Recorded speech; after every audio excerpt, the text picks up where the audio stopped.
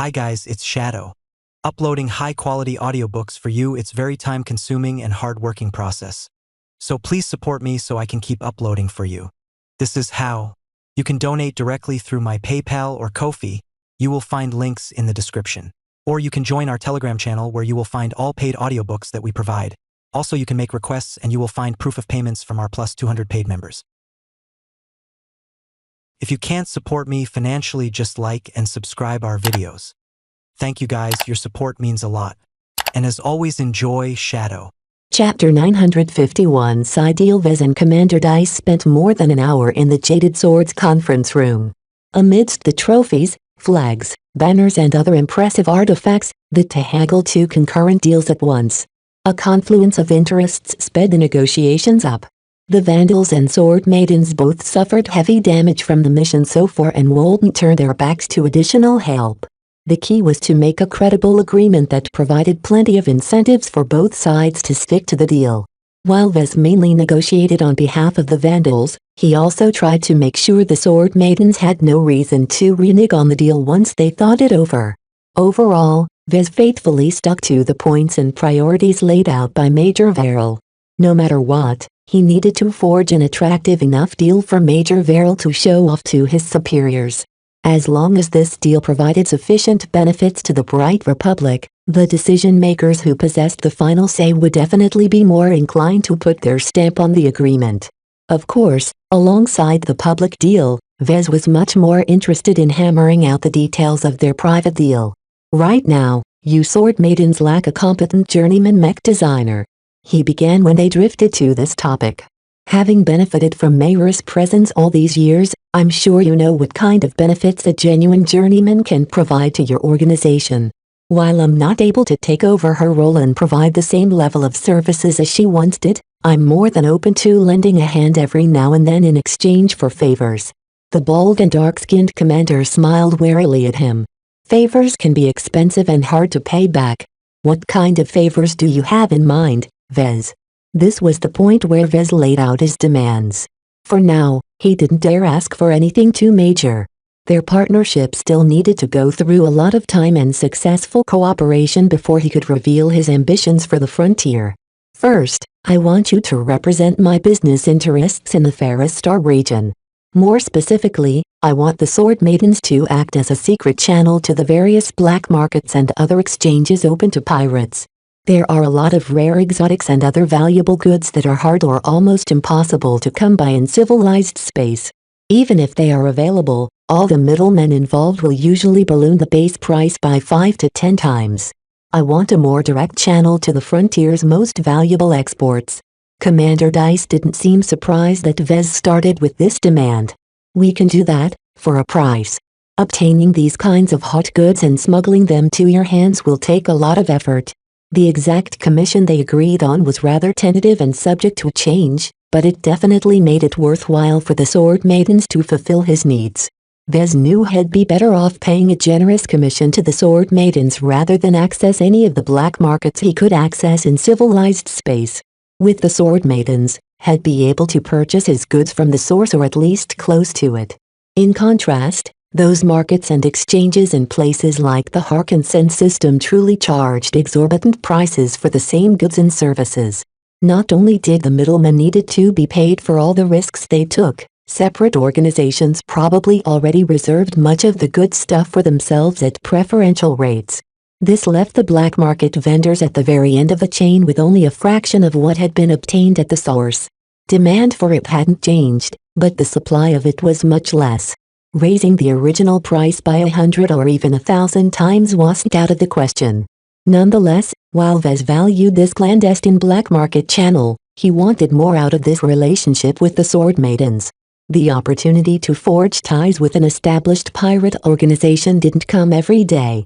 More than that, the Sword Maidens incurred significant losses and experienced a lot of upheavals at the moment. They needed help. A lot of help. It won't be easy for them to recover Takata's worth of accumulation. In order to rebuild the Sword Maidens in a timely manner before their old enemies ganged up on them, they urgently needed a helping hand. The main deal that Vez just closed with the Sword Maidens was the first helping hand. The secondary deal that Vez currently tried to make was the second helping hand. 2 hands were more than enough to lift the sword maidens back to their feet. Aside from opening up a channel for me and my company, I also want you to act as guides and escorts to any mech forces I send into the frontier. Vez stated, proceeding to his second demand. It would be a similar arrangement with the Vandals right now. If I ever need something significant done in the frontier, I won't ask you to do them in my stead. I'll instead send my own forces, if I have any. Your role would be to guide them to their destination and let them do their thing before escorting them back to the border. Commander Dice appeared much more hesitant about such an arrangement. This isn't unheard of, but it depends on whether my sword maidens are available. While we know the lay of the land and we can depend on our name and friendships to get us by, we also have a lot of enemies as well. Your forces might get caught up in our own troubles. I'll take the risk. I believe in your sincerity. What I truly need from the sword maidens is your reputation and standing among the local bullies in the frontier. It will save my forces a lot of time and effort if they can avoid needless fights and reach their destination without stepping on the toes of other pirates. Because Vez did not intend to draw upon this service until several years later, the two quickly agreed to this commitment on a trial basis. Are there any other desires you wish for us to fulfill? Dice asked. Though she didn't seem too enthused about indulging Vez, for the sake of money and skilled mech designer support she seemed willing to hear him out. Going into bed with someone like Vez who survived the same harrowing experiences as her was a lot better than doing business with some stuck-up business who never stepped foot in the frontier. At the very least, Vez had proven himself worthy of their trust. Perhaps in the future, I'd like something done in the frontier. For example, eliminate a specific outfit or expedition that's inconvenient for me or my forces to be associated with the deed. Having the sword maidens take care of these dealings without leaving behind a trail that leads back to me is something I would definitely be appreciative of. It's even better if you can fool another pirate gang into doing the job instead. I see. Commander Dice said as she crossed her arms. Her various beast bones and trophies jingled with emotion. I won't say no, but I understand. It is risky and it might incur enemies to the sword maidens. However, we can definitely negotiate the prices for this service. Like the other points, they didn't set more than a vague baseline. The exact price Vez needed to pay to get the sword maidens to take care of a force in the frontier depended on the strength of their targets and the risks they incurred when attempting the deed. Vez expected that killing a small force would already cost him hundreds of millions of credits, while taking care of a larger force would easily force him to cough up more than 1 billion credits. For some foes, this service was more than worth the hefty price tag. It was unfortunate that Vez couldn't arrange the sword maidens to take care of some of his domestic enemies. The sword maidens generally kept their noses clean in civilized space in order to retain their ability to cross over the border and access the Hark and Send system. Anything else? This is something a bit more personal to Kedis. It's not a demand per se, he said before turning to the young mech designer who mostly turned dizzy by all the negotiations so far. Kedis, I think it's best you return with me to civilized space and come work for my company for a time. She immediately shook her head. I know that's what Myra want, but the sword maidens really need my help. They can't do without a mech designer. Many pirate gangs manage fine without one. As a novice, you really don't bring too much benefits to the sword maidens at your current state. The deal I'm hammering out with Commander Dice will allow them to draw upon my assistance from remote, which is a lot better than anything you can do in person. Even so, I'm perfectly fine with the sword maidens as is. There's no reason for me to run off to a civilized space. I disagree. Haven't you benefited from my tutelage already?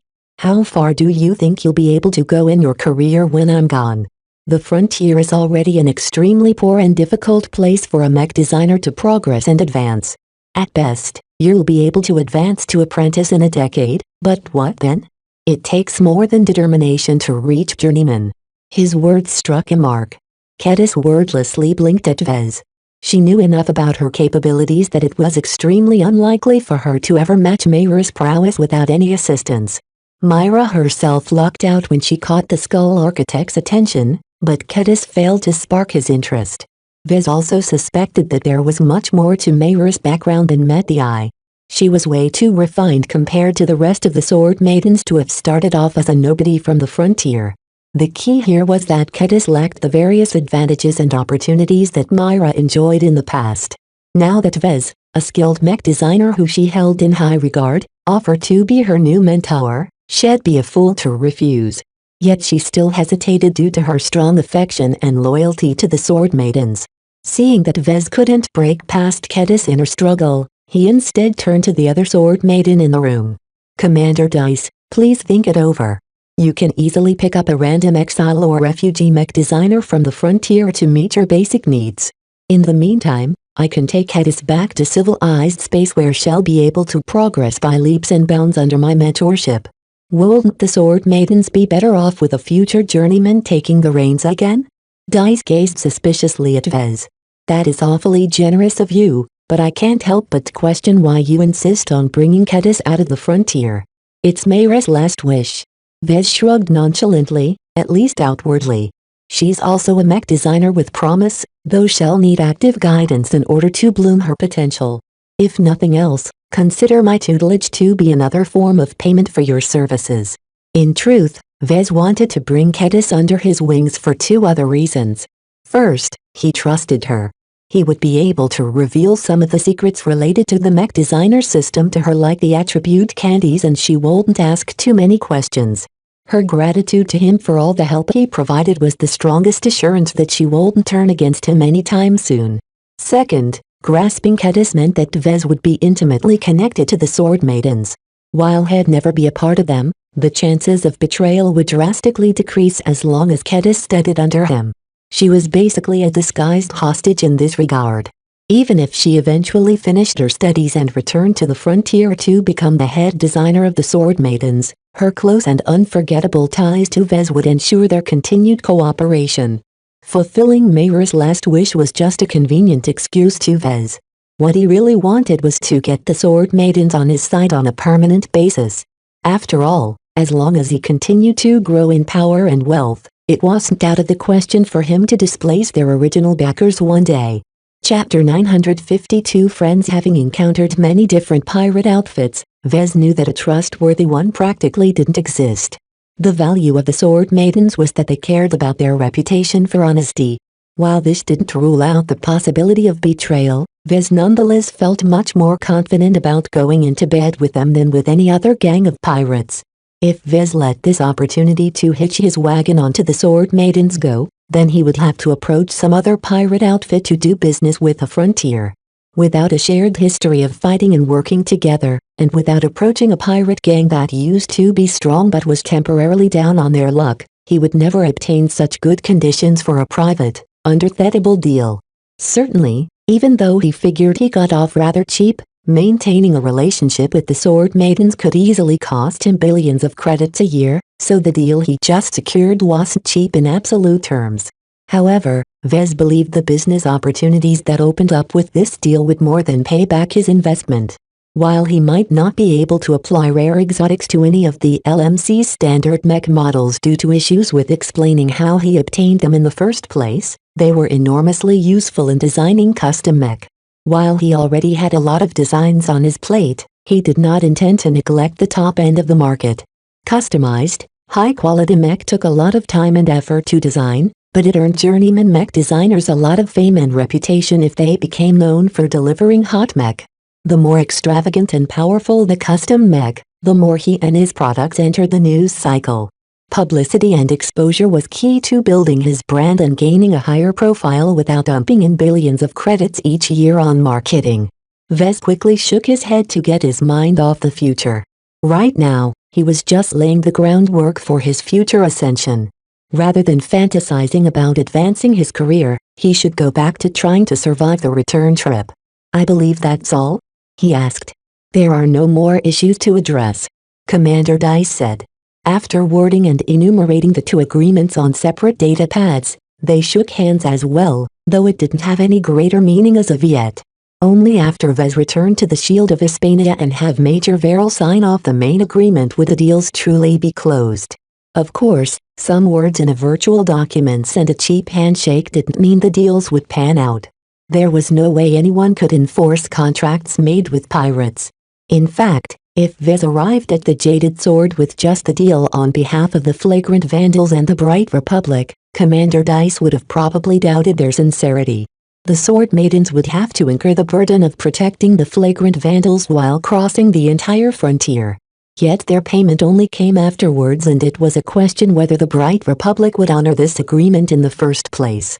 What pushed Commander Dice into accepting it was because Vez wanted to close another deal at the same time. Not only did he show sincere intention into cooperating with the Sword Maidens, he also promised to compensate them in the future if the Bright Republic reneged the main deal for some reason. However, with Vez clearly aiming to build a closer relationship with the Sword Maidens, they felt a bit more assurance that both of the deals would be honored. This was because it benefited everyone involved if they played along. Achieving a win-win condition was the most secure kind of deal that they could make. After they chatted a bit, Vez made to leave, but Kedis called for him before he left. "Wait a moment. Dice, tell him about the backup we arranged." For a moment, Commander Dice glared at her. "You're not supposed to know that." "Heh. I can't help it if I overhear some things using the sensors of my fancy new armor." Kedis grinned and knocked her gauntlet on her periodized CFA combat armor. "I know Vez has a way of blocking electronic devices from listening in. We just made a deal with him, maybe we should ask him for one." Vez raised his palm. I only have a single signal jammer for now. With the resource shortages we're suffering through right now, I don't think I can make a signal jammer that's effective enough to block out the sensors of her CFA combat armor. By the way, what's this about a backup plan?" Even though Commander Dice glowered at them both, somehow Kedis' puppy eyes softened her up a bit. The new leader of the Sword Maidens sighed. "You aren't supposed to know this, but Commander Lydia left a lot of plans behind. One of them involves calling in favors to gather a large number of friendly pirate outfits to meet us halfway. Once we enter their embrace, there are hardly any enemies that can muster the numbers to defeat us all. It's how we deter most enemies when they pursue us, actually." Vez widened his eyebrows. He knew how significant such a plan would be, especially to the Flagrant Vandals who didn't owe anything to the pirates. What would have happened to the Vandals if we jumped into a system with half a dozen or more of your friends? Well, who can say? Dice smiled coyly at him. "It's very hard to control our friends, you know?" This meant that the possibility of stabbing the Flagrant Vandals in the back definitely entered her mind. Right now, the remnant ships and mech of the Vandals and Sword Maidens roughly matched in strength. Once the balance of power tilted decisively to one or another, it would be hard to say if either of them remained staunch allies. After all, each of them retrieved a lockbox from the Starlight Megalodon. The temptation to snatch the other lockbox away from their erstwhile allies should have crossed their minds all the time. If not for taking the initiate to propose a deal to Major Verrill, thereby allowing him to visit the Jaded Sword to negotiate several deals in person, Vez would not have been aware of this looming disaster to the Flagrant Vandals. Vez threw a grateful smile at Kedis. Even though she was a Sword Maiden, she cared about Vez and didn't want to see the Vandals and the Sword Maidens at odds for that reason. All the effort he put into nurturing her so earnestly already paid off in spades. He turned back to Commander Dice. "Now that we have made some deals to cooperate in the long term, I suppose you'll put in a good word for us?" "I'm sure that can be arranged. My friends are your friends." "How certain are you that your friends will still stay friends even in your weakened state?" "Because they're our friends." Commander Dice smirked. "To an outsider like you, all pirates are scum who would kill their own mothers for money. That's not how it goes." Kedis nodded. "I already told you about this, Vez. Our friends will stick with us just like we stuck with them when they fell into a bad patch. We independents have to cover each other's backs if we don't want to get eaten up by the pirate blocks. Certainly, if the small, independent pirate gangs constantly preyed on each other, they would only pave the way for the rise of the Dragon Alliance and the Ravian Alliance." Yet Vez couldn't quite wrap his head around pirates helping each other sincerely. "Just trust us. We pirates have each other's backs. Not enough to help you rebuild, I guess," Vez observed. "That's true," Dice admitted. "Solidarity doesn't extend to charity. Each of us has to show that they are able to stand strong in the frontier through their own efforts." Vez caught the implication of her words. It's not a problem to your friends if you fell into a rough patch and lost your strength. However, if years have gone by and you haven't been able to get stronger, it's questionable if your friends still have your backs. That's why these deals are really important to us, Vez. Kedis emphasized. We need a lot of money. We used to get by with a large mech force, but now that we are like this, it's not so easy to earn as much money. In the frontier, your power and might directly affects your earning potential. With more mech and more ships, you can go after much more lucrative scores. He surmised. After the meeting ended, Vez returned to the Vandal shuttle and returned to the Shield of Hispania. He met up with Major Veril and handed over the datapad containing the deal he negotiated with the Sword Maidens.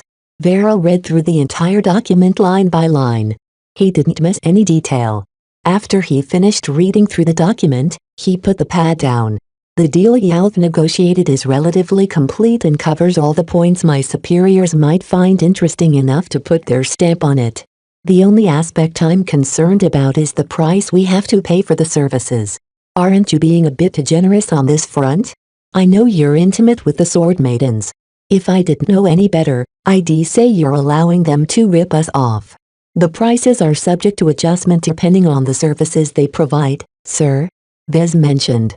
Besides, if you hear what I have to say next, I think you'll be glad that the Sword Maidens received a deal that's slightly to their benefit. When he briefly brought up the Sword Maiden backup plan, Major Veril instantly turned grave. Are you absolutely certain that they have called upon their pirate allies to meet them up in the frontier? I don't think they are bluffing, sir. I already know that they are very well connected among the independent pirate community. The lie detector module integrated in my squalene also tells me that they are likely telling me the truth. While Major Veril still expressed some skepticism, he couldn't afford to discount the possibility. A good leader wouldn't pretend that an awful outcome wouldn't come true just because they didn't like it. At least they became aware of what the Sword Maidens had in store. It's not all that bad, sir. Vez consoled the Major.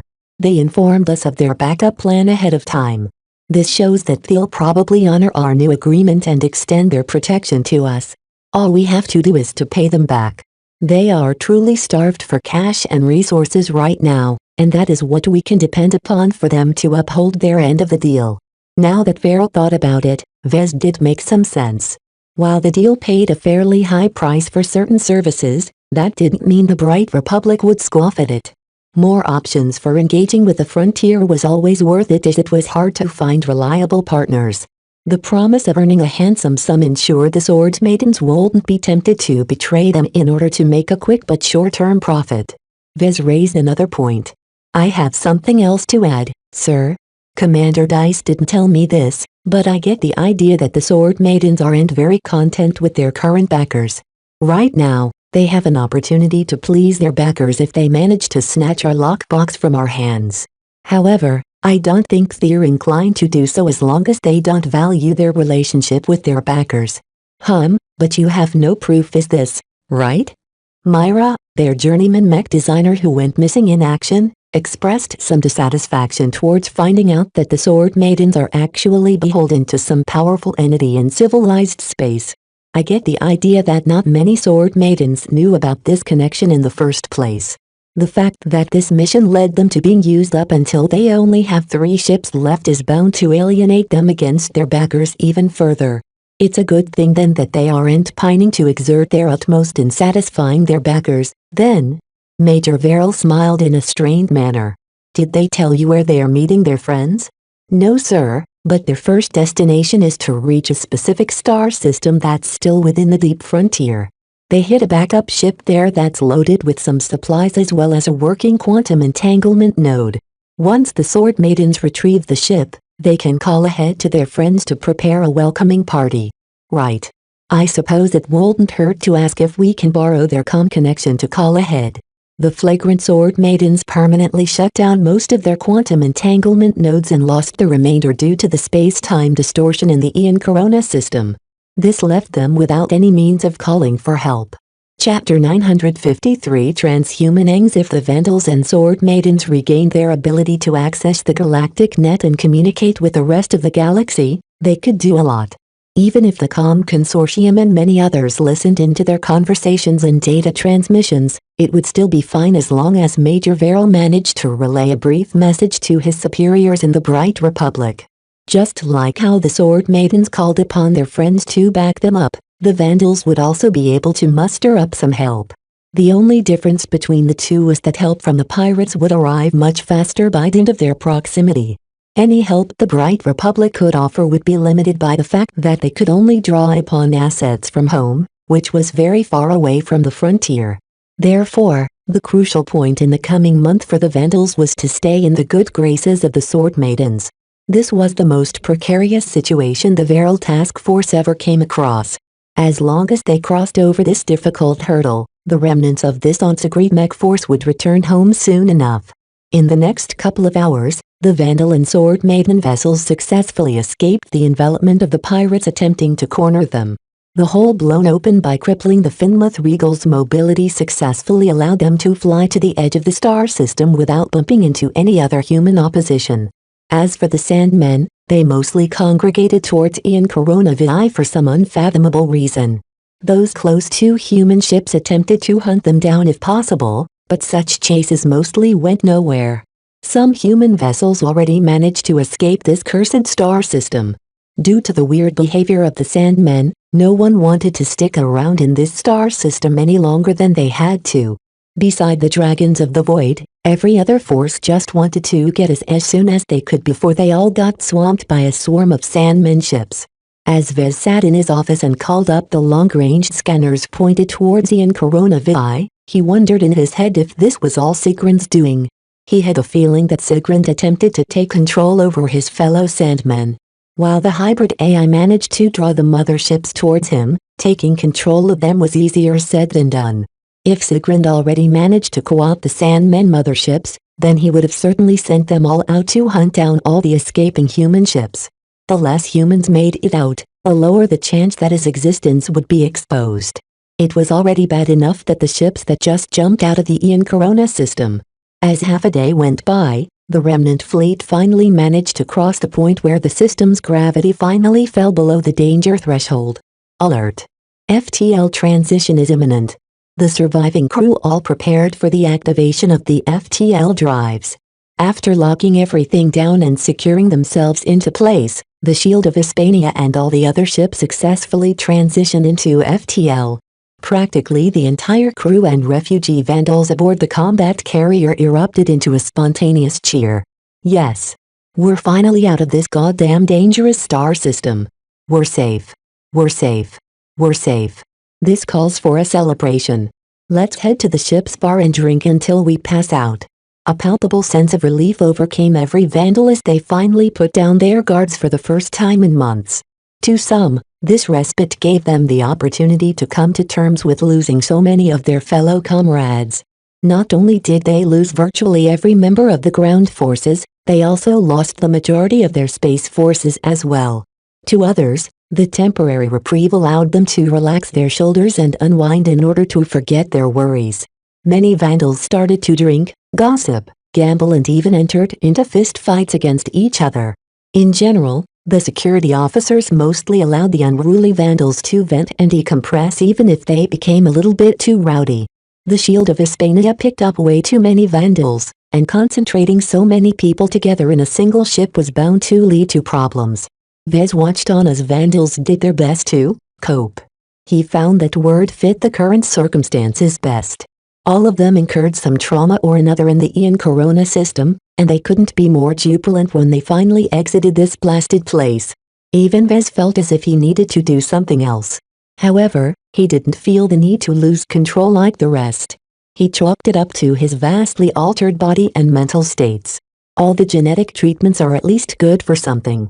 The documentation left behind in his CFA com told him little about the concrete effects. They only vaguely explained that the gene optimization treatments would improve his human nature in a comprehensive and holistic manner. How this actually translated into benefits differed from person to person. These benefits also affected more concrete and measurable variables such as his lifespan, immune system, energy intake and muscle and bone strengthening.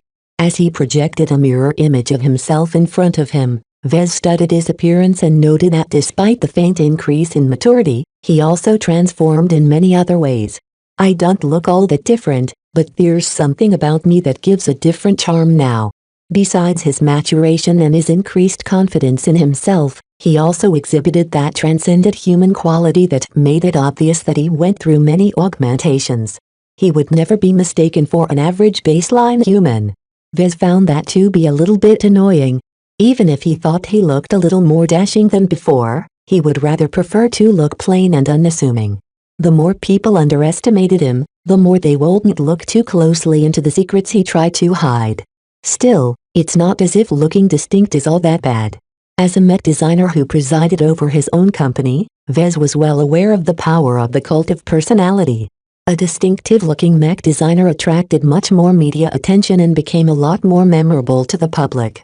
While a part of him deeply disliked adopting a high profile, he knew that it would be necessary to step into the limelight in order to grow his business. These days, a mech designer wouldn't be able to stand out from the pack just by designing good mech.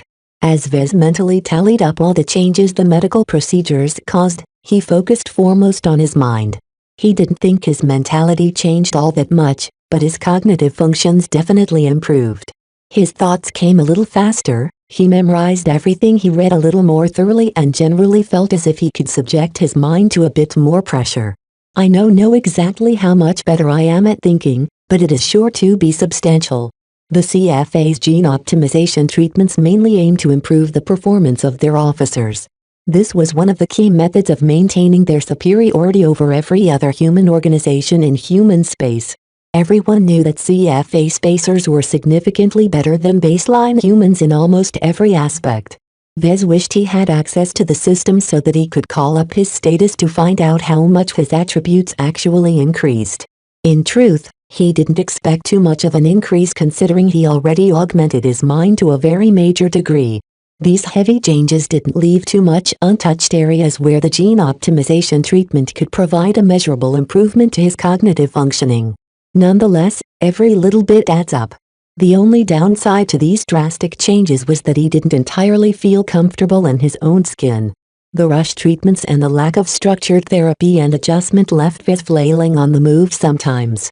At some quiet moments, Vez even felt as if his own body started to reject him. Other times, he was caught with the impulse of rejecting the abomination that his body became. He never asked to be operated on by an insane exiled doctor from the Five Scrolls Compact. Yet that incident irrevocably set him on the path of alien hybridization and genetic modification. The only reason why he hadn't spiraled into a cycle of self-destructive loathing was because many of the changes brought a lot of benefits, especially recently. "I'm a transhuman now," he declared. "Since I'm already like this, I should embrace this aspect of myself. There's no point in beating myself up." Some of his restlessness eased up once he made peace with this issue. No matter how many augmentations and modifications shifted him further and further away from his original state, as long as he remembered his humanity, he wouldn't be at risk of losing the essence that comprised his identity as Vez. He chuckled to himself. "I think I went over these concerns a lot easier than I ought to. Is this one of the beneficial effects of gene optimization treatments?" A big part of why the CFA pushed their gene optimization treatments on everyone was because they wanted to avoid the reckless genetic modification in the past. When leaders became unhinged due to unintended side effects of enhancing their bodies and minds with alien DNA, they forever stigmatized these kinds of transformations to the public at large. Vez always thought that humanity stopped dabbling in modifying their own genes and playing with alien traits. But after all had been through so far, he knew that it had only gone underground and out of sight. The need to improve our bodies and minds is too irresistible. How else can we get ahead in our life and careers if we are still average?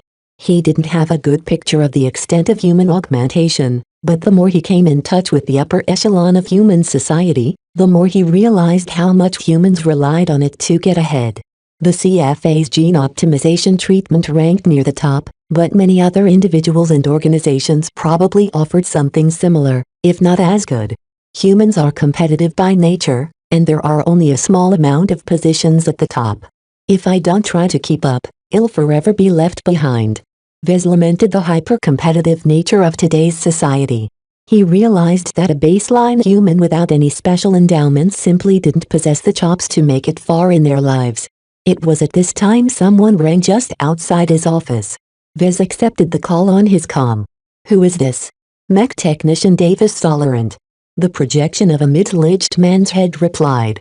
"There's something I need to discuss with you about the state of our workshops. It's far too crowded there and Chief Hain isn't helping matters along."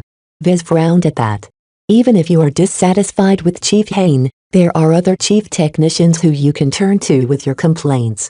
All the chief technicians are in it together. Talking to one of them is the same as talking to Chief Hain. Nothing will change." "Okay, come in then. I'll hear you out at the very least." Vez decided while activating the command to unlock the hatch to his office. To be honest, Vez really couldn't be bothered with such mundane tasks such as listening to the concerns of a random low-ranking mech technician. Yet he also knew that someone in his position shouldn't ignore any inadequacies with regards to the way the mech were being serviced, repaired and maintained. As Davis Tolerant nervously entered his office, Vez gestured to the chair in front of his desk. "Please take a seat." "I would prefer to stand, sir." "This won't take long." Vez shrugged. "All right. Suit yourself. Please explain why you feel the need to bring up this issue to me." "I generally don't involve myself in the running of the workshops." "I understand," Davis said as his nervousness increased as he got closer to Vez. "It's like this. You should die." "Oh hell, not again." Davis whipped out an oversized ballistic pistol from his belt holster and instantly fired a round at his target's head. Chapter 954 Pain of Loss. Before Davis even applied pressure to the trigger of his hand cannon, the Squalin already unfolded its helmet and encased the wearer's head. A powerful round smacked against the visor of the Squalin shortly afterwards. It deflected and pinged off the incredibly resilient surface without leaving behind a single scratch. To his credit, Davis continued to pull the trigger even after he fired the first round. The powerful hand cannon in his grip didn't possess a high rate of fire, but the mech technician Trader fired as fast as his sidearm allowed. As the Squalin's helmet continued to ward off the incoming shots without fail, Vez even had the time to admire Davis' trained shooting posture and accuracy. By far most of the rounds his helmet. Vez had the impulse of telling the foolish assassin that he would have better luck aiming at the joints of his armor. Even though the back of his elbow and knees likely wouldn't suffer any damage either, Davis should have known better if he was truly a mech technician. "Die, die, die. Why won't you die?" Davis raged with sudden fury as his hand cannon clicked empty. Without much pause, Davis changed its magazine and continued to fire more rounds at the mech designer across the desk. "What gives you the right to survive while my wife died a worthless death on the surface?" "Ah? So it was personal." Vez sympathized with fellow all of a sudden. He knew that the Vandals tended to shack up together despite the regulations against fraternization. It was a natural tendency for them to do so after spending years and decades together.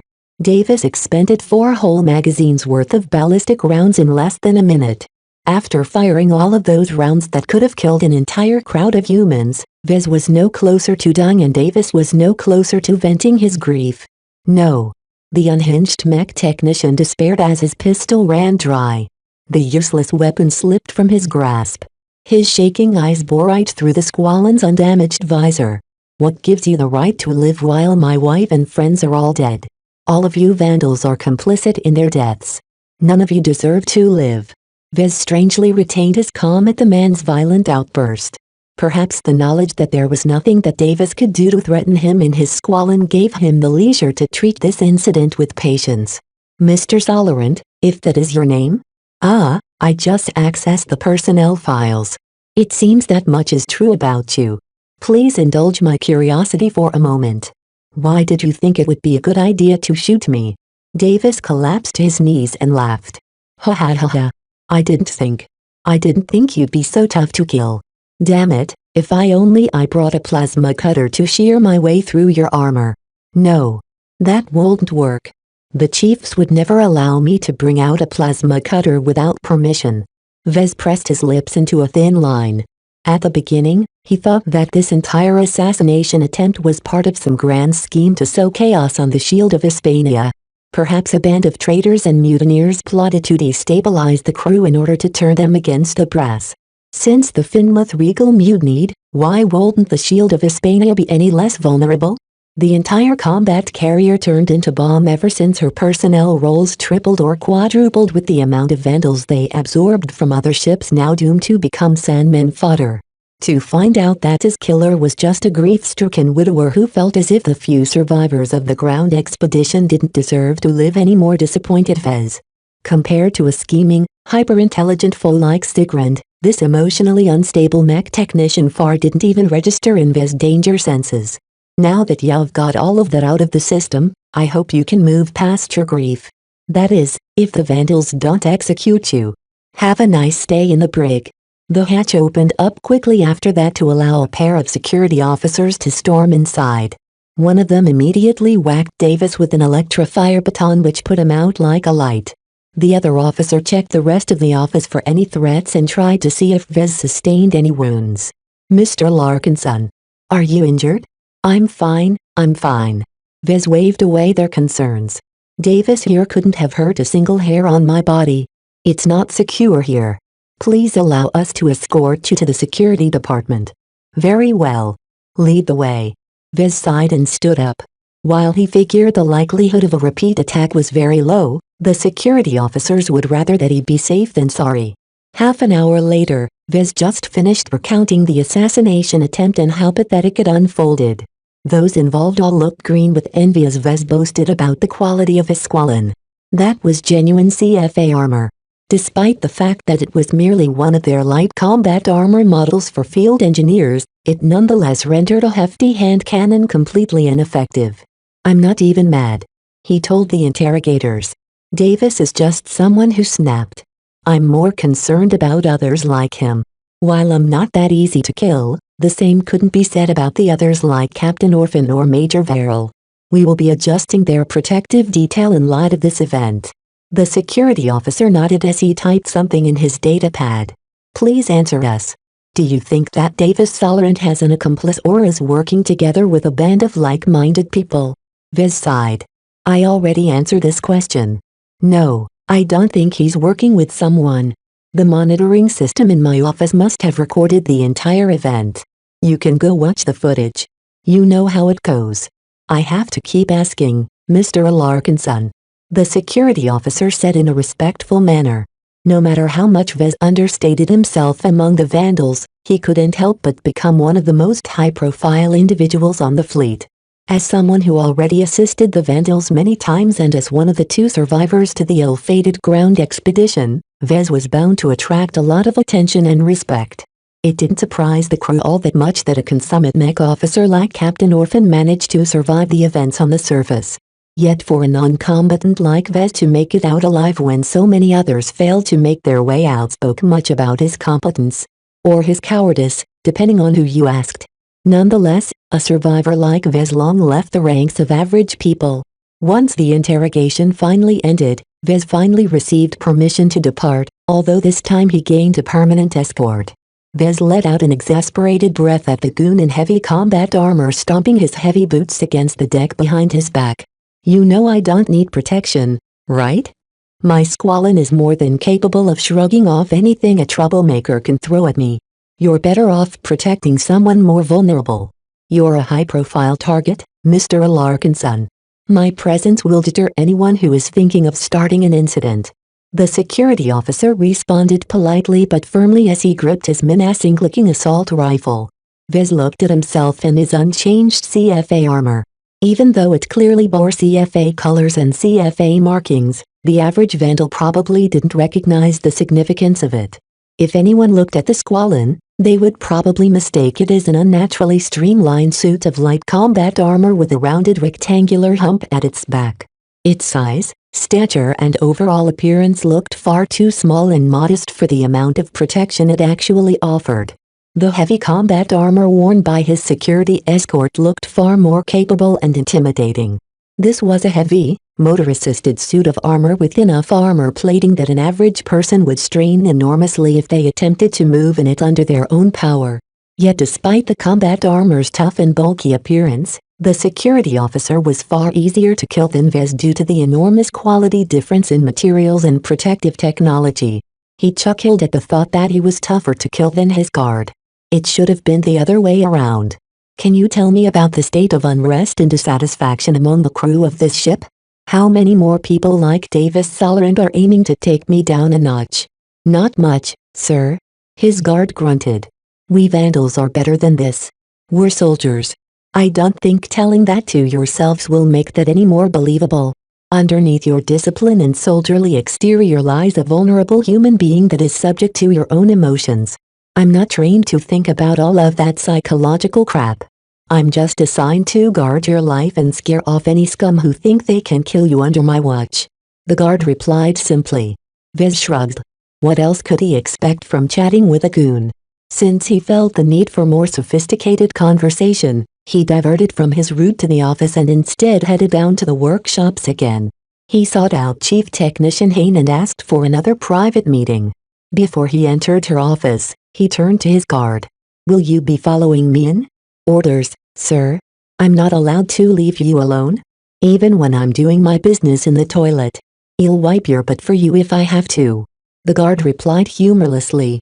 Vez shook his head but allowed the guard to enter the office. In fact, he joined another security guard who had already been assigned to tail Chief Hain. For some reason, Vez started to become a little more ambivalent to the presence of these guards, especially when they insisted on attending a private meeting between two loyal Vandals. Did the security officers receive orders to monitor every cadre aboard the ship for reasons other than protection? Were they afraid that mid and high-ranking Vandals would be plotting a mutiny behind everyone's backs? His levity with regards to the new security arrangements soured at that realization. While he understood the necessity of taking precautions, he found their presence to be insulting as well. It spoke of a certain lack of trust. Still, Vez tried hard not to read too deeply into these measures. Besides, he didn't intend to talk about anything too sensitive with Chief Hain in the first place. Nothing that necessitated the activation of his signal jammer. Did you want to talk about Miscreant Davis? Chief Hain began with a minor scowl on her face. That little bastard had always been a loyal Vandal. He wasn't very good at his job, though, but you can say that about half of our mech technicians. Davis is one of those veteran members of our mech regiment, and when he married one of our other mech technicians, none of us saw anything wrong. Do you Vandals regularly ignore the rules on fraternization? Sure. Who cares, right? Hain snorted her nose. Headquarters is far away, and the Tari region where we are nominally stationed at is one of the border backwaters of the Bright Republic. Our Vandals shack up, have one-night stands, become friends with benefits, and if they're really lucky enough, they meet their soulmates and tie the knot. And the Mech Corps never even intervened? Vez asked with mild amazement. What they don't know won't hurt them. It's not as if we filed the paperwork. All the marriages between the Vandals are undocumented. You don't need a stinking marriage license to affirm your love to someone. Vez didn't have any particular opinion about this issue. It seemed par for the course for the Vandals to ignore the expectations of the Mech Corps. How many of these marriages have taken place? Oh, quite a lot actually. At least 1,000. Maybe a few hundred more. They span across every position and rank. Vez saw a problem there. More than 1,000, you say? How many more examples like Sollerant do you think exist? Chief Hain grew grim at that question. Accounting for all of the losses in our space and ground forces, I'd say there are at least several dozen widows and widowers in our midst. If all of them lashed out at once, they could do some serious damage to the Shield of Hispania. Chapter 955 Immense Coffin. Once Vez and Chief Hain ascertained a huge problem in the amount of Vandals who lost their loved ones during the mission, they quickly brought it up to Major Verrill. To his credit, the commanding officer acted fast. Through accessing the records and through informal inquiries, the security officers quickly sought out every serviceman that posed a risk. While not everyone appreciated being grabbed from their posts or their bunks by some armored goons, most of the crew showed understanding. They already heard about the attempted assassination attempt on Vez. What if these unhinged servicemen lashed out to the people next to them? What if they decided to go out with a bang by sabotaging a core component of the ship? Within a single day, The security officers took over 70 basket cases into custody. Some resisted. Some even discharged their weapons. None of their resistance made a difference. By the time the fleet emerged in a quiet star system close to the Ian Corona system, the Gorgon's gaze underwent the same upheaval. As for the Jaded Sword and the two Sword Maiden light carriers, no one heard anything amiss from their ships. The Sword Maidens possessed a much sterner outlook on matters of life and death.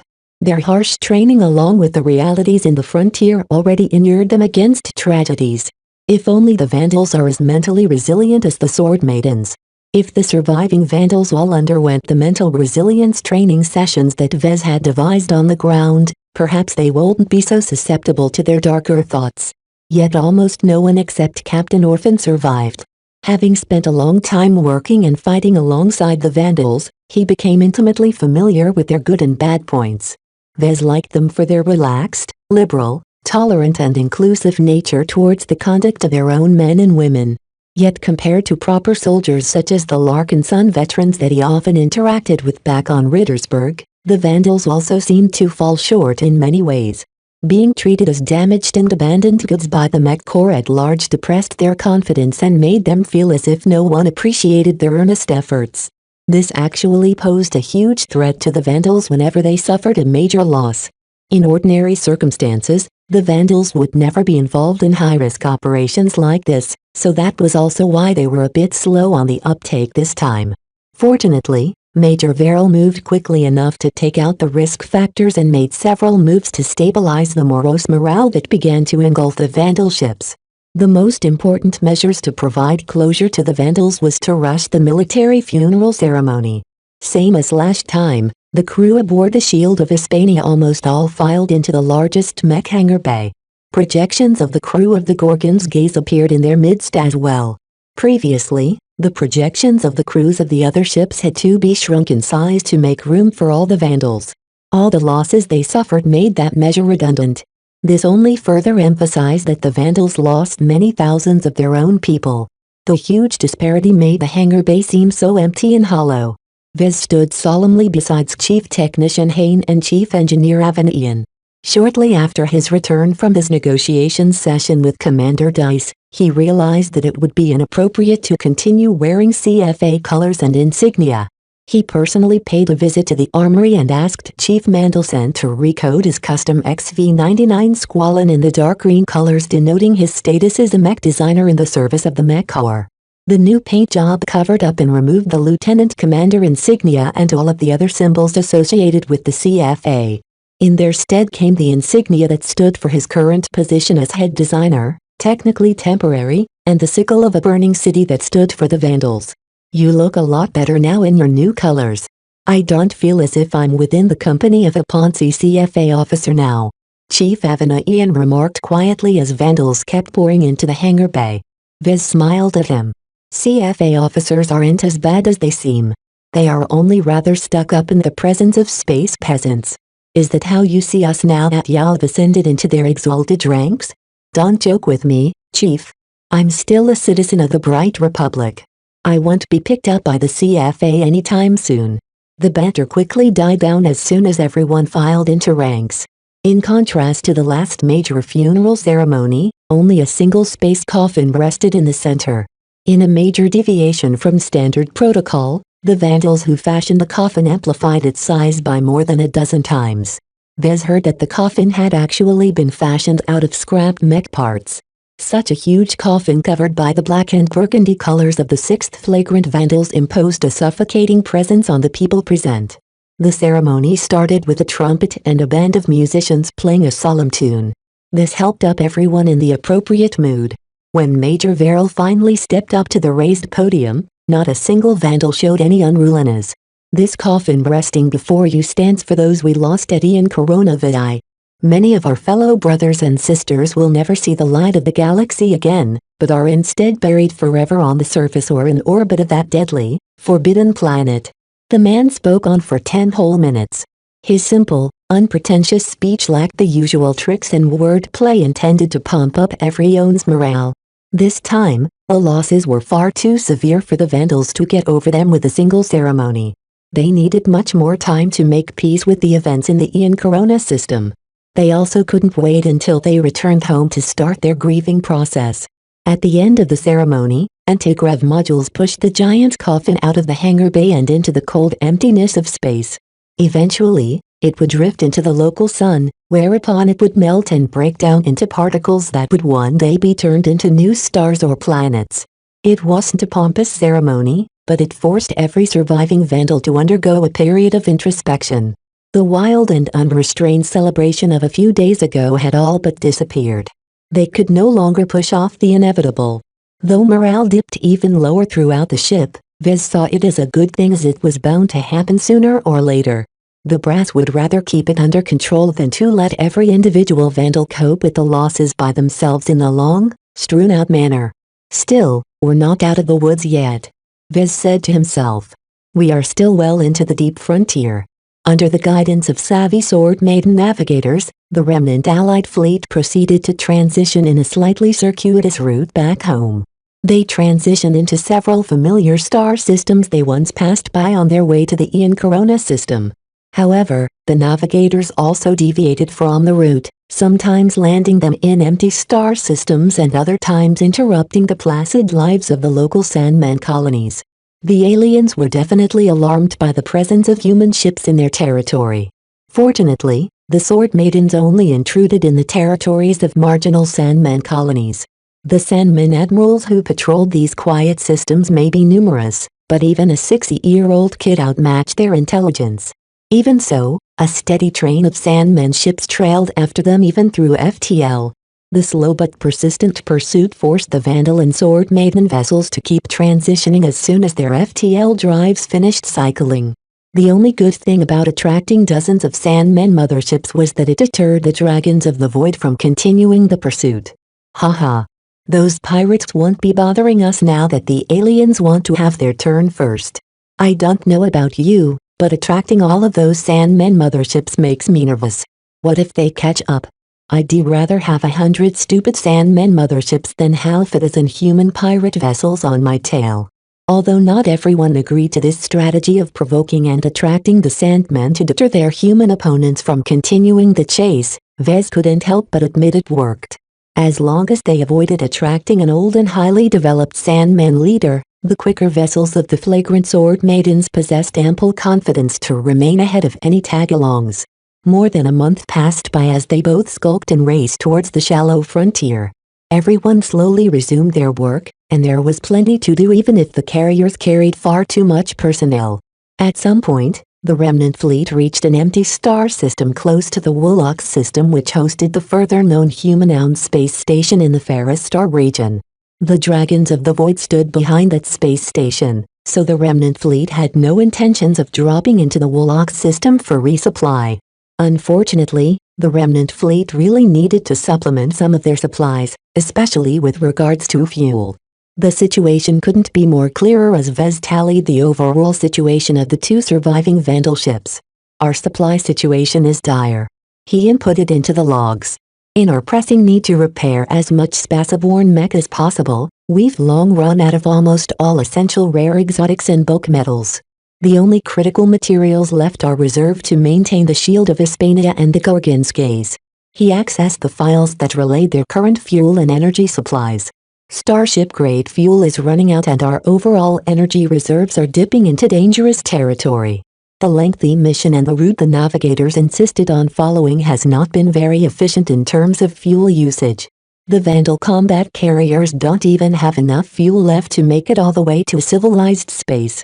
On the upside, we didn't waste too much time and we should be out of the deep frontier within a week.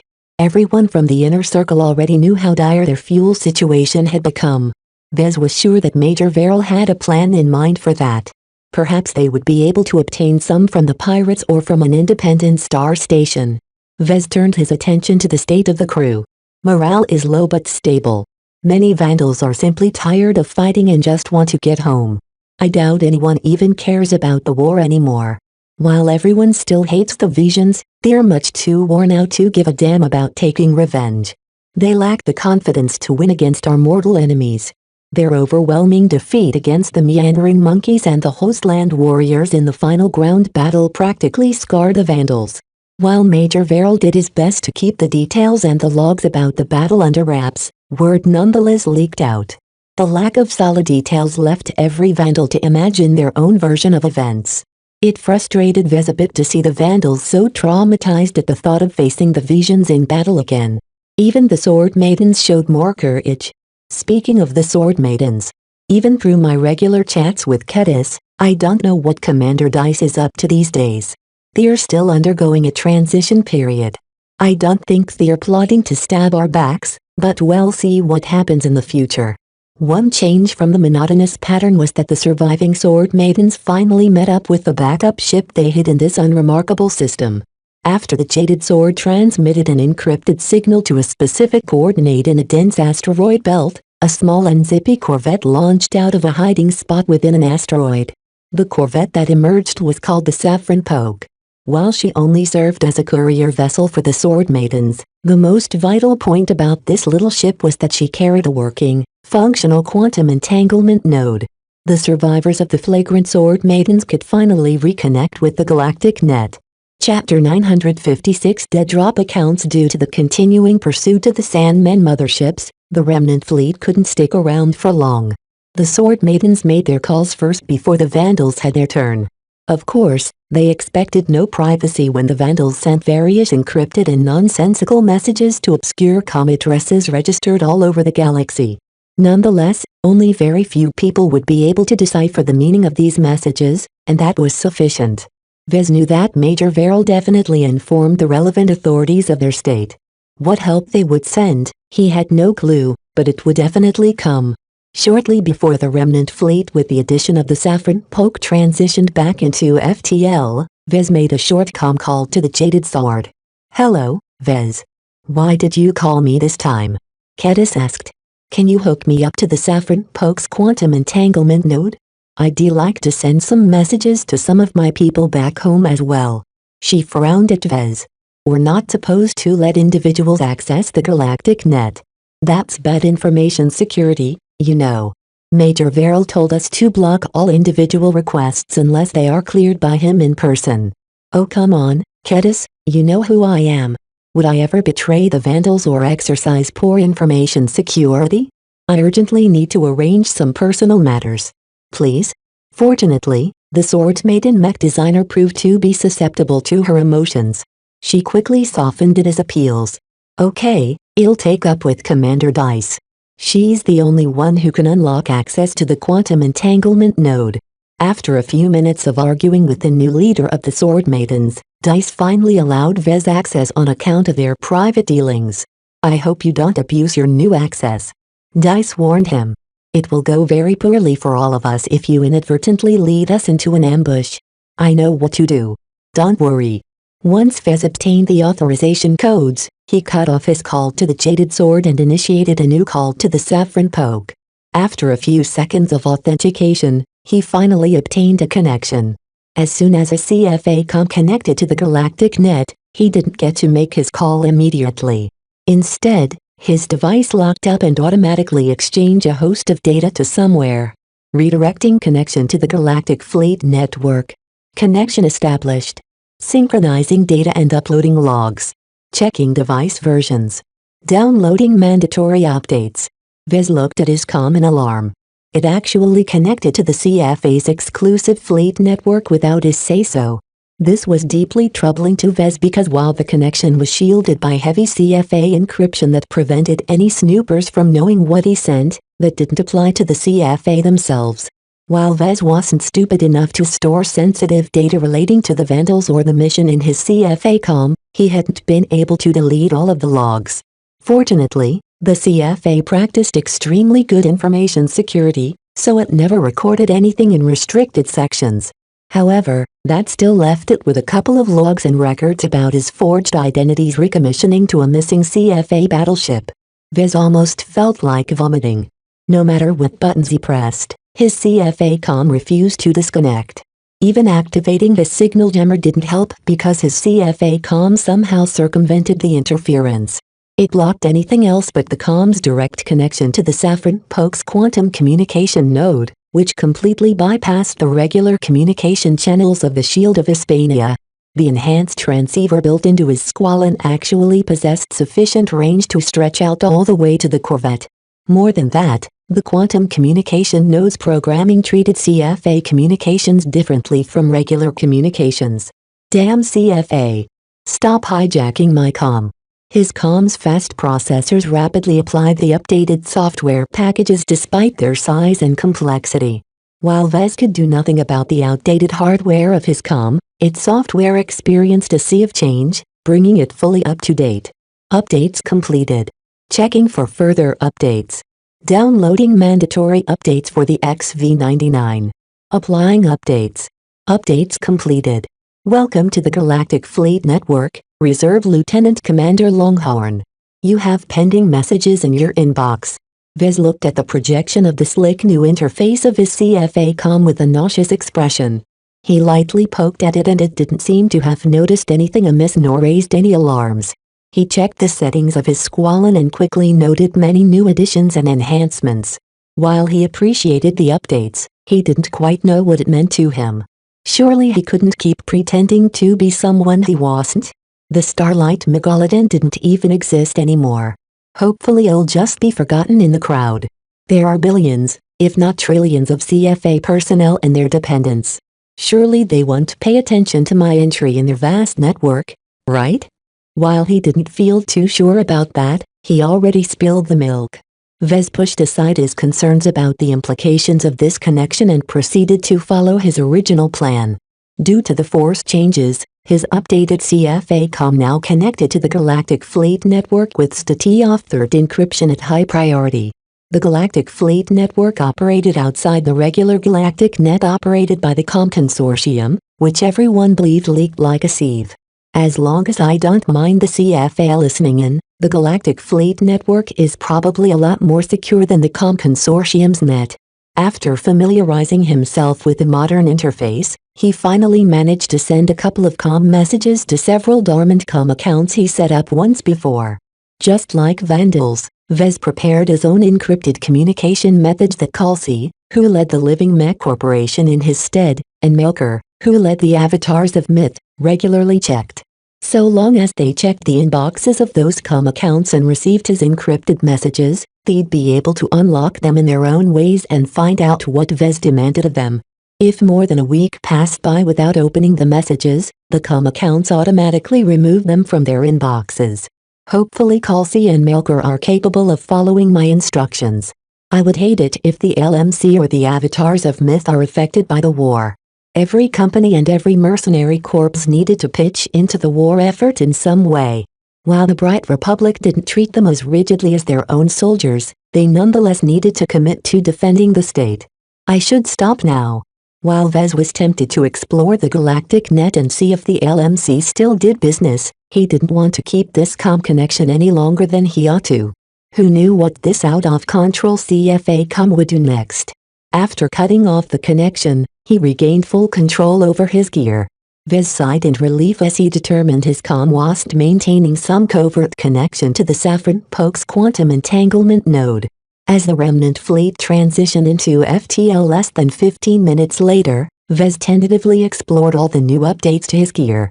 Almost every system of his CFA gear experienced a sea of change in terms of their software. At least I don't have to worry about hackers anymore. Vez chuckled without much humor. On the other hand, I'm pretty sure the CFA can snoop in whenever they want to. It's way too risky for me to continue using this comm. I'll have to mothball it once I get home.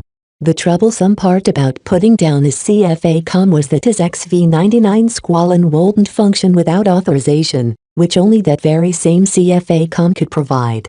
On second thought, Vez probably won't need to wear the Squalene in his daily civilian life.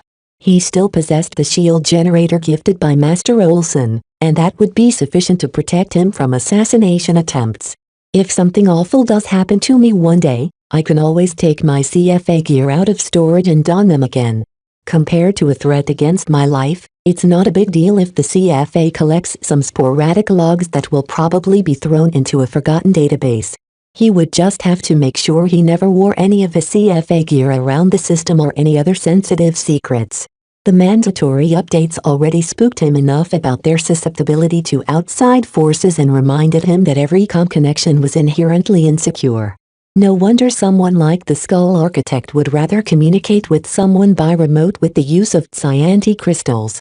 With nothing much to do as Vez already delegated most of his responsibilities, he idly explored the new functionality of his comm and Squalin in case he ever needed to call upon them during a crisis. Even if Vez was less than pleased about the forced updates, he couldn't help but admit they substantially improved the performance of his own gear. Just software updates can make a huge difference in so many aspects. Vez admired the way the new programming streamlined the performance of old hardware and added many new functions. It reminded him of Alok Branstad, the journeyman mech designer who went missing in action during the Detman operation. Thinking of Alok put a dampener on his mood. Although Vez didn't spend much time under Alak's supervision, it did show him a new appreciation of what a difference good software could make in the performance of mech. Vez regretted that he didn't excel in this area. His design philosophy also made it difficult for him to dive deeply in this important field. As time went past, the flagrant Sword Maiden fleet silently slipped out of the territory of the Sandman and crossed back into the so-called shallow frontier. The amount of Sandmen motherships following behind their FTL transitions dropped sharply. The Sandmen admirals who controlled the motherships all learned that it became increasingly dangerous for them if they ever encroached into human space. Only a handful of Sandmen motherships didn't get the message, but the flagrant Sword Maidens hardly concerned themselves with the stragglers. The only downside about the remaining pursuit was that the Vandals and Sword Maidens couldn't stop to mine an asteroid to replenish some of their dwindling resources. This can't go on, Vez observed as he checked the diminishing fuel levels of the Shield of Hispania and the Gorgonskys. Well run dry in 2 weeks or less. When Vez brought this issue up with Major Verrill during a private meeting, the commanding officer didn't show any alarm. We're already on top of our fuel and supply issues, Mr. Alarkinson. We've already made arrangements with the Sword Maidens to address all of our problems. Right now, we can't afford any leaks, so you'll have to keep your curiosity to yourself. Fine, sir, Vez said, knowing that the Major wouldn't tell him anything even if he entered his inner circle. There were some secrets that Verrill could never share to anymore. Let me ask you this. You've been thinking about what you told me last time about the opportunity to retain all of the gear and equipment if obtained from the CFA. Oh, do tell what you have in mind. Vez briefly explained his intentions, causing the Major to change his expression. I don't think my superiors will be pleased with your solution except yourself. However, considering your substantial contributions, I'm inclined to turn a blind eye to your shenanigans. Thank you, sir. That's all I ask, Vez said in relief. By the way, while I haven't been able to transmit anything too detailed through the Saffron Pokes quantum entanglement node, I already sent a glowing report about your performance to the relevant institutions. While I'm not entirely certain what's in store for you back home, the Bright Republic aren't misers when it comes to recognizing stellar performance. Ah, thank you, sir. Although Vez didn't quite know how this would benefit him in concrete terms, he hoped he at least earned a cushy job in the rear for the remainder of the war. I'm telling you this not to stroke your ego, but because we may have need of your earnest efforts one last time, Major Verrill stated grimly. You see, the Sword Maidens received intelligence from their network of allies and friends that the Dragons of the Void are amassing a fast strike force to intercept us before we rendezvous with friendlies. By all accounts, it doesn't seem likely we can avoid another battle. Chapter 957 Shoddy Mech. The Dragons of the Void were some of the most persistent and annoying enemies that Vez had ever encountered. Even now, they hadn't given up on intercepting the Remnant fleet. The only consolation was that the Remnant fleet barely exited the deep frontier. They currently passed through one of the most desolate areas of the Ferris Star region. Very few outfits made their homes here due to the lack of human presence. Vez figured that Sandman ships still outnumbered human ships this far from the border. Nonetheless, the Wolok star system hosted a small space station where a number of dependents of the Dragon Alliance made their home. The Sword Maidens received word that some of those subordinate pirate outfits suddenly mobilized into action and transitioned out of the star system in a hurry. Not only that, but their destination brought them closer to the route the flagrant sword maidens would likely pass. As Major Verrill informed him of the approaching threat, Vez relaxed a little bit. Just to be clear, sir, it's not the main forces of the Dragons of the Void coming after us, but some hick pirates that became affiliate members of their alliance, right? Correct. Even so, the estimated number of mech the pirates can muster is of great concern. If their carriers are all filled to the brim with spaceborne mech, then we can easily expect over 200 mech bearing down on us at once. As the head designer, Vez knew quite well how many mech the Vandals could muster at this time. So far, the mech technicians all exerted their utmost to raise their strength to 70 operational mech. The Sword Maidens should be in a slightly better state. So the flagrant Sword Maidens would probably be able to field 150 mech perhaps. A complicating factor was that the lack of supplies and materials left many of their mech in a state of disrepair. There was only so much the mech technicians could do to patch up all of the missing and damaged parts. Do we know what we're up against, sir? We do. The agents in Woolox who sent word to the Sword Maidens also included every scrap of intelligence they gathered about the outfits arrayed against us. Individually, they're nothing to be concerned about, but together they are a force to be reckoned with. Here is all the information you need. Vez accepted the datapad that Verrill slid over his desk. He browsed the summary and raised his eyebrows. Casus Remiters. Medium Pirate Gang. Slick Hairs. Small Pirate Gang. Blind Men. Small Pirate Gang. I didn't see these names the last time we visited the Woolox system, sir. The pirates that usually take refuge in the Woolox system aren't very well off. They won't be forced to base themselves in the most distant known space station in the frontier if that's the case. Pirates continue to come, but most are never heard of again in time. The Sandmen probably got to them. Yet new batches of pirates keep pouring in. From what the agents gathered, the three outfits you mentioned aren't exactly in the best books of the Dragon Alliance. Vez looked at the number of mech these pirates could muster.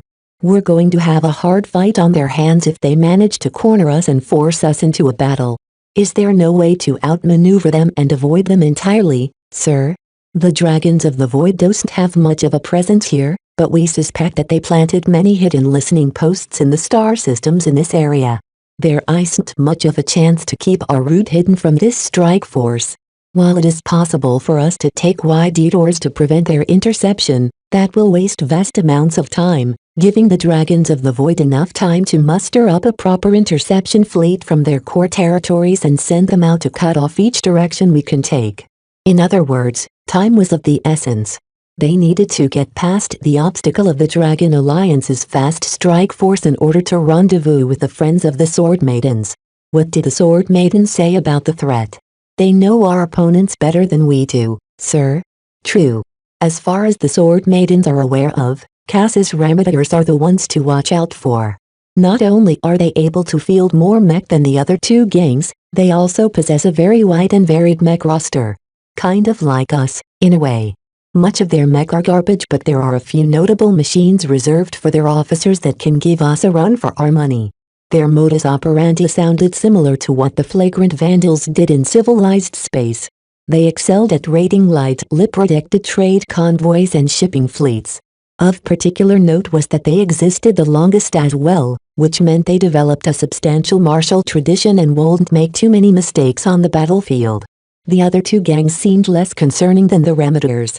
The Slick Hairs fancy themselves as sophisticated thugs. They're known for how much time they spend on grooming their slick-dyed black hair. Sounds like they belong in a theater rather than the frontier. Vez snorted. It's a gimmick, yes, but it's one that unifies them and brings them together, much like the obsession of swordsmanship among the Sword Maidens. Major Verrill replied, taking it much more seriously than most. The Slick Hairs mostly field a mix of light skirmishers and other assorted cheap mech. Visually, they've modified their mech by giving them the same slick hairdos. As Vez browsed the image captures of the mech fielded by the Slick Hairs, he had to admit the hairdos gave the mech a sense of class that they didn't actually deserve. Beneath their slick hairs and polished exteriors, Vez spotted the telltale signs of neglect and faulty repairs. It reminded him of the shoddy mech of Walter's whalers. Verrill turned to the last pirate gang. As for the blind men, they aren't blind. They just call themselves that for reasons I can't be bothered to explain. While their rituals and customs are strange, they are known for their marksmanship. Their Spaceborn riflemen mech are all armed with laser rifles tweaked for power. While their fire rate is rather poor, leading to an awful performance at close range, their riflemen mech are quite fast. Overall, 3 distinct pirate gangs joined forces to intercept the flagrant sword maidens at the request of the Dragons of the Void. While the pirate mech didn't look impressive, the mech of the Vandals and sword maidens didn't look much better due to lack of supplies. I'll take these files and study them to see if I can ascertain their weaknesses, Vez said as he kept studying the details on the enemy mech. Almost every mech model in their roster belonged to the bottom tier as far as quality goes, so I'm sure I can find some weak points that can be exploited, sir.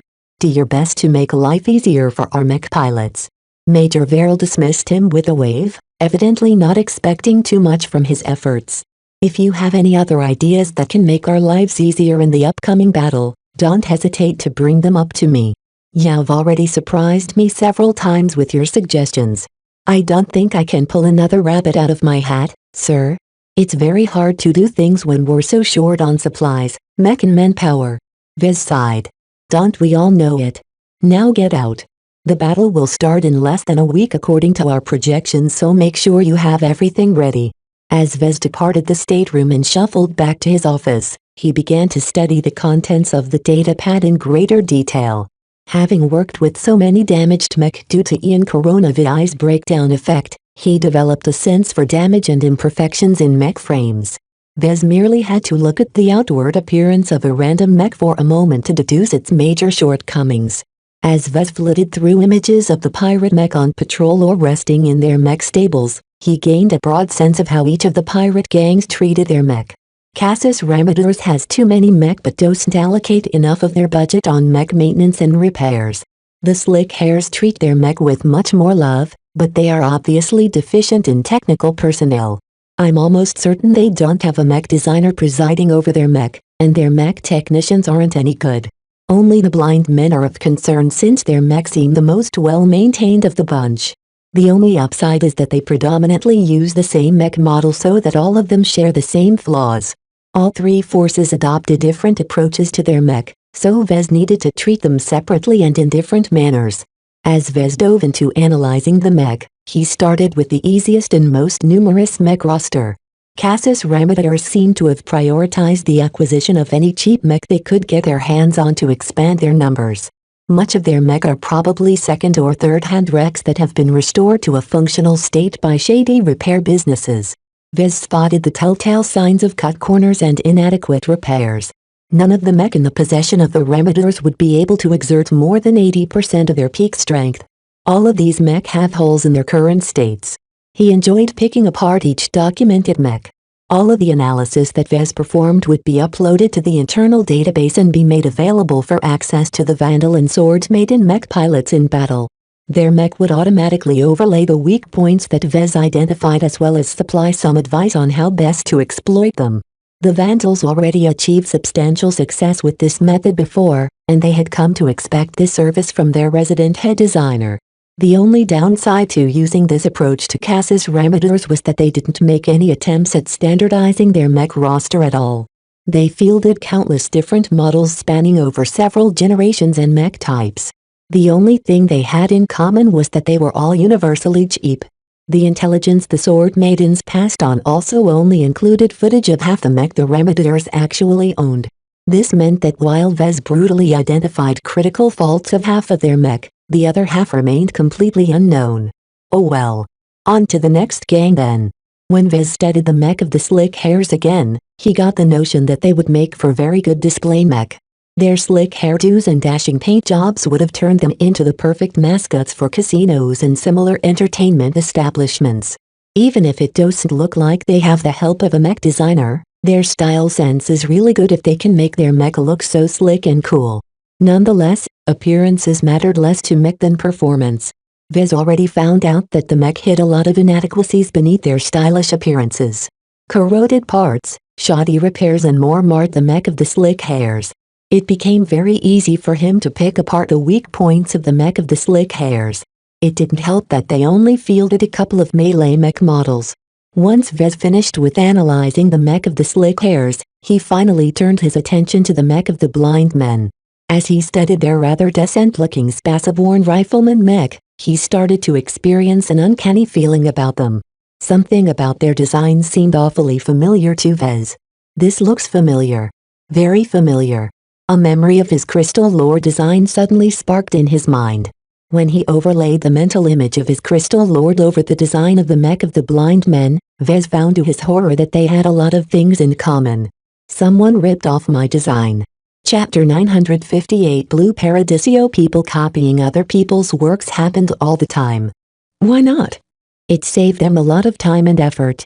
Instead of trying to reinvent the wheel, why not steal someone else's design of a wheel and thereby save a lot of time and effort that could have been spent on more fruitful activities? Even Vez did so himself a few times back on Ian Coronavidai. The incentive of ripping off other people's works constantly beckoned to him, and hardly anything held him back from using these shortcuts. In ordinary circumstances, the MTA's licensing system did a good job of tracking how much other mech designers copied from other designs. Not only that, the MTA automatically allocated an appropriate proportion of earnings to the original designers. In general, it was cheaper to license an existing design than use those rights to develop a derivative mech model. Mech designers who borrowed elements from other designs in a blatant manner would usually get slapped with a heftier charge afterwards. The entire point of the licensing system was to legalize the instinctive act of borrowing or getting inspired by the excellent works of others. Before the MTA instituted the licensing system, the mech industry became a wild west of corporate espionage and endless lawsuits about accusations of stealing someone else's designs or ideas. The patent systems regulating the innovation of each individual state resulted in a horrible mess of endless litigation and confusion as different jurisdictions imposed different legal standards and customs. In addition, states tended to favor their domestic mech designers over foreign mech designers in pretty blatant ways. Therefore, when the MTA finally laid down the law and introduced the licensing system to essentially legalize, regulate and monetize the act of stealing someone else's mech design or component design, the mech industry finally became more tolerable for the smaller players who couldn't afford the army of lawyers required to argue their sides of the story. These days, the MTA's own people and AIS made their own judgment how much mech designers borrowed from other mech designers. While it was possible for the mech designers involved to dispute the MTA's judgment, few did so, as this organization enjoyed a very good reputation of impartiality. Of course, no system was perfect. It didn't deal too well with concurrent innovations developed separately but shared too much in common. Usually such disputes ended in contentious compromises that pleased neither parties involved. Another huge hole in the licensing system was that it mainly held force in the public mech markets. What if someone ripped off someone else's design but never published them on the market? Mech designs intended for a specific client usually didn't go through MTA validation, thereby denying the huge organization an opportunity to get a good look whether they stole something or not. Chasing after this low-key, behind-the-scenes thievery required a lot of initiative on the part of the original mech designers' legal representatives. Another big blind spot was the black market, the frontier market and any other unregulated market. Places where the influence of the MTA didn't extend became the favored paradises for mech designers with loose hands. I knew that pirate designers are completely shameless in ripping off other people's designs, but why does it have to be one of mine? Vez gnashed his teeth as he studied the mech model that the blind men predominantly adopted. Blue Paradiso, A. Let's see where this mech model comes from and who dares to copy my work. Digging into the intelligence files provided by the Friends of the Sword Maidens, he found out that the Blue Paradiso was a recent work from a young pirate designer called Ronnie Blast. Vez didn't look surprised when Ronnie Blast's record stated that he was an apprentice mech designer who originated from the Bright Republic. Sounds like an alias. The record failed to mention why Ronnie got exiled to the frontier, but he somehow became a pirate designer under the umbrella of the Dragon Alliance. From there, this fellow pumped out various pirated mech designs that mixed and mashed elements of various legitimate designs into versions that were more practical to the frontier. As Vez studied Ronnie's mech catalog in more detail, He found his works to be full of borrowed elements that were actually quite decent. This plagiarizer knew what to look out for and had an eye for practical quality. Of course, the shortcoming of every plagiarizing mech designer was that they almost always showed inadequate ability when it came to designing something themselves. Ronnie's mashup designs attempted to fuse several existing design elements together, but it was exactly in these transitions where his designs exposed severe flaws. A competent mech designer would have known better than to include these flaws and fault lines into their own designers. Someone like Ronnie who relied too much on copying good designs lacked the skill and experience to replicate the efforts of their betters. Vez made a judgment about Ronnie as a mech designer. Someone like Ronnie should be decent enough when making variants of existing designs. However, he isn't capable of making the transition to designing original mech. Fortunately for him, the frontier mech markets openly tolerated pirated designs to the point where they became ubiquitous. When Vez once asked Kedis if pirate designers ever respected the intellectual property of legitimate mech designers, she laughed in his face. Trash like Ronnie are only able to thrive in these lawless markets where the pirates who buy his mech don't know any better. The MTA's validation process would have issued a ton of negative marks on his designs. If they somehow had the MTA's approval to get sold, they would still have to reserve the bulk of their earnings to pay off the forced licensing fees. He'll remember you, Ronnie. Having marked out this mech designer for later, Vez turned back to the mech model the blind men adopted recently. They actually incurred huge debts to modernize their mech roster, and actually fell into a somewhat bad spot in the Dragon Alliance for that. No wonder they ran off all the way to the Woolock system. The Blue Paradiso appeared to be a cross between the landbound Crystal Lord and another Spaceborne rifleman mech design. What Vez found fault with the design was that the Crystal Lord depended rather heavily on quality materials and good craftsmanship, both of which the Blue Paradiso lacked. The Crystal Lord is a design with strict quality requirements. It's a mech model that's always been geared towards leaders and champions. Ronnie completely missed the point of my second original design. To Vez, it appeared that Ronnie took no notice of the vision for the Crystal Lord's intended use.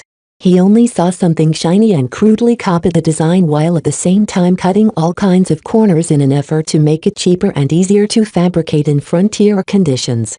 Vez estimated the cost of the Blue Paradiso to be more than half as less than the original Crystal Lord. One of the biggest faults of this pirated Spaceborne rifleman mech design was that it completely lacked the partial compressed armor coverage. That turned the Blue Paradiso into something of a glass cannon. The Crystal Lord and the Blue Paradiso fight completely differently despite sharing many of the same design elements. Vez palmed his face with his gauntlet, practically smacking it. He then slammed his face against his desk. Thunk. His Squallen's helmet immediately folded around his head to absorb the impact. Thunk. Thunk. Thunk. How stupid can you be, Ronnie? If you are IP off a premium mech design, then you better design a premium mech. Why don't you steal a budget mech design if you wanted to design a budget mech? Vez wanted to take his gauntlets and strangle Ronnie in person for his abject stupidity. This numbskull didn't even plagiarize properly. The contrasts couldn't be more obvious. The Crystal Lord scored well in speed, endurance and armor. The Blue Paradiso still remained fast, but its endurance and armor both dropped like a rock. The Crystal Lord excelled in firing rapid volleys of laser beams with its lightened but still very potent laser rifle with integrated crystal builder technology. In an attempt to shore up its new weaknesses, Ronnie configured Blue Paradiso into a long-ranged marksman mech whose laser rifles fired powerful, accurate laser beams but at an excruciatingly low firing rate. The overall efficiency of its laser rifles barely surpassed regular ones due to the very poor quality and implementation of imitation crystal technology. As for the sad excuse of a crystal implanted in the chest of the Crystal Lord, Vez didn't even deign to mention them. Where did Ronnie source these crystals anyway? Overall, if Vez read the Blue Paradiso's design evolution correctly, then it appeared to Vez that Ronnie blundered his way by borrowing some shiny designs on a whim. The most egregious fault with Ronnie's design methodology was that he never formed a coherent vision of his end product. This guy basically doesn't know what he'll get at the end. His design choices don't reflect a specific strategy or outcome, but instead only addresses the immediate problems he encounters along the way in the most expedient manner possible. There were plenty of great mech designers who managed to do fine without forming a vision beforehand.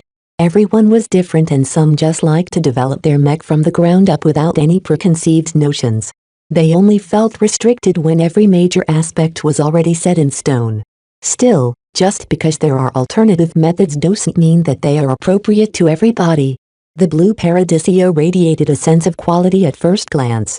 Its design obviously relied heavily on the contours and visual cues of the crystals to reinforce the notion that it was a high-performing mech. Its bright blue coating and markings also distinguished it from the partially corroded second-hand mech that pirates generally favored. Yet underneath that compelling exterior, the blue Paradisio was riddled with so many faults and awful design choices that Ronnie would have been better off copying a proper budget mech design and making a variant out of it to earn some quick cash. Vez figured that the reason why Ronnie didn't do so but instead tried to design something more radical was because he had something to prove. If he couldn't do anything except design variants all day, what reason would there be for the Dragon Alliance to keep him on retainer? Still, why did the blind men settle for this awful design? The records about the blind men mentioned very little detail. They were fairly new and hadn't come to prominence. They shouldn't have risen to this scale so rapidly at all, actually. The blind men have backers. Vez concluded. By now, Vez knew that a decent amount of pirate gangs in fact relied on external funding to prop themselves up in the frontier. Those who lacked a backer usually envied those that did, and so tried to find anyone who was willing to fund their activities in exchange for favors and other services. The blind men seemed to be a notch above the bottom feeder pirate outfits by adhering to a cult-like ideology. They widely applied a gene mod template to themselves that appeared to change their eyes into viewing reality at a much greater spectrum than normal. These changes led their eyes to grow more dull, hence why they adopted their moniker. To the blind men, they viewed their surroundings in such a different way that they developed peculiar beliefs in an attempt to find meaning in what they observed. In practical terms, their focus on expanding their eyesight and training their observation skills turned them into better-than-average marksmen. Their leader, the Blind Prophet, emphasized the recruitment of mech pilots who already specialized in mech marksmanship to reinforce their strengths. The blind men's martial tradition completely focused on strengthening their marksmanship. Devoting so much efforts in training their mech pilots in this aspect and adopting the blue Paradisio as their signature mech model turned this outfit into a very capable opponent in this regard. As long as the Vandals or Sword Maidens aren't able to get close, these blue Paradisius can chew apart our mech over time. Even if Vez brutally cut apart the blue Paradisius' many failings and shortcomings, most of those weaknesses didn't have much relevance as long as the marksman mech remained far away. Obviously, Cass's Ramaders and the Slick Hairs would do their best to cover for their long-ranged fire support. Attempting to bypass their entanglement to get at the blind men's formidable ranged mech would be key to winning the upcoming battle. Vez dreaded the prospect of being defeated by a rip-off design of his own work. How humiliating it must be to die by such an awful imitation.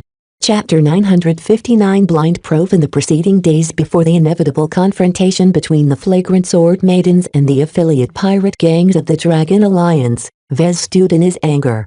Ronnie Blast and his blue Paradisio design profoundly offended Vez's professional sensibilities. If someone ripped off his designs, they better do a decent job at it. This rank amateur completely missed the point about the original Crystal Lord, yet somehow felt daring enough to adapt it to his own work. If Vez ever met Ronnie Blast in person, he'd probably smack his face into a mess of red. He'll probably do more than that. While it was something of an inevitability that any decently successful mech designer suffered from design theft, that didn't mean Vez would maintain his composure when confronted by such a case. As several days went by, Vez couldn't help but go over the archival footage of the blind men's blue Paradisius and pick them apart to excruciating detail. Vez obsessively uncovered every flaw, every mistake, every imperfection and every weakness of both its design and the individual physical copies in the hands of the blind men. He knew it was rather unhealthy to spend so much time on analyzing the blue Paradisius to death. As long as his efforts resulted in more weaknesses that could be exploited, his peculiar hobby could be forgiven to an extent. As Vez took a break and summarized his findings on the Blue Paradiso, he snorted in contempt. I think I understand the Blue Paradiso even better than Ronnie Blast now. I can easily school him about the many attributes and faults of his rip-off design for days upon end. It would be a waste of time, of course. The lesson he would be teaching this thieving bastard would be a much more practical than theoretical one. Almost a week went by after the flagrant sword maidens got the news about the strike force heading in their path. While they attempted to circumvent the interception by taking a detour, once they emerged in an unpopulated star system with no planets worth noting, alarms immediately rang across the ship. Red alert. Unknown mech and starships detected in the vicinity of our emergence zone. All hands to battle stations. Not that everyone needed to run to their posts. The alert level had already been raised to yellow and everyone in the remnant fleet already took up their posts in full preparation of an imminent battle. In the Shield of Hispania's command center, Vez sat at his regular observer seat in his repainted squalene. Besides his peculiar combat armor model, he didn't attract too much attention. Major Verrill observed the local plot of the surrounding space that grew increasingly more detailed as the after effects of their FTL transition subsided. An unknown enemy force clearly parked in a region of space that fell within the emergence zone of any incoming fleet arriving from a specific star system. It didn't take a genius to determine that these unknowns predicted the remnant fleet's route and moved to block their way. The enemy fleet is about an hour away from entering into battle range. It took at least 5 hours for the Vandal and Sword Maiden carriers to finish cycling their FTL drives. The time to do so increased for many ships due to lack of supplies and lack of thorough maintenance. This gave the enemy fleet more than enough time to catch up to the flagrant sword maidens and force a battle. As long-range sensors resolved more details, they conclusively matched the unknown fleet elements to the 3 pirate gangs that set out from the Wolok system. We are 90% confident that the unknown fleet consists of ships from Cass's Remeditors, the Slick Hairs and the Blind Men, sir. A sensor officer reported to Major Verrill. Every ship we've observed is a match to the ships that departed from the Dragon Alliance's space station at Wolok. Have you detected other ships? Our sensors detected no additional ships so far, but our observations are ongoing, sir. We are attempting to scan the entire system, but so far we have failed to detect anything of note. Vez considered this as good news. If the pirates arrayed against the flagrant sword maidens received reinforcements, then the odds of winning decreased rapidly. Right now, the disparity in numbers already provided plenty of headaches to the Vandals and the sword maidens. Even after all of their repairs, the flagrant sword maidens could muster only 150 spaceborne mech or so at most. The enemy force fielded at least 70 more mech than that. While the quality of their mech didn't impress Vez very much, he knew the folly of underestimating the disparity in numbers. It would have been a bit better for the flagrant sword maidens if they could have serviced and repaired their worn mech to peak condition. At their full strength, the Vandal and Sword Maiden mech stood a good chance of thrashing the enemy mech force. Yet right now, the flagrant sword maidens were nearing the end of their rope. The psychological weariness among the mech pilots combined with half-repaired states of most of their mech severely impacted their effective battle strength. Everyone is tired. They are tired of fighting and running. This weariness reflected in the resigned and moody expressions of the Vandals in the command center. No one looked forward to the upcoming battle. After Vez and the strategists analyzed the enemy mech force in detail, they all pronounced that the flagrant sword maidens would have a hard fight on their hands. No matter who won or lost, perhaps they'd only be left with a fraction of their mech at the end. By then, even a spacefly could tear apart the remnant fleet. Even the pirates themselves probably didn't wish to fight the flagrant sword maidens. If not for the dragons of the void coercing them into action, they would have rather preferred to bully the weak instead of confronting a damaged but battle-hardened mech force. What's in it for them? Vez wondered quietly. He wasn't too familiar with the circumstances of the Remeditors and the Slick Hairs, but he read quite a bit of material about the Blind Men. While their cult beliefs made no sense to him, on a secular level there was no doubt the Blind Men incurred a lot of debts. Perhaps the Dragons of the Void promised to write off their debts if they participated in this battle. Even so, they are in a pretty bad fix. Minutes passed as everyone made their final preparations in a fatalistic manner. While the flagrant sword maidens could have delayed the battle by several hours by attempting to fly away, they saw no point in delaying the inevitable. The handful of Sandmen motherships that followed their FTL transitions still loomed behind them. If they took too long to wrap up the battle, the Sandmen ships would eventually catch up.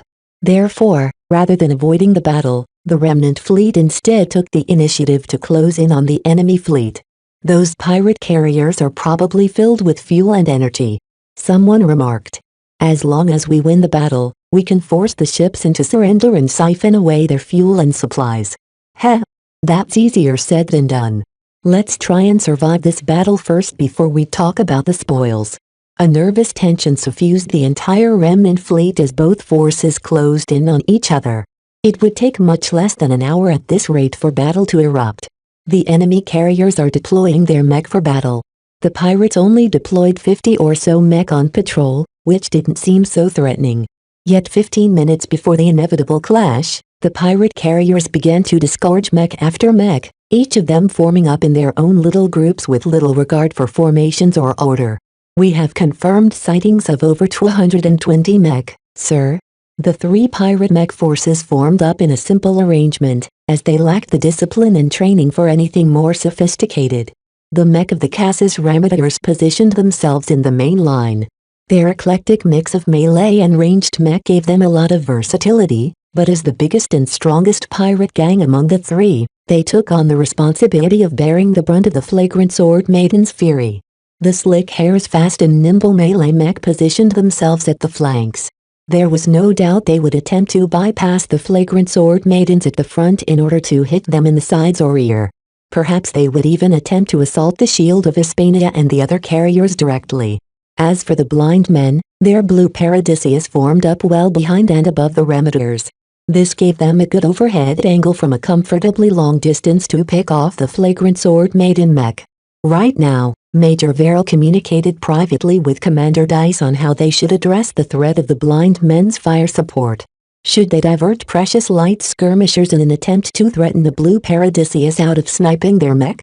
Perhaps that was a trap to lure them in only for the slick hairs to turn around and cut off their escape route. No matter what response they offer to the enemy formation, the flagrant sword maidens would definitely exact a very painful price. As Vez called up a projection of the mech of the blind men, he glowered even deeper. The mere sight of the blue Paradisius made his eyes red. If that blasted Ronnie had more sense, he wouldn't have ripped off the Crystal Lord, making it so that the blind men fielded a poor facsimile of Vez's design against himself. His fury boiled over until something finally snapped within his mind. Major Verrill, I have a request. The Major turned away from his argument with Commander Dice and frowned at Vez. What is it, Mr. Alarkinson? Please make it quick. I'd like to open up a comm channel to the blind men. Vez stated with forced calmness. It won't do to come across as unhinged right now. There is something I'd like to talk about them. It concerns their mech model, sir. I did hear that their main mech model resembles your old work. Fine, then. Just remember that you have only minutes before the battle commences. I'll keep it short. He was grateful that Major Verrill didn't ask too many questions. To be honest, Vez didn't entirely know why he wanted to talk or what he wanted to achieve. He merely wanted to vent his fury on the blind men. As the communications officer took a moment to send out a comm request at the blind men, to his surprise the other party actually accepted the call. A projection of the blind prophet appeared in front of Vez. The man adopted the stereotypical appearance of a prophet, resembling an old man with a long and mostly ragged-looking gray beard. His eyes also looked rather murky, as if he was truly blind. The only concession to practicality was that he wore a periodized piloting suit at the moment. Flagrant vandals, I have foreseen your doom. Your flesh will freeze and rot in the void of space and your mech will be strewn across this star system in the form of broken wrecks. Cut the crap, you charlatan. Vez hissed. Let me tell you something about the mech you're piloting. They're cheap imitations of my own design. Don't know what I'm talking about? Here, let me send you the relevant files on my Crystal Lord design. Do you see whose name is attached to the design? Me. Vez Larkinson. That's me and that's my original design. The blind prophet appeared a bit bewildered at the person at the other end of the channel. Mad ravings of a man already condemned to death. Your spittle is meaningless, so save us all the trouble. Our victory is assured and your defeat is only a matter of time. Ha ha ha ha. Vez laughed. Confident, are you? Well, tough luck, because you're facing against me, the original designer of the Crystal Lord, of which your blue Paradiso is like a retarded cousin. Do you think you can defeat me with a mech model derived from my own work? Practically the entire command center fell into silence as they heard Vez outburst. They never expected the usually well-behaved mech designer to be so furious. Chapter 960 The truth hurts you blind men pretend that you can see further ahead than anyone else, but to me your names are right on the mark. As far as I'm concerned, all of you must be blind as a bat if you think the blue Paradisius are any good. The blind prophet's projection shook and leaned back against Vez's increasingly more vehement tirade. Mr. Larkinson, whoever you are, your infantile flailing amuses no one. What did you say? Infantile flailing? I'll tell you what infantile flailing means. Your blue Paradisius are living proof of Ronnie Blast's infantile flailing. Your mech are complete failures as an effective design. The only thing it has going for it is its mobility and accuracy, but at what cost? Ronnie's mech model shares none of the excellent armor coverage of my original Crystal Lord design. Not a single hint of compressed armor is retained in Ronnie's bastardized design, but he has the goal to keep its armor plating as thin as the thickness of a data pad. I bet your mech can't even cope with continuous micro-impacts from space dust. That's how pathetic the blue Paradisio is able to withstand damage. My authentic Crystal Lord design is a marvel of endurance. It is a sleek and compact design because locomotion on land doesn't require too much energy. It's a completely different matter when Ronnie mashes in a flight system all of a sudden without any regard of my design's existing internal architecture. The abomination that he created with blending the Crystal Lord with a Spaceborne mech design has turned your mech into the worst of both worlds, low performing with incredibly poor endurance. That sad excuse of a laser rifle you're wielding is a horribly overpriced piece of crap. You would have all been better off salvaging a half-rack laser rifle off a debris field than buy this ham-fisted imitation from Ronnie. It is capable of firing a powerful laser beam, I admit, but what's the point when its firing rate is slower than the amount of meals I eat every day? Its knockoff crystal technology implementation is so crude and sloppy that it's obvious that Ronnie has no idea what he was working with. I bet those laser rifles are already giving you problems, right? That's because those cheap imitation crystals are burning themselves out. They barely last a couple of hundred shots before they give up the ghost. Vez lost himself in his tirade. He truly wanted to make the blind men see what an awful mistake they made by buying so many copies of the blue Paradisio. Mr. Larkinson, I do not appreciate you finding fault of our mech. A battle is fought and won by men, not mech. We have already seen that your mech are not in good shape. The condition of our machines will hardly be a detriment to our assured victory in the coming battle. Vez nefariously chuckled. Your victory is assured? You are truly blind to believe so. To me, your mech are all one step away from falling apart. Let me see from what mech you're transmitting. Ah, that one in the middle and front, eh? I've studied this mech of yours. Is your flight system stuttering?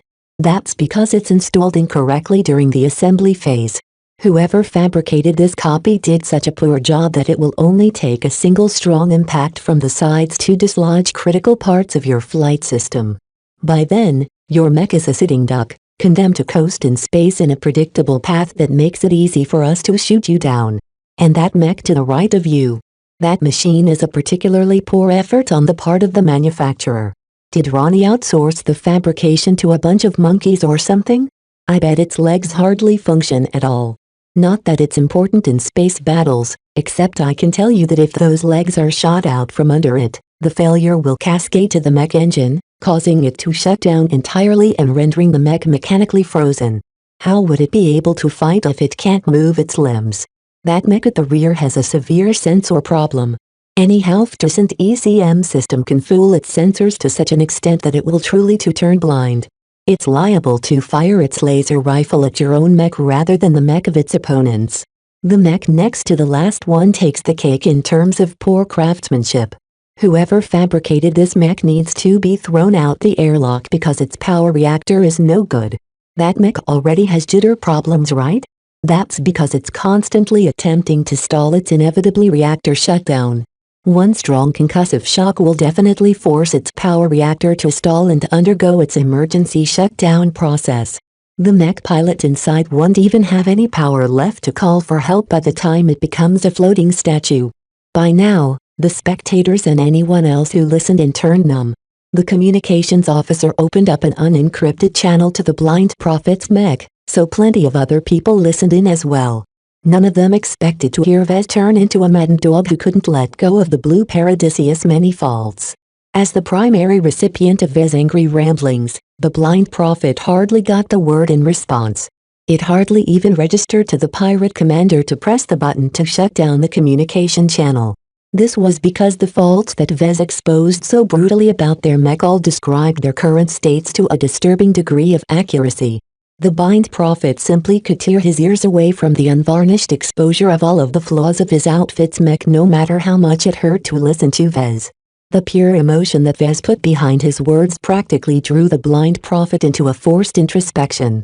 Not a single fault exposed by Vez was inaccurate. This mech designer truly knew what he was talking about. Ha ha ha ha. Tell me, blind prophet, are you still pleased about your new mech? Do you still think you got a good bargain by purchasing these flying wrecks? Open your eyes, old man. The truth is that Ronnie Blast bamboozled you with a mech model that's horribly overpriced. How much did you pay for them all? I bet you paid at least thrice as much as they are actually worth. Ha ha ha ha. You blind idiots. If you're blind enough to fall for Ronnie's scam, how are you even confident of winning against us? Your judgment is completely wrong. Let me tell you something. Fielding the blue Paradisio against the sole mech designer of the Crystal Lord is the last mistake you will ever make in your lives. That's because I've already picked out all of the faults I mentioned and more and sent them all to our own mech pilots. It only takes a few well-placed prods to collapse all of your shoddy mech. There is nothing about your blue Paradisius that can confound my judgment. To you, they might have seemed like decent marksman mech, but what I see is nothing but a collection of holes. The blind prophet shook. His expression had become grave at the start, before growing more resigned, until finally settling on fear. Yes. Fear. The blind prophet didn't do anything to hide his obvious, naked fear towards Vez. As Vez wound up for another angry speech despite both forces about to come into fighting range, the blind prophet finally shook up and pressed a button to close the channel. The pirate commander's projection winked out just as Vez wanted to berate the man some more. What? How can you shut off the channel? Without asking for permission, Vez connected his CFA comm to the CFA shuttle in the Shield of Hispania's shuttle bay.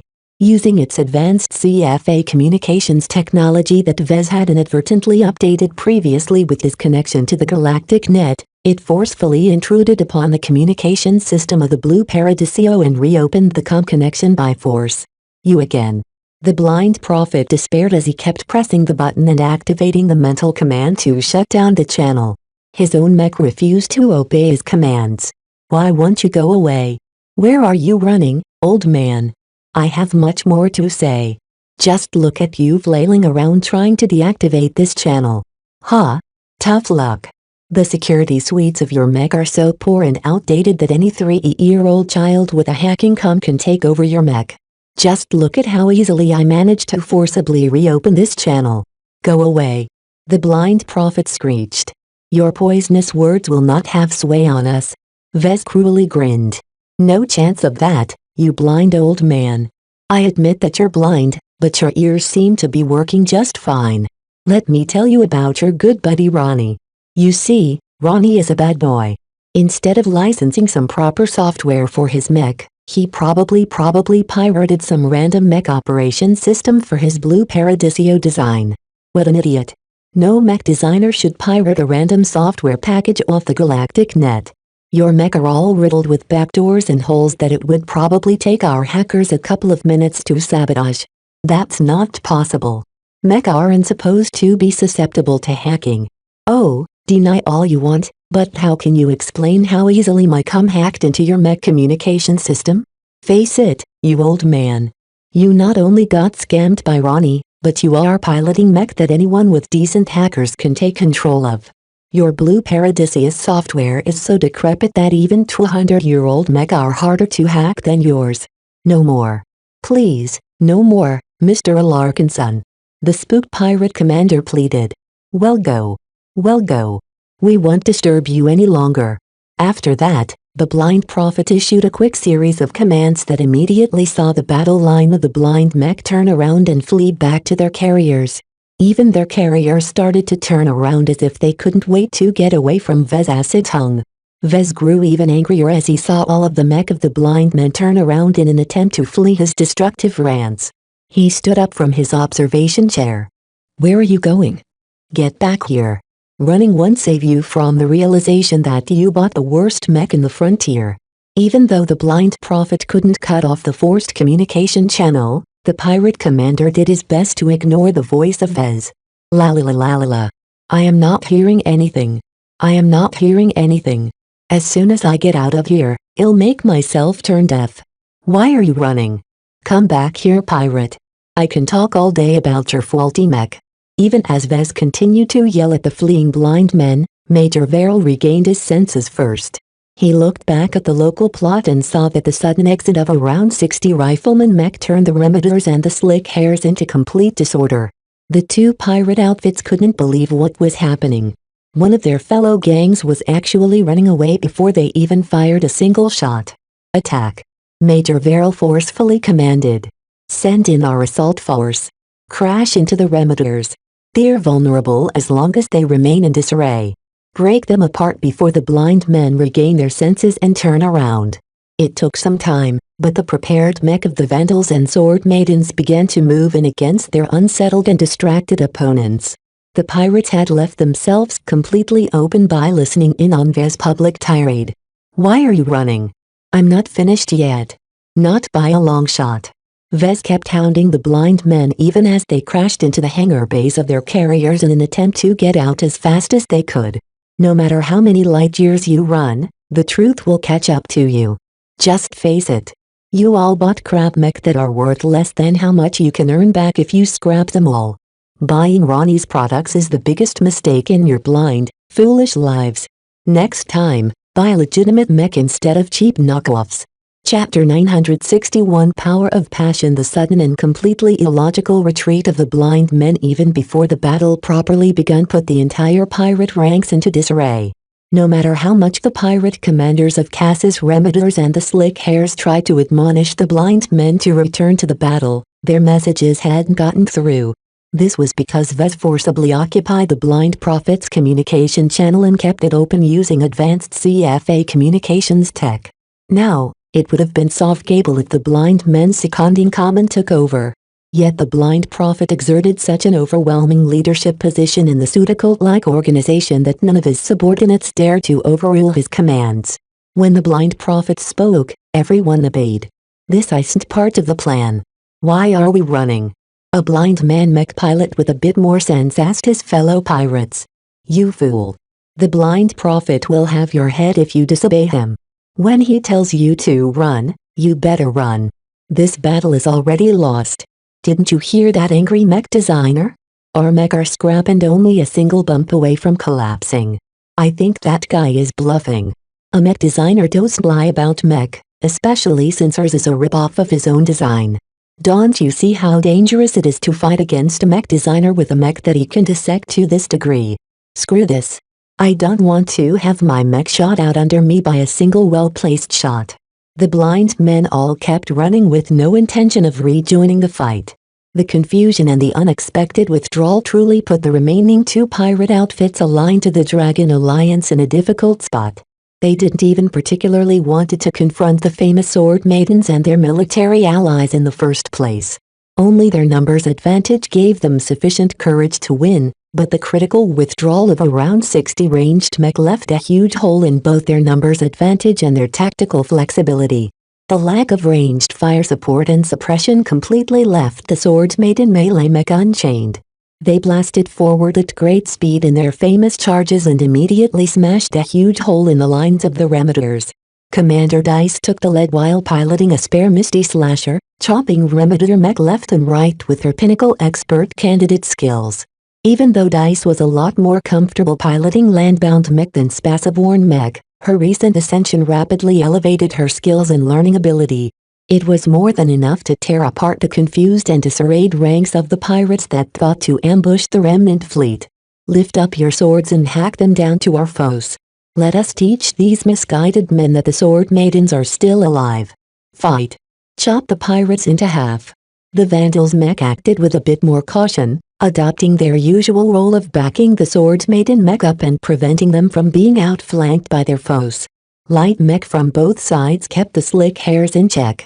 The battle at the flanks went poorly for the pirate mech that all donned slick hairdos, and the only reason they managed to stabilize their ranks was that the flagrant Sword Maidens mainly aimed their weapons at the Remediators. Both Commander Dice and Major Verl agreed on their strategy.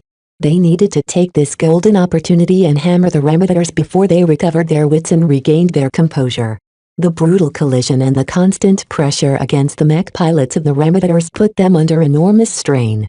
Command and control, already rather poor among the pirates' ranks, completely frayed to the point where the Remediators hardly communicated with each other effectively.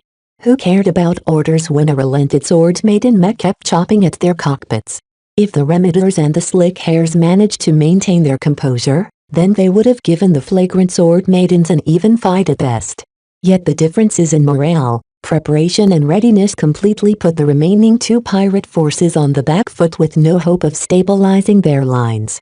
The Remediators are starting to rout. When the Remediators lost a third of their mech through the unrelenting assaults of the Sword Maidens and the tactical supremacy of the Vandals, the remaining pirates ceased to believe they could win. Only a few cowards flew back to their carrier ships at the start, but that trickle soon became a flood when those who remained lost faith in the battle as well. A cascade of chaotic retreats ensued as the Remediators completely lost cohesion. Chase after them. Don't let them return to their carriers. Major Verl commanded. Prioritize the capture of the Remediator and Slick Hair pirate carriers. What about the blind men? Let them go. They're already broken. Everyone couldn't help but throw a numb, worshipful or impressed glance at Vez. By now, he had run out of steam, having vented his anger and frustration about being confronted by a poor imitation of his own work. He plopped back in his observer seat and blanked out. He completely exhausted his emotional energy with his tirade. While he possessed sufficient awareness of what a legendary feat he accomplished by verbally intimidating a significant force of pirates to turn tail and run, he couldn't muster up the energy to care at the moment. Nonetheless, that didn't stop everyone's appreciation of saving the lives of many precious Vandal and Sword Maiden mech pilots. He single-handedly determined the outcome of the battle that none of the flagrant Sword Maidens believed they could win without crippling losses in their favor. His acid words and burning tongue not only tilted the advantage in their favor, but practically tilted it into a completely lopsided victory. The flagrant Sword Maidens hardly suffered any losses in the ensuing clash and pursuit. Aside from a dozen or so mech that got wrecked to such an extent to force their pilots to eject, the Vandals and Sword Maidens managed to retain most of their battle strength. Capture their carriers. As many as possible. Don't stop until we force the surrender of at least 4 of them. Prepare our shuttles, send in the boarding parties to hasten the capture. Once the pirate lines collapsed, victory became assured. The matters that followed merely consisted of cleanup and securing their gains. In the end, they managed to capture 4 shambling pirate carriers with relative ease. The only reason why the Vandals and Sword Maidens didn't capture the remainder was because the Remediators and the Slick Hairs still retained enough mech to put up a desperate fight if cornered. By leaving them a way out, the flagrant Sword Maidens ensured their foes would continue to take the available escape route. 4 carriers is a decent enough haul, especially considering we don't have the time to convert them for our use. With Sandman motherships about to transition at the emergence zone, the flagrant Sword Maidens didn't have much time to arrange their spoils. The salvage teams didn't bother with recovering any of the mech wrecks and instead started stripping the captured pirate carriers of their fuel and supplies with great haste. Soon enough, the flagrant Sword Maiden carriers transitioned back into FTL with their newly replenished stores of starship-grade fuel and containers worth of low-grade materials. Vez didn't pay too much attention to the aftermath of the battle. His battle-turning performance earlier drained quite a lot out of him. Not only on an emotional level, but also on a spiritual level for some reason. As he recovered quietly in the isolation of his office with just a fawning security guard standing in the corner, he tried to puzzle out why his spirituality became affected. He eventually reasoned that he put his full passion into his speech. He inadvertently concentrated his whole mind into his spontaneous actions and channeled his fury in an even more single-minded focus than when he designed a mech. This was the power of passion. Whether channeling his spirituality actually made a difference, Vez didn't know. In his judgment, as long as the blind prophet listened for a couple of seconds, he had already fallen into the pit. There was no way out once the blind prophet heard the truth. Nothing hurts more than the truth. Vez nodded to himself. There's no way the blind men can keep their composure once they hear how flawed their mech really are. A mech is not like a sidearm that they can casually replace if they find fault with it. Mech are investments that they have to rely on for years. Mech pilots entrusted their lives to their mech. Their sometimes intimate relationship with their own mech caused them to be hurt that much deeper when Vez brutally exposed their shortcomings.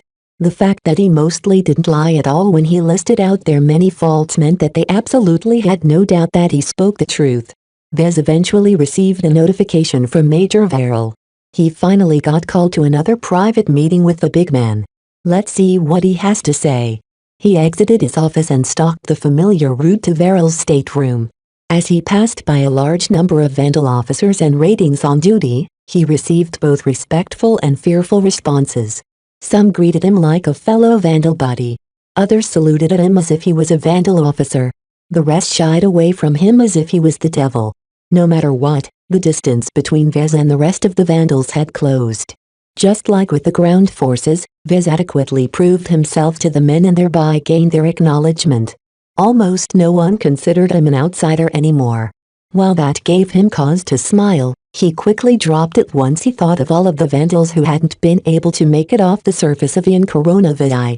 The ground forces respected him as well, but that wasn't enough for him to save them all at the hands of the Visions. The only reason why my feat is so significant is because we have too few mech pilots left to put up a good fight. This dampened his mood somewhat as he filed into Major Verrill's office.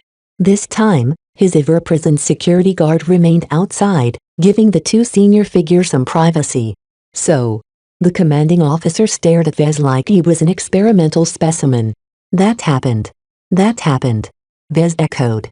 Absurd as the events today have proceeded, there is no doubt that you have saved many of our lives and even ruled out the possibility of defeat. On behalf of the Vandals, thank you, Vez. You are as much a hero as the other famous Larkin Son mech pilots. You are a credit to your family line. Vez smiled deprecatingly at Verrill. It's true that I'm a Larkin son, sir, but have been raised outside of their soldier circles.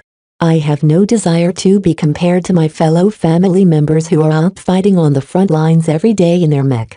You give yourself too little credit. In my eyes, your impact on this battle is equivalent to what an expert pilot on our side can do. 60 mech. You turned away 60 mech by yourself without paying a painful price. In the standardized evaluation criteria of the Mech Corps, your individual contribution value of this battle is through the roof.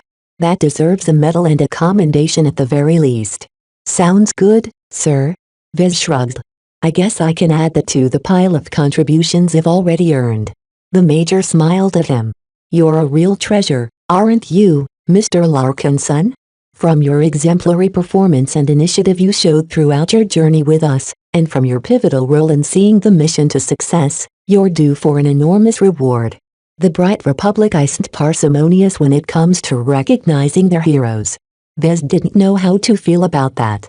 Perhaps in a normal state of mind, he would have felt jubilant about earning such recognition. Now though, he just felt tired. Tired of constantly falling into desperate straits and tired of being pushed to the brink of defeat. He just wanted to go home. Chapter 962 Friendly advice talks about recognition from the Bright Republic still seemed far away to Vez. Right now, the Flagrant Sword Maidens hardly left the deep frontier and just survived an encounter with the Dragon Alliance's peripheral members. If a real pirate fleet from the Dragons of the Void confronted the Flagrant Sword Maidens, then Vez had no way of replicating his feat. Such a feared and capable pirate organization would never resort to using cheap, shoddy mech for their core mech forces. Nonetheless, from the jubilant way Major Verrill spoke to Vez, the mech officer acted as if salvation was already close at hand. It won't take too long for the remnant fleet to rendezvous with the Friends of the Sword Maidens. By the way, the Sword Maidens are really impressed by what you've done, Mr. Larkinson. You didn't just save many of our mech pilots today. You also saved the Sword Maidens. My talks with Commander Dice are a lot more amicable now since you've earned their recognition, which conveniently extends to us. They are not an ungrateful sort, and I'm sure they'll show more sincerity with our ongoing agreement. Vez genuinely smiled at that. That's good to hear, sir. It seems you're not feeling very good at the moment. What I did just then took a lot out of me, sir. As a mech designer, I regard my designs as my possessions. To see such an egregious case of plagiarism in front of me just pisses me off. I take my professionalism very seriously. I see. He probably didn't, but Vez let that pass. After a while, Verrill steered the conversation into another topic. I feel as if you are not only tired, but disillusioned. How so, sir? A lot of Vandals are either tired or lost. This victory has put a temporary cheer on everyone's faces, but that doesn't change the fact that we are far away from the Bright Republic and still have months to go before we are able to return to our home territory. I guess I'm the same as them, sir. We all wonder how long it will take to return. As I've said, there are plans in motion to facilitate our return. Let us talk about what that means for you. Please activate that interference device of yours. All right, sir. Vez activated his signal jammer and turned up its strength so that the entire stateroom would be blanketed with interference. The only problem was that his CFA comm was likely immune of this effect. He conveniently didn't mention this point. Once the disorienting effect settled in, Major Verrill spoke with a bit more ease. When you return home, you'll likely undergo a thorough debriefing and interrogation session. There are a couple of sensitive matters that are best left unmentioned. Do you understand? What if the interrogators insist on asking? Just keep your mouth shut. The people from the Mech Corps will be indignant, but as soon as I'm able to file my report to Flashlight, you'll get pulled out in no time. What if Flashlight tries to push me instead? They won't.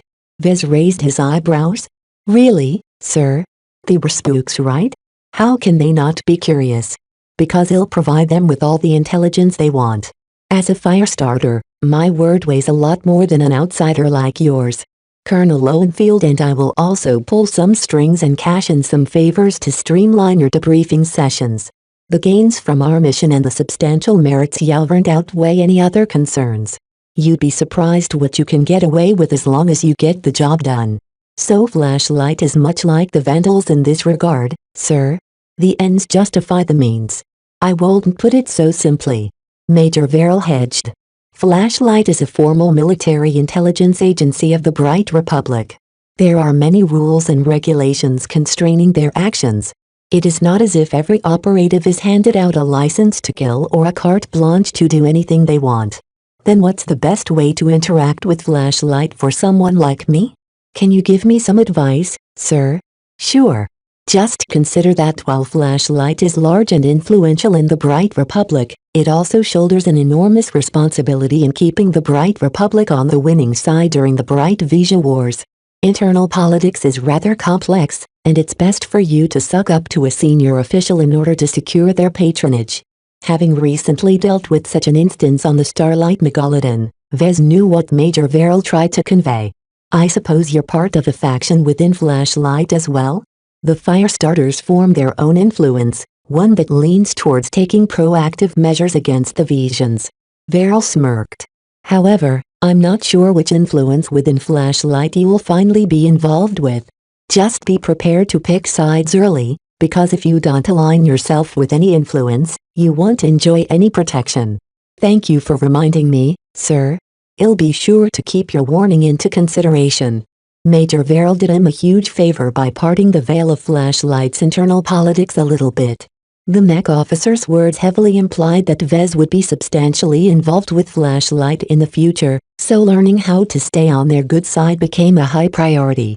If you're lucky, Mr. Larkinson, You will get to meet with the important official who set this mission into motion. If you're unlucky, that person will pay attention to you specifically.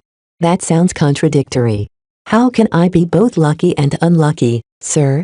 You'll understand if you ever meet that official. Just remember that it's dangerous to associate yourself with this class of people. Try not to get entangled in the schemes that people at their height tend to hatch. Vez nodded in understanding, curious to which high official from the Bright Republic that Major Verrill actually felt apprehensive about to deserve a separate mention. Can I ask you something, sir? Since the Saffron Poke joined us, we regained our connection to the galactic net.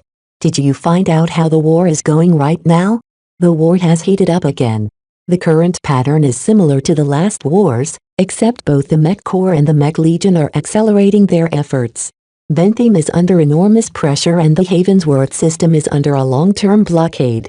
Star systems are won and lost in a span of a few months, but otherwise brave mech pilots are dying in droves. Vez could hear the cynicism in Major Verrill's tone. So this generation's war isn't much different than last time? It's the same. Verrill shook his head in resignation. You've lived through the last one. While the battles are different, the outcome is the same. The Mech Legion is larger than the Mech Corps, but their individual legions and mech regiments care more about competing against each other and are never able to concentrate their efforts in any single major assault. As long as this basic deficiency holds, the war is destined to end with just a minor shift of the border between the two states. You make it sound as if the Visions aren't trying very hard to overcome their mutual suspicion. Surely they aren't that stupid, right, sir? The Major nodded. Oh, their nobles are quite devious and cunning, in fact. It is just that while they would dearly like to conquer the Bright Republic and add their territories to their own, they don't actually mind a stalemate. I think I already heard that conspiracy theory somewhere, sir.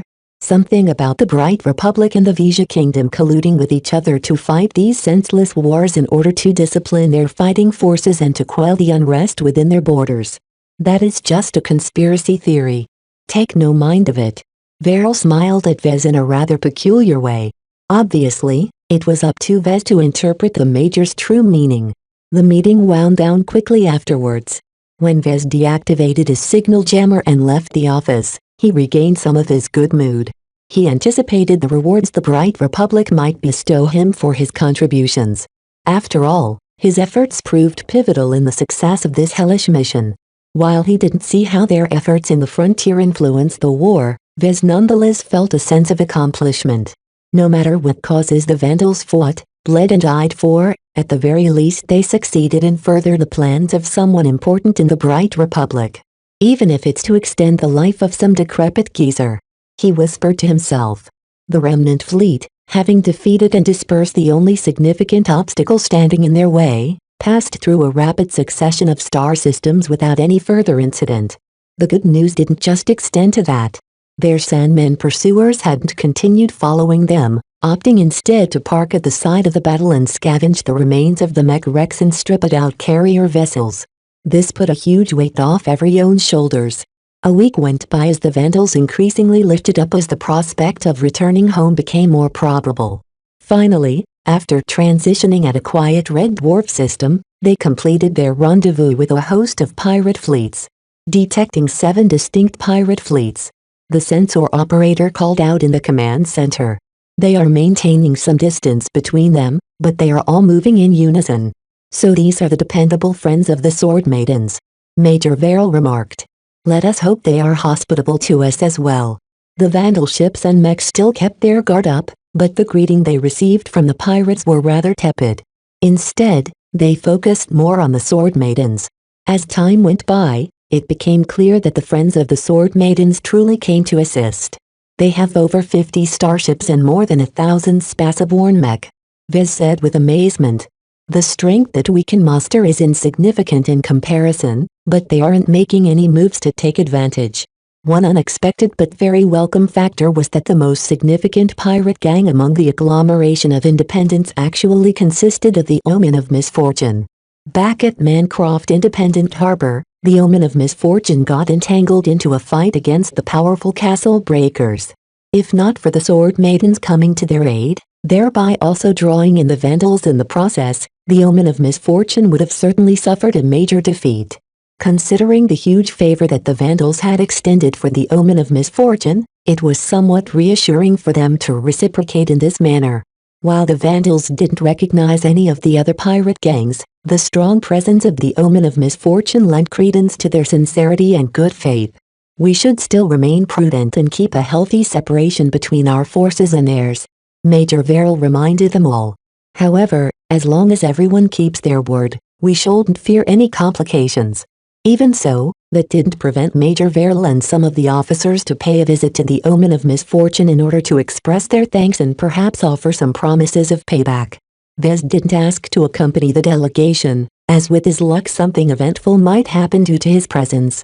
In any case, Vez felt leery about associating himself with a pirate gang that literally called themselves the Omen of Misfortune.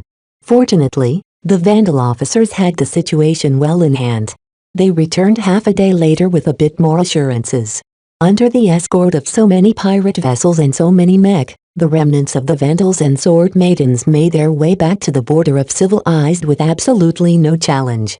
Not even the Dragons of the Void mustered up a major fleet to go after them, though it helped that the independent pirates made a wide detour around their territory.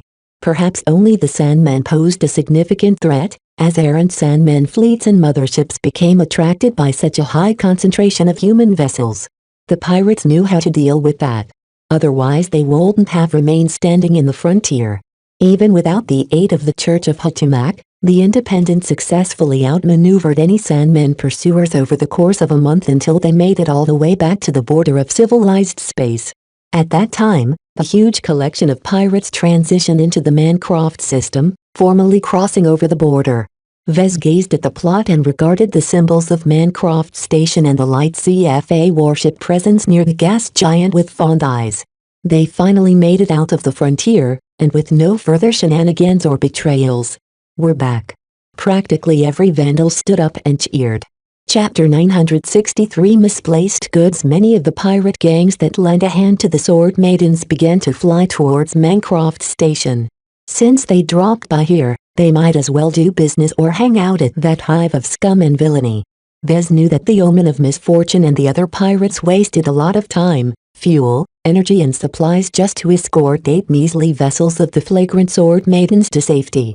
This was time that they could have spent on using their forces to more productive uses. Yet somehow, the severely weakened Sword Maidens still enjoyed enough clout to have so many pirate forces answer their call for help. He found that inspiring. He thought that true friendship didn't exist in the frontier, yet the conduct of independent pirate outfits such as the Sword Maidens and the Omen of Misfortune proved him wrong.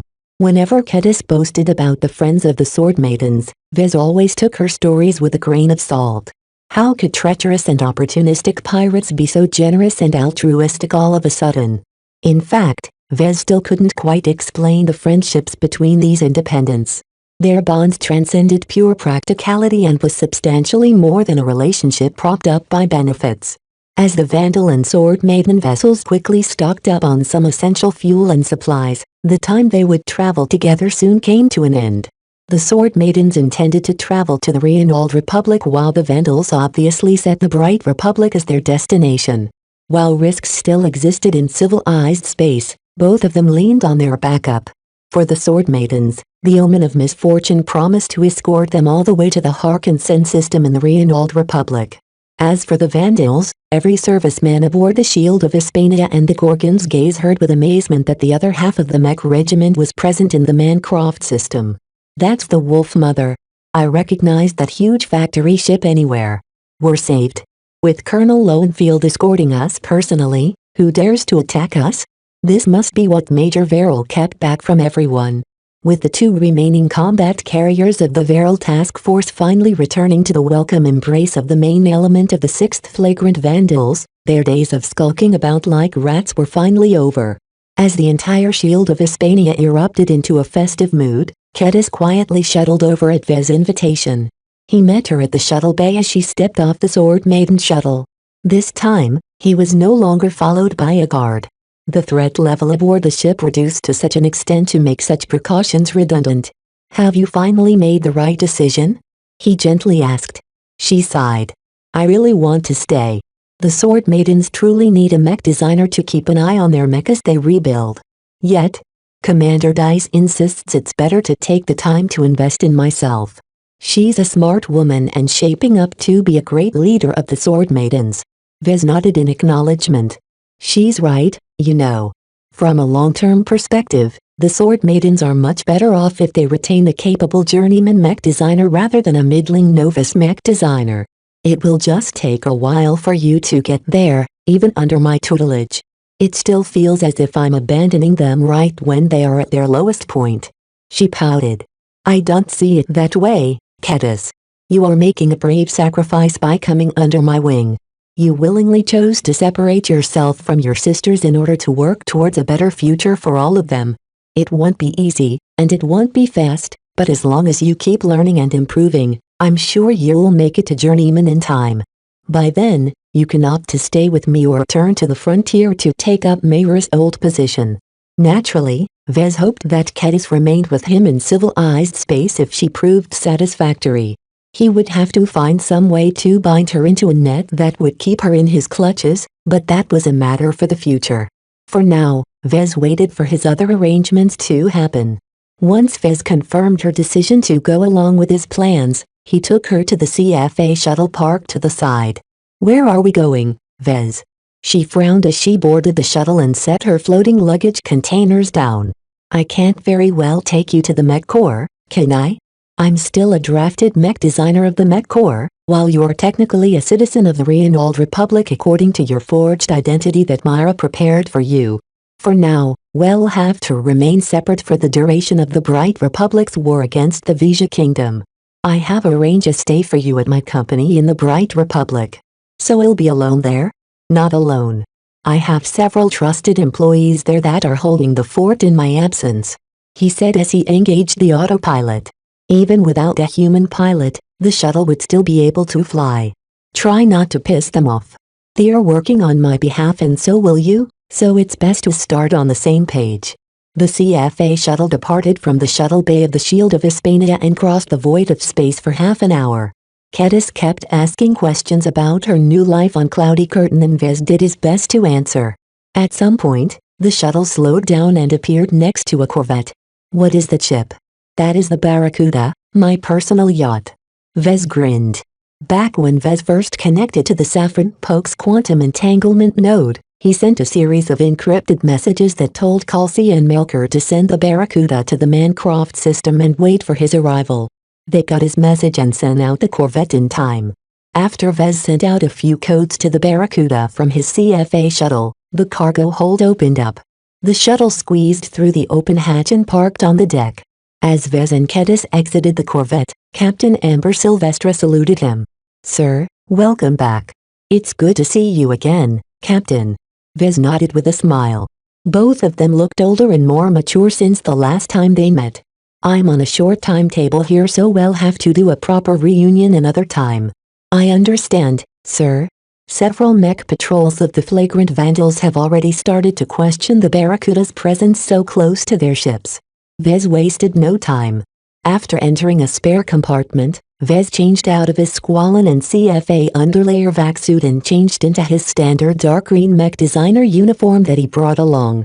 A couple of bots took his Squallen and lifted it into a heavily shielded crate whose sole purpose was to block all kinds of scans and signals from penetrating its contents. Just to be sure, Vez demanded that Kedis do the same.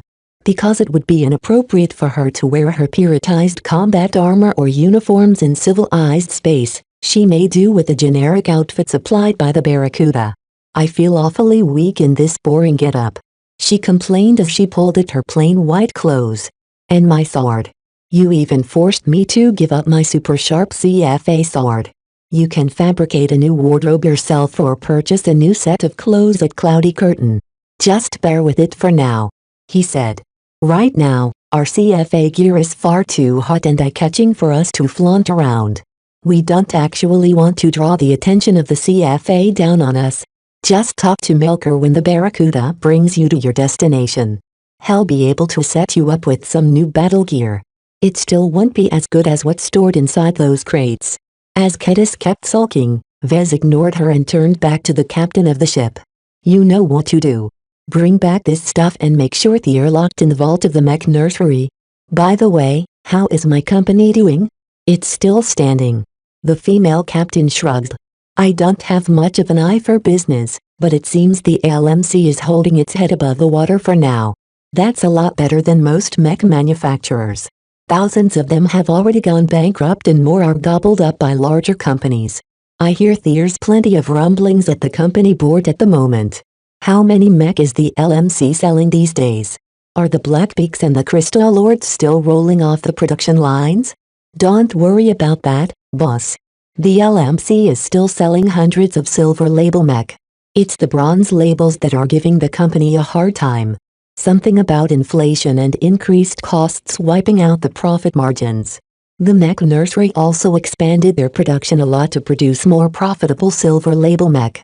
I heard that the quality of the mech went down while debt is piling up. Vez closed his eyes but didn't linger too long. As long as the LMC held long enough until he returned, he shouldn't be so critical. At the very least, the LMC still remained standing under wartime conditions. Many other companies lacked this luxury. Has Kelsey done a good job as interim CEO? I won't say she's CEO material, but she has your grandfather Benjamin's guidance and support. With his help, she has managed to remain on top of the issues, mostly.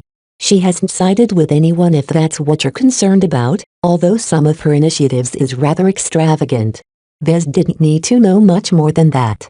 With his grandfather keeping an eye on her, Kelsey should do fine. He pushed her to take up the chair he vacated not because he expected her to grow his business, but to keep it away from the hands of those who greedily bought at it or tried to steer it in a reckless direction. In the worst case, Vez left behind a contingency plan to replace her should she go out of her bounds, but it appeared that wasn't necessary. After arranging matters with Kedis and Captain Silvestra, Vez boarded a generic civilian shuttle and returned to the Shield of Hispania much diminished in stature and possessions. He left behind his CFA shuttle, his XV-99 Squallen and all of its integrated gadgets and gizmos, his armor tool belt along with his CFA tools and standard-issue CFA laser sidearm, and most importantly a bunch of crates containing many bundles of vintage nutrient packs. Of course, I can't forget about the Archimedes Rubal either. Vez had plans for the bi-implant, but for now he couldn't make use for it, so he sent it packing off with the rest of the goods he recovered from the Starlight Megalodon. As Vez stepped off the civilian shuttle, which quickly flew away since it wasn't actually supposed to be here in the first place, he met up with a familiar face. Major Verl actually went out to greet Vez in person in the shuttle bay. I've received a report that some of our recovered gear is misplaced. You wouldn't happen to know anything about that, would you? No, sir. Vez coughed. However, I did happen to see a shuttle roll off the shuttle bay deck. Terribly sloppy, sir. The shuttle technicians should be reprimanded. That fancy CFA shuttle along with all of its contents disappeared into space before we knew it, and well you know how difficult it is to locate a CFA shuttle with its passive ECM systems constantly active. This was the excuse that Vez came up with to explain the disappearance of his loot. To be honest, it was an extremely poorly constructed excuse that wouldn't hold up to any serious scrutiny, but Major Verl already promised to make sure nobody asked any uncomfortable questions. This was the benefit of borrowing someone else's influence. While the rules and regulations clearly stated what was allowed, it was up to humans to enforce them. Vez learned the importance of this difference during his time with the Vandals and clearly applied his lessons in this case. Naturally, without earning the favor of the Vandals and Major Verl specifically, Vez could forget about making use of this trick. Well, I hope you don't think you're done here, because you have a number of appointments on your agenda. First, we'll have to stop by at Colonel Lowenfield's flagship to hand over sensitive materials and provide a verbal report. Vez nodded, not surprised that he'd be called up to the desk of this notable figure. Colonel Lowenfield exerted a huge influence over the flagrant Vandals. Vez actually felt slightly apprehensive about meeting her, especially since he heard rumors that she shared a contentious relationship with Colonel Larkinson at Citadel Havensworth. She wasn't his lover or something, was she? Chapter 964 Colonel Lowenfield Vez, Major Verl, Captain Orphan and a bunch of other senior officers aboard the Shield of Hispania entered the shuttle and traveled over to the flagship of the Mech Regiment. The large and well-armored combat carrier flew close to the Wolf Mother and looked like a beast. Large, modern and expensive, every other combat carrier of the flagrant vandals seemed old and shabby. That's the princely Jackal, a recent acquisition when Colonel Lowenfield turned the fortunes of the vandals around. Major Verrill noted when he spotted Vez studying the flagship's projection. She can field 60 mech, 30 landbound and 30 aerial mech, and is extremely well suited to make landings on hostile ground. I would have figured the vandals would opt to go for a Spaceborne fused combat carrier as a flagship instead, sir. The vandals already have that covered. Combat carriers show their true value in closer proximity to battle.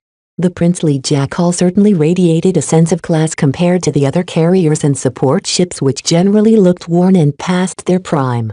As the shuttle touched down upon the shiny deck of the shuttle bay, a large procession of security officers greeted the new arrivals. After the obligatory salutes and other trivial ceremonies, Captain Orphan personally stepped forward and handed over the lockbox to a security captain, who immediately placed it into an even larger and sturdier lockbox. The Verrill task force finally managed to hand over the mission object to the main element of the flagrant vandals. This marked the formal end of their perilous duty. "Well, take good care of the contents, Major," the security captain said respectfully before bringing over half of his men away to secure the mission object in the princely Jackal's vault. A handful of other security officers began to escort the remainder deeper into the ship. As Vez looked around, he couldn't help but find the clean, sterile interior to be a stark contrast to the older but more homely interior Shield of Hispania. The princely Jackal's crew members that traveled back and forth also differed substantially from the survivors that barely made it back alive from the deep frontier. There was a sense of freshness in their faces, as if they had never been pushed to the brink. Vez found their straight backs and their mild optimism to be a very jarring sight compared to the cynical, worn-out looks of the crew of the Shield of Hispania. Every survivor of the Shield of Hispania and the Gorgon's gaze was a fellow comrade in his books. Each of them shared a deep bond with each other as they lived, fought and died together many light years away from home. The other vandals who served under Major Verrill also became affected by the subtle changes. An unavoidable sense of alienation welled within their hearts, but they mostly kept it within themselves. No matter how long they'd been separated, the vandals were still on their own side. A whirlwind of questioning and debriefings ensued. Major Verrill already warned Vez that many people would want to read his reports and hear him retell certain incidents in person. This won't be the last time Vez retold the same stories over and over again. Fortunately, Vez didn't undergo a hostile interrogation, as he was one of their own. After answering some mild questions and elaborating on some points they wanted clarification, he finally got shuffled to a row of seats placed just outside Colonel Lowenfield's stateroom. The commanding officer of the flagrant vandals called up every participant of the mission to an individual meeting. Major Verrill and Captain Orphan already had their turns. After Lieutenant Commander Soapstone exited from the hatch, Vez got called up to enter. Compared to Major Verrill's rather plain and Spartan stateroom, Colonel Lowenfield added a bit more personal touches to her work environment. Fresh plants, projections of iconic sites from the bright Republic and a display of diplomas and awards gave the impression that she was a loyal and hard-working officer of the Mech Corps. Having heard so much about Colonel Lowenfield, he became surprised by her mild, plain appearance. Her groomed brown hair and thin stature made her seem almost invisible if not for her Mech Colonel insignia. She lacked the heroic bearing or the restrained aggression of someone like Major Verrill, who used to be a genuine Mech officer who fought on the front lines. To Vez, Colonel Lowenfield completely filled the stereotype of a bureaucratic logistical officer who mainly stayed as far away from the front lines as possible. Yet she was also exactly the kind of leader the flagrant vandals needed the most. Vez also reminded himself that besides her considerable administrative ability, she also wore the hat of an agent of the Firestarters. As soon as he sat down and the hatch behind him closed up, a subtle interference field suffused the entire compartment. "Mr. Larkinson. How very nice to meet you," she began in her mild, wispy voice. Still, Vez sensed a strong intensity hidden behind her words. "As you know, I am Colonel Lowenfield." Major Verrill must have told you a lot about me, correct? Yes, Mom, Vez answered in a restrained manner. He told me you were. Even though he didn't lack for confidence, he felt a bit subdued when talking face-to-face with the ultimate head of the flagrant vandals. There is no need to hold back here. It is true. Major Verrill and I are both representatives of the Firestarters, which in official parlance is designated as the Unconventional Action Division of the Flashlight Military Intelligence Service. You will be familiar with their meanings in time. Outwardly, you answer to the Mech Corps, but in reality you answer to Flashlight. Every vandal already does so from the start, whether they know it or not. Most don't. Any questions?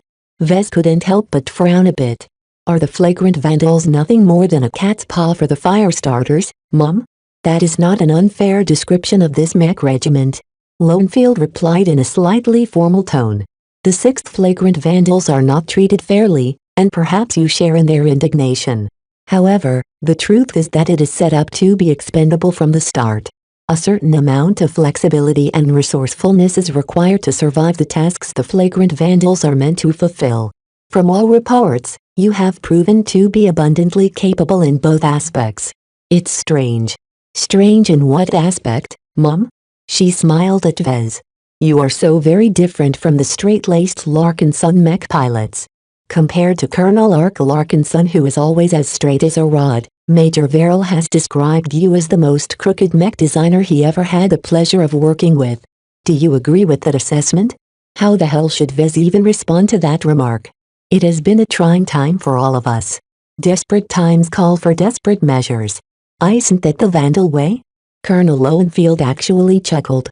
You are very different from Ark. It is a wonder the two of you are part of the same family. Ah, but I digress. Your family lineage isn't on the agenda today. Instead, I've called you here is to ask for clarification on a few points of your report and to tell you what is in store for you on our return trip to the Republic. The colonel then proceeded to put Vez into yet another interrogation. Though she asked a lot of uncomfortable questions about certain matters that Vez really didn't want to elaborate upon, such as Miss Calabist or the reason why the Starlight Megalodon met her end so abruptly, she didn't press him too hard. I really can't elaborate on these points, Mom, Vez said. He couldn't hide the fact that he deliberately left a lot of pertinent information out of his reports. Some secrets of the CFA are best left in their hands. That's a decent excuse. Colonel Lowenfield gave him a mental thumbs up. Be sure to mention that whenever the Mech Corps or Flashlight press you on those topics. There is much about the CFA that we find unfathomable, so there is a tendency for them to subconsciously cross out any further inquiries that may appear to be encroaching on their territory. The meeting lasted for an hour but mostly progressed in an amicable manner. Despite his stiffness in front of Lowenfield, the colonel never did anything to make him feel uncomfortable. Obviously, Colonel Lowenfield inherited Major Verrill's trust and favor in him despite only meeting in person for the first time. This also signified that the two were pretty much in cahoots and could be considered part of the same clique. This was good. No matter what he thought about Colonel Lowenfield, at least he enjoyed her favor. At the end of the meeting, Lowenfield finally dismissed him. You have an appointment with Professor Velton aboard the Wolf Mother. For now, you are reassigned to serve directly under her at the factory ship. Don't keep her waiting. After filing out of Colonel Lowenfield's stateroom, a security officer guided him all the way back to the shuttle bay, whereupon he shuttled over to the massive factory ship that dwarfed anything the Beggar's Bounty and the Liniver Swan could produce. As Vez stepped out of the shuttle, he felt as if he returned back in time to the point where he first arrived at the factory ship. Back then, he was just another apprentice mech designer who performed low-level duties in the development of several internally developed mech designs of the Vandals at the design department.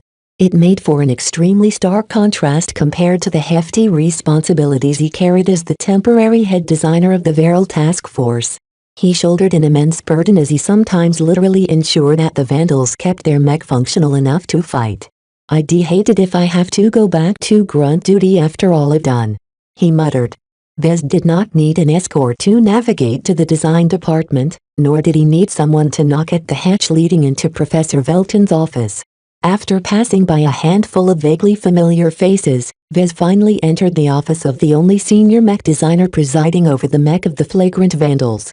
This old woman who seemed to have aged even further than before carried the real burden of the mech regiment. Having shared much of her responsibilities though at a smaller and more limited scale, Vez sympathized. Even though she looked as close to death as Venerable O'Callaghan, Professor Velton still possessed enough lucidity to read his expression. She threw him a sharp glance. "I don't need your pity, Mr. Larkinson. Now, sit and let's get this over with. I'm sure you're tired with all of the inquiries you've been through, but I'm not a security officer or a mech officer. I'm a mech designer, and so are you, so we will only discuss matters concerning mech in this office. Let us begin with the very unique expert mech Divisions has fielded at Ian Coronavirus, the Belisarius if I recall. Vez mostly answered questions about the Belisarius, the breakdown effect and his methods of coping with it, the enduring protector design that never really saw an opportunity to fulfill its purpose, his stint as a senior mech designer in the hierarchy of the Starlight Megalodon, and more. He generally satisfied Professor Velton's curiosity as none of these topics touched his bottom line.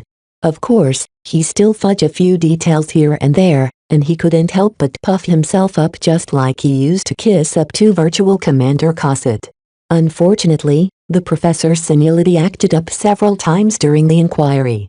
She wasn't long for this galaxy, Vez privately concluded. He found it to be a shame that the life-prolonging treatment serum that so many vandals had sacrificed their lives for wouldn't be used to give her a new lease on life. A senior mech designer such as Professor Velton simply wasn't worth the investment. Chapter 965 Project Management. Despite her age, Professor Velton showed keen interest in his descriptions of the many problems he faced and what kind of solutions he came up with. She also dug in quite deeply about all of the research projects he came in touch with at the Starlight Megalodon's research department. To think the CFA already set their sights so far 300 years ago. She sighed. We are but children playing in the mud compared to the big two. Overall, she seemed pleasantly surprised by his competence in taking over the position of head designer. Alok should have held this position. He was ready for it. Unfortunately, the journeyman mech designer was still missing in action even after all of this time. Professor Velton showed genuine regret about the continued disappearance of her final protégé. It took some time for her to shake off her memories and return to business. We have talked enough for today. Right now, you must be wondering what your next duties will be. Colonel Lowenfield has informed me that you are due for a transfer upon our return to the Bright Republic. While she hasn't told me where you're being transferred to, she raised a few points to my attention that might be relevant to your next posting. Vez raised his back a little bit. It sounded like he wouldn't be sent back to the design department to do grunt work. From today, I'll instruct you and have you study proper project management. Mech designers often collaborate on major projects, and since you have mostly worked alone so far, you will need to be brought up to speed on how to contribute to design projects both as a participant and as a project leader. Professor, while I haven't participated in too many collaborative projects, I'm not unfamiliar with them. I think I know my around them already. You may think so when you think about small design projects involving 4 or 5 mech designers. However, it is a different case entirely when you talk about major design projects that involve 100 mech designers or more. The more mech designers are involved, the higher the challenge of managing them all to make sure their talents and abilities are put to use. Professor Velton's explanation insinuated that Vez would definitely be joining a large design team in the future. Perhaps he was even being groomed for a leadership position, though he highly doubted it because apprentice mech designers generally didn't fill such big shoes. Leading a large number of mech designers is worse than leading mech pilots. Do you know why? She abruptly asked. The latter are soldiers who are trained to obey orders, while the former are scientists and engineers with strong beliefs, Mom. Your answer is a bit simplistic, but true, in a sense. The smarter the mech designer, the more stubborn they become. This becomes a significant problem when you gather a large number of them together. There are theories, frameworks, methods and paradigms that specifically pertain to design teams involving many mech designers and component designers working together on the same projects. You will need to be up to speed with them as much as possible. Well, begin your lesson as soon as you have your rest. I'm sure you are exhausted by now. He did talk a lot with various people. Ever since he departed from the Shield of Hispania, he answers the questions asked by professional interrogators whose job was to construct a detailed picture of how the mission progressed. He subsequently entertained Colonel Lowenfield and Professor Velton's many questions specific to their own interests. The recombined Vandal fleet had long exited the Mancroft system and transitioned into FTL during that time. All of this talking and trying to keep his nose clean throughout all of his answers exhausted him quite a bit on a mental level. Even if his fit and genetically optimized body could go on for longer, his mind dearly needed a reprieve. When Vez exited the office, two familiar mech designers waited outside. Leda and a couple of other apprentices welcomed him back to the fold. "We heard you went on a grand adventure, Vez," Leda said. Vez shrugged. "I'm sorry I can't tell you much about it. You know how it is with classified missions and all. Some of the tales about where you've been have leaked out. Is it true that you found a genuine crashed CFA battleship?" "I can neither confirm or deny that assertion," Vez answered robotically. "Just believe me when I tell you that it's been hell on us all." "That's obvious," the female mech designer remarked. Dozens of Vandal ships set off to the Reanald Republic and to the frontier by all accounts, but almost a year later the only ships that returned are two Bateran-looking combat carriers. Vez really couldn't tell them much. His tiredness along with their inability to imagine living through those harrowing circumstances put some distance between him and his fellow mech designers. He quickly separated from his curious two pairs with the excuse that he had a long day and found his way towards his bunk on the Wolf Mother. Starting from the next day, he began to study under Professor Velton. She handed over a lot of reading material that didn't really pertain to the sciences. Instead, she assigned a laundry list of textbooks pertaining to project management and leadership and the like. As Vez started to hit the books, he already felt as if he already understood much of their contents from his previous stint as head designer. However, there was a difference between learning on the job and learning the theory behind it all. Vez didn't find his homework to be redundant. Theory and practice complemented and reinforced each other. Even if Vez already had his experience to draw upon, it was always good to know if his methods were the best and if he could have opted for alternatives instead. One of the reasons why Vez enthusiastically devoured the books was because all of this management theory would also be of use in his business career. He always intended to take a firmer hand in the running of the LMC once he returned. Getting to know how to boss around his subordinates better would doubtlessly help him rein in the beast that grew in his absence. Weeks went by as the main fleet of the flagrant Vandals passed through unclaimed territory and the territories of small, neutral states. During this time, Vez found it hard to reconnect to Leda and the other apprentices. While Vez took part in a mission that saw him assisting the flagrant sword maidens in fighting for their lives against hundreds of pirate and Vision mech, the other apprentices mostly spent their time assisting the development of the Inheritor, Hellcat and Akara designs. After the Detman operation, the Veral task force abruptly set off for the mission while the main fleet calmly snuck back to the Bright Republic and held a position in the rear of the war theater. None of the mech designers and Vandals of the main fleet saw any action during this time. Even when the war heated up at the front lines, Colonel Lowenfield kept all of her available forces on standby. "What happened to Pierce, Vez?" Leda asked him quietly. "As far as I knew, he was assigned to the Beggar's Bounty. Yet the bounty isn't among the ships that returned." Vez closed his eyes in sadness. He hadn't spent nearly as much time with Pierce as he would have liked. Pierce Uveless is missing in action. The Beggar's Bounty is one of the many ships that we have been forced to leave behind. While many Vandals who abandoned ship managed to find other berths, Pierce isn't among the people who found their way to the Shield of Hispania or the Gorgonskys. "I'm sorry." Both of them grieved for their fallen friend and peer. Vez found Pierce's fate to be a truly depressing tale. The young mech designer fled the Friday Coalition for the Bright Republic due to his lack of talent in mech design, but he always harbored an urge to improve himself to the point of being able to return to his home state with his head raised high. Such a dream would never come to pass now that the Sandmen presumably sucked Pierce into a dry husk before crushing his remains entirely. Too many Vandals never made it back. Leda echoed in sadness. Vez found interacting with his fellow apprentice mech designers to be a bit of a chore.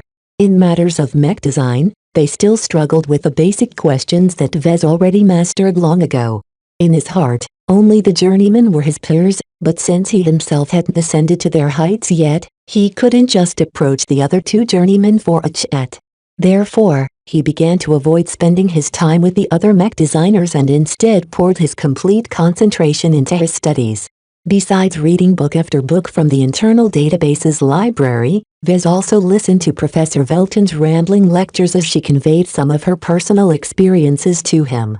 While Vez found her stories to be rather meandering and incoherent on her bad days, the leadership perspective she provided gave him a lot of insights on how to lead a team of mech designers. It used to be different, you know. Our profession has changed throughout the years.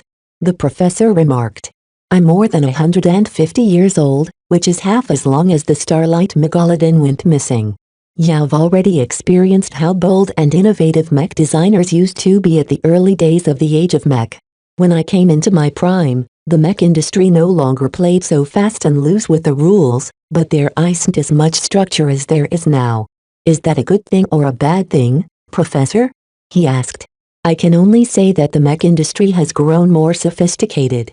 Structure is needed to cope with the increased amount of variables that affect our work.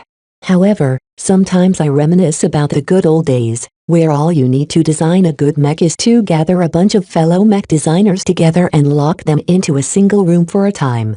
Besides these interesting remarks, Vez also got to hear about her burdens as a senior mech designer. A senior mech designer is lifted up to a pedestal in the Bright Republic. You might think that we are at the top of our game and the envy of the younger generation of our state, but nothing could be further from the truth. The more capabilities you possess, the more responsibilities that you are expected to fulfill. Personally, I've made the mistake of taking these responsibilities too seriously. I spent too much time on pointless endeavors. What kind of endeavors? Too many of them. The professor cackled. Where do I begin? How about collaborating with the Bright Republic's Detespan Sword design teams in designing unicorn mech that eat up billions of credits but are only fielded once or twice? Or how about becoming a tenured professor only to end up eating away precious years of my life spent teaching stupid little brats who have no business entering this profession how to hold the right end of wrench? Obviously, Professor Velton held too much regrets in her life. Her fatalistic behavior implied that she knew the end of her life was near. Right now, this dying woman who lost her final protege to the war against the Visions treated Vez as a vehicle to leave behind some of her legacy. It made Vez fear old age even more. He would hate to end up growing old and senile with all hopes of extending his lifespan cut off. Mark my words, Mr. Alarkinson. If you ever advance to journeyman or senior and propel yourself to success, don't let yourself be distracted by the fawning of others. Nothing is more important to a mech designer than their own pursuits and initiatives. This was probably the most important lesson that Professor Velton tried to convey to Vez. A mech designer's time was limited, and time should be spent on improving themselves instead of fulfilling the petty desires of others. While Vez didn't think he would ever fall into such a pit, he nodded seriously at her warning. I will be sure to remember your advice, Professor. Chapter 966 New Foundation v. The flagrant vandals made their way back to the Bright Republic without any incident by following the main commercial space routes between the frontier and the Bright Republic. Many ships ply this route, and the Bentheme system formed an indispensable link in one of the main trade routes from the frontier to the co-reward side of the Komodo Star sector. All of this traffic meant that the flagrant vandals constantly passed through well-trafficked and well-guarded star systems, precluding the chance of any attacks from pirates or Visions. While plenty of risks still existed, the vandals already planned for their return trip. Nothing dangerous of note ever sprung in their faces during their long way back to the Bright Republic. Vez breathed a little easier once the flagrant vandals actually passed through the borders. Now that he finally returned home, he didn't have to worry as much about being jumped by unknown forces trying to steal the lockbox they retrieved from the Starlight Megalodon. Instead of heading to the Bentheme system or the Tari system, the Vandal fleet instead traversed to the New Foundation system, the second most important star system of the Rittersberg region. While the capital of the Bright Republic formed the nexus of the Rittersberg region, the New Foundation attracted almost as much attention due to the sole fact that it housed the headquarters of the Mech Corps. As a star system occupied by the military, Several mech divisions constantly stood by or patrolled the system and its occupied planets. Countless fixed defenses, minefields and orbital defense platforms constantly defended the headquarters and all the other important military infrastructure of the Bright Republic's main military branch. "Is this your first time to the new Foundation system?" Leda asked. "Yes." "Huh. I figured a Larkin son like you would have been familiar here. I'm not the average Larkin son. Many Larkin sons passed through the new Foundation system at some point or another. It hosted the bases of many elite mech regiments on its various fortified planets. If Vez ever bothered to look the information up, then he'd probably be able to learn that over a dozen Larkin sons were stationed in this military star system right now. Of course, Vez couldn't casually lift his comm and call them up. Right now, the war still raged on and many active duty service members possessed a comm just like his which completely restricted any outside communications. "I miss my CFA comm." Compared to the magical capabilities of that highly advanced device, the replacement comm he received from the Wolf Mother's armory was like a toy to him. Each military issue comm was a toy, actually, but Vez once again went back to square one by receiving the most basic one that didn't do more than take notes and answer calls from officers. His exasperation regarding his current comm aside, Vez did look forward to his visit to the new Foundation system. As the ships of the flagrant Vandals took up orbit over one of New Foundation versus moons, Vez and a large number of Vandals transferred into shuttles that brought them all the way down to the surface. New Foundation V not only housed the headquarters of the Mech Corps, but also housed many other institutions falling under their umbrella. The soldiers picking up the Vandal officers never told them where they were being transferred, but from what little Vez could observe, his shuttle flew all the way to the surface and entered a guarded tunnel that led deep underground. The lack of windows, projections and other sights made it difficult for Vez to be sure. The only information he had to go on was the slight noise, vibrations and air pressure carried over to the interior. After this lengthy trip, the shuttle finally touched down upon a landing pad in a vast underground parking hall which housed numerous shuttles and even transports. The hustle and bustle of all of this traffic showed that this place saw significant traffic. It was only after Vez observed the emblems affixed to the walls of the massive hall that he learned where they landed. "This is the Bureau of Sector Affairs." "Correct," Major Verrill said as he stepped out next to him. "Sector Affairs is responsible for any deployments, commands and other matters of the Mech Corps outside the borders of the Bright Republic. In short, that means that most military expeditions outside our borders falls under their purview. We will have to account for our actions during the mission today, but remember your instructions. Your back is already covered, so feel free not to answer any questions that you don't want to answer." Vez and the other Vandals saw little of the neat and bright lit interior of the Bureau of Sector Affairs. Instead, armed security personnel led them all through a familiar parade of debriefings and interrogation. Having gone through this particular rodeo many times, Vez answered the questions that he didn't mind answering and kept his mouth shut on matters that he would rather not voice. Of course, that didn't earn him any favors from Busika, as the Bureau was sometimes called in shorthand. Still, the attempts at applying pressure on Vez mostly fell flat because they both knew the interrogators were toothless. After several days of mostly pointless questioning and an endless amount of repeating himself, the people of Busika finally gave up on Vez and kicked him to a waiting area which housed various servicemen visiting the Bureau for some reason or another.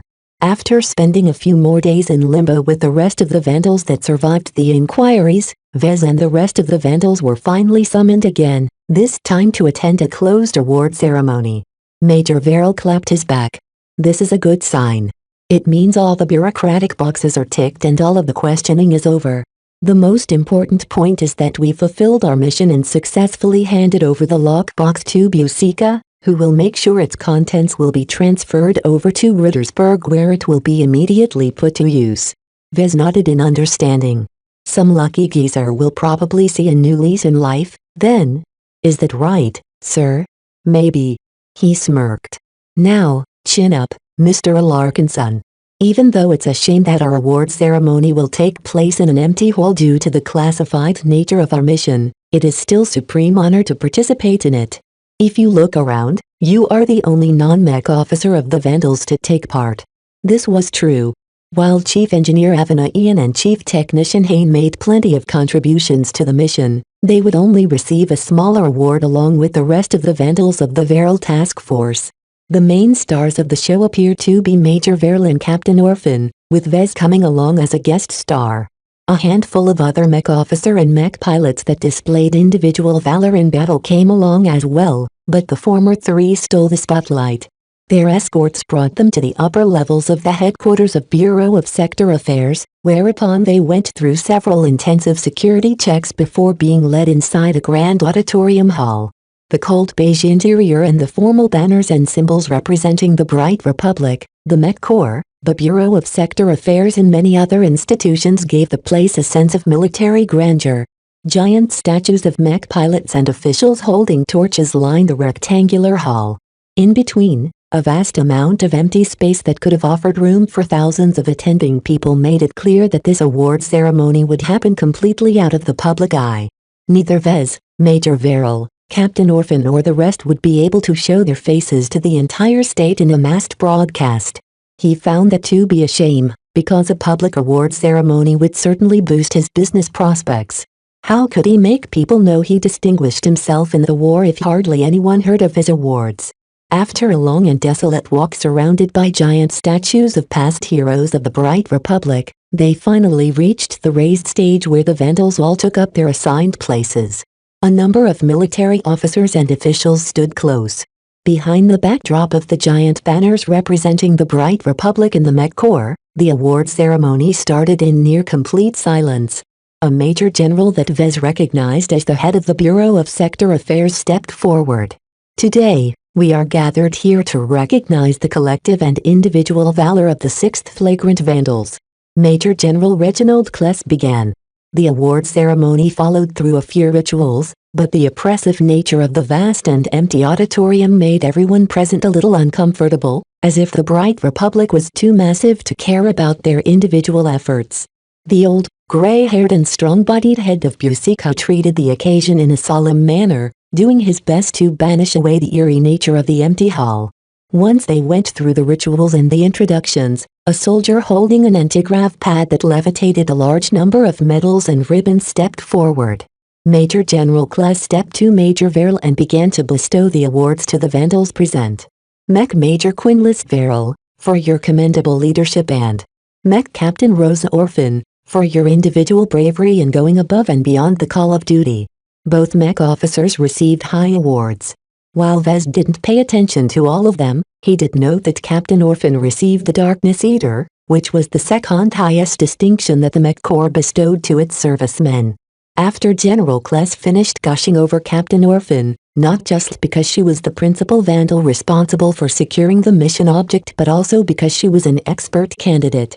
It never hurt to suck up to a future expert pilot, even for the head of the Bureau of Sector Affairs. The general finally walked up to Vez after that. The soldier bearing the medals in the air activated a command that sent over 3 of them in front of Kless. Vez Larkinson, mech designer attached to the 6th Flagrant Vandals. When I heard that a mech designer is eligible to receive these rewards, I first thought it was a mistake. Mech designers aren't eligible to receive some of the awards of the Mech Corps, and the ones they are almost never find their way in their hands. Do you know why? It's because mech designers are non-combatants, sir. Vez replied as neutrally as possible. It won't do to say anything too sloppy in front of this important figure.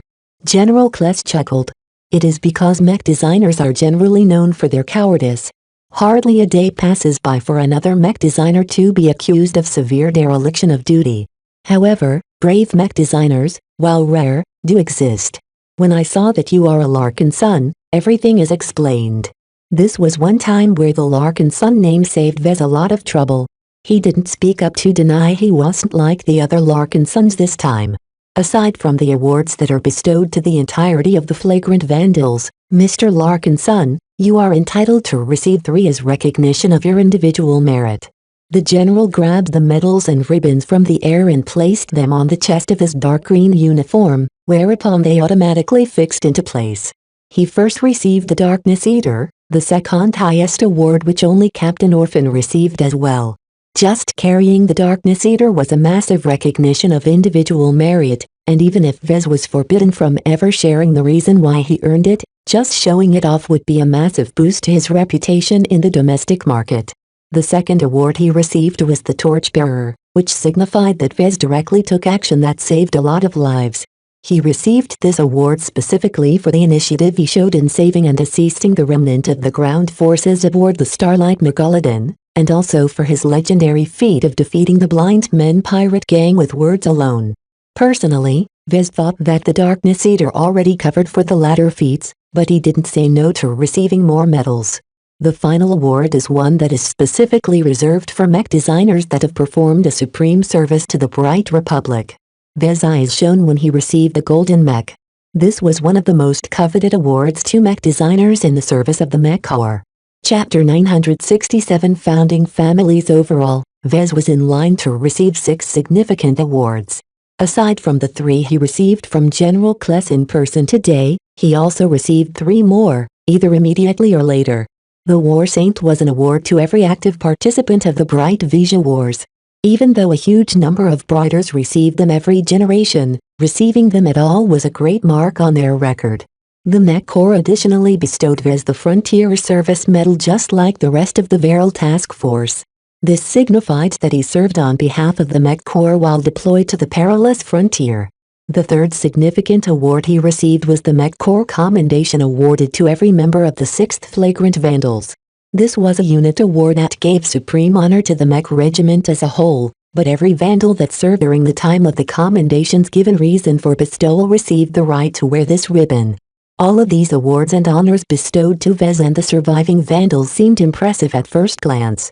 Yet some couldn't help but feel they served as an inadequate band-aid to the dangers and predilections they all suffered during their arduous mission. Many Vandals never lived to make it home. Only 2 ships out of dozens made it back. The most galling fact was that many of those who died at the hands of the pirates, Visions or Sandmen never found out what they fought for all the way out in the frontier. Why did the Bright Republic send them all the way out to an isolated star system deep in the frontier? What was so important enough that the sacrifice of hundreds of mech pilots and thousands of support personnel made the people awarding the medals to the handful of survivors so pleased? Oh, Major General Kless had the decency to recognize their sacrifices and appear solemn. Yet some of those bureaucratic official types standing at the side seemed inordinately pleased for what should have been a serious occasion. This was because after General Kless finished going over the Vandal survivors, he began to posthumously award the confirmed dead and missing but very presumably dead. This put Vez and the Vandals into a somber mood. People like Chief Dakin and Dr. Tillman all contributed enormously to the ground expedition, but aside from the honors bestowed to them, their existence no longer mattered to the Republic. The classified nature of this award ceremony basically meant their family members would never find out where and why they died. They would forever hear that their deceased relatives died as heroes, but that would be the extent of what they were allowed to know. Perhaps Vez should follow up on the family members of those had been close with it, the Vandals. Not now, of course, but after the war. As Vez looked at his fellow comrades, he saw that he wasn't the only one who thought that way. After the end of the award ceremony, one of the civilian officials gathered Vez, Major Verrill and Captain Orphan to the side. Our patron, the primary benefactor of your mission, cordially invites you to attend a private banquet with him on this planet in 3 days' time. We have already arranged your schedule to accommodate this appointment. Major Verrill's lips twitched. Though the official's invitation was worded as a request, it really left no option for refusal. Mr. Cordraith, we would be delighted to accept your patron's invitation. Good. The slick-haired middle-aged man replied perfunctory. The Bureau of Sector Affairs will prepare all matters on your end. After that, Cordraith rejoined his fellow officials and left through the side door. As everyone returned to the guest area of BUSEC as headquarters, Vez asked a question. Who is Mr. Cordraith? Who is he working for? And is that person? Mr. Cordraith is the executive assistant of Senator for Life Camden Tovar of the Bright Senate. As for Mr. Tovar, I doubt you require a history lesson on the Tovars. The mention of Camden Tovar came with such a shock to Vez that he temporarily stuttered in his steps. Tovar. In the chaotic founding of the Bright Republic at the opening of the Komodo Star Sector shortly after the start of the Age of Mech, a few leaders came to prominence. During this time where all sorts of exiles, misfits and hopeful colonists flocked to the Komodo Star sector to carve out a place of their own, one colonization fleet from the New Rubarth Empire set forth with hope. They hoped to live a life away from the stifled, stratified and were-obsessed Rubarthans. Several somewhat will-to-do Rubarthan families pooled their resources together to fund the colonization fleet and set forth to the edge of the galaxy as fast as possible. In total, 17 families funded the colonization fleet and owned shares in it with the hope of founding a prosperous new state.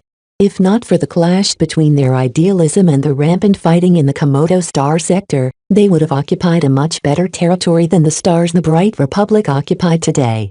In truth, their colonization fleet suffered a humiliating defeat at the center of the sector where the fighting was most heated. After being kicked out of the area where the Friday Coalition now made its home, the much diminished colonists dejectedly founded their homes elsewhere, immediately butting heads with the founders of the Vija Kingdom who carved out those stars for themselves. 17 families funded the colonization fleet, but only 5 exist today. Vez recalled.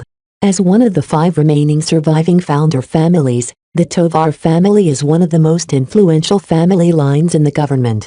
The Larkinson ancestor may have fought on behalf of the newly founded republic as well, but he was merely an extremely talented mercenary. The founder families consisted of the true behemoths of the Bright Republic and still shaped much of its policies to this day. Much of the public cynically considered the founder families to be noble houses in all but name. Vez tended to agree with their sentiment, but at least they pretended to be the first among equals rather than outright superior as with the case of the nobility in the Vija Kingdom. Founding a colony required an immense amount of funding to gather all of the manpower and assets required to set up a colonization fleet and all of the supplies necessary to accelerate the development of settlements. Those who funded it often demanded a say in the running of the colony and a share in its profits. The states that emerged from these colonies often retained a vestige of their previous ownership. Some leaders or descendants of leaders held onto power outright by adopting a feudal system of some sorts. Most of the duchies of the Vija Kingdom actually shared such origins. The royal house that nominally reigned over the state contributed the most. In the Bright Republic, their emphasis on a more enlightened and forward-thinking society prompted the founding families to avoid going to such extremes.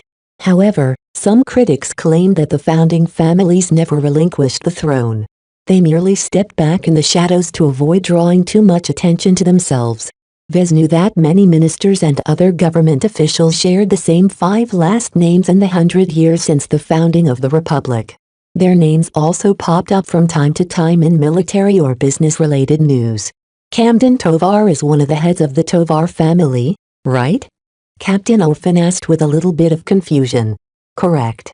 Verrill nodded. Camden Tovar is the oldest surviving son of Amtusa Tovar, one of the bright founders of our great state. How old is Mr. Camden? Over 280 years old, I think. It's really surprising how much longer he's managed to live. Hardly anyone from the Republic has become this old. Orphan sneered. I see. He's really getting on in years. Vez nodded as well. No wonder Camden Tovar was so desperate for another round of life-prolonging treatment. That man was an institution of the Republic by himself. Not only was he directly descended from one of the legendary Bright founders, he also held the office of Bright President for 4 terms of 5 years each. Nowadays, he retired to become a lifelong senator in the Bright Senate, still very much involved in the highest level of policy making. From what Vez learned from the news and from the idle gossip of the Larkinsons, Camden Tovar was a diplomatic powerhouse.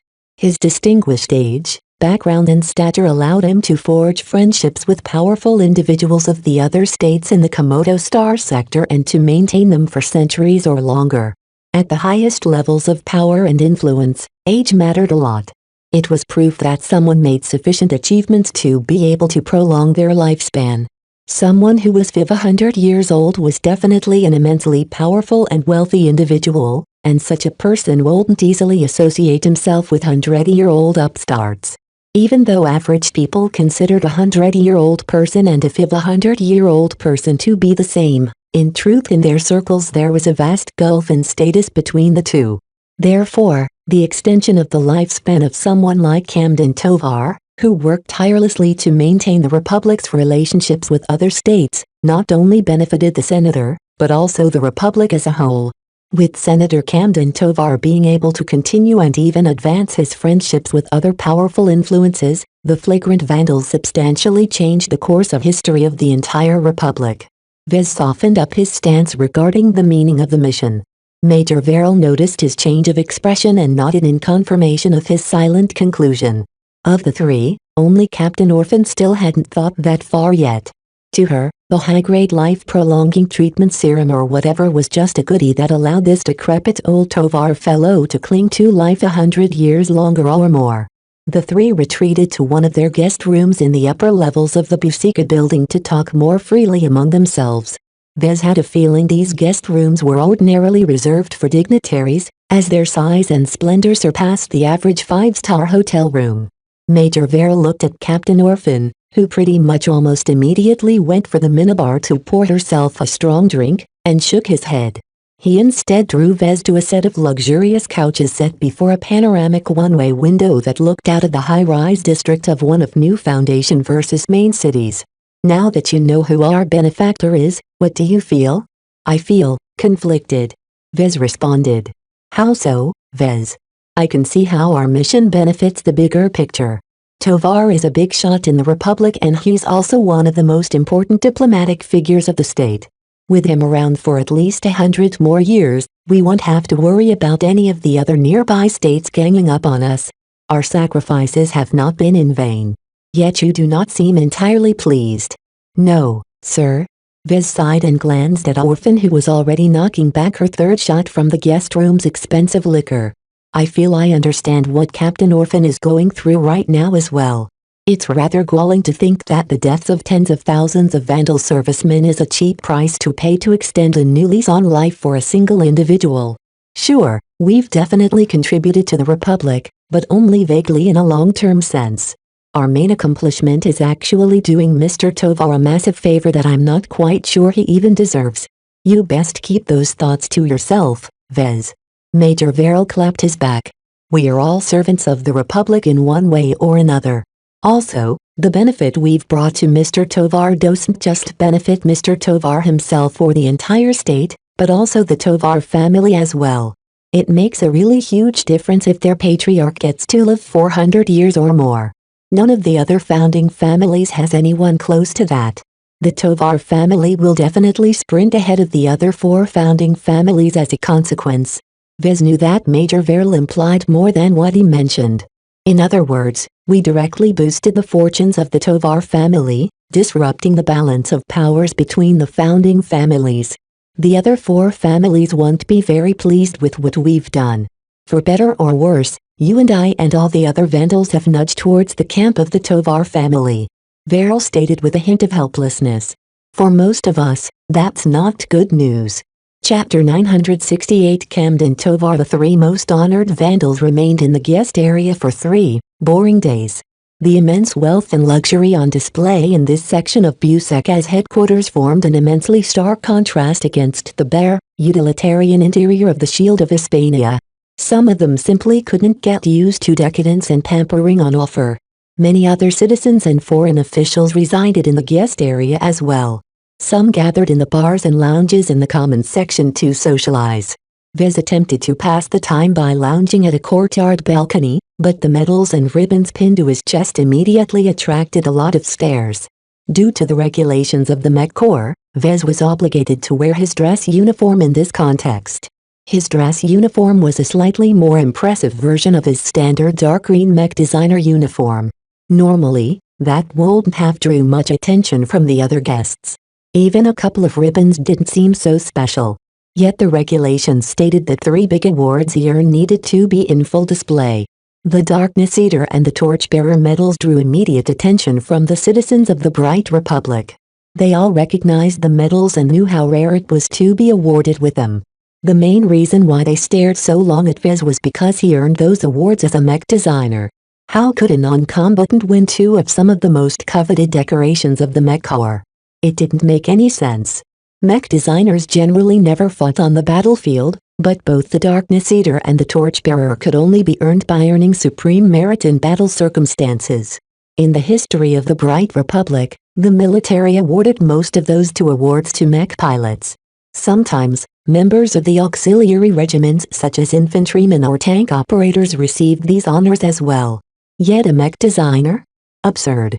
It was like some field surgeon suddenly went berserk, picked up a machine gun and stormed into an enemy vision base and wiped out all of the hostiles by himself. The addition of the Golden Mech proved to be the clincher. The addition of the Golden Mech reinforced the fact that Vez was a mech designer and contributed enormously to the stage with his expertise. Yet to someone like Vez who already carried the Darkness Eater and the Torchbearer, the addition of a supreme award that was almost never seen because of how rare they popped up reinforced the fact that he was a genuine mech designer and not some super soldier in disguise. The Golden Mech was an award designed by mech designers of the Republic to be bestowed under extremely stringent conditions relevant in their field of expertise. This was also the reason why the Golden Mech looked so ostentatious and thereby attract so much attention. When these curious people walked up to Vez and asked how he earned those medals, Vez of course couldn't reveal any classified information. "I'm not allowed to say," he responded, and that usually ended their questions in that direction. Yet the lack of information continued to fuel their curiosity regarding him. When they asked who he was, Vez couldn't very well refuse. "I'm Vez Larkin's son, a mech designer in the service of the Mech Corps." The people he talked to would instantly light up in recognition and say something like, "Ah, a Larkin son." Or "No wonder, you're a Larkin son." Or "As expected of a Larkin son." Vez didn't know whether to laugh or cry that they could instantly accept that he earned these attention-grabbing awards because of his family name. Nonetheless, a lot of people continued to push onto him for one reason or another, causing him to flee back to his guest room. They're just like the rabid clones back at that lab. Despite that unpleasantness, Vez knew that earning these noteworthy medals would definitely benefit him in his later business ventures. He was pretty sure that he was the only mech designer of the Bright Republic to hold all three of these awards at once. This will play well with the veteran demographic of the mech market, he predicted. Although it would be crass to show off these medals everywhere he went, their mere mention in his record already raised his profile head and shoulders above his fellow competitors. The Bright Republic was a state suffused with war, and those who distinguished themselves in the Bright Vision Wars always received bright prospects after the war. After all, it won't do for the state to belittle or stigmatize their war heroes. All of them served as examples for future generations, and many citizens in fact did look up to them as heroes or idols. Vez could already think of several ways to take advantage of his honors to enhance the performance of his businesses. It wasn't every day you could purchase a mech designed by someone who simultaneously held the Darkness Eater, the Torchbearer and the Golden Mech. If I managed to advance to journeyman mech designer quickly enough, then that would be perfect. The one regret he held was that while his awards attracted a lot of attention from fellow Brighters, many foreigners weren't familiar with them. Certainly, there was still some appeal to buying a mech designed by a war veteran and war hero, but they would rather pay attention to the specs rather than the personal story of the person who designed the mech. Therefore, Vez reminded himself that he shouldn't go in over his head. While the Bright Republic would always form the main market of his business, the LMC's reach already extended to much of the Komodo Star sector. As his company continued to grow, the proportion of foreign sales would grow larger while its home market would continue to diminish in importance. The Bright Republic's market was only so large, after all. Vez mostly spent his time hanging out with Major Verl and Captain Orphan, reminiscing about the Vandals and talking a bit about the future. While Major Verl definitely intended to stick with the Vandals both as a mech officer and an agent of the Firestarters, Captain Orphan seemed much more disillusioned about the mech regiment she fought for all this time. "I thought the flagrant Vandals are scrappy fighters who depend on themselves and who don't take crap from anyone," she stated in one of her drunken rants. "Yet despite being neglected by the Mech Corps, we can't help but come running once they want something from us. This is complete and utter nonsense." To someone like her who held a lot of affection for the Vandals despite their many flaws, Captain Orphan couldn't get her mind around the purpose of the mission. She didn't know their true role as a hidden hand of the Firestarters, and even if she did, she'd probably give them the middle finger. After spending their time in an overly comfortable limbo, The time of the private banquet finally arrived. A number of bots entered their guest rooms and meticulously cleaned and brushed up their appearances. They needed to look as neat and impeccable as possible in the presence of Senator Tovar. The three gathered back together in their neat lapis dress uniforms with all of their medals, ribbons, badges and insignia on prominent display. The Darkness Eaters pinned on Vez and Captain Orphan's uniforms were the biggest attention grabbers. Major Verrill had to make do with the Plasma Spark, which was merely the third highest award of the Mech Corps. Fortunately, they'd been spared from parading through the common section of the guest area by entering a nearby restricted elevator. They went all the way upwards until they arrived at second highest floor. A grand restaurant and dining room made up this floor, and was usually used to host various parties with foreign dignitaries. Such an extravagant occasion wasn't on the agenda today, and the three guests went through a quiet side entrance before entering a smaller but still very opulent private dining hall. Aside from a row of attendants that did their best to stand against the wall and make their presence unobtrusive, the tall and luxurious dining hall hosted nobody else except for two notable figures. One of them was Mr. Cordraith, who fawned at the old and extremely distinguished gentleman slowly rising to his feet to greet the guests. "Come." His rich and deep voice boomed, somehow encompassing the entire hall in a voice trained for public speaking since the moment he was born. "Let me greet my saviors in person." The three crossed the distance until they arrived a few steps away from the simple but exquisite legitimist senator who smiled at them. Mech Major Quinlist Verrill. Mech Captain Rosa Orphan. Mr. Vez Larkinson. It is an honor to meet you all. Let me start by expressing my profound gratitude at your heroic efforts to secure a new lease of life for me so that I can serve the Republic for a significant time longer.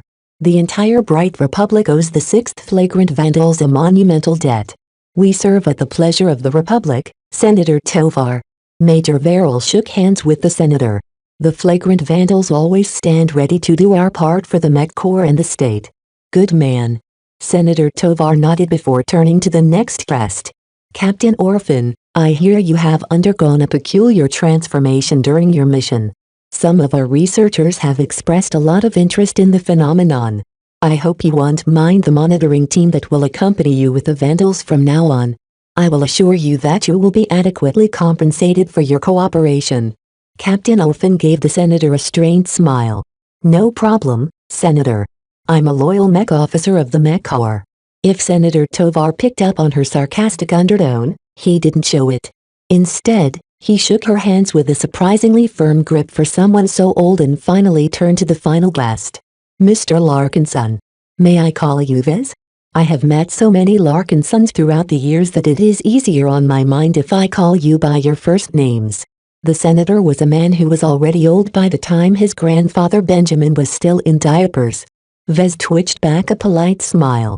I don't mind. You may call me whatever you wish, Senator. As they shook hands, Vez experienced the senator's powerful grip in person. Senator Tovar exhibited a lot of strength and vitality in that single handshake. Compared to his past appearances in the news, Senator Tovar obviously appeared a lot more livelier now. His frame seemed more powerful, some black started to color in his gray hair and his skin shed its worn and leathery appearance. The effects of life-prolonging treatments came into effect remarkably quickly. When they finished their greeting, they sat down at a firm square table.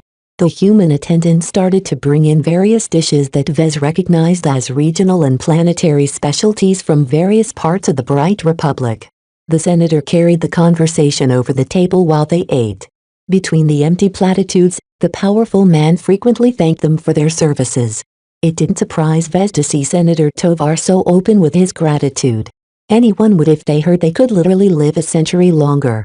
That was a lot of extra years that they could use to experience the galaxy, see their descendants grow and leave behind an unforgettable legacy. The senator also gave out hints on other matters. The 6th Flagrant Vandals have outdone themselves during this war. While many other mech regiments are content with doing the same thing over and over, only you dare to plunge all the way through the territory of the Vija Kingdom and deal them a blow that they would never forget. We have only taken the first step to bloodying the nose of the Vijans. Major Verrill modestly replied. The mech regiments fighting at the front lines are the real heroes for halting the invaders from ravaging our stars. Senator Tovar gently shook his head. Even so, the flagrant vandals has not shied away from going to even further extremes. The mission that has brought you all the way to the frontier is one that is hard to fulfill by even the most elite mech regiments, but the vandals have proven themselves to be uniquely suited to fulfill it.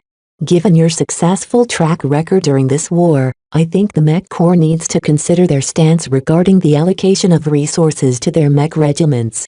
Chapter 969 Gratitude. The senator basically insinuated that on his say-so, he could get the Mech Corps to stop treating the flagrant vandals like an abandoned child. Such an offer sounded like a heaven-sent gift to the vandals. As they lost a substantial amount of forces, they needed lots of funding to replenish their ships, mech and manpowers. Yet Major Verrill did not respond in the way Vez expected. The 6th Flagrant Vandals answers to the 3rd Tari Division of the Southern Mech Army. Any decisions regarding the allocation of resources and funding is best left to the chain of command. I can facilitate the decision-making of the relevant offices. The senator continued, emphasizing his clout. While I am not in any way directly involved with the military, a single reminder is enough to make them reconsider their past decisions. We appreciate your intentions, but the budget of the Mech Corps is already fixed. Much more deserving mech regiments who have arduously fought in the front lines of the war are already in line to obtain their share of the funding. It is best not to disrupt the current allocation of resources in order to avoid affecting the progression of the war to our detriment. The senator pursed his lips but nodded. You make a good point, Major. The Mech Corps has already made their own arrangements. Even though the Vandals could truly benefit from the additional funding that Tovar could arrange for them, Major Verrill resolutely rejected the generous offer. Not only did he warn Vez not to get entangled with a powerful influence such as Senator Tovar and the Tovar family, but he also followed his own advice despite the attractive enticement. Of course, Major Verrill didn't reject Senator Tovar's initiative due to his integrity. He merely wanted to keep the Vandals from being associated with the Tovar family. While doing so might give the Vandals a lot of help, it would also earn them a lot of new enemies. Anyone who despised the Tavars or competed with them for power and influence would start to play tricks on the hapless mech regiment. The Vandals weren't ready to deal with those kinds of games. Not by a long shot. Certainly, Senator Tovar got the hint and stopped hinting about giving the Vandals a boost. Nonetheless, the old man couldn't help but insist on expressing his gratitude throughout the private banquet. Sometimes, he didn't leave any room for rejection.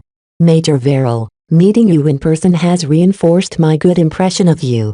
The Mech Corps needs steady officers like you that can keep the bigger picture in mind. I will be sure to put in a good word to your superiors. My thanks, Senator, but I am already pleased with the recognition that I've received already. Verrill replied, trying to keep the vexation out of his voice.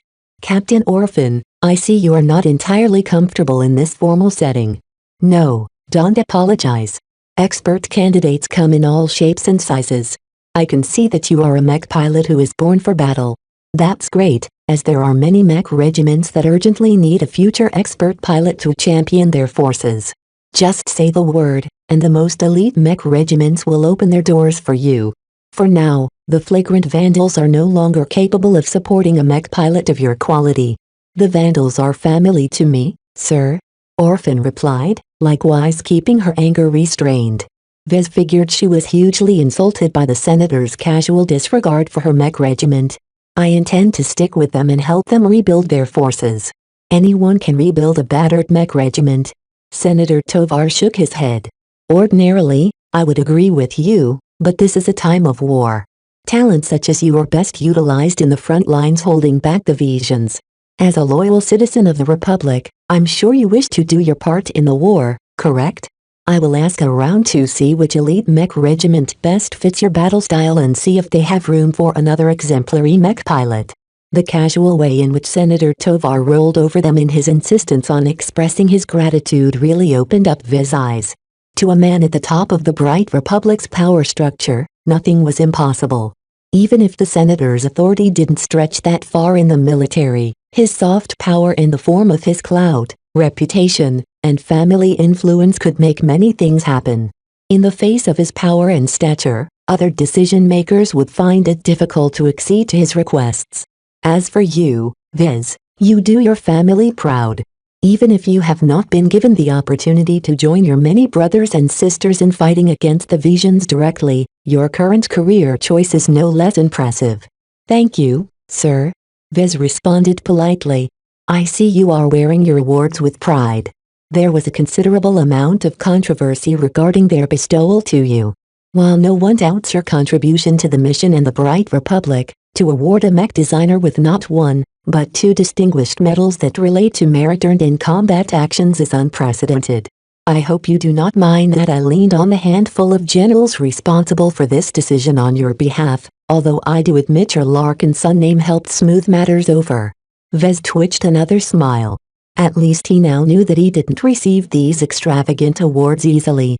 It seemed that Senator Tovar already did him a huge favor, likely irritating some generals in the process.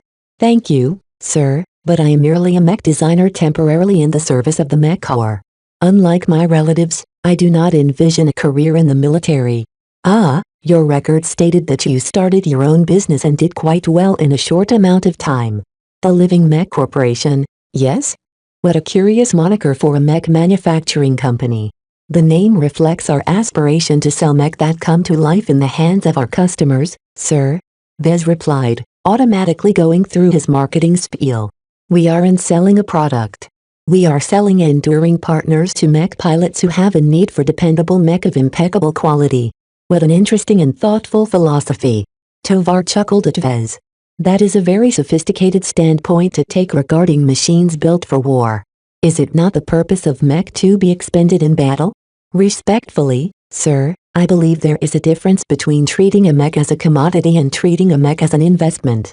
Mech pilots with the former mindset may be content with cheaper products built to serve a specific purpose and nothing more, but there are also mech pilots who expect something more out of their machines. This is where the LMC comes in. Our mech are premium products that are built to last. It is my hope that, like living persons, my mech will one day be able to grow stronger over time rather than grow weaker like every other mech in the market today. The senator's eyes lit up in enthusiasm. How bold. How daring. What a marvelous ideal. I absolutely agree with you. These days, the high volume of sales of mech has encouraged a pattern of reckless use among mech pilots. Too often they change their mech as if they change their coats. It is inordinately wasteful, and while many of your colleagues and competitors are glad with the extra sales, it nonetheless lowers the efficiency of our forces. For some reason, Vez and the senator both got pulled into a philosophical discussion on the use of mech. While Vez could never match the depth and wisdom of Senator Tovar, his unique thoughts regarding this topic was like a breath of fresh air to the old lawmaker. At first, I presumed a Larkin son such as you who has managed to thrive under very arduous circumstances would be a consummate soldier or a battle fanatic like your relatives. Now, I have learned that your family is capable of spawning more than talented and dedicated mech pilots. How they managed to raise an insightful and successful mech designer such as you is a mystery for the ages. I have good parents. Vez replied simply. He was starting to feel a bit uncomfortable at the praises the senator piled up on him. While he felt flattered by the attention, he always kept Major Verrill's warning in mind. The Bright Republic has raised many talented mech designers. I am but one among many. Ah, but you do yourself a disservice to speak so lightly of your accomplishments. It is unfortunate to hear that the Mech Corps will not be able to enjoy your services for long. I can see you are easily able to thrive no matter if you work in the military or in the private sector. I read that your company sells two very notable mech models. They are obviously worth more attention if they are designed by a mech designer of your talents. Did Tovar intend to invest in his company or something? My company is barely out of its startup phase. We are still very inadequate in many ways, and I have been absent from the company for about 2 years now due to my obligations to the Mech Corps. I would hate to embarrass you with our meager mech catalog. Right now, it would benefit my company more if we can keep growing organically without any undue haste or pressure. I believe it is too easy to disrupt a young company by taking too many risks.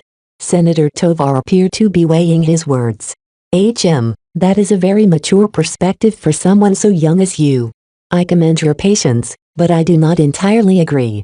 A company cannot do without risks. The Bright Republic's mech market is very competitive, and for every 10 company that holds back, there is always one that doesn't hesitate to gamble. Many of those companies who gamble fail and go bankrupt. Only the inept. Tovar emphasized. Mech manufacturers founded by listless and incompetent mech designers deserve everything they get when they inevitably flounder.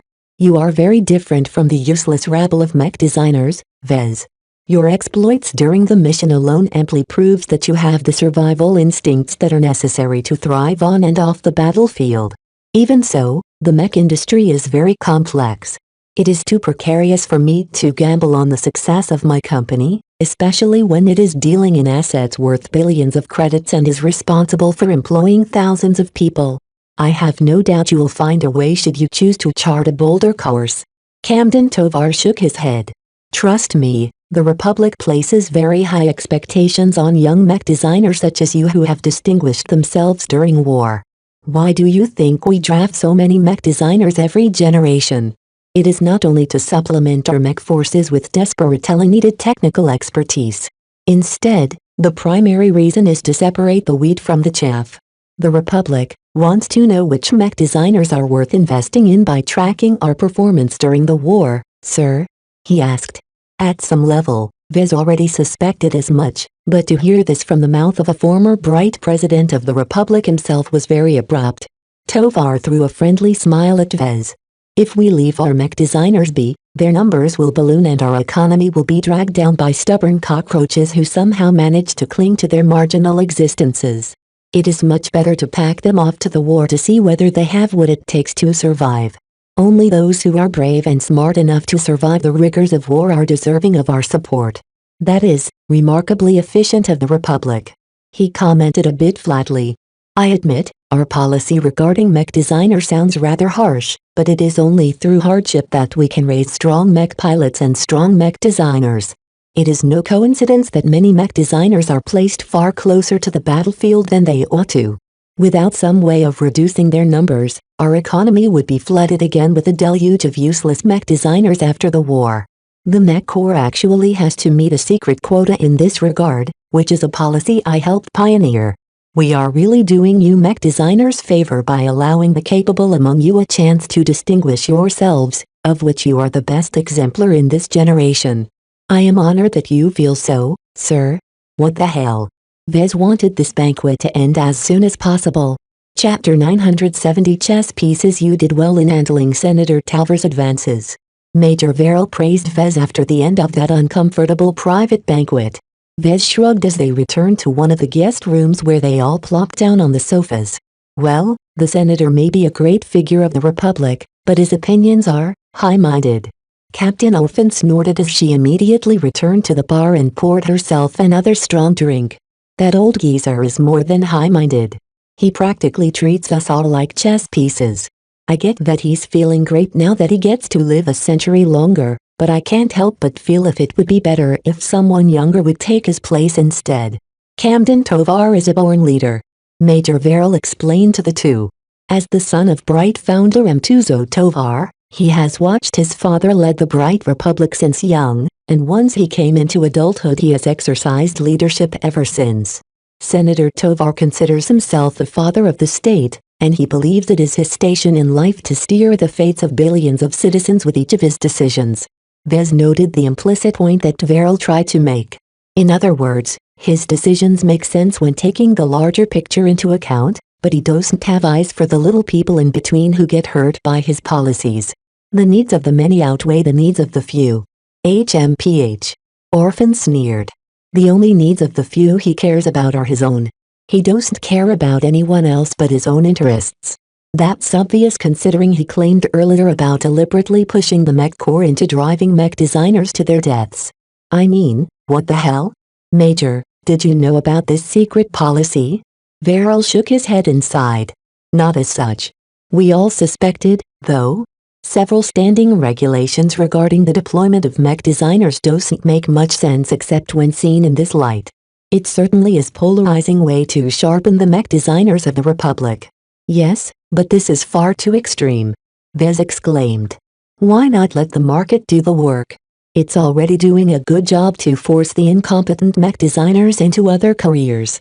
There's no need to set such an insane policy to push them onto the battlefield until enough of them have died. I agree with you, Viz, but that's not how Senator Tovar sees it up from his ivory tower. I can see his perspective on the matter. We are one step away from the frontier and we are also at the very end of the galactic supply chains. Senator Tovar doesn't want the bright republic to breed complacent mech designers who are extremely well suited in one particular circumstance. He wants hardier mech designers who are adaptable and deal well with pressure. To that end, he doesn't mind sacrificing half of you if it means the remaining half are hardened from their experiences from the war. Viz frowned deeply. It explained the certain amount of bias the state bestowed to mech designers returning from the war. I don't know if it works as well as the senator has envisioned it. I know that a lot of mech designers return broken and traumatized. Then that's even better. The mech designers who have somehow managed to survive but become useless will naturally drop out of the mech business, leaving more room for those the state regards as gems to thrive. You have to see it in this way, Vez. The Bright Republic doesn't want tens of thousands of mediocre mech designers who are fragile, weak-minded flowers that can't cope at all against various crises. They would rather have 10 good mech designers that have proven themselves that they can cope with various extremes. The market already does that to an extent.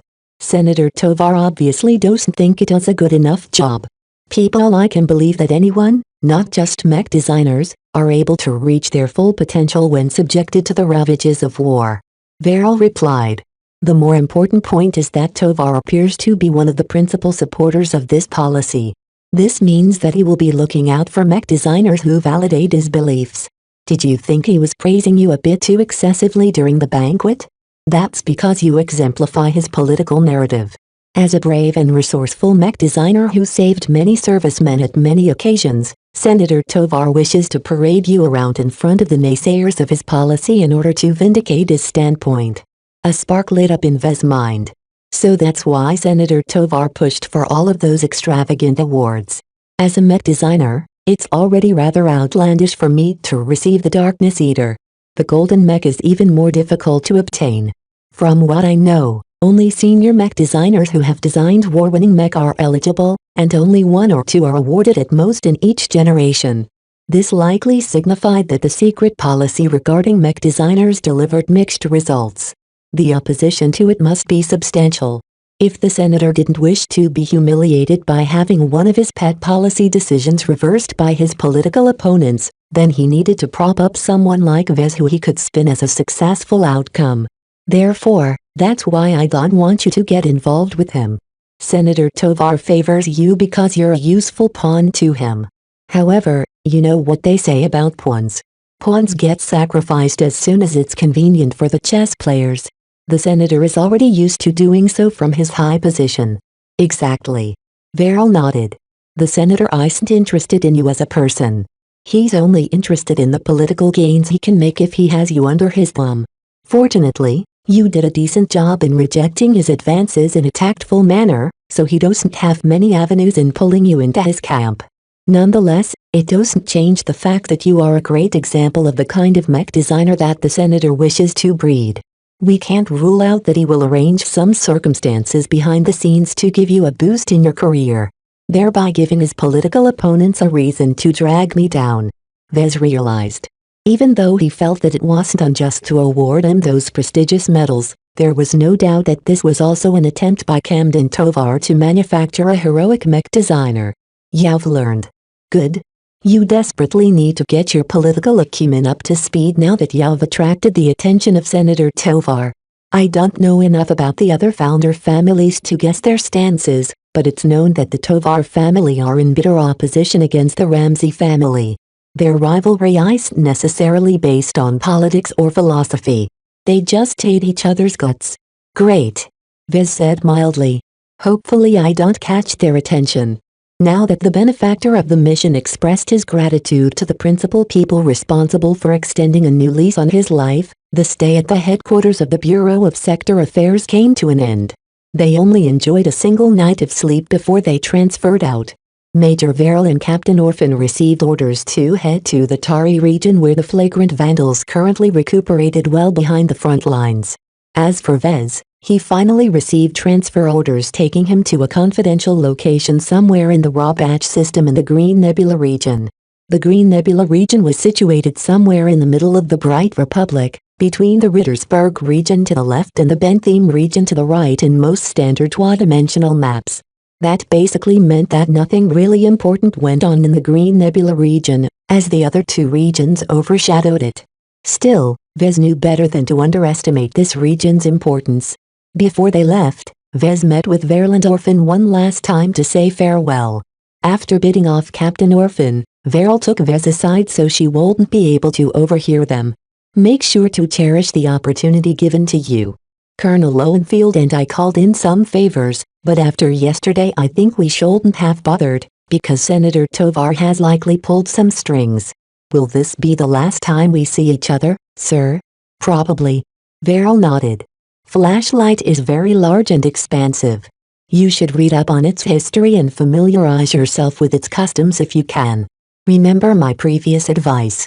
Try to make some friends there and make sure you get on the good side of at least one of your superiors. You keep hammering on that point, yet you also warn me not to get involved with the Tovars. Flashlight is a military intelligence agency. Verrill stated. Do you realize what a difference that makes? It means that compared to the Republic's foreign and domestic intelligence agencies, we are allowed to get away with more. We don't want to piss off the other states, and we have to respect the rights of our own citizens, so our spies can't go too far. It's different when the intelligence activities directly change the course of the war. Vez understood his message. So Flashlight is allowed to go to further extremes than the other agencies, is that what you're saying? I guess I've already internalized this lesson with my time with the Vandals. Good man. When you're at Flashlight, I won't be around to give you these kinds of pointers, so make sure you get close to someone who's willing to take you under their wing. This can literally save your life. Is it that dangerous at Flashlight? To paraphrase Senator Tovar, only for the inept. Major Verrill smiled in a mocking fashion. Flashlight is a large organization that employs many kinds of people, the most significant of whom are either sharks or wolves in sheep's clothing. You're not a careerist, so you won't have any say in the agency, but that also means the people there generally won't bother with you too much, as you'll be out in a few years anyway. After some more sage advice, Vez finally said goodbye and followed a guy to a shuttle in the underground parking hall.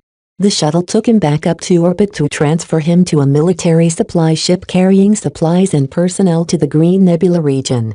The ship only offered basic facilities to its passengers, most of which consisted of mech pilots and various support personnel. Now that he was out of the headquarters of Busica, Vez could finally pack off his dress uniform along with his gaudy medals in exchange for a more sober work uniform without any ribbons or shiny pieces of metal. He didn't attract too much attention when he mingled with the other servicemen this time, and that was exactly how he liked it in this setting. Of course, he received the usual disdain reserved for drafted mech designers, but that quickly faded as Vez displayed some of the habits and mannerisms of someone who went through hell and back. Soldiers possessed the remarkable ability to recognize the similarities in each other. At some point, Vez gained enough qualifications to enter into their circle. It helped that his Larkinson background already made him familiar with their traits. The only difference now was that understood their perspective because he personally lived through some of what they experienced. Meanwhile, the military supply ship accompanied a convoy headed for the Green Nebula region. Weeks went by as the slow vessels transitioned from system to system along the way. Some ships separated from the convoy as they reached their destination while many others still had more hops to go. Almost 2 weeks went by until the convoy finally arrived at the Raw Batch system. The military supply ship separated from the convoy and flew to a military space station orbiting Raw Batch III, the only habitable planet in the system. From there, a secret shuttle covertly slipped him and a handful of other passengers out to a secret base dug deep inside Raw Batch VI, a cold and uninhabitable planet.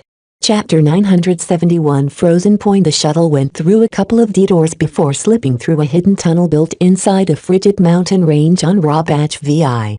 Powerful sensor arrays built into the tunnel subjected the entire shuttle to extremely powerful scans. Vez could feel their power and knew that if they scanned him for a minute or two more, they'd be liable to cook everyone's flesh. Every passenger let out a relieved breath once the scans finished.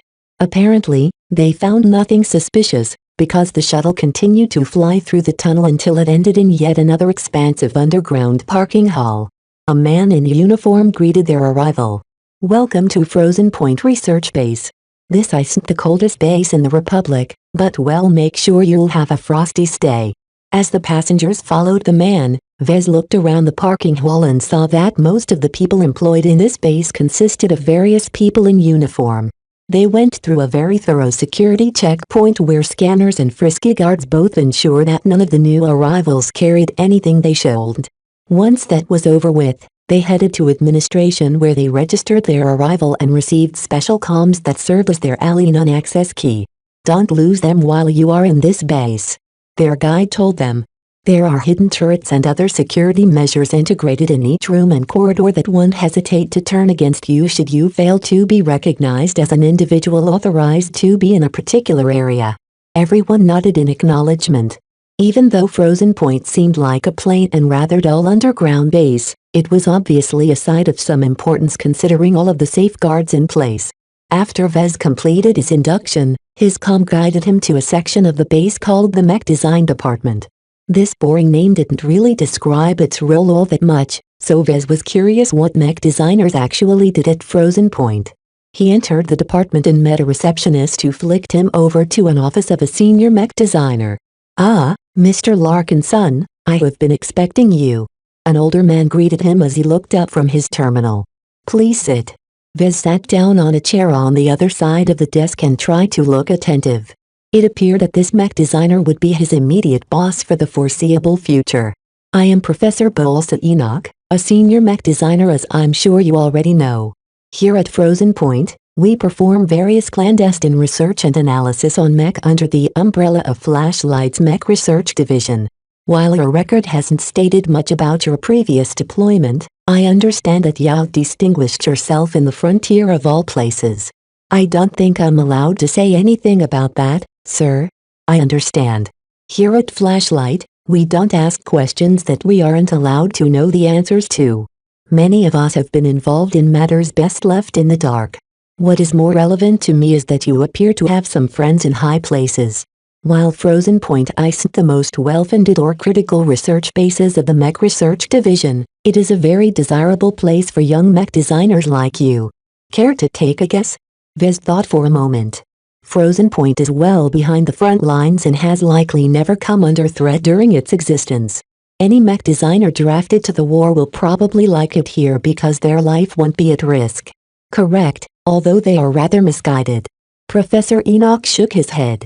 "Your transfer to this base has surprised us all at the Mech Design Department.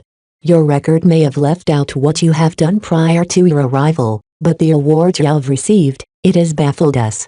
Receiving the Golden Mech is especially contentious among us seniors." Vez suddenly frowned as he realized the negative implications of receiving such a coveted award. "Are the other seniors dissatisfied with my awards?" "Officially, the Bright Republic in the Mech Corps has the right to recognize the contributions of its loyal citizens," Enoch stated perfunctory. "It is not in our purview to question the decisions of the brass. I am sure whatever distinctions you've made has made you worthy enough to receive such recognition. It is only, I'm just an apprentice mech designer," Vez replied with a sigh. "I don't know if a golden mech has ever been awarded to a junior of my rank." "Indeed. Even if you are deserving, many of my colleagues can't help but wonder if what they have done in the service of Flashlight and the Republic can measure up to your contributions. You are lucky that I am beyond such vanities. That is also why someone very interested in you has made sure that you are assigned under my watch. It could be the influence of Colonel Lowenfield and Major Verrill. Probably not. Someone that high-placed would have only listened to someone like Senator Tovar. I am ready to work wherever I'm assigned to, Professor," Vez stated. From what little interaction they had so far, Vez got the sense that Enoch wouldn't be inclined to be so friendly and accommodating to an apprentice like him without the intervention of someone above. Enoch sniffed at his response. "That's nice to hear. In any case, your assignment here at Frozen Point will be to assist the mech analysis work group in our core purpose, which is to analyze and process the vast amount of scattered footage and sensor readings of Vision Mech in order to pick out their strengths and weaknesses. You've been informed that this is not an unfamiliar task to you, is that correct? Vez tried to suppress a smirk. He was so good at it that in one instance he managed to scare away an entire pirate gang by exposing all of the shortcomings of their mech. I have a decent amount of experience in this area, and I think I am quite capable of analyzing most standard mech. You sound honest enough. The professor nodded in satisfaction. You pass. Compared to my other subordinates, I'm pleased by your modesty. I feel easier to appoint you as a supervisor of the second analysis team. A journeyman who used to hold that position has been transferred to a more promising position, so you'll have to fill in some very big shoes. Do you understand? It won't be the first time Vez took up a position ordinarily held by a journeyman. I am confident that I can fulfill your expectations. Professor Enoch looked a little skeptical at his boast. Well, see. The second analysis team can be a bit of a handful. I hope you won't come to me for any complaints. As the recipient of the Golden Mech, many of us have placed high expectations on you. Do not disappoint us. After receiving a bit more instructions on what his new job actually entailed, the professor transferred a lot of documents to his comm and ordered him to read them all before he started his new job. One more thing, Mr. Larkinson. Yes, Professor? Be sure to wear the right uniform while on the job. We have already supplied your quarters with the right outfits. After that, Vez left the office and followed the guide on his comm to another section of the base which housed all the accommodation. Vez entered the quarters assigned to him. The small and basically-looking room did not offer too much space, reminding him of the cabins back on the Shield of Hispania. He checked the closet and read up on the relevant regulations and saw that he needed to wear his so-called service dress uniform during his stay in the base. If Vez had been assigned to serve aboard a ship, then he could still keep wearing his unobtrusive work uniform. Yet now that he was formally transferred to Frozen Point, Vez needed to wear the service dress version of his uniform. Overall, the uniform of mech designers didn't really differ all that much besides their cut and some embellishments. The only point where Vez had issue with was that he was obligated to wear his awards, though fortunately just in ribbon form so he could leave out the shiny metal. Apparently, the Mech Corps did give way to some practicality, unlike the Mech Legion which encouraged their servicemen to show off their bling. Damn, I'm going to catch a lot of attention again regardless. He cursed. Mech designers generally didn't earn that much awards, especially ones related to combat. After resigning himself to his fate, he spent the rest of the night going over the documents regarding his new duties before turning in for the night. The next day, Professor Enoch brought him to the workplace of the second analysis team. An expansive bank of terminals and projections of various Vision Mech dominated the expansive room. Around 40 mech designers of various ages but mostly on the younger end worked behind the terminals. Each of them halted and stood up at Professor Enoch's entry. Ladies and gentlemen, this is your new supervisor. Vez Larkinson is a distinguished apprentice mech designer who has received special attention from the higher-ups. Please afford him the respect that he is owed. That is all. I will let Mr. Larkinson take over from here. As Professor Enoch left him to the wolves, Vez suppressed his irritation at the professor's overly short introduction. Obviously, the senior wanted Vez to prove himself to his new subordinates and added some difficulties by mentioning that Vez got to this position only because someone pulled some strings behind the scenes. The mech designers all waited for Professor Enoch to leave the workroom before relaxing their guard. Are you really just an apprentice? A young man questioned. I am. Wait a minute. Look at his chest. That's the Darkness Eater. Hell, he's wearing the Torchbearer as well. That's not all. He's also carrying the Golden Mech. That caused the entire room of mech designers to grow from shock to numb. All the other ribbons that Vez wore on his chest didn't catch as much attention as the three biggest ones, something which none of the mech designers would ever be able to touch in their lives. The sight of those awards sparked a wave of disbelief. This is absurd. There's no way a mech designer like him earned those medals for real. He cheated. How many generals did he seduce to obtain those decorations? Seemingly spontaneously, The prevailing theory among the mech designers of the second analysis team was that Vez somehow had an affair with half the generals of the mech corps in order to obtain the 3 big awards.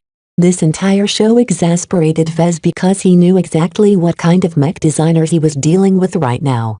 Their young age, their soft demeanor and sense of entitlement in their voices told him that they were the lucky ones who had been drafted by the mech corps but assigned to rearguard duty. These were the people with enough talent, wealth or connections to be spared from the ravages of war. No wonder Professor Enoch mentioned that Frozen Point Research Base was a highly desirable place to work at for mech designers. There was hardly any risk of danger here. From the looks of it, the mech designers here were used to a looser and more tolerant work regime. It wouldn't have been much of a problem as a genuine journeyman mech designer took charge of these higher-ranking apprentice mech designers, but the problem was that Vez was technically one of their peers. Fortunately, Vez didn't entirely come unprepared. Along with his prior leadership experience, he also brushed up on some management theories under the direction of Professor Velton. Vez started to take on the bearing of a leader and threw them all a sharp glance. Some of the mech designers couldn't help but falter in their disrespectful banter. If that is all, please follow me to the virtual workshop. Let us get acquainted with each other. His voice cut through their irreverent banter. Even though he hadn't raised his voice all that much, it contained a magnetic quality that attracted their attention no matter how much they initially dismissed him. Vez expected his orders to be obeyed. Chapter 972 Second Analysis Team. The first step Vez needed to take in his new role as supervisor was to obtain everyone's acknowledgement. While there were several ways he could earn the respect and obedience of his subordinates, Vez liked to be a little more direct. Why pussyfoot around when he could prove his ability to the other mech designers in the fastest and most efficient way possible? Just like how he once took over the position of head designer at the Flagrant Vandals, this time Vez intended to prove he was the most qualified mech designer to become their supervisor by defeating them in a mass design duel. Many of you are probably skeptical of my qualifications. That's a fair question to ask. Vez began as they all filed into the virtual workshop. This was an area where mech designers could experiment with designing virtual mech or analyzing reconstructed models at a lifelike scale. Since we don't know each other, let us introduce ourselves and get to know each other better here. Let's start with names. As you all know, I am Vez Larkinson. I graduated from the Rittersberg University of Technology and I am currently apprenticed to Master Carmen Olsen from the Friday Coalition. His introduction did not elicit the reaction that Vez was hoping for. While a number of mech designers out of the 40 gathered here looked impressed that he possessed a connection to a master mech designer, 2/3 of them reacted differently. First, they showed disdain at the mention of his alma mater. Admittedly, the Rittersberg University of Technology didn't particularly excel in bringing up notable mech designers. However, many of them reacted quite negatively when he mentioned his apprenticeship. Vez already had a creeping suspicion why most of the mech designers here felt that way. Please introduce yourself to me. Let's start from left to right. The leftmost mech designer proudly stepped forward. Reginald Van Buren, apprentice mech designer, Ansel University of Mech Design. I am also the founder and former CEO of VBO Mech. The other 13 mech designers stepped forward and announced themselves in turn.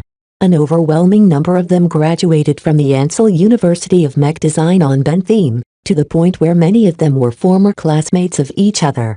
Many of them proudly showed off some of their accomplishments. Some of them were mentored by notable seniors of the Republic, while others founded successful mech manufacturing companies, often with the help of their rich and powerful families or backers. Each of them were already used to success with the help of their advantages. Vez predicted that in time, many of them would grow up and mature to become the backbone of the Bright Republic's mech industry. Ansel, huh? Vez muttered. This institute had a tendency to shape their mech designers into loyal patriots of the Republic. This was generally a good thing because those mech designers wouldn't be tempted to run off for greener pastures at the Friday Coalition or elsewhere. Unfortunately, they also tended to look down on graduates from the other universities of the Bright Republic. On top of that, they exhibited a deep suspicion against mech designers associated with foreign institutes or mech designers, of which the Friday Coalition wasn't excluded. Therefore, Vez already saw that he had an uphill battle in store to gain the acknowledgement of his subordinates. He narrowed his eyes as he recognized he needed to act even harsher than he originally intended. Too stuck-up, entitled, elitist mech designers like these, only with a sufficient amount of shock would he be able to beat their prejudices out of their systems. All right, I can see you are all doubting my qualifications to lead the second analysis team. Very well. Today, I'll give you the opportunity to prove your point. Let's compete on designs. I'll give each of you as well as myself 8 hours to design a mech according to a randomized set of parameters. At the end of the time limit, we'll pit all of our designs in simulated combat against each other. If my design loses against any of yours, I'll acknowledge that I'm not qualified. Is that okay? A couple of mech designers looked suspicious, but many of the Ansel graduates expressed supreme confidence in their ability. There was no way this upstart transfer could upstage all 40 of them, right? Vez smirked like a shark. These little brats had no idea who they were messing with. Spending all of their time in this isolated bubble in the raw batch system may have kept them safe from any threats to their lives, but it also prevented from acquiring some essential survival skills. Let us begin. I'll set the randomizer up so that we'll be on a completely even playing field for this mass design duel. For the rest of the day, the members of the second analysis team continue to hole up in the virtual workshop. The time extended way beyond 8 hours as Vez wanted to hammer the differences between him and the rest. At the end of the extended session, all 40 mech designers slumped their way out of the virtual workshop, looking utterly exhausted and defeated. I'm finally out. Thank heavens. What a monster. How is this freak not a journeyman yet? Vez walked out afterwards with a smile and a jaunt in his step. Just like with the Vandal mech designers, he showcased his superior knowledge and design ability in the fairest method possible by pitting them in combat against each other. The only difference this time was that Vez competed against somewhat competent mech designers this time. All of them possessed sufficient chops to compete directly in the mech market. Nonetheless, unlike Vez, even if they were close to becoming journeymen, they still possessed some gaps in several critical areas. Even after his design one-handedly in all 40 simulated duels against the other designs, Vez kept the defeated mech designers back. Many of them still looked unconvinced, so Vez needed to chip away at their confidence a bit more.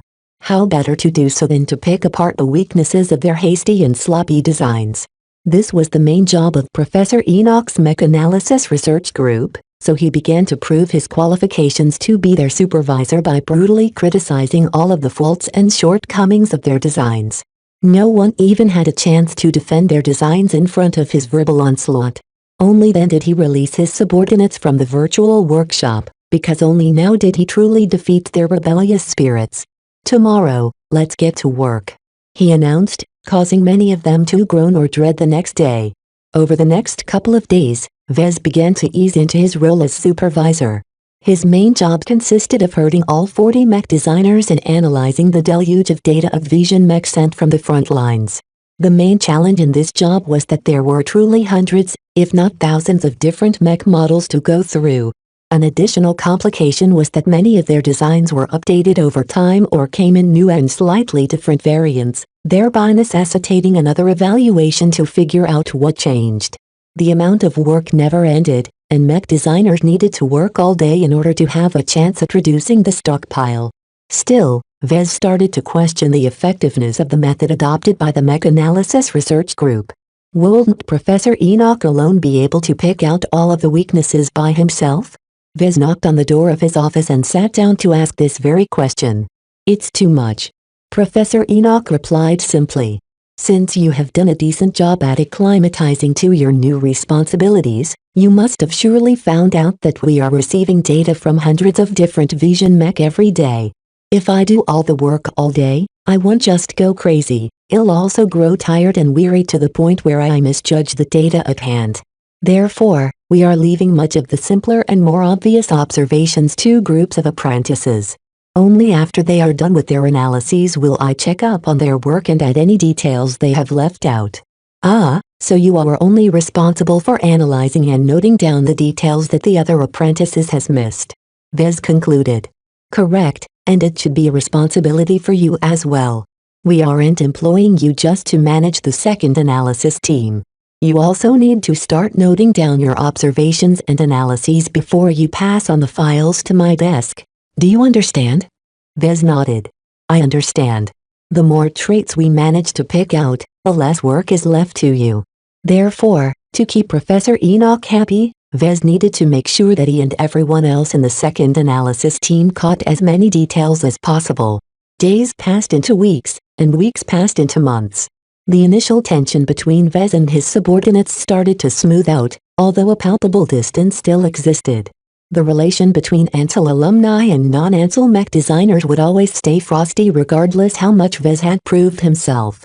Nonetheless, under a strict reign, none of the apprentices dared to pull off any tricks.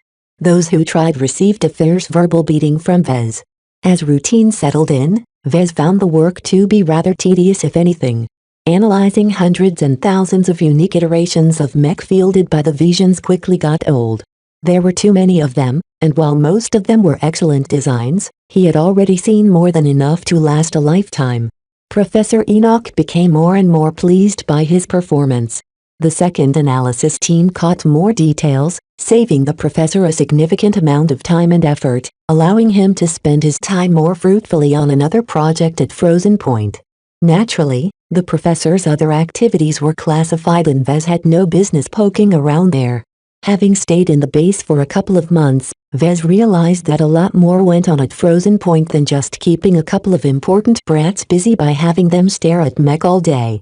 Vez knew that his current assignment was already vitally important. Mech designers in the field didn't always have the time or ability to analyze all the different kinds of mech the Visions fielded next. Just like the Mech Corps, the Mech Legion constantly iterated on their designs, evolving them or adapting them to different circumstances after every battle. Our work makes a huge difference, even if we never get to see the effects in person. Professor Enoch mentioned one day during their daily morning briefings. If you know the enemy and know yourself, you need not fear the result of 100 battles. A thorough analysis of the strengths and weaknesses of a particular mech model will wipe away the doubt in the minds of our mech pilots. Studies have shown that we can increase the odds of winning by as much as 10%. Even so, Vez started to miss the exciting days with the Vandals. Somehow, everything he did there felt much more meaningful than holing up in this secret research base far away from the action. None of the mech designers never felt any effects from the war at Frozen Point. What little Vez knew about how the war progressed came in the form of gossip and scattered clues from all of the data they received. He learned how to read the raw data they received to build a vague picture of the war. Perhaps one day, a certain mech model fielded by a certain Vision mech regiment showed up at the border. Perhaps a few weeks later that same mech model showed up much deeper into the Republic's territory, almost encroaching upon Bentheme. Perhaps a month after that a slightly updated version of that mech model appeared again closer to the border again. Many of such designs seesawed back and forth. Star systems were constantly fought over, and many of them exchanged hands several times as defenders and attackers switched places. To Vez, it seemed the war wasn't going anywhere for both sides. The Visions couldn't manage to break through to Bentheme, but the Briders failed to dislodge the invaders from their territory. If it was anything like the past, the two sides would eventually exhaust themselves against each other and broker a peace at some point. Vez wondered if this time would be any different. The only point of concern was that this time, the Visions managed to penetrate dangerously close to Bentheme. Vision mech regiments already sporadically raided the Bentheme system, disrupting some of the trade that went through the critical port system. Would the Visions be able to break through in earnest this time? One day, Professor Enoch finally called him up for an office for a special meeting. Evidently, Vez showcased enough ability and leadership to be entrusted with greater responsibilities. Chapter 973 Railroad. Vez sat in front of Professor Enoch at his office. Just like the professor and any other mech designer, he wore his service dress uniform. The only difference was that the ribbons he showed off caught a lot of attention to those who knew how to read them, which was actually pretty much everyone assigned to Frozen Point. Mr. Larkinson, you've been with us for half a year, have you not? I hope that your comfortable and placid stay at Frozen Point hasn't distorted your perception of Flashlight.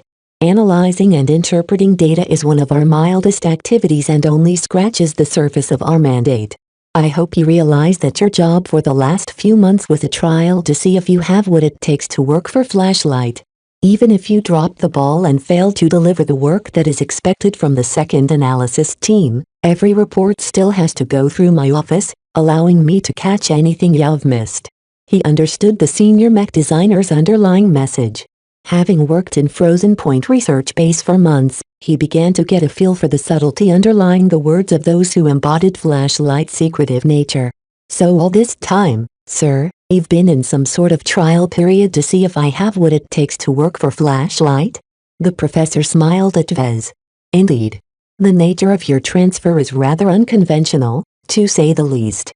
Many of us here at Flashlight questioned whether certain authorities stretched the rules too much when they issued your awards. Some of us wanted to wait and see if you have the ability to be one of us, while others investigated your background and recent exploits. And that took months? We aren't in a hurry. At least we thought so. The investigation of my colleagues are still in progress, but events prompted by the latest actions of our enemies have overtaken us. You have followed the progress of the war, right? It has become clear to us that the Visions are preparing a direct push for the Bentheme system at all costs this time. This has alarmed our entire military apparatus. At this critical time, Flashlight needs all hands on deck. This sounded quite serious, as Professor Enoch was not prone to exaggeration. Therefore, there is a different assignment in store for me now? Vez asked. Indeed. While we would rather use our more dedicated agents for the missions that need to be done on Bentheme, this critical planet is so large and complex that we find ourselves short-handed. This is why we are reaching out for alternatives, and your name has come up for one of our missions. You see, your Larkin Son lineage and your awards has shown that you are not averse to danger. Have you not complained to me that you feel unfulfilled with your current duties? This is your chance to escape the drudgery of herding a bunch of brats. When Vez expressed his dissatisfaction, he hoped that Professor Enoch would transfer him to a design team or allow him to assist in research. He did not intend to volunteer for a dangerous mission in the field as the professor hinted what was on the table right now.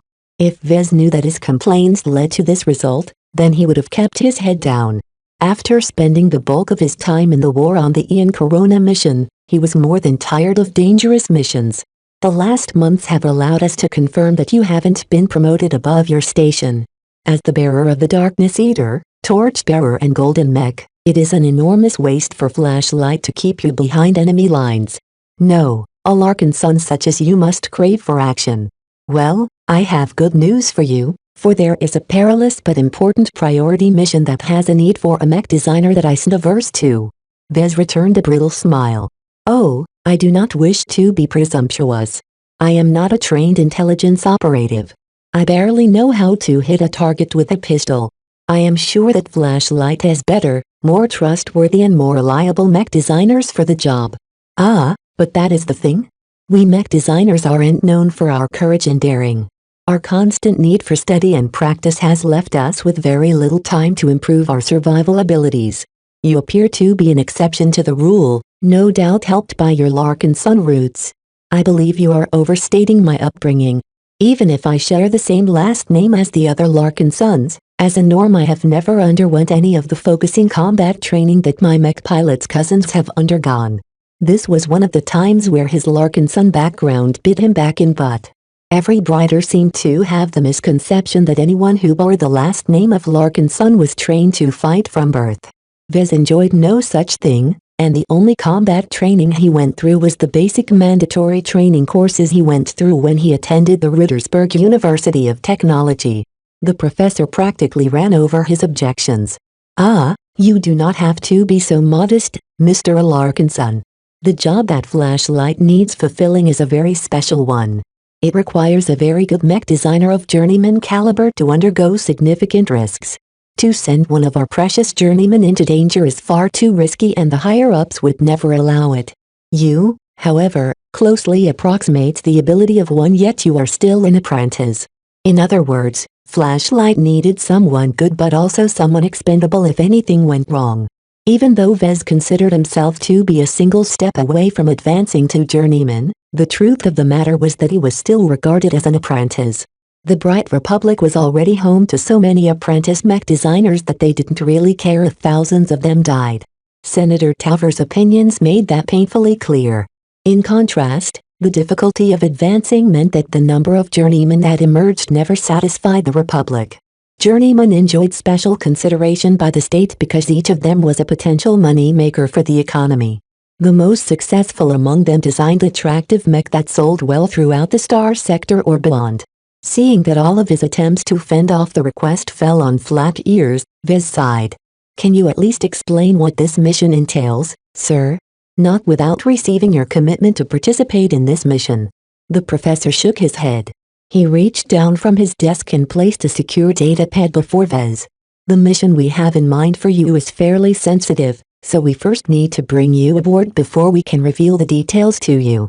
Please sign the documents in the pad. Vez gazed at the secure data pad as if it was a venomous snake poised to bite his hand. He was practically being railroaded in participating in this special mission. I believe Flashlight would be better served if someone with the right training and qualifications undergoes their missions rather than an amateur like me. To be honest, much of my earlier accomplishments are highly overstated. The only reason why I got these awards in the first place is because it served the political interests of someone powerful. Professor Enoch paused and tapped his finger against his desk. The small smirk on his face showed that he wasn't unaware of what Vez was doing right now. The Bright Republic is a meritocracy. We have to be. The Visions, for all of their barbarity, are remarkably effective in motivating their commoners by dangling the hopes of obtaining peerage. As your awards have already shown, the Mech Corps can be generous to their heroes. Flashlight is no less reserved when it comes to rewarding success. That caught Vez's attention. What kind of remuneration is in consideration if I make a good effort? There are a number of benefits should you choose to engage with Flashlight in earnest. As only agents of a certain status within the organization are able to participate in this mission, we will upgrade your status from a conscripted mech designer attached to Flashlight into an external collaborator of our esteemed organization. Does that mean I'll formally join Flashlight? Not exactly. The professor shook his head. The difference between a collaborator and a member of Flashlight is that the latter are direct members while the former are merely people who cooperate with some of our initiatives. The benefit is that we will not expect you to dedicate your entire life to the service, but in turn you won't be able to climb in the service. It's a shame we didn't get to you earlier. If I'm upgraded to an external collaborator for Flashlight, what benefits am I entitled to receive? Certain individuals in Flashlight has impressed upon us to take over the role over supervising your mech company from the Ministry of Economic Development. You have to know that this particular ministry is very greedy about the companies under their benevolent rule. We need to pay a substantial price to pry one of their companies from their grip. Therefore, I'm sorry to say that this particular favor hasn't been fulfilled. If you suddenly become an external collaborator, then the situation is entirely different. Vez understood. If Vez maintained an ongoing relationship with Flashlight, then it would make sense for his company to come under their supervision. This would allow them to leverage Vez company to further their interests. While Vez wasn't pleased at all to have any government entities interfering with his business, he slowly learned over time that all major businesses became subject to government control in some sense. This was the standard in the Bright Republic and much of the Komodo star sector. Therefore, rather than surrendering his company to the bloated Ministry of Economic Development, Vez would rather accept some constraints from Flashlight, which was much less inclined to exercise any overt control due to their covert nature. It would defeat the point of maintaining a veil of secrecy if the LMC became a known front for Flashlight. Are there any other rewards for becoming a collaborator? What's in store for me if I perform the mission to Flashlight's satisfaction? We have not fixed any concrete rewards as of yet, but success will firmly validate your perceived value to the service. On top of that, a good performance will also settle the doubts of skeptics and stifle the criticism of naysayers. Winning over the support of the bulk of the service is vital if you wish to cooperate fruitfully with Flashlight as an external collaborator. All of the claims made by Professor Enoch sounded a bit too vague to Vez's liking. Yet he knew the importance of getting on the good side of Flashlight. Major Verrill did warn him several times that he needed to find a backer in the intelligence agency in order to maintain a firm footing in their company. Equivocating or refusing this mission would not only displease Professor Enoch and those that favored him, but would also strengthen the voices of his critics within the service. The picture Professor Enoch painted for Vezel encouraged him to accept this dangerous venture. Though he knew that he'd be able to earn a lot of kudos from Flashlight if he did so, he had no idea of how much danger he'd be subjected to if he said yes.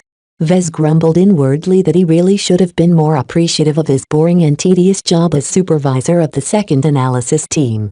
Writing herd on a bunch of entitled mech designers in a quiet place like Frozen Point sounded a lot better than participating in some murky mission in a chaotic place like Bentham. Chapter 974 Collaborator. After thorough consideration, Vez eventually signed the documents. Some of them dealt with disclaimers about how Vez would be on his own if his relationship with Flashlight became exposed. They also bound him under some very strict terms of secrecy. All of these obligations sounded par for the course for an intelligence agency, so Vez did not feel too uncomfortable with signing them in his name.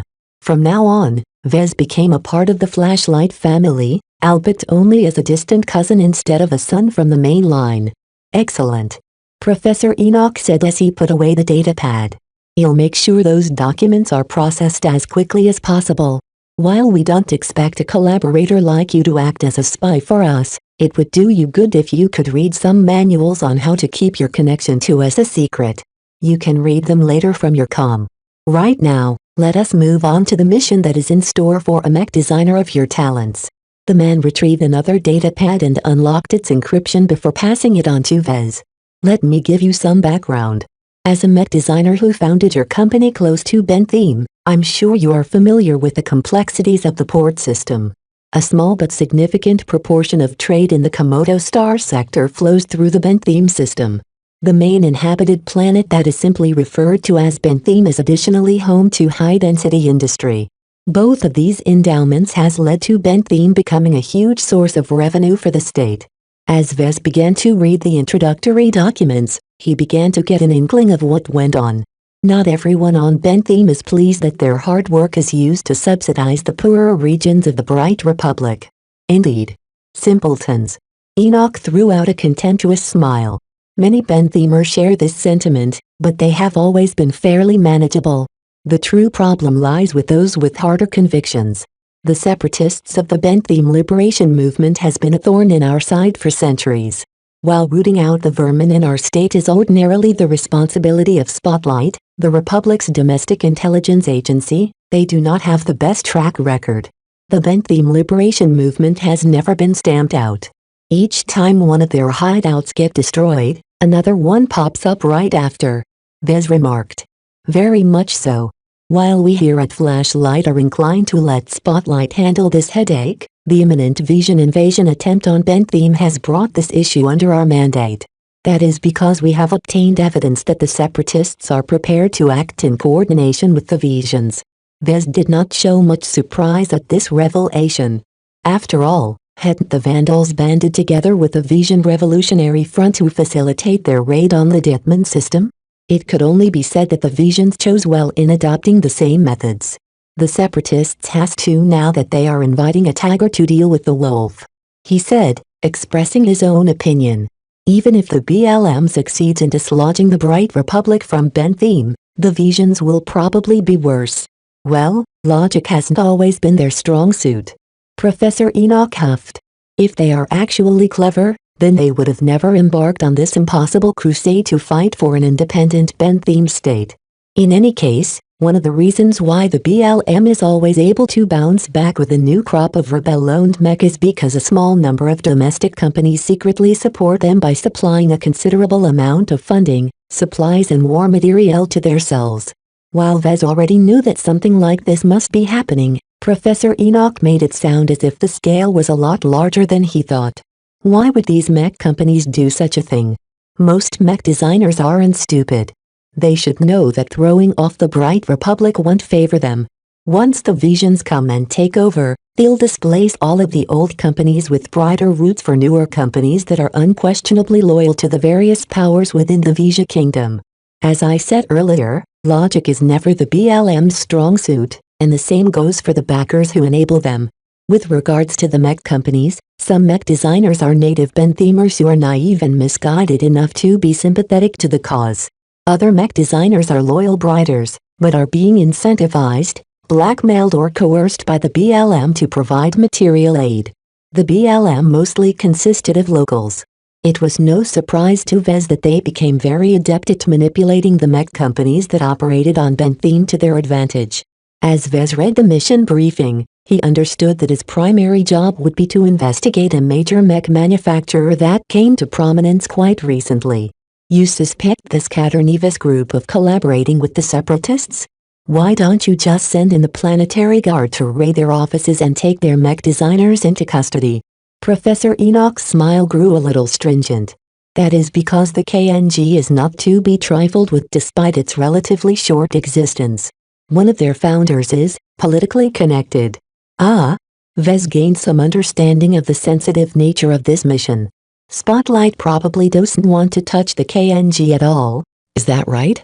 So they shoved the responsibility of dealing with this potentially dirty laundry to Flashlight instead. The KNG came about as a merger between two mech companies founded by two journeymen. Mrs. Estella Katter originates from Rittersburg and provides the political connections from the capital to further the company's interests. Mr. Antoine Nevis is a local benthemer from a well-off family and provides the local connections to allow their company thrive on bentheme.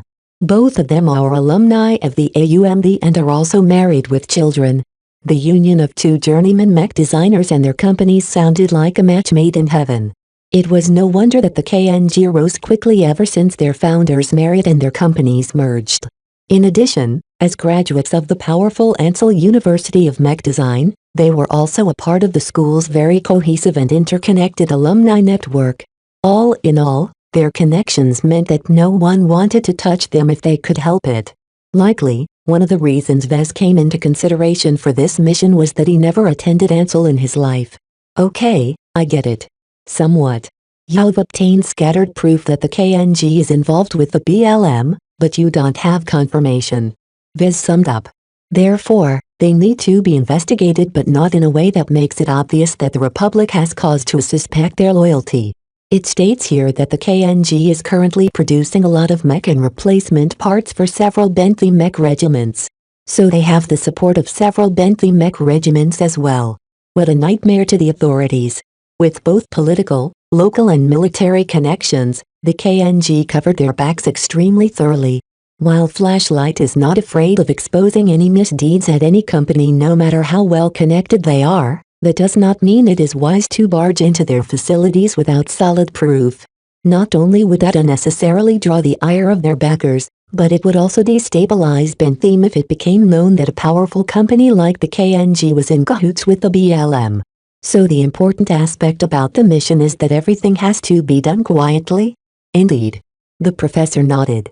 Flashlight prefers to operate with tact and discretion. The more our activities are exposed, the harder it is for us to get anything done. We would like to handle this matter without drawing anyone's attention.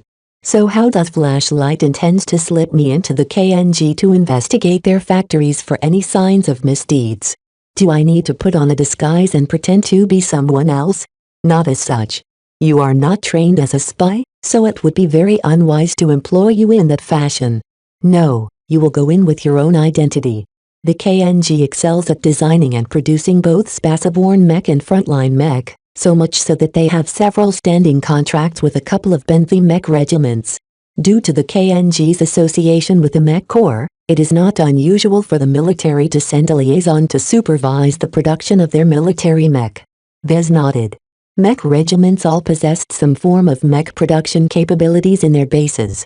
The Flagrant Vandals, for example, invested a considerable amount of funding and resources into acquiring the Wolf Mother, a gigantic factory ship which was capable of fabricating mech and other heavy machinery on the move.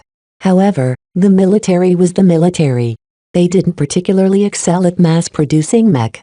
Domestic companies could do the same job cheaper, faster and at a much greater scale. In the spirit of specialization, many mech regiments and mech divisions tended to source their mech from trusted companies. With the KNG's abundant amount of connections, they must have been a great company to entrust with the production of mech for the military. That such a company actually maintained dealings with both the Mech Corps and the Bentham Liberation Movement was exceedingly alarming. He read through the mission briefing on the datapad and finally came to the section which described the nature of his role. I see that Flashlight is putting my exploits to good use. Indeed. Even if your exact accomplishments are classified, there is no doubt that you have excelled in your duties. The professor said with a touch of mocking. It won't be out of place for the Mech Corps to take you away from the front lines and reward you with a cushy job in Bentham. Your skill in mech design along with the distinctions you've earned both allow us to convince the married pair of journeymen that you are a legitimate liaison mech designer assigned to the KNG. Even so, won't Catter or Nevis or anyone else at the company be a bit suspicious about me poking around at their production facilities? The Mech Corps already assigned a liaison at the KNG. That mech designer is already transferring out, so you will merely be filling in someone else's shoes. Besides, that previous liaison happened to be fellow Ansel alumnus, so he was rather overly chummy with the pair. It sounded stupid for a graduate of the AUMD to supervise the activities of other graduates of that school. Vez had no doubt that someone pulled some strings to arrange such a circumstance. Even so, I haven't studied at Ansel, so the pair is bound to be vigilant against me, right? The professor laughed. Ha ha ha. Ah, but that's the beauty of it. We predict they won't put up their guard in your presence at all. First, you are a Larkin son and a war hero who has earned 3 very distinguished medals. The Golden Mech alone will make them more inclined to build a relationship with you regardless of your lack of connections to Ansel. Vez understood that. It would be very impolitic for Catter and Nevis to disparage the holder of all those awards. The brats at the second analysis team didn't know any better, but the 2 middle-aged journeymen knew better. Secondly, you are as good as a journeyman, but you are still officially an apprentice. Catter and Nevis will still look down on you for that, and one suspects that you are knowledgeable and perceptive enough to pick up minute irregularities that would have tripped a journeyman. He agreed with that as well. Vez was very confident of his abilities, and his extensive experience in his own company and with the Vandals made him quite adept at navigating various workshops and production facilities. Third, you've spent half a year supervising numerous younger Ansel alumni. Your daily interactions with them haven't gone unnoticed, and while I am aware you do not have the best relationship with them, you have become familiar with their shared traits and identity. The familiarity that you have acquired with interacting with Ansel alumni will serve you well in keeping on the good side of Catter and Nevis. All of these points sounded compelling. While Vez did not feel very enthusiastic about being sent alone into a possibly murky den by himself and with very little assistance, it made him feel as if he volunteered to become a rat. Chapter 975 Preparing a Role. I have a question. Vez said. My job is to leverage the identity of a liaison mech designer of the Mech Corps to investigate the Catter Nevis group for any subversive activities. Where exactly does the danger come from? Why does Flashlight frame this mission in a way that implies the potential for extreme danger to any mech designer that investigates the company? Professor Enoch closed his eyes for a moment. Good question. This I stated in your mission briefing, but we are aware that the Bentham Liberation Movement has a habit of placing their own men in the mech companies that have caught their interest. If the KNG is secretly collaborating with the separatists, then you will be sure that the both of them will be extremely hostile against those that nose around too much. I see. In the worst case, the BLM has not only planted their combatants in the KNG's production facilities, but also rigged them up to blow in the event of exposure. However, if everything goes well, it won't come down to that, right? Correct. We are merely talking about the worst-case scenario. If you do your job well and avoid attracting the attention of the pair or any possible BLM spies, it is sufficient for you to return to your handler once you have gathered sufficient hard proof of any suspect activities. Sounded simple. Probably wasn't. Oh well. Vez had already signed on to this mission, so it was far too late to turn around. I have another question. I'm supposed to investigate for any signs the KNG is collaborating with the BLM, but that's not all, right? It states here that if I found definite proof of such a connection, I'm also responsible for following up on who at the KNG is responsible. Indeed. Enoch said and gestured with his hand. There are many possible explanations why the KNG might possibly be involved with the BLM. It could be a disgruntled manager turning to the BLM out of a perceived grievance. It could be a chief technician that always sympathized with the separatists who is the main insider responsible. It could also be someone from the top that is the main driver to the KNG's activities, someone like Antoine Neves who is a native from Bentham. Vez bluntly pointed out the most painful possibility. Even so, there are various levels of involvement with the BLM. The extent of KNG's collaboration might merely be a minor incident where they smuggle some parts fabricated off the books in exchange for cash. It could also be a more thorough cooperation where the KNG supplies the BLM with the entire mech. The reason for doing so may rest on a voluntary or involuntary basis. If someone like Mr. Neves is in fact involved with the matter, it is important to find out whether he is a genuine sympathizer or an unwilling collaborator who has been blackmailed into working with the BLM. All of this sounded like a murky swamp, and Vez was about to dive headfirst into the dirty water. While I'm confident I can ascertain whether there are any irregularities at the KNG's production facilities, I'm less confident about investigating the people responsible. I know Mech and I'm very familiar with their production environment, but if you expect me to be some kind of charmer like in all the spy dramas, then I'm afraid you barked up the wrong tree. Professor Enoch smiled at Vez in a way that disregarded what he just said. Don't worry, Mr. Alarkinson. A handler and support team will be backing you up during the mission. If you encounter any difficulties during your investigation, just tell your handler. While liaisons are usually sent in alone, know that you are not alone in your endeavors. The entirety of Flashlight is backing you up. The documents I signed earlier stated that only holds as long as my true relationship with Flashlight remains a secret. If my connection with you ever comes to light, it will be as if I never existed in your eyes. That's how the game is played, Mr. Alarkinson. You shouldn't get in bed with Flashlight if you can't keep a secret. My advice? Don't let yourself be exposed. If Katter or Neves ever has cause to suspect your identity, you should admit to being an agent of the Mech Corps. At no point are you ever allowed to reveal that you have been sent by Flashlight. Is that clear? Understood, Professor.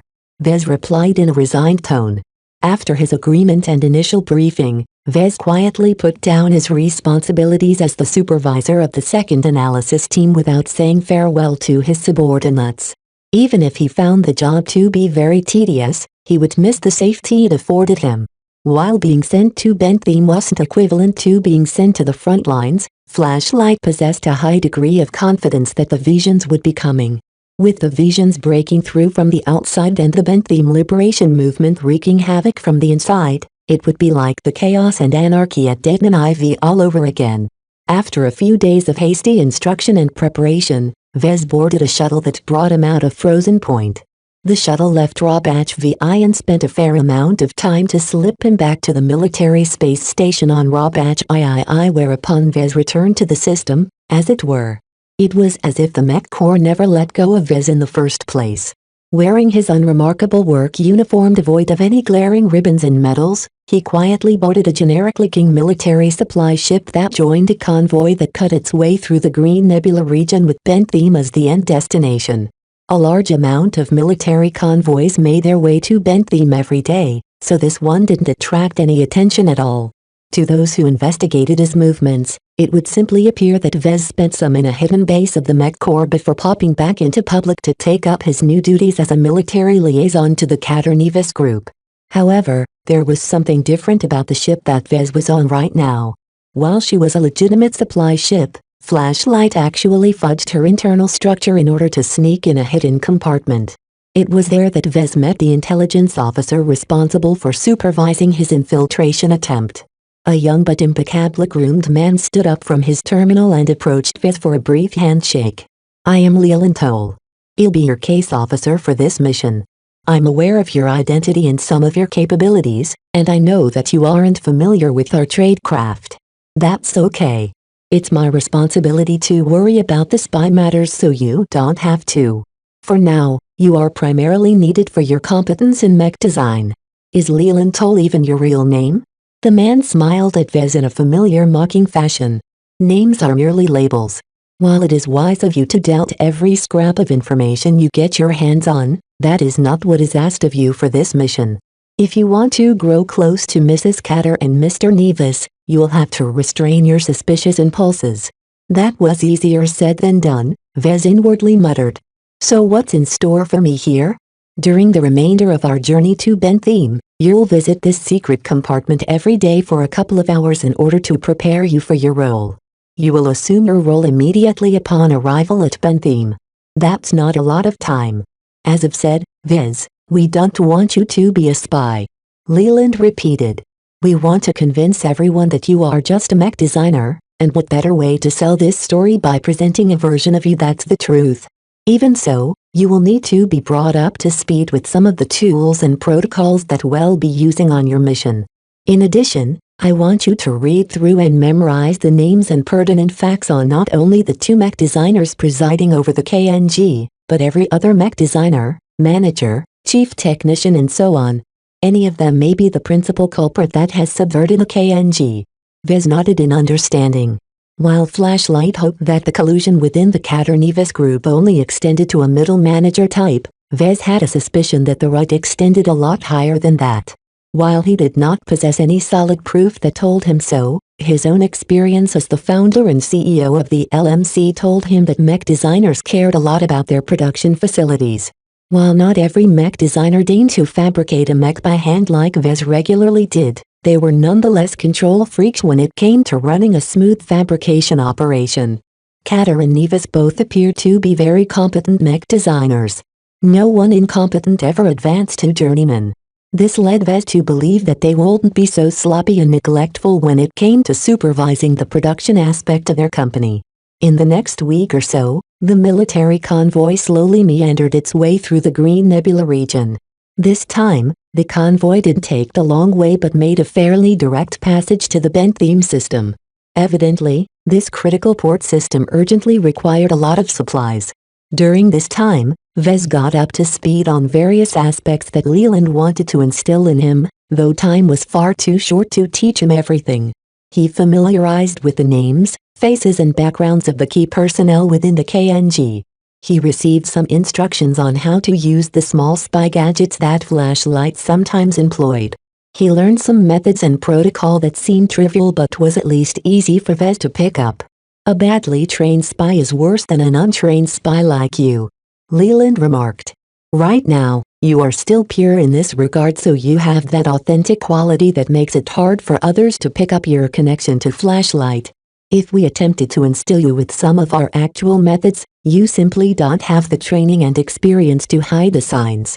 While Vez understood this logic, he still felt as if he was being dumped right in the middle of potentially hostile terrain with barely any precautions. Will I at least be entitled to carry a weapon to defend myself? Leland nodded and pulled out a drawer holding a fairly boring-looking holstered pistol. Even a liaison mech designer of the Mech Corps carries a sidearm as a rule. We've prepared a modified high-performance laser pistol for you that is disguised as a stand-issue model of the Mech Corps. It can help you in a pinch, but don't mistake it for a fully-fledged assault weapon. Can I get anything else? A shield generator perhaps?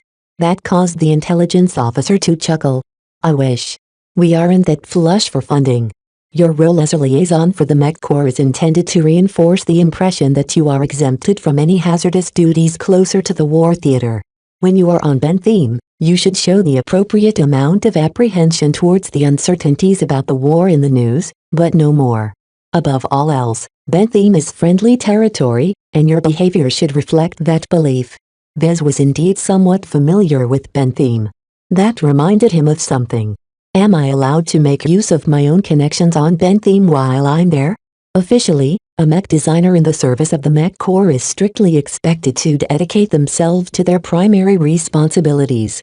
Even if you have friends on Bentham or own a company that has a presence there, you shouldn't mix official duties with private interests. The way Leland said those words seemed to invite an opening. I think there's a caveat there. Very perceptive of you. In practice, many mech designers in the same position are regularly found to be lax regarding this regulation. Your supposed cushy job at Bentham also affords you more allowances than normal. How you choose to conduct yourself in light of this is up to you. Just remember that you need to sell your role to the KNG. Chapter 976 Old friend. As Leland brought him up to speed on various matters related to the KNG, the military convoy emerged in the Bentham system faster than he thought. After undergoing a thorough security inspection that nevertheless completely missed the secret compartment where Leland hid, the supply ship finally reached a military space station. Vez sat debarked from the ship with a hovering luggage coffer while wearing a service uniform. As a liaison officer, he was tasked with the duty of representing the interests of the Mech Corps at the Caternevis group. He did not come as part of a fighting unit like before with the Vandals. Therefore, he constantly needed to dress as a representative befitting the dignity of the Mech Corps, which meant he wore his service uniform with his awards in ribbon form. In this case, he wore them on his chest in the form of a ribbon rack. Now that wasn't anything unusual. Many liaisons mech designers carried something of the sort. Careerists especially tended to accumulate a fair amount of campaign, service and training awards. Vez even figured that many of them were actually invented by mech designers for the sole purpose of padding a military mech designer's chest. This not only allowed them to stand out from the conscripts, but also made them look less pathetic when standing next to mech pilots. Of course, in the case of Vez, his 3 top awards looked very out of place to a mech designer like him. As soon as he stepped aboard the public area of the military space station, those that glanced at him couldn't help but rub their eyes or question their judgment. Darkness Eater? Torchbearer? On a mech designer of all people. That's the golden mech. How can that be? He's too young. And there's been no word of an award ceremony. He knew he would elicit this kind of reaction, though he found the servicemen in transit to be a bit more expressive in their astonishment than he expected. Still, this time Vez aimed to achieve this kind of reaction. The more astonishment he received, the more attention he drew. The more attention he drew, the higher his public profile. Vez smirked at the thought of how he would spend his time as a liaison on Bentham. Private interests shouldn't interfere with public duty, but how's there to stop me this time? Ordinarily, a liaison mech designer stationed on Bentham enjoyed very loose supervision. As long as the military mech came out from the manufacturing complexes all right, the higher-ups didn't tend to care too much how they spent their time. The entire purpose of the job of liaison mech designer is to pull mech designers from the front lines so that they can spend their time in comfort and leisure far away from the action. Just like the mech designers assigned to the analysis teams at Frozen Point, many mech designers with promise or connections aimed for these low-risk positions.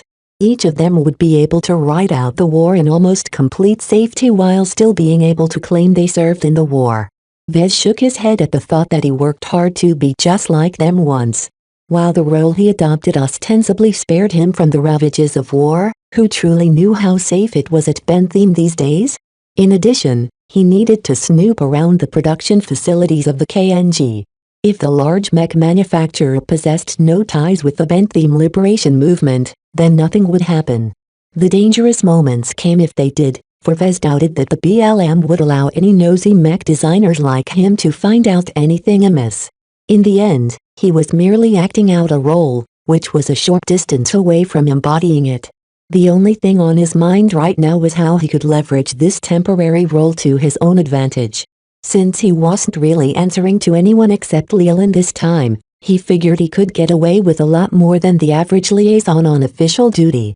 To that end, his first goal was to raise his public profile and become a recognized figure in the public sphere. Right now, there was no better way to do so than appearing in public. The noteworthiness of his 3 top awards would do the rest. Already, the visitors of the space station started to consult their comms. They began to ask around about any news regarding his exploits or looked up his record to confirm what they saw.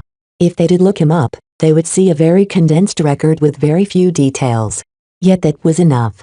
The combination of his Larkinson name, his top awards and his association with the 6th flagrant vandals should be enough to send tongues wagging. As he calmly waited for the next shuttle ride to the surface, a couple of drafted mech designers on leave summed up the courage to approach him. "Sir, could you tell us how you earned your golden mech? I thought only senior mech designers won this medal." Vez smiled at them. They happened to be cute female mech designers. I am not at liberty to say. You know how it goes. Classified and all. Oh, how exciting. They giggled. His answer raised his mystique and sparked their interest even further. Can you please tell us anything? How was the frontier? Why did the Mech Corps send you all the way out there? I'm sorry, but to say anything about it would violate my obligations to keep everything a secret. My ride is just coming up. Good day, ladies. A short interaction like that would be enough to spread more gossip around. While Vez was tempted to invent some stories about his travails in the frontier, it wouldn't do to skirt his vows of secrecy. The shuttle ride brought him down to one of the many military bases on the surface of Bentham. From there, he reported to his nominal superior, some bureaucratic officer who was actually a plant from Flashlight. The meeting went short as the only purpose of Vez's arrival was to formally receive his new orders and get all of his administration in order. After that, the Mech Corps let him off his leash. He smiled as he exited the interior of base and stepped out to a shuttle parking zone. He boarded a small armored shuttle and instead of heading to the KNG, he instead requested the shuttle pilot to bring him to the offices of Bollinger's Mech. Pardon me? The shuttle pilot turned around his head and asked. Mr. Larkinson, according to your itinerary you should be heading to the headquarters of the Caternevis Group. Nowhere in the schedule does it state that you have to head to Bollinger's Mech. Vez waved aside the pilot's concern. Don't ask too many questions. I'm a busy mech designer. Not everything is put into the schedule, don't you know that? Bring me to Bollinger's Mech in downtown Durham and better make it quick. His demeanor and imperious tone brook no refusal. Even if the shuttle pilot still had questions, he didn't dare to voice them, especially when word of Vez's prestigious decorations already spread through the military gossip network. The armored shuttle smoothly lifted off the landing pad and flew to downtown Durham, the capital of Bentham and the most densely populated city on the planet. As he looked out of the viewports, Vez noted a bit fewer air traffic than before. Much fewer air cars flew around these days, but military shuttles and aerial mech began to impose a heavier presence on the surface, depressing the freewheeling commerce that previously defined the planet. If Bentham already looks depressing from here, who knows how awful the actual economic outlook has become? He muttered to himself. After a quiet transit, the shuttle landed in the landing pad reserved for visitors to the nearby offices. The shuttle would keep waiting here for his next appointment, so Vez did not have to instruct anything to the pilot as he stepped out and faced the familiar facade of Marcella's downtown office. Marcella owned several properties. The one at the outskirts of Durham was where she stored and delivered her products to customers dropping by in person. The property here formed the front office where she received her customers and did most of her sales work. As far as he knew, Marcella was a savvy mech broker who operated multiple lines of businesses. Besides Bollinger's Mech, which was a brokerage that mainly sold individual and small batches of mech directly to customers, she also maintained a parent company called Bollinger Mech Trade. It mainly dealt with establishing export contracts and selling larger batches of mech to bigger clients, though their high value made such transactions very infrequent. Technically, Bollinger Mech Trade possessed a 5% stake in the Living Mech Corporation. However, Marcella Bollinger was the founder and owner of Bollinger Mech Trade, so in effect the legal distinction between person and company was meaningless. Even though Vez hadn't come with an invitation, the receptionist took one glance at Vez and recognized his face. Mr. Larkinson. What brings you here? Are you here on behalf of the LMC or the Mech Corps? He couldn't fault her confusion as he came in his mech designer uniform. Let's say I'm here for a personal visit. The military has nothing to do with my visit this time. Very well. I'll call ahead and tell Marcella to expect you. You already have a standing invitation to meet with her whenever she's in her office. He entered an elevator which brought him to the top office where Bollinger didn't appear to have changed much since the last time he talked to her. Life as an injured, retired veteran mech pilot softened her up a little, though her stocky physique and artificial limbs still conveyed her military roots. As for Vez, he hadn't grown taller or bigger. He even looked a little smoother as his previous gene optimization treatments elevated his physical appearance closer to the human ideal. Nonetheless, the ensemble of his bearing, his service uniform and the decorations plastered on it completely transformed him in Marcella's perspective. Vez. You grew up, she remarked with astonishment and rose up from her seat. I've heard word about a mech designer bearing combat awards, but I thought it was a hoax. They're very much real. He smiled back as he walked close to shake her hand with a confident grip. It's good to see you again after all this time, old friend. She snorted. I'm not that old yet, even if I've lived through the last war. The handshake completed the change in impression in her mind.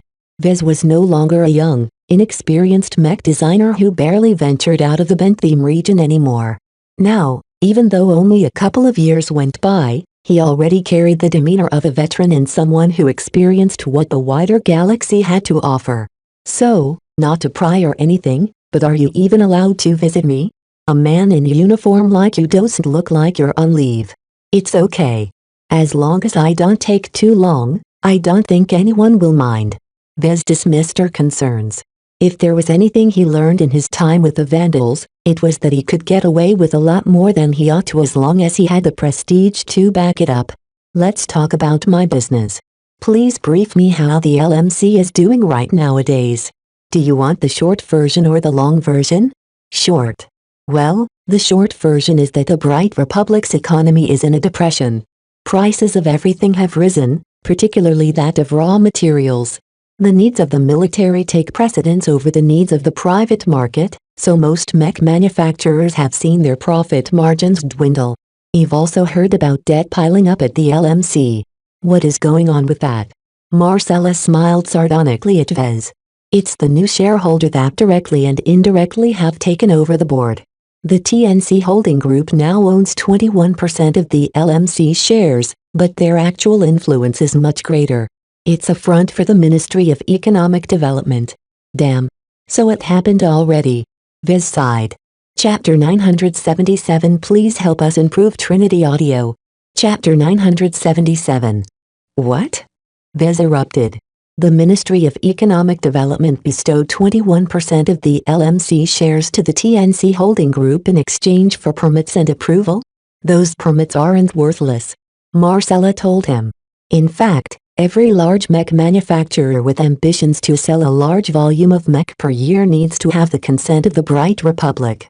Any company that doesn't play along will be stymied by the various government institutions that issue those permits and approvals. Why didn't you tell me? The LMC scaled up much faster than I anticipated. I always intended to inform you, but you were already off before I knew it. No matter. Even if you were still around, you'd surrender to the inevitable. Besides, it's not as if they paid for your shares for nothing. That girl Kelsey you put up as your representative managed to negotiate a sum of around 13 billion credits in exchange for 21% of your shares to the LMC. For now, that money is stored in a trust fund in your name. Vez blew his top off. What kind of biased evaluation is that? The LMC may not have been around for long, but a fifth of my company is worth a lot more than 13 billion credits in my judgment. The auditors and the employ of the Ministry of Economic Development don't think so. Are you questioning their judgment? She sent him a deprecating smile. Properly speaking, MinEcDev should have hired impartial auditors to determine the worth of the shares of the LMC. Yet according to Marcella, the ministry set its own rules, so whatever it did was absolutely legal. It was utter nonsense, of course. Using their own people to inspect the finances of the LMC in order to determine how much they should pay for its shares was like a kid pointing to a toy and saying that it's worth nothing so that he could get to play with it for free. What a scummy ministry. Vez muttered. If they're already like this at the start, I am dreading what'll hear next. They moved on to the current share structure of the LMC. Marcella summoned up a flat projection that listed the current shareholders of the LMC to this date. Vez Larkinson, 49%. Larkinson Estate, 25%. TNC Holding Group, 21%. Bollinger Mech Trade, 5%. Overall, the front for the Ministry of Economic Development wrangled just enough shares out of his hands to lose absolute control over his company. He didn't think that was a coincidence. Why leave me with 49%? If the ministry takes any more, you'd be less invested in your own company. The mech broker explained. Who won't say you'll neglect the LMC and start up a new company instead? The purpose of the Mech device isn't to drive you away, but to bind you and your company to the state. Every company that has gained some influence in the economy is a tool to enhance the power and prosperity of the Republic. They don't want this tool to fall into other people's hands. Marcella briefly explained the rationale behind this policy of taking a substantial minority stake in major companies. Not only did the Bright Republic wanted to keep the company in their clutches and prevent them from transferring their headquarters to another state, they also wanted to reign in the absolute control of the founders of the company. The Bright Republic isn't the exception here, she said. Many states have adopted similar industrial policies at the higher level. The states don't care about startups and small businesses within their borders. However, it is critically irresponsible to let their larger companies do what they want. Companies pursue their own interests and the interests of their CEOs and shareholders. Sometimes, those interests conflict with the interests of the state. Vez understood the logic of the inherent solution adopted by the states. Even if he didn't entirely agree with them in his position as a business leader, he could see why the states did not wish to be at the mercy of the whims of the companies within their borders. You can't fight against the Republic on this point, Vez. Marcella warned him. Many have tried and failed. Free market economies are out of vogue these days. They moved on to the role of the TNC holding group. Even though only a portion of the members of the board directly represented their interests, the other members actually deferred to the TNC and in extension the Ministry of Economic Development. As someone who took liberties with power himself, Vez knew that the Ministry of Economic Development was throwing their weight around, making it difficult for others to refuse their demands. According to Marcella, Mech Dev wielded a substantial amount of power in shaping the Republic's economy. Anyone who didn't play ball with them would find their business environment constrained while the conditions of their competitors eased up. In that fashion, Mech Dev's policy of holding only a minor say in matters within the company effectively morphed into a voice that couldn't be ignored. Vez glowered at the description of the infamous ministry. While he heard some things about their overbearingness in the mech industry, he didn't think they took so many liberties and that his company would fall within their clutches so soon after he founded his company. It's actually remarkable how fast they moved to acquire a stake in your company. Marcella half complimented him. That means they are paying special attention to you. Mech Dev sees promise in your career prospects and remain hopeful about the LMC's growth trajectory. To that end, they pushed aggressively to expand the Mech Nursery's production capacity, and thereby piling mountains of debt on the LMC's balance sheet. That as well. Marcella smiled sardonically at him. Mech Dev is making a gamble that sales of the LMC's silver label mech will continue to grow in volume and popularity over time. From what it sounds like, they've gambled and lost. Not entirely. The operation is still profitable, just less so than usual. The main problem is that Mech Dev never expected the ongoing war to impact Bentham so directly. With the visions encroaching on the Bentham region, many trade routes are cut off and the supply of raw materials has decreased. Along with the economic depression, it costs significantly more to produce the same mech. Have prices of mech risen as well? A lot of mech companies ought to have gone out of business by now. Only the small players. The bigger, more established mech manufacturers with strong financial muscle can easily bear the temporary difficulties. They are led by far-sighted CEOs and mech designers who have accumulated an abundant war chest during the good times. Not only have they snapped up some of the more attractive failing businesses, they are also outright selling mech at no profit in order to maintain and expand their market share. Vez really had to hand it to the bigger players. They certainly knew how to exploit this crisis, especially when they predicted years or even decades ago. The conduct of the larger and more established mech companies meant that it was completely unviable for the smaller players who struggled with rising production costs to jack up the prices of their own products. The bigger fish are increasing the pressure on the smaller fish, he remarked in an exasperated tone. Are they deliberately trying to drive the smaller mech companies out of business? Yup. And before you ask, the Ministry of Economic Development not only condones their behavior, but actively encourages it. In their perspective, any mech company that succumbs to a little difficulty like this does not deserve to stay in business. Well, there's a problem there. Companies that fall into the middle like mine are small enough to be affected by the market actions of the bigger players, but also large enough for them to obtain a minority stake. Isn't there an inherent contradiction there? Shouldn't they lend a hand to the LMC or something to tide it over? Marcella shrugged. Mech Touch is so large and possesses a minority stake in thousands of companies across multiple industries. Just because they are invested in the LMC doesn't mean it cares for the company to the point it will stop it from failing. Companies fail all the time.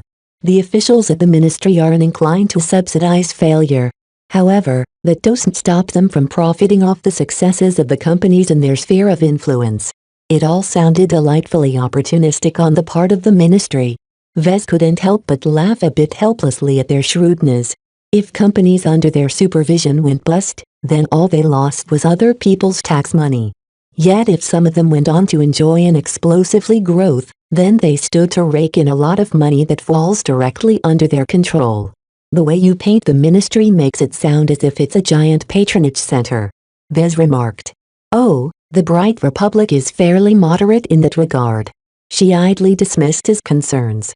There are states where the equivalent government institutions have a much lighter touch, but there are even more states where the government is much more involved with their own companies. However, you have to remember that the most precious asset of a mech company are their leading mech designers. Mech Dev may want to push you around, but they don't dare to drive you away. Even if he'd be enormously disadvantaged for doing so, as a last resort Vez could always pack his bags and emigrate to another state. He'd have to start over again, though, and compete in a completely unfamiliar market environment that usually favored their domestic producers over foreigners. Even if his second company grew successful again, he'd still have to deal with the same government interference all over again, putting him back to square one. All right, I get it. It's not a good idea to fight against the Ministry of Economic Development at this point. He concluded. Let's move on, then. So the companies in debt and profit margins are slumping. How are our mech sales, by the way? There's at least some good news there, Vez. While the bronze label mech aren't being made anymore because there's no profit to be gained, sales of the silver label mech are actually stable and have steadily grown over time as more mech pilots begin to appreciate them. The LMC sells two very good products, and word of mouth has continued to grow. Marcella handed over a datapad that described the overall sales patterns for his two main mech models. The Blackbeak offensive night mech model earned a reputation for being hardy, dependable and mobile enough among the mercenary community. The Crystal Lord on the other hand became a small hit among well-off mech pilots specialized in rifleman mech. Due to the war, sales of both models in the domestic market rose steadily. Even though the mercenary corps and other outfits operating in the Bright Republic didn't fight at the front lines, they were still tasked with protecting mines and production facilities not important or strategic enough to warrant attention from the mech corps. These mercenary corps therefore experienced sporadic fighting against the Mech Legion or some of the more daring Vision mercenary corps contracted to raid brighter properties.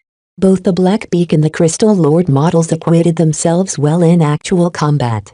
The mostly positive combat footage spread around in the galactic net continued to raise people's interest, though their premium price tag scared most potential buyers away.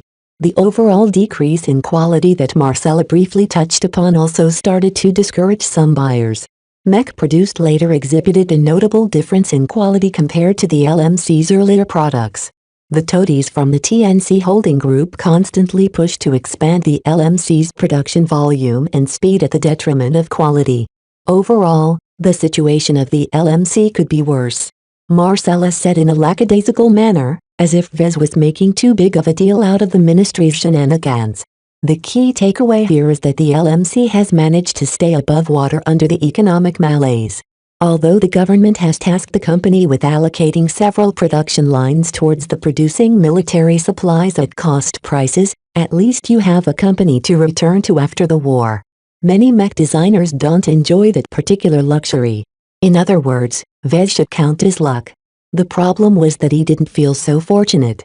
Chapter 978 Please help us improve Trinity Audio. Chapter 978. His meeting with Marcelo stretched out longer than Vez anticipated. As Marcella was in control of 5% of the shares of the LMC and had a representative on the board, she was fully up to speed with its circumstances. Vez listened and commented to her descriptions, but overall he saw little need to issue new instructions. With Kelsey, your grandfather and me in control of the majority of the shares, we have enough power to resist the worst excesses of the Ministry of Economic Development. None of us want the company to falter. That's good to hear. How is Kelsey doing as interim CEO, by the way? I've heard that she's been holding the fort to an extent. It's difficult to say. Marcella replied. She has her own ideas on company policy. However, she's done an honest job adhering to your interests where it matters. The only problem is that everyone considers her a pushover, so she isn't able to wield as much authority as you. She clearly doesn't have the chops to be the leader of a multi-billion credit mech company. The former is more important than the latter to me. Besides, as long as everyone else is doing an adequate job, the CEO doesn't really need to be an expert. If I put a more experienced executive at the helm, I risk inviting someone else's agent. I can't afford to take the risk of letting another influence gain an inroad into my own company, he said. That's really paranoid of you, you know. Why not let someone from the Larkin Son estate take charge instead? The Larkin Sons look out for the Larkin Sons. You're a Larkin Son as well. I am my own man. That said a lot about Vez. Marcella declined to comment on that any further, as this was something personal between Vez and the Larkin Sons. Overall, even if it took a lot more time than anticipated, Vez learned enough about the company to reassure him somewhat of its continued existence even in his absence. Marcella pressed the back of her hand against her forehead in a dramatic fashion. I've worked very hard to keep the LMC's mech sales going, you know. The Bright Republic's mech market can only buy up so many expensive silver label mech a month. I've constantly had to search for foreign partners in foreign states to export the rest of our mech to. Word of mouth travels slower outside the Republic, and your mech face much stiffer competition there. Still, I've managed to close enough deals to offload the bulk of the LMC's direct production to foreign states. I appreciate your effort, but don't think I'm aware of the real reason why you're doing so. Vez chuckled. You don't want your 5% stake in the LMC to become worthless. When the LMC prospers, so do you. It's in your best interest to help my company grow. For now, Vez laid aside the fortunes of the LMC to the side. While he was tempted to take the reins again, his official duties made it highly improper to do so. In addition, with the Ministry of Economic Development continuing to exert their influence on the company, it wasn't as if anything Vez tried to do would stick. He recognized that the only way to rid the LMC of this scummy ministry's influence was to replace it with a better government institution. His current mission on behalf of Flashlight might pave the way for that if he performed up to their satisfaction. Vez should get a move on to performing his actual duties as opposed to spending time in Marcella's office. That didn't mean he had no way of influencing the fortunes of the LMC while he was working for Flashlight, though. A devious light entered his eyes. Right now, I've been pulled from my previous assignment, he explained. The Mech Corps has seen fit to turn me into a liaison mech designer for the Caternevis Group. Marcella looked impressed. From the medals you've earned, there's no doubt you've earned a break. As for the KNG, that's a rising star among the local mech companies. They're substantially more developed than the LMC and they're continuing to rise under the leadership of their two journeyman mech designers. I think it's a really good opportunity for you to learn the tricks of the trade from them if you're assigned to babysit the production of their military mech. I intend to do more than that. Vez smiled. The important thing here is that I'll be showing up in public in my current appearance from time to time. Tell me, how will the public respond when they see me like this? He tapped his ribbon rack for emphasis. There was no way Marcella missed the message. Darkness Eater, Torchbearer, Golden Mech, War Saint, Frontier Service Medal, Mech Corps Commendation, you sure know how to stand out, Vez. I can see the news portals and the discussion forums on the galactic net going wild for a time. She snorted with amusement. Vez smirked. Let's capitalize on that. While I'm not allowed to shill for my company while I'm in the service, just showing up in public from time to time will be sufficient to arouse everyone's interests. I want you and the LMC to take advantage of all of that attention and help my company sell more mech. Her eyes gleamed. What a great idea. Although I don't expect the interest in your possible exploits to last, the LMC will surely be able to leverage your reputation to increase their sales in the domestic market. It will even have a ripple effect on your foreign sales, though not as directly. Both of them began to scheme how they could turn his dashing appearances into a short and long-term marketing advantage. The initial boost in interest would be the biggest, but as long as Vez didn't tarnish his reputation, his company would definitely continue to stand out against the competition by the mere fact that it was founded and led by a war hero. Marcella showed some misgivings, however. I don't disagree with you, Vez, but don't think you are capitalizing on your elevated status a bit too blatantly? Earning those distinctions is a personal honor. I don't think the Mech Corps intended to give them to you just so you can profiteer off the good associations those medals carry. All the other honorable bearers of the Darkness Eater will resent you for being so shameless. Every businessman has to learn how to be shameless. Vez casually dismissed her concerns. I'm no different than the winning athletes of the Rimworld games showing up in commercials to shill for various products. I don't think the Mech Corps will appreciate some of their prestigious awards being devolved into devices for commercial gain. Then they shouldn't have awarded them to a business owner like me in the first place. I think I understand now why the Mech Corps almost never awards their more prestigious medals to mech designers. Nevertheless, the marketing push concocted by Vez and Marcella benefited her substantially, so she did not object too strongly. In the face of naked commercial interest, personal honor no longer became a concern. After shaking their hands to conclude this new arrangement, Vez asked one more thing before he bid her goodbye. By the way, you seem to be a little familiar with the KNG. Can you tell me more about the company I'm about to liaise with on behalf of the Mech Corps? Sure. As an insider in the Bentley mech industry, she knew almost all of the larger players. The KNG has a rich mech catalog in both Spaceborne mech and frontline mech. Cater specializes in designing Spaceborne mech while Nevis excels in designing frontline mech. The KNG therefore has a strong presence in the lower end of the mech market. They have a strong cross-border presence as well, but they still derive most of their sales from the domestic market. The KNG differed from the LMC in that their pair of journeyman mech designers were good enough to compete directly against the mainstream mech models in some of the major market segments. While the mainstream mech models always won out slightly in terms of price-to-performance ratio, mech designed by locals were a bit more suitable for use in practical terms. Marcella showed him some of their publicly disclosed figures. This is where the KNG's mech excel at. Their mech are easier on the pocketbooks compared to the well-engineered mainstream mech models that are a lot more finicky to maintain and troublesome to repair. This was the predominant business model among mech manufacturing companies with the chops to compete directly against the popular mech models. While they still couldn't beat the sheer design talent and insane level of optimization in the hands of the big transgalactic enterprises, their products nevertheless didn't entirely fit the local circumstances. The disparity between a mech designed by an apprentice and a mainstream mech model was quite big. The gap in performance when everything else was equal made it so that apprentices couldn't charge the same price for their inferior products. A journeyman on the other hand possessed the ability to design a mech with a performance gap narrowed to a small enough margin that many customers could be persuaded to purchase local products instead. Of course, it took savvy marketing, a trusted brand and good performance in the field to be able to snatch up a significant amount of market share in multiple segments. It sounds as if the KNG are doing well for themselves. Not exactly. Marcella shook her head. Their foundation is strong, but the adverse business climate that has swept over Bentley affected the KNG much more severely than your LMC. Do you know why? It took a moment for Vez to recognize the crucial difference. The LMC is a lot smaller, but my company mainly sells premium mech with high profit margins. Even if production costs have risen lately, my company can still absorb the pain by giving up some of the profit. The KNG on the other hand has much less room for maneuver. Exactly.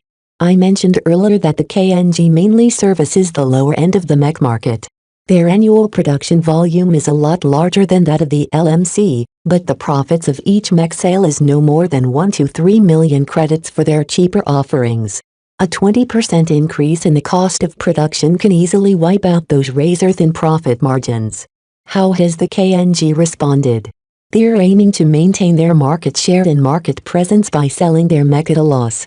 Keeping their manufacturing complexes operating at full capacity also allows them to retain their favorable bulk contracts with material suppliers as well as retain their large body of trained and loyal fabricators and mech technicians. All told, they are losing up to 1 million credits for each mech sold. Vez nonetheless widened his eyes. Are they even allowed to do that, Marcella? How can they even sustain such a loss-making venture? Well, there's rumors that someone in Rittersberg is very friendly towards the KNG. The Ministry of Economic Development has a good relationship with MRS. Katter from what I've been told. Minekdev has even offered to help the KNG absorb their losses with subsidies and interest-free loans. Vez wanted to vomit when he heard that. The disparity in treatment towards the LMC and the KNG couldn't be more stark. Also, Mr. Nevis has the backing of his family which owns a long-standing company in Bentham, so the KNG is not at risk of running out of funds anytime soon. The calculus of the company is to ride out the war and make everything back when it capitalize on the decreased competition and recovering market prospects. Even so, there was no way the Katter-Nevis group could get away with this much without the advantages bestowed by their connections. Vez always believed that government and business shouldn't mix, but evidently the KNG found a way to make that work. Still, this entire situation sounded a bit too fishy. Selling mech at a loss would definitely be a huge burden to the KNG regardless of all the help they received. Such a desperate circumstance may make them vulnerable to certain solicitations, perhaps even from the BLM. Chapter 979 Please help us improve Trinity Audio. Chapter 979. The armored shuttle finally touched down on the landing pad next to the headquarters of one of Bentham's large mech manufacturers. The Katter-Nevis Group may not be the most established mech company on the planet, but everyone considered it to be on the rise. This was mainly due to the rare fact that the KNG was led by two married journeyman mech designers. While marriage between mech designers wasn't all that uncommon, it took a rare set of conditions to make two journeymen, already not that numerous, fall in love and set the conditions to maintain a harmonious personal, business and design relationship. That MRS. Katter and Mr. Nevis made their union work without a hitch made for a very encouraging sign for their business prospects. The headquarters of KNG was located in downtown Durham like many other notable mech companies. While companies fought hard to open and maintain an office building in the center of the city, a company as renowned like the KNG shouldn't have any problem setting up shop in the most coveted areas of the capital city. The KNG even managed to place their headquarters at Mech Designer Row, a narrow but highly coveted city district with land prices that went through the roof. Mech Designer Row's prime position close to several important government institutions, convention centers, mass transit, cultural attractions, shops and more made it into an extremely attractive piece of real estate. For example, the old commercial district next door hosted one of Bosworth's big mech showroom. Vez remembered that he visited Bosworth's a long time ago to witness a master-crafted copy of the Caesar Augustus design. It would be nice if my products entered Bosworth's product listing one day. The big mech wholesaler, distributor and seller built up an expansive commercial network throughout the 30 states of the Komodo Star sector. A company like Bosworth's likely didn't put a relatively small player like the LMC in their eyes. Even the KNG still had ways to go before they became worthy of the big mech wholesaler's attention.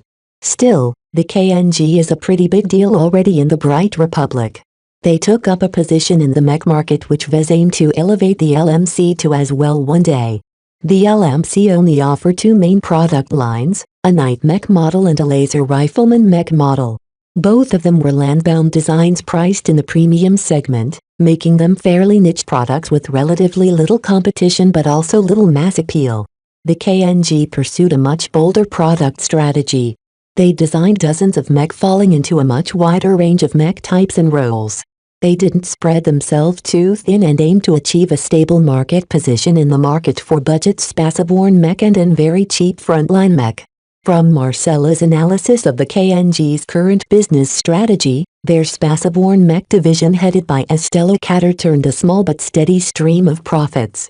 On the other hand, their Frontline Mech division headed by Antoine Nevis was much more susceptible to economic boom and bust cycles. When times were good, Frontline Mech sold by the thousands every day. When times became slightly worse, a glut of supply and a shortage of demand meant that they became extremely unprofitable. Right now, the KNG fell into a time where they became forced to sell their Frontline Mech at a loss in order to maintain their perceived market position. If they stopped selling Mech entirely, then they signaled to the market that the fundamentals of their company was weak. Mech buyers didn't like to purchase Mech from losers because who knew if the company would collapse one day, depriving the buyers of various support services such as repairs, the supply of replacement parts and upgrades. Even if Marcella knew more about the KNG than the public had on hand, she wasn't an insider of the company. She couldn't accurately guess how long the company could keep up its loss-making ventures. Every healthy company saves for a rainy day, but it's a question whether the KNG's reserves are enough. A man in his 30s in the formal business suit greeted Vez shortly after he stepped off the military shuttle. Mr. Larkin son, pleased to meet you. I am Jeffrey Arlett, a relationship manager of the Public Relations Department of the Catter Nevis Group. I'll be accompanying you around our great company during your visits at our headquarters, manufacturing complexes and other facilities. Vez shook hands with the man and surprised him with a strong grip. Please take care of me, Mr. Arlett. Please call me Jeff. Is that okay? Sure. You can call me Vez. Right now, pretend my uniform doesn't exist. Naturally, no one could ever stop staring at his uniform. Jeff kept glancing at his decorations as if he wanted to confirm the rumors about Vez that already swirled around the galactic net. In fact, much of those rumors gained a lot of momentum all of a sudden when Marcella tasked her company to proliferate them. Soon almost everyone would hear of the new mech designer hero that made the rounds in Bentham. The pair walked out of the shuttle parking zone and into the tall main structure that housed the main corporate office of the KNG. The structure radiated a sense of class and prestige. The interior sterile, white and transparent interior but with a lively touch of plants and trees made Vez feel as if he entered an artificial paradise. The relations manager began to introduce the company to Vez as they walked to a central elevator. The Catter Nevis Group emerged after the merger of the Catter Group and Nevis Mech. As such, we have spent years fusing all of our aspects together to form a new and stronger company that is ready to grow to the top. Vez looked very impressed at that claim. That's a high ambition. There's a lot of competition at the top. All of us within the company are confident that MRS, Catter and Mr. Nevis will be able to turn their vision into reality. Jeff boasted confidently. We believe our mech are sufficiently distinct and valuable enough that we are able to capture the hearts of many customers in the Bright Republic and beyond its borders. The two entered an elevator upon which Jeff sent an authorization from his comp to bring them straight to the top. What are the core values of the KNG? With regards to our products, we aim to combine affordability with excellent after-sales support. Our mech are priced competitively and they are often bundled with a range of support services where we provide long-term insurance, repairs and replacements to our loyal customers. Over the years, we have drawn a considerable amount of fixed customers who have fallen in love with our robust mech ecosystem and continue to purchase new mech from us at favorable rates. Vez understood the KNG's business strategy from here. It's a very far-sighted strategy to sell mech at close to bottom prices but recover some profit with your after-sales services. I imagine it takes a huge upfront financial commitment to wait that long until you are finally able to earn a profit on an old mech sale. The financial health of our company is extremely robust. Jeff immediately emphasized with a bright smile. With two very capable and experienced journeyman mech designers as our lead designers, all of our products are competitive against the competing offerings on the market. Our market shares in several market segments is very significant. Customers are attracted by our competitively priced mech and they know that they can rely on us to service their needs. Yeah right, Vez thought. If he hadn't heard Marcella's own take on the company, then he would have been fooled by Jeff's overly rosy descriptions. As a representative from the Public Relations Department, it was his job to impress the various stakeholders of the KNG. Obviously, such a person would never badmouth his own employer on a voluntary basis. The elevator rose up fairly slowly, all considered. However, the transparent shaft gave Vez a very complete glimpse of some of the hallways and offices where various employees diligently worked for the company. As you can see, we employ a large amount of talented people. Many of them are old hands from the Cater Group or Nevis Mech. We pride ourselves on the good treatment of our employees, no matter if they are top managers or lowly clerks. From the lowest mech technicians to the members of our esteemed design teams, the Cater Nevis Group is a glossal-knit community of like-minded people who are united in our desire to propel our company to the top. Aha! Vez nodded a bit lamely. This Jeff was laying it a little thick. What kind of people does the KNG employ? Are they mainly benthemers? We are a local bentheme mech manufacturer, so it is a given that we draw most of our talents locally. Nevertheless, we pride ourselves on our diversity and we are always open for talent from other regions of the Republic. A substantial portion of our management comes from Rittersburg. It sounded like a contradiction to Vez. How could a company simultaneously be proud of their diversity while tacitly admitting they mostly employed people from Bentham and Rittersburg? While he didn't know exactly who came from where, it would be a really bad idea if the upper management consists of graduates from Rittersburg while most of the lower jobs were taken up by local Benthamers. Ah, we are here. Please follow me, Jeff said as the elevator finally reached the top. Our founders can't wait to greet you in person. They walked through an impressive-looking entrance hall that simultaneously served as a showcase of KNG's bestsellers. Various scale models of their most popular mech designs stood on both sides of the hall. Vez recognized the care and attention put into manually fabricating and assembling each of these smaller mech. Obviously, both Cater and Nevis felt the need to work on them personally. This amount of care shown in their products lifted his opinion of the two journeymen a little. Once they entered through the tall double doors, they entered a very wide office space where the two famed mech designers stood in the middle. Welcome, Mr. Larkin son, to the Cater Nevis Group. A matronly woman greeted him with a bright smile. Please come closer and let me see you. Both of them greeted each other politely and exchanged handshakes. Mrs. Cater emanated a matronly vibe only seen among happy mothers. Leaf. Aislinn. Come here and meet our guest. Two rambunctious children playing in a playpen set aside in the office chamber scampered over to their mother while holding their plushy mech toys. This is Aislinn, my lovely daughter. Hi. The furry-year-old greeted shyly. And this is Leaf, her older brother. Mummy, is he a soldier or a mech designer? He asked in a young voice as the 6-year-old admired his uniform and his ribbons. Oh, he's both. In fact, I dare say he's the bravest mech designer in the mech corps. Vez chuckled politely. There are many brave mech designers in the mech corps. Your parents served in the previous war as well if I recall. Oh, we were a bit too young back then. Mr. Nevis replied modestly.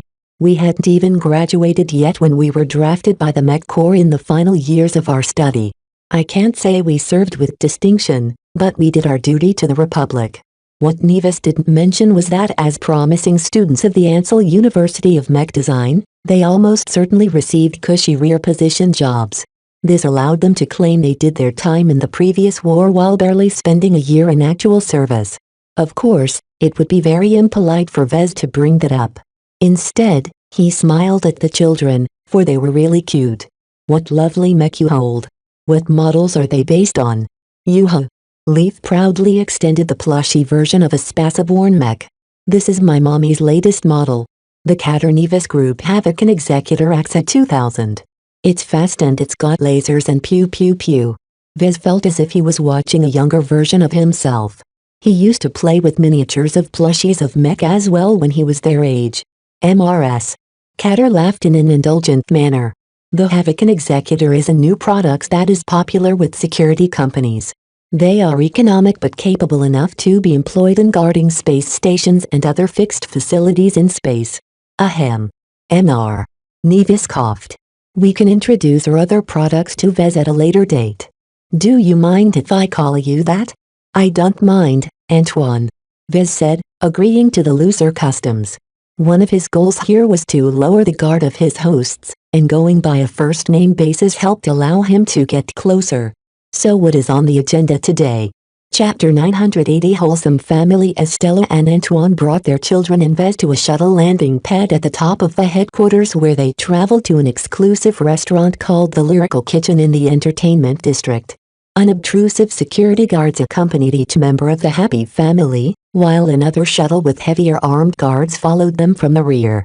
Meanwhile, Vez made do with Jeff, who looked like he couldn't even take a single punch.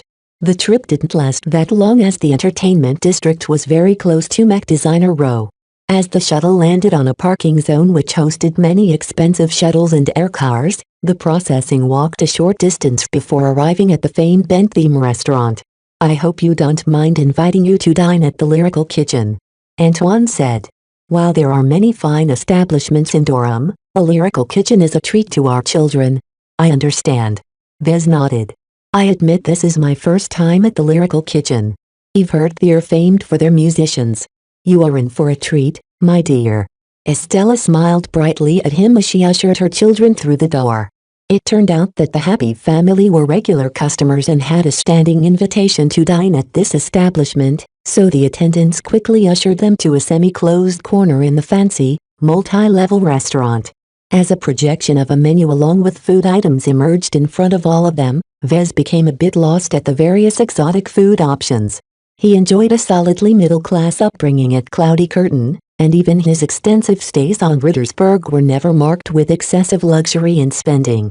Therefore, he never truly got exposed to the greater luxuries in life. He hardly knew the difference between all of the expensive food options on offer. To Vez, the only item he recognized was cloud rice grown from his very own home planet. As for the rest, he saw no difference between them and the contents of a nutrient pack. In fact, Vez much preferred the simplicity of a nutrient pack over some of the weirder options on the menu. Fortunately, Estella noticed his hesitation and tactfully helped him out of his fix. "Is this your first time here? Let me recommend you some dishes for a start." The Lyrical Kitchen is known for their excellent meat dishes prepared in the local style of Ben theme cuisine. Half of their meat is sourced from wild exobeasts imported from the frontier. "My dear, Vez here wears the Frontier Service Medal." "Ah, I forgot. How exciting!" Estella exclaimed while she quickly selected some dishes for him.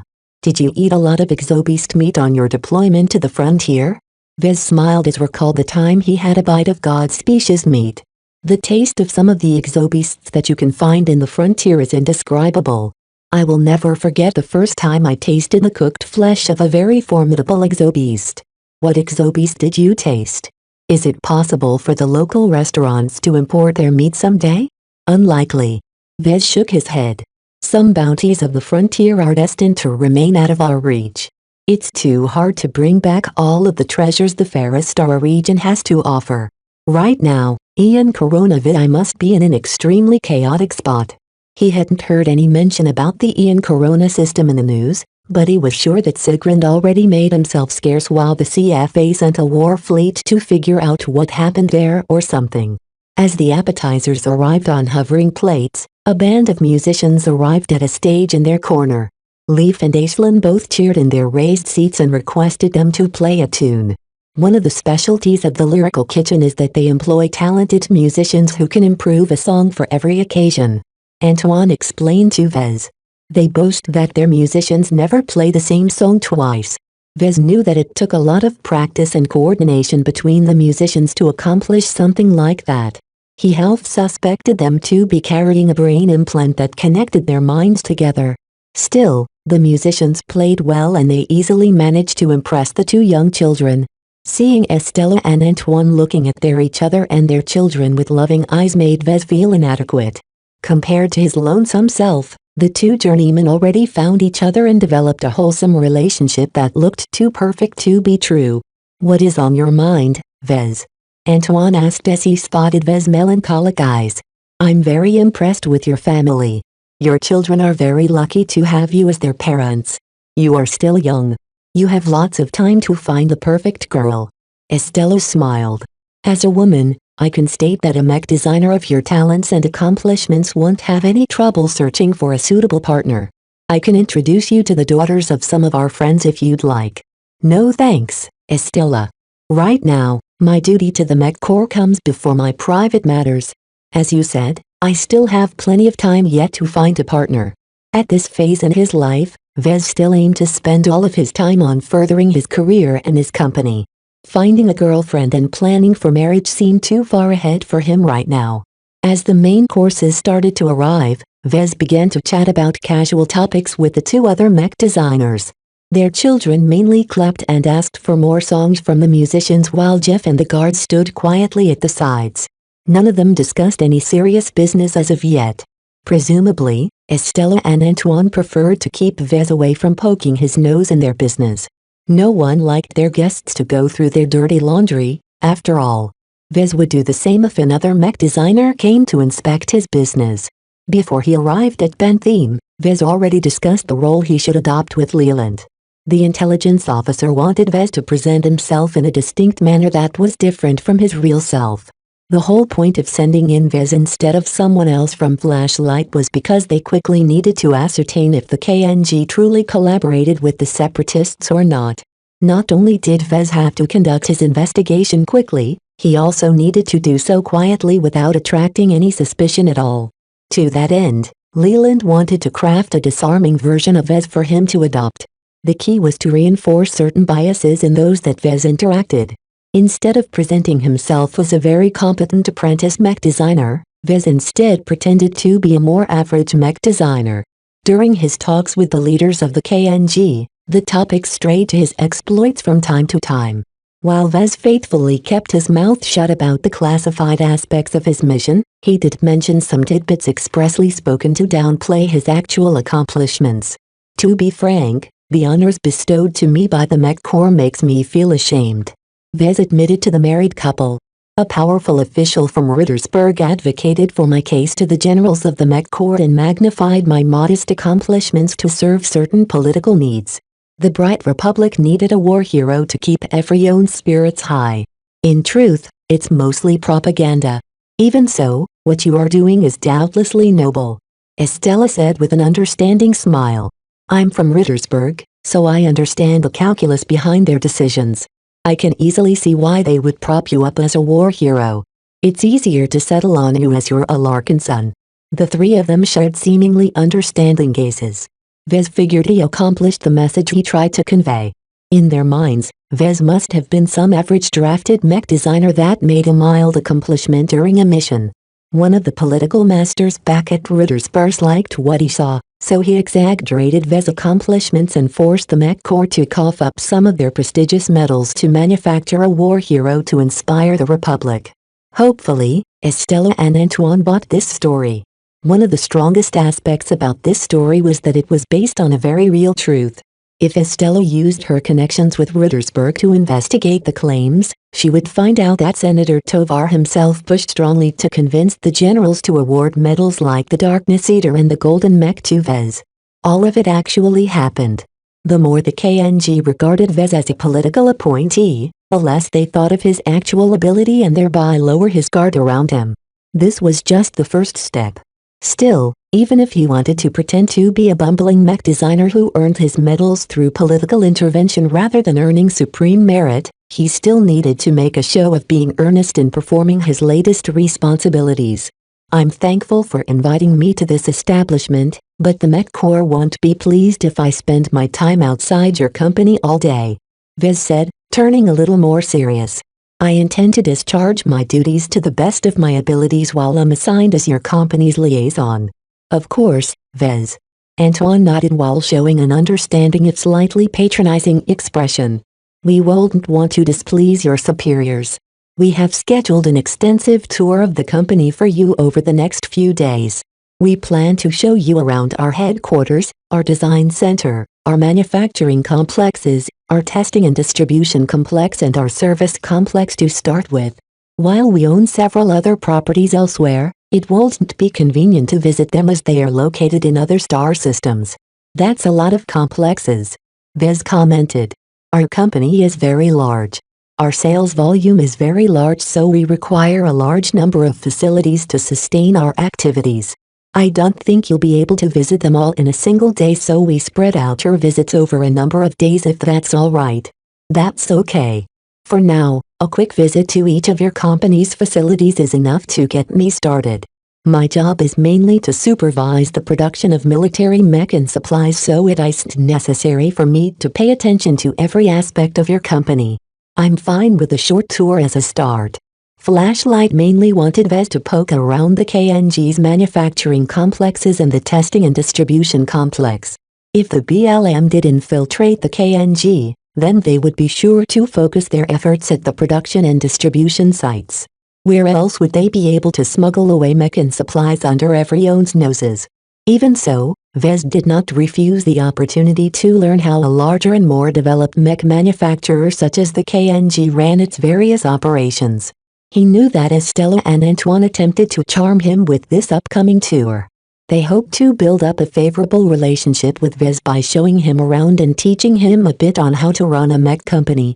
Technically, they were competitors, so it took some consideration on the part of the married couple to give Vez a good glimpse on how they ran their company. Besides, as journeymen, they didn't feel very threatened by an average apprentice such as Vez. Perhaps they would even be generous enough to give Vez some pointers on designing mech.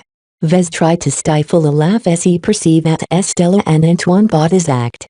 While Vez wasn't a great actor by any means, he didn't act completely outside the norm.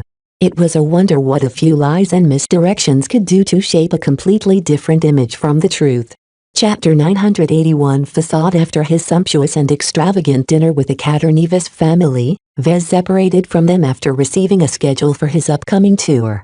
He hailed a military shuttle from his comm, which picked him up and brought him back to a military base which housed his assigned accommodation. As Vez entered his private quarters, Leland Toll already waited for him there. "I trust you made a good impression on Mrs. Catter and Mr. Nevis? You tell me, Leland." Surely Flashlight managed to hook into the monitoring system of the Lyrical Kitchen, right? His case officer smirked. "Correct, and I'm sure that Spotlight hacked into it as well. It's not very useful, however, as guests know better than to discuss anything sensitive in such a semi-public location. From what I've witnessed, you did a good enough job in lowering their guard. Even if I lied, I didn't lie too much," Vez responded. "That will remain the key throughout your interactions with the KNG. You need to be genuine enough for you to come across as authentic. The last thing we want to do is to evoke their suspicion that you've been sent to do some actual investigation." Vez snorted at that. "Is the entire position of liaison mech designer even useful? Oh, they are still very much needed. Especially to mech companies in the control of a single strong mech designer, they often tend to take weird directions from time to time. Having a liaison in place will force entrepreneurs to rein in some of their wildest actions. Liaisons aren't there to act as cops who will stop crimes when they happen. They are placed among companies as a form of deterrence in order to ensure stability and continuity in operations." "I see then." Vez nodded. "Even if the liaison is overly friendly with the companies they are meant to supervise, just having another mech designer present that isn't completely loyal is already enough to stop most antics. Let's move on to Catter and Nevis. Having met them in person, what are your impressions of the two? They're a very happy pair. I really like their children. It's hard to imagine that there is anything amiss at the KNG. That's what they wanted you to believe. Don't fall for their act." Leland shook his head. "Perhaps you are too close and taken in by their impression of a perfect family, but even the best of people can take a wrong turn. The fact that they have a wondrous family doesn't rule out that they are guilty of treason." "I can see what you mean, Leland, but it's really hard for me to imagine that Catter or Nevis are willing to ruin everything they built up so far.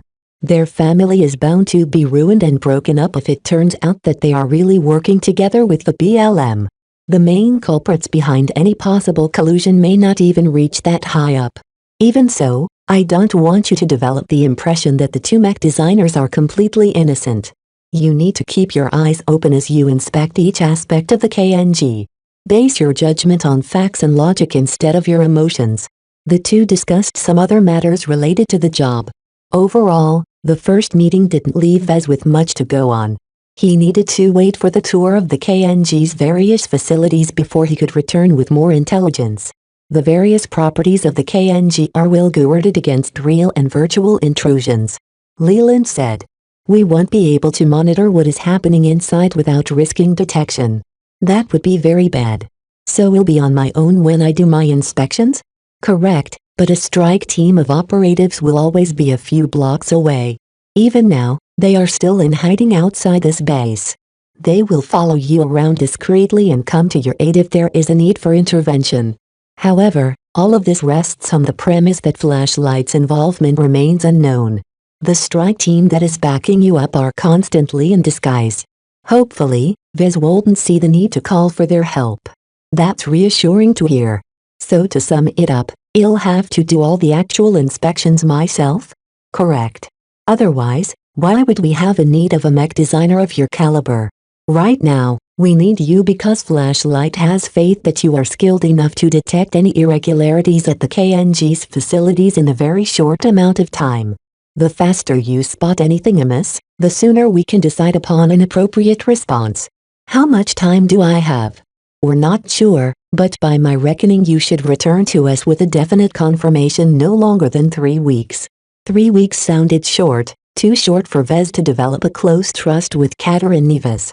He'd have to be a bit more brazen and assertive in his role as liaison to wrap up his investigation in that short amount of time. Why 3 weeks? Is that when a threat of vision intrusion becomes real? I can't say. Just know that we can only spare 3 weeks for your investigation before we have to pull you out and move to another plan. Leland quickly left after mentioning a few more things about the Happy family. Overall, the spy wanted Vez to remain sober and not be taken in too much by the overly rosy picture painted by the Happy family. Once Vez was left alone, he sat behind his terminal and wrote up a report of his activities for his cover role. Even though he didn't include any important details in this casual report, it was nonetheless a necessary activity for every liaison. The next day, Vez ate a quick breakfast at the base, thereby also showing himself off at the personnel present there, before boarding a military shuttle again. Where to, Mr. Alarkinson? Take me to the headquarters of the Kater Neves group. The time limit imposed by Leland gave Vez a lot of pressure.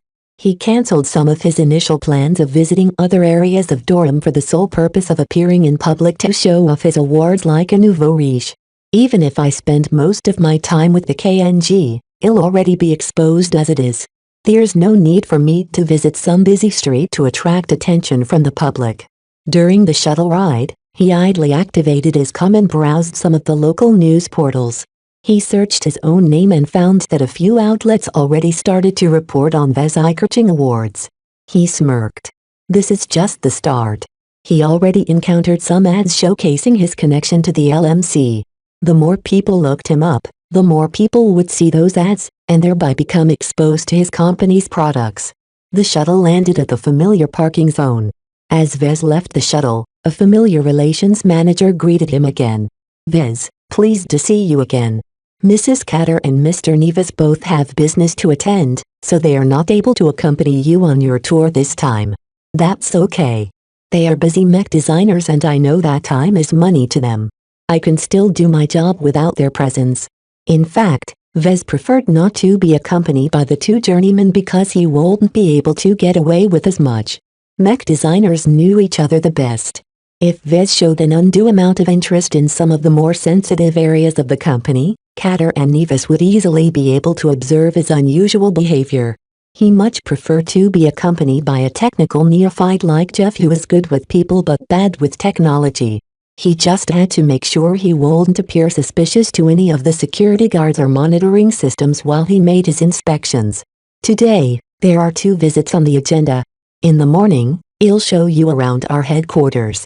In the afternoon, I'll take you to the design center where most of the magic happens. Sounds good. Jeff brought Vez inside the headquarters and gave him a brief tour in every department. Of course, he only obtained a shallow glimpse at the work being done related to the company's financing, marketing, strategy and public relations activities.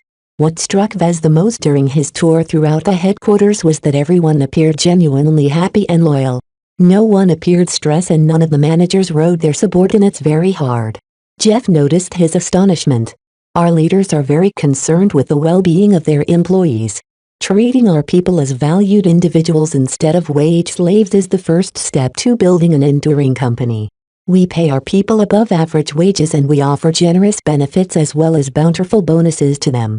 Besides inspiring everyone's loyalty and devotion to the company, we've also managed to cut down attrition to a minimum while boosting productivity. It sounds really expensive, though. Can the KNG actually afford such generous treatment to its employees? Our company is more than profitable enough to sustain such activities. The fact that very few of our people quit saves us a lot of time and money that we would have otherwise spent on retraining newcomers. Even so, Vez still remained somewhat skeptical on the claim that the company wasn't wasting a lot of money on unnecessary benefits. He found it somewhat regretful that the tour hadn't allowed him a deeper glimpse into the company's finances. Understanding their current financial state would help him a lot in determining whether they were desperate enough to look for alternative sources of funding. Even so, the accountants and managers at the financial department showed a bit less enthusiasm in front of Vez. Obviously, they coped with a bit more concerns than the other departments, but they did their best to show their best faces in front of Vez. Vez realized that the entire visit so far consisted of theater. Jeff brought him along a guided tour through fabricated impressions of happy and productive workers. Only once they neared the top of the headquarters did Vez get to meet with some of the top management team. An executive solely responsible for supervising the production of military assets greeted them at his office. "Good morning, Mr. Larkinson," the older man said as they shook hands. "My name is Charlie Rosen, and I am the executive director for military production. Put simply, that means that all the assets we produce for the Mech Corps. Can you walk me over what the KNG produces right now?" "Certainly. I have prepared a short presentation." Once everyone sat down, Mr. Rosen presented the facts, most of which Vez already knew. "We produce 35 different mech models for 5 different mech regiments of the Mech Corps at a time. That sounds impressive at first, but we don't run our production lines for each of these models at all times. We only need to produce enough military mech to replenish the losses of the mech regiments deployed on the front lines of the war. Even so, trying to retain enough ability and know-how to be able to fabricate so many military mech models must require a considerable amount of skill and manpower. How many mech have you produced in, say, the last year?" Charlie Rosen raised his eyes as if to recall the figure. "I'd say over 7,000 mech. That's quite a lot." Vez replied with considerable surprise. "The war is very hard on the mech regiments, as I'm sure you know from your own service. In most cases, mech fall easily but their mech pilots are able to eject in time.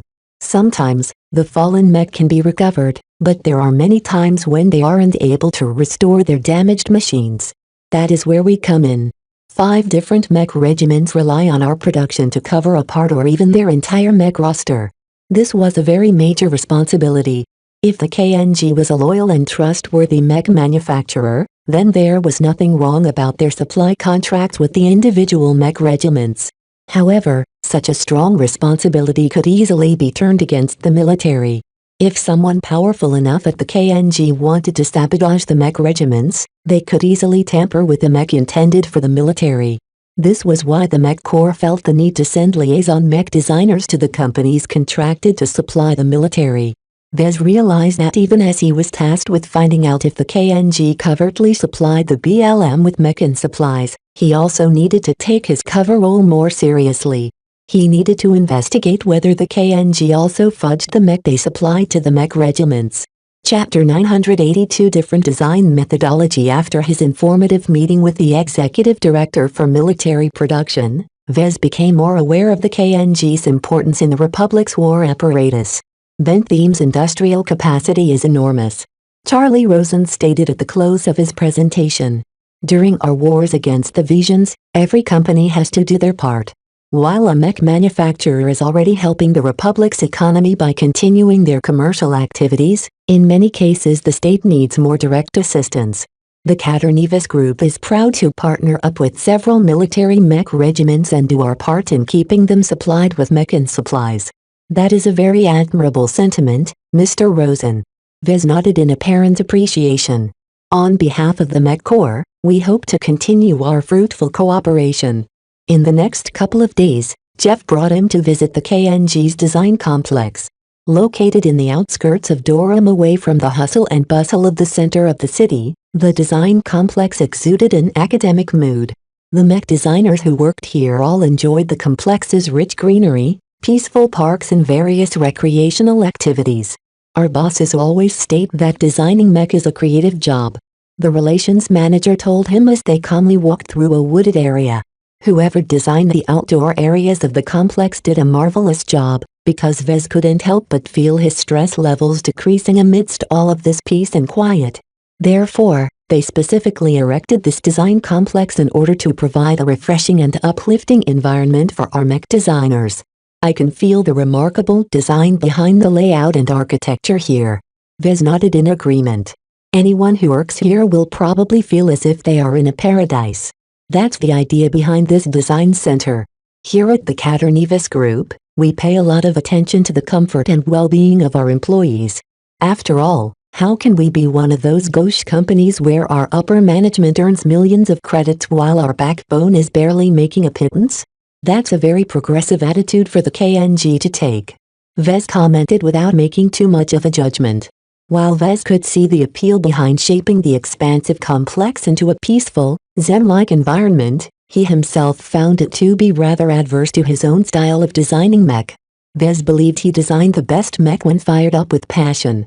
The higher the pressure, the more frantic he worked and the less he seconded himself.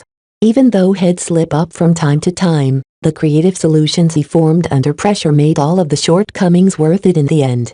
A calm and serene design environment like this may be able to lower a Mech designer's stress level, but it would also douse their more excitable impulses. As a Mech designer, Vez understood how deeply their profession depended on emotional outbursts to design original Mech. Nonetheless, it also made sense for the KNG to offer this kind of relaxing environment to Mech designers if they didn't contribute to anything substantial in the company's designs. Flashes of inspiration and passion-fueled adrenaline rushes served the lead designers of a design project well, but their subordinate Mech designers would never have a chance to introduce some of their own innovations to the design. Mech designers who only did grunt work such as modeling and simulating Mech designs in order to optimize them and expose any flaws did not depend too much on creativity. The tedious, mind-numbing work wore out any Mech designer, so to offer this kind of placid environment to them was like injecting them with sedates and other mind-numbing drugs. This was perhaps the most nefarious aspect about this design complex. Anyone who worked here would be shaped by the environment into becoming an unthinking drone for the KNG. The subliminal messages suffused in the complex's design depressed all of their excitable aspects in order to reinforce a mood of non-compliance. He didn't mention all of this, Jeff. In fact, Vez thought it was a great example on how to treat lower-level Mech designers. Such a well-designed complex for Mech designers prolonged their usefulness and allowed them to last longer before burning out. I've seen enough of the periphery. Please bring me inside. They entered the main entrance and went through a pretty thorough security check where Vez had been forced to leave behind his military comm. My apologies, Vez, but you'll have to leave behind any electronic devices. The work we undertake here is of vital importance to the company. We cannot allow anything we do inside to fall in the hands of our competitors. I understand. Once they passed the security check, they entered deep within the bowels of the main facility. The overwhelmingly white interior with round smooth shapes and lack of sharp angles only reinforced the impression that this entire environment had been shaped to reinforce a sense of peace and calm. Many concurrent design projects take place in this facility. Jeff started to explain. The KNG offers over 50 different Mech models, many of which are only the latest versions in their product lines. It is here that work on the Mark IIs, Mark IIs, Mark IVs of our existing models are constantly being refined. Do the lead designers of all of these projects solely consist of Mrs. Catter and Mr. Nevis? For the most part, they do. Sometimes they invite their fellow journeyman colleagues to collaborate on a special Mech design, but in most cases they are good enough to set the tone for the projects by themselves. How can they juggle this many design projects at once? Their approach to designing Mech is to lead the design projects through intermittent guidance. Mrs. Catter or Mr. Nevis only has to spend a day or 3 to set an overall design a specific aspect, whereupon the assisting mech designers flesh out the direction through careful study and examination. Vez wasn't too unfamiliar with this approach to designing mech. A mech designer like him always engaged in only one design project at a time. Each time he embarked on a major design project, he put down everything else and devoted his entire attention span on designing a mech at the cost of losing track of external concerns. Catter and Nevis couldn't afford to be too engulfed by their own design projects. Not only did they hold many responsibilities such as meeting with stakeholders and spending time with their children, they also needed to keep all of those design projects moving forward. Just going from one design project after another one at a time sounded extremely inefficient to Vez. Therefore, he saw the logic in this distant and more imperious style of designing mech. It wasn't too dissimilar from Professor Velton's approach to designing the Inheritor, Hellcat and Akira designs back at the Flagrant Vandals. It put Vez to thought as they visited some of the project workplaces. The design methodologies he witnessed seemed much more suited to a large mech company that continuously developed many designs at a time. With only 2 lead designers but so many design projects all calling out for their attention, it was impossible for them to dedicate their full time on each of them. Catter and Nevis would run themselves ragged if they spent as much time on each design as Vez did on his own. Vez only designed 2 original mech for the market, while the 2 older journeymen designed more than 50 commercial designs. As Vez visited several design teams, he noted that all of them consisted of apprentices and novices. Not a single journeyman mech designer could be found in their midst, and even the apprentices themselves didn't seem too bright. Are there any other journeymen or talented mech designers working here? How could we? Jeff shook his head in an honest fashion. Any mech designer that is good enough to run their own companies have already done so. A mech designer of your caliber is very hard to retain. The only way to realistically pull over a mech designer with promise is to offer them a substantial amount of shares in the company. Or you could partner up with them. That's the case with Mrs. Catter and Mr. Nevis, right? Jeff smiled brightly. Exactly. A personal union between our 2 bosses is very rare, but the Catter-Nevis group that formed as a merger between their 2 former companies is much more powerful than the sum of its parts. The combination of 2 journeyman mech designers who share everything they have together has been an absolute boon to our company's rise. Overall, as they toured the different design teams, Vez didn't get to see too much of their work. It won't do for Vez to press for greater access as none of the design work on the KNG's commercial mech had any bearing with the military. This visit alone was only just a courtesy to the new liaison. Still, Vez picked up plenty of insights. For example, for all of Jeff and other people's claims that the KNG looked out for their employees, he could see that the KNG didn't particularly value their mech designers.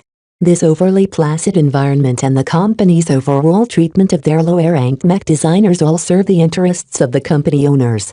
The mech designers all enjoyed stable positions in the design teams, but Vez figured they did not enjoy that many prospects for improvement and advancement. A mech designer who joined the KNG's design teams would be destined to stall in their careers. However, this was how the mech industry worked. The lead designers captured most of the benefits that came with designing mech by exercising their creativity and coming up with innovations. As for the mech designers that came after to refine the initial concept and optimize it into a form ready for the market, they held no say in how the mech design would shape out. All of the mech designs published by the KNG either came at the hand of Catter or Nevis. Besides the occasional guest designer, no other mech designer earned any credit for developing the company's many designs. Vez fell into a slightly introspective mood at the end of his tour through the facility. Perhaps if he hadn't obtained the system, Vez might have aspired to work for the KNG in a similar fashion. Unlike all the other alternative jobs that desperate mech designers ended up with, working as an assisting mech designer for the KNG seemed like a wish come true, as at least he'd be able to exercise his design ability, although to a very minor extent. As Vez ended the tour for the day and took a shuttle ride back to base, he wondered how he should shape the LMC's design teams in the future. Should he adopt the model used by the KNG? The important point is that it works. He knew that many mech companies above a certain scale with robust design teams adopted the same design methodology as the KNG. It aimed to solve the problem of maintaining many design projects while having far too few design talents to go around. For now, the LMC only offered two original mech models, but how long would that last? Any self-respecting mech company that did not specialize in a single type of mech always offered a few varieties of mech types. Vez himself dreamed of designing a dozen or so mech belonging to the same product family. He wanted to design different mech models of different mech types but with several shared aspects and interchangeable parts. A set of related mech models, each of which used several common parts and behaved in a similar fashion, was the dream of every mech designer. This was because many large customers often preferred to order large batches of mech from the same seller. This not only simplified their logistical needs. Adopting mech from the same product family also trained their mech pilots and mech technicians to excel in working with the same kinds of mech. Naturally, to develop an entire product family of mech was easier said than done. However, Vez personally saw that the KNG made it work. The KNG maintains two product families, one for spaceborne mech and one for frontline mech. Some of them share the same engines, the same power reactors, the same energy cells, same performance profile and more. Chapter 983 Dominant institution developing an entire product family asked a lot out of a mech designer. They needed to be skilled and creative enough to adapt the same set of component licenses to vastly different mech types. In one perspective, the Black Beak and the Crystal Lord could partially be considered to be part of the same product family. Vez recycled many of the component licenses used in the Black Beak design such as the Veltrex armor system and the Trailblazer mech engine in his Crystal Lord design. However, Vez never set out to make their designs share many aspects in common. Overall, they still diverged substantially with regards to their internal architecture, power usage and more. The only reason why I reuse the same component licenses is because I'm not rich enough to afford that or another set of licenses of the same quality. Many mech designers ended up designing mech in that fashion, sharing similar design traits out of helpless necessity instead of a predetermined plan to design an entire product family. It's still too soon for me to think on embarking on such an ambitious project. Besides the incredibly stringent demands on his design ability, starting up an entire product family also required him to select versatile component licenses that worked well in many different mech types. While Vez thought he had the skills necessary to do so, he was still short on money and manpower. Also, it took an extremely long time to finish designing all of those mech, enough for him to give up any notions of doing so when the current generation of mech soon came to an end. There's no point starting a major design project when new technologies and standards will turn my efforts into cheap, last-gen goods. In the mech industry, only journeyman mech designers embarked on the path of starting up a product family. Once the shuttle returned to the military base, Vez met up with Leland in his quarters again. The flashlight intelligence officer seemed to have a way to sneak into his sleeping place without letting any guard or security system pick up his presence. The thought frightened him for a moment, but he quickly suppressed it. Flashlight had no reason to sneak up on him in the middle of the night. Vez. How was your day today? I visited their design complex. It was a very informative visit to me as a mech designer and a businessman. However, it has nothing to do with my job as a liaison. There's nothing going on there that is relevant to the investigation.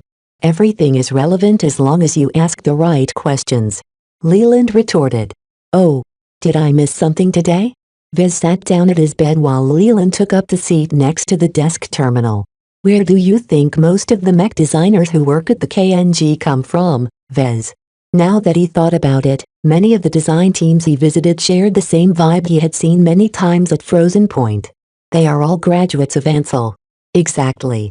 The Ansel University of Mech Design prides itself on being the most premier institute for mech designers in the Republic.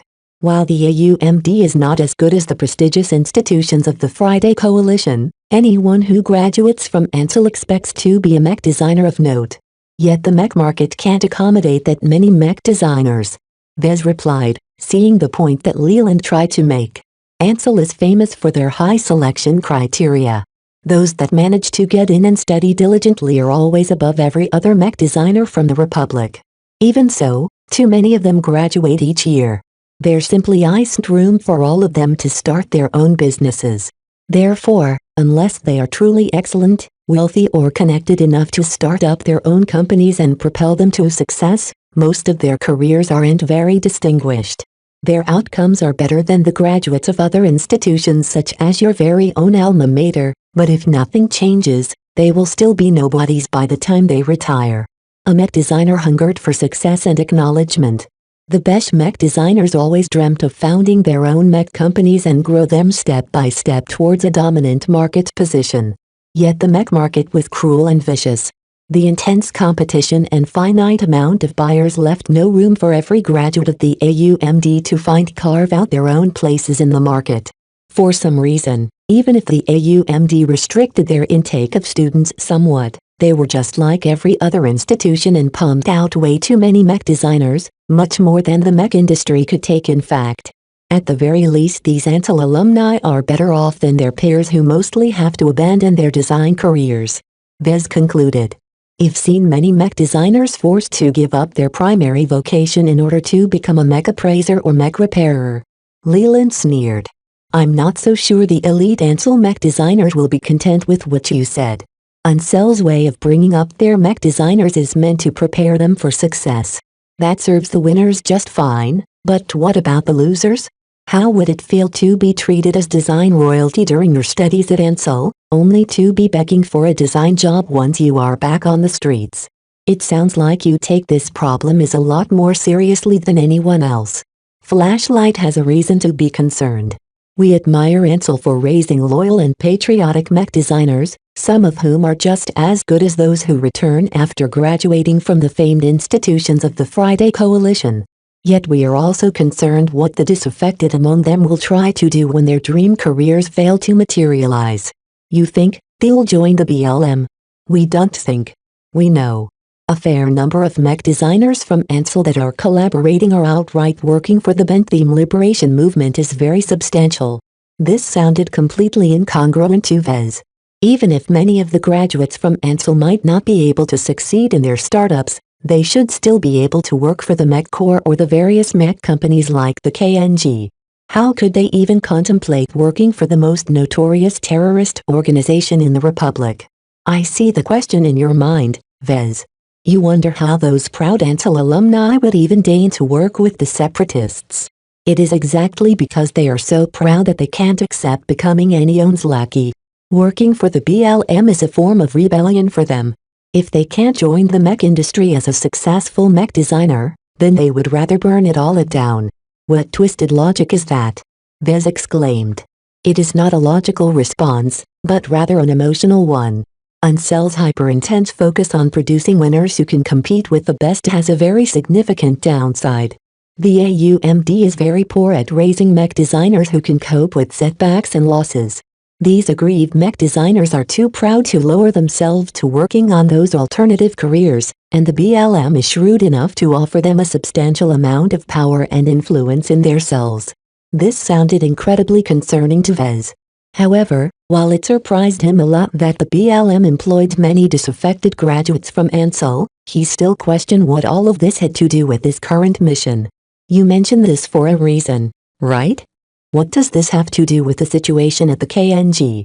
If there is anything amiss at the KNG, their collaboration with the BLM may not be limited to providing material support.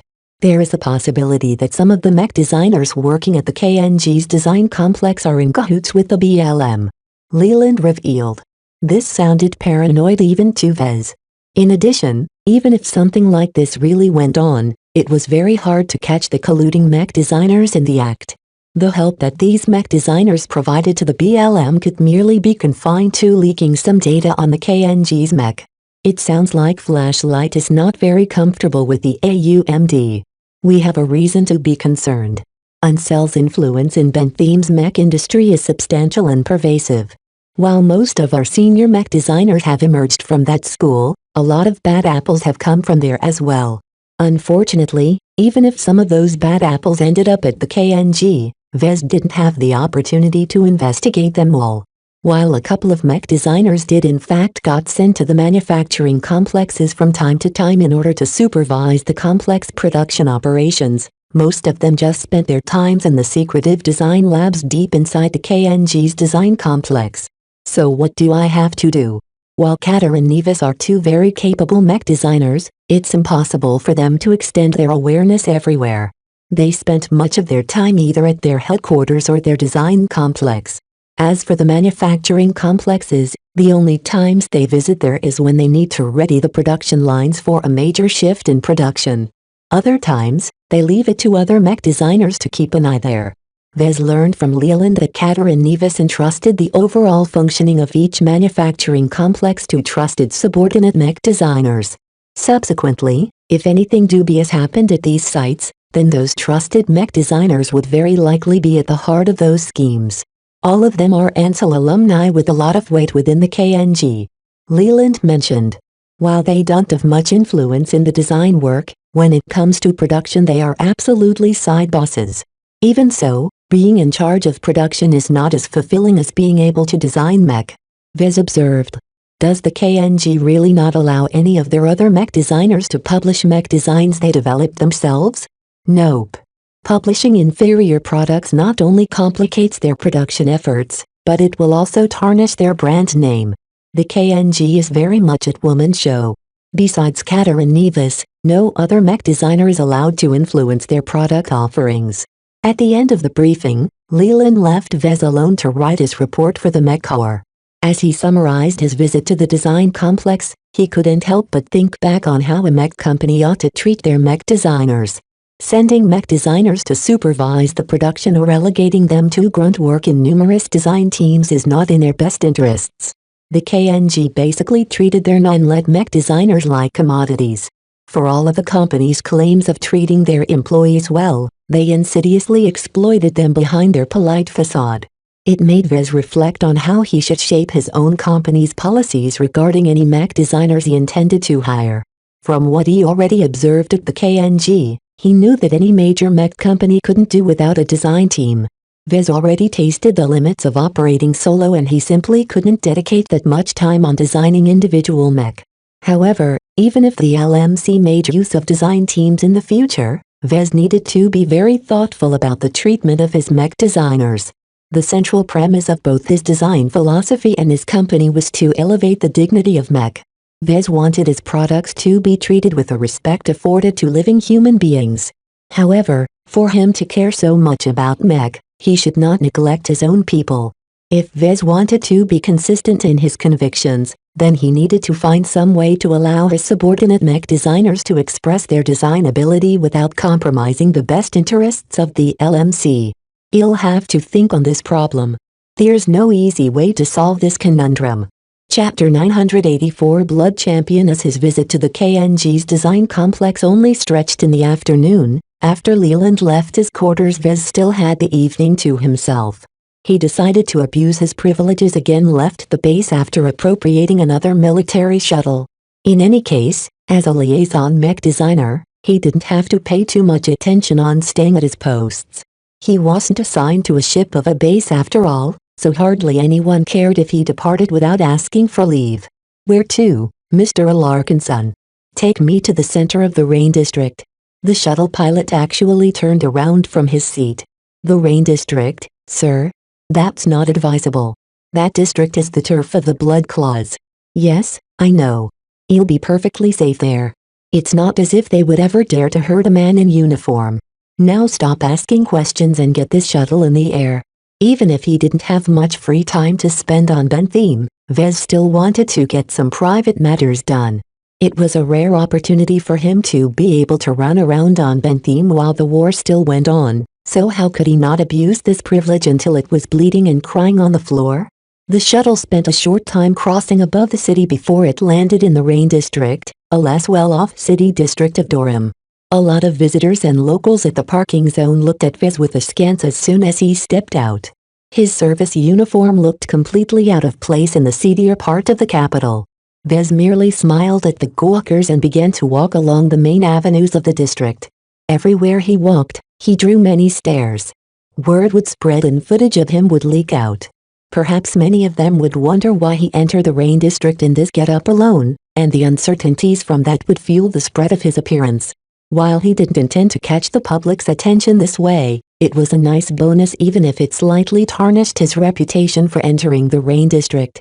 After all, everyone and their mother knew that the Blood Claws held sway here. The gang owned many properties here through various dummy corporations, and they operated many businesses in the dark. For example, Vez knew that the Blood Claws operated an underground mech arena as well as a black market here. The scale of both wasn't that big or extensive due to their fears of attracting too much attention from the authorities. As long as these shady establishments didn't draw too much attention to themselves, the local authorities on Bentham weren't inclined to spoil the party. Vez couldn't help but smile at the implicit cooperation. What took place on Bentham sounded no different than the shady businesses that operated in the Harkinson system. The only point of consideration was that Bentham cared a lot more about maintaining a clean reputation on the surface. As a legitimate port system, they derived most of their revenue from honest industry and legal trade. The problem was that illicit activities always followed everywhere where the money flowed. Port systems drew even more gangs than usual because of the sheer amount of transactions that went on. Therefore, the dominant position the Blood Claws held in Bentham's underworld was so strong that even the Planetary Guard closed their eyes to their activities as long as they upheld a social accord. The three dominant gangs all effectively ruled their territories autonomously. Having witnessed the blatant codependence of legal and less than legal activities, Vez knew that it reflected a sense of helplessness with regards to the authorities. Crime followed everywhere and have always existed since the dawn of time. No matter if it was the Galactic Rim or the Galactic Center, plenty of people found ways to cheat the system or find a way to fulfill a need that the government frowned upon. Bentham may be less safe and more chaotic with all the gangs vying for a slice of the pie here, but it could have been much worse if the Blood Claws didn't depress the violence on their turf. Fighting was bad for business. While small rivaling gangs of lowlifes constantly fought over the less desirable parts of Bentham, a place like the Rain District maintained relative order in order to make visitors feel safe enough to frequent their establishments. Vez entered a rundown bar called the Three-Legged Mech. "Oh, you that Larkinson fella?" a thug who waited near the entrance called. "Yep. The Blood Champion told me to bring you upstairs. Let's go." Vez followed the fellow up some steps in the dingy but strangely homely bar. He drew countless stares from the thugs and other lowlifes drinking at this grungy establishment. Once upstairs, they entered a private room where a single other person had already sank on a couch with beer stains on it. The woman looked up at his arrival and raised a lazy hand. "Yo. We haven't seen each other in years, and that's all you can say to me, really? What do you expect, Vez?" his brash cousin said in a heated tone. "Do you want me to get all googly at your well-cut uniform and your impressive decorations? I left the Larkinsons because I want to pursue my own career instead of mindlessly joining the military like everyone else. Whoa there, I just wanted to meet, cousin. I'm not here to preach to you or drag you back to the family. Huh. Seeing you in your uniform just pisses me off. It reminds me of all the other aunts and uncles who are disappointed in me for not following the family tradition. It didn't help that you tracked down my contact and ordered me to meet up with you. Just like that. I remember I specifically sent you a request. If you didn't want to meet me, you could have just said no." Vez replied aggrievedly. "Yeah, right. Who the hell would be able to say no to the latest darling of the family? Except for that fellow Ganso. You're the most decorated Larkinson of our generation." Vez should have felt proud of that, but really made it sound as if he became a mindless Larkinson drone who followed the family's tradition of volunteering for military service. "I don't want to argue with you about this. Can we move on? It's been a long time since we've last met, and even if you cut ties with the family, we're still related to each other. Fine. You better not talk about anything that pisses me off, though." As Vez sat next to the mech pilot on the couch, he regarded her with a curious eye. She didn't appear too different since last time, but just like Vez, she had gained an edge in her demeanor. She also matured a bit, and seemed more assertive and confident than before. "How are you faring with the Blood Claws?" "I'm doing great. I've won and lost my fair share of fights in the underground arenas. There's something delightfully blood-pumping about those fights. Were you ever at risk of dying?" "Sure. I usually know when to eject or give up in time, though. It's an essential skill to learn while you're fighting a mech duel with almost no rules. Vez felt as if she was understating the risks. Even if the underground arena duels didn't always end in death, the possibility of fatalities was still substantially higher.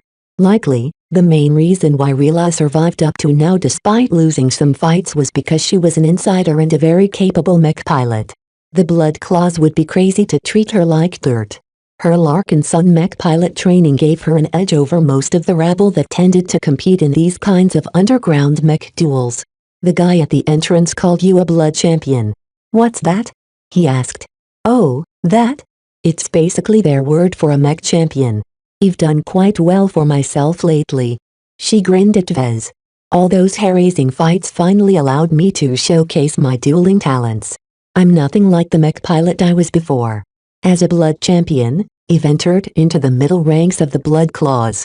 While I'm not in charge of any businesses or anything, I get paid really well and get any mech I want. That sounds very generous. However, it doesn't sound as if you're getting all of that treatment for free. Oh, it only lasts as long as I'm alive and in fighting shape. I also have to represent the Blood Claws in ritual duels whenever they fight against their rivals. While Rila sounded very nonchalant about the risks, Vez figured that she was constantly at risk of dying or coming away with severe injuries. While he wanted to lecture her about the idiocy she volunteered for, he held himself back. It wasn't as if serving in the war was any less risky right now, and she made her own choice. After a bit of chit-chat on how they were doing, Vez moved on to the main purpose of his visit. Rila, the reason I asked to meet with you is not just to see how you're doing. I wanted to ask a favor from you. She raised her eyebrow at him. Truly? The mighty Vez deigns to lower himself to my level to ask for help? Don't make it sound like as if I look down on you. I never did. She threw a skeptical expression at him. Yeah, right. Well, spit it out. What do you want? I want to ask you to use your sway with the Blood Claws to gather all the information it has about a local mech company called the Katernivis Group. Why the hell do you want something like that? Right now, I've been assigned to the KNG as a liaison mech designer. I want to have a better understanding of the company, but it's hard to tell them to expose their dirty laundry to me. I figure that a gang as powerful and established on Bentheme as the Blood Claws knows more about the KNG than the local authorities. Therefore, could you please ask around and see if they're willing to hand over some of their dirt on the company to me? Quietly, please, I don't want anyone to find out. Rila frowned deeply at his request. It's really hard to do anything quietly within the organization. The Blood Claws is really large and I'm just part of their mech pilots. All the business stuff is handled by another part of the gang. Can you do it or not? She smirked. Sure. Who do you think I am? I'm a blood champion. It sounds a little sad, but I'm one of their best mech pilots. Except for the old dogs who have fought at Monty the Beheader's side for decades, everyone respects my skills. I'm sure I can drop by at the organization's business offices and dig out the intel on that mech company for you. However, it'll cost you, Vez. Oh come on, aren't we family? We are. That's why I haven't said no. I can't even promise you that I can get my hands on the dirt, but as long as you pay me back I'll do my best. Vez thought for a while before he sighed. As long as we're not talking about treason or something, then fine. What is it you want me to do? I want you to give me 3 of your company's highly rated crystal lords. The silver label versions, not the crappy bronze label ones. He almost grew sick. Mech don't grow on trees, you know? Do you know how many credits worth of mech you're talking about? It's a much larger sum of money than you have ever spent. I don't care.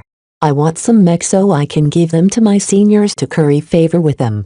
Besides, it'll help you out as well. The LMC and you will be able to get in the good books of the Blood Claws if you offer them this kind of tribute. All the other mech companies do something like this all the time, you know. That's how Bentheme really works. Any company who's too slow in offering tribute, well, they don't exist for long. While Vez wasn't aware of the exact state of the LMC's finances, he figured that they shouldn't be fragile enough to go bankrupt if they gifted 3 crystal lords to Rila. If that wasn't the case, then he could always compensate the company with his personal funds. Even though the upfront cost of this repayment was very high, as long as it furthered the mission and therefore improved his relationship with Flashlight, it was all worth it. No matter how shady it all sounded, at the end of the day it was all for a good cause. Deal?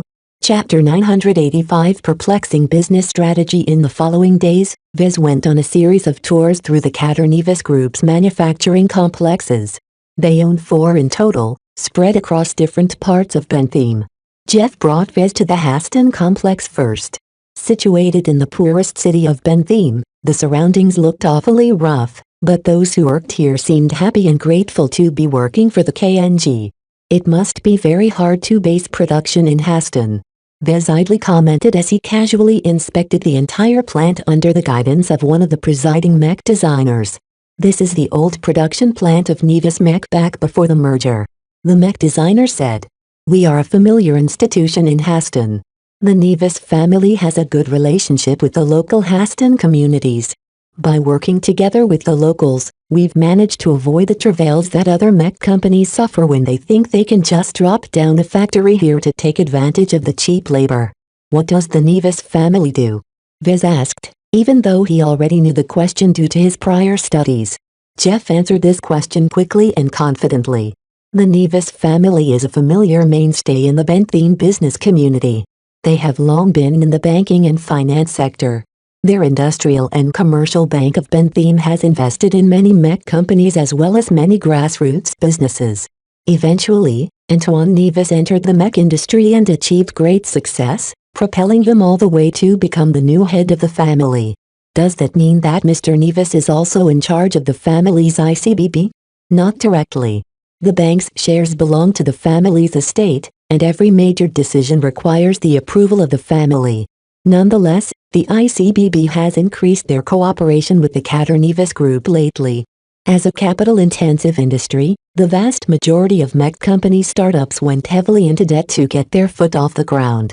The harsh competition and relatively high barrier for entry did not deter many hopeful young mech designers in trying to make it as a mech entrepreneur.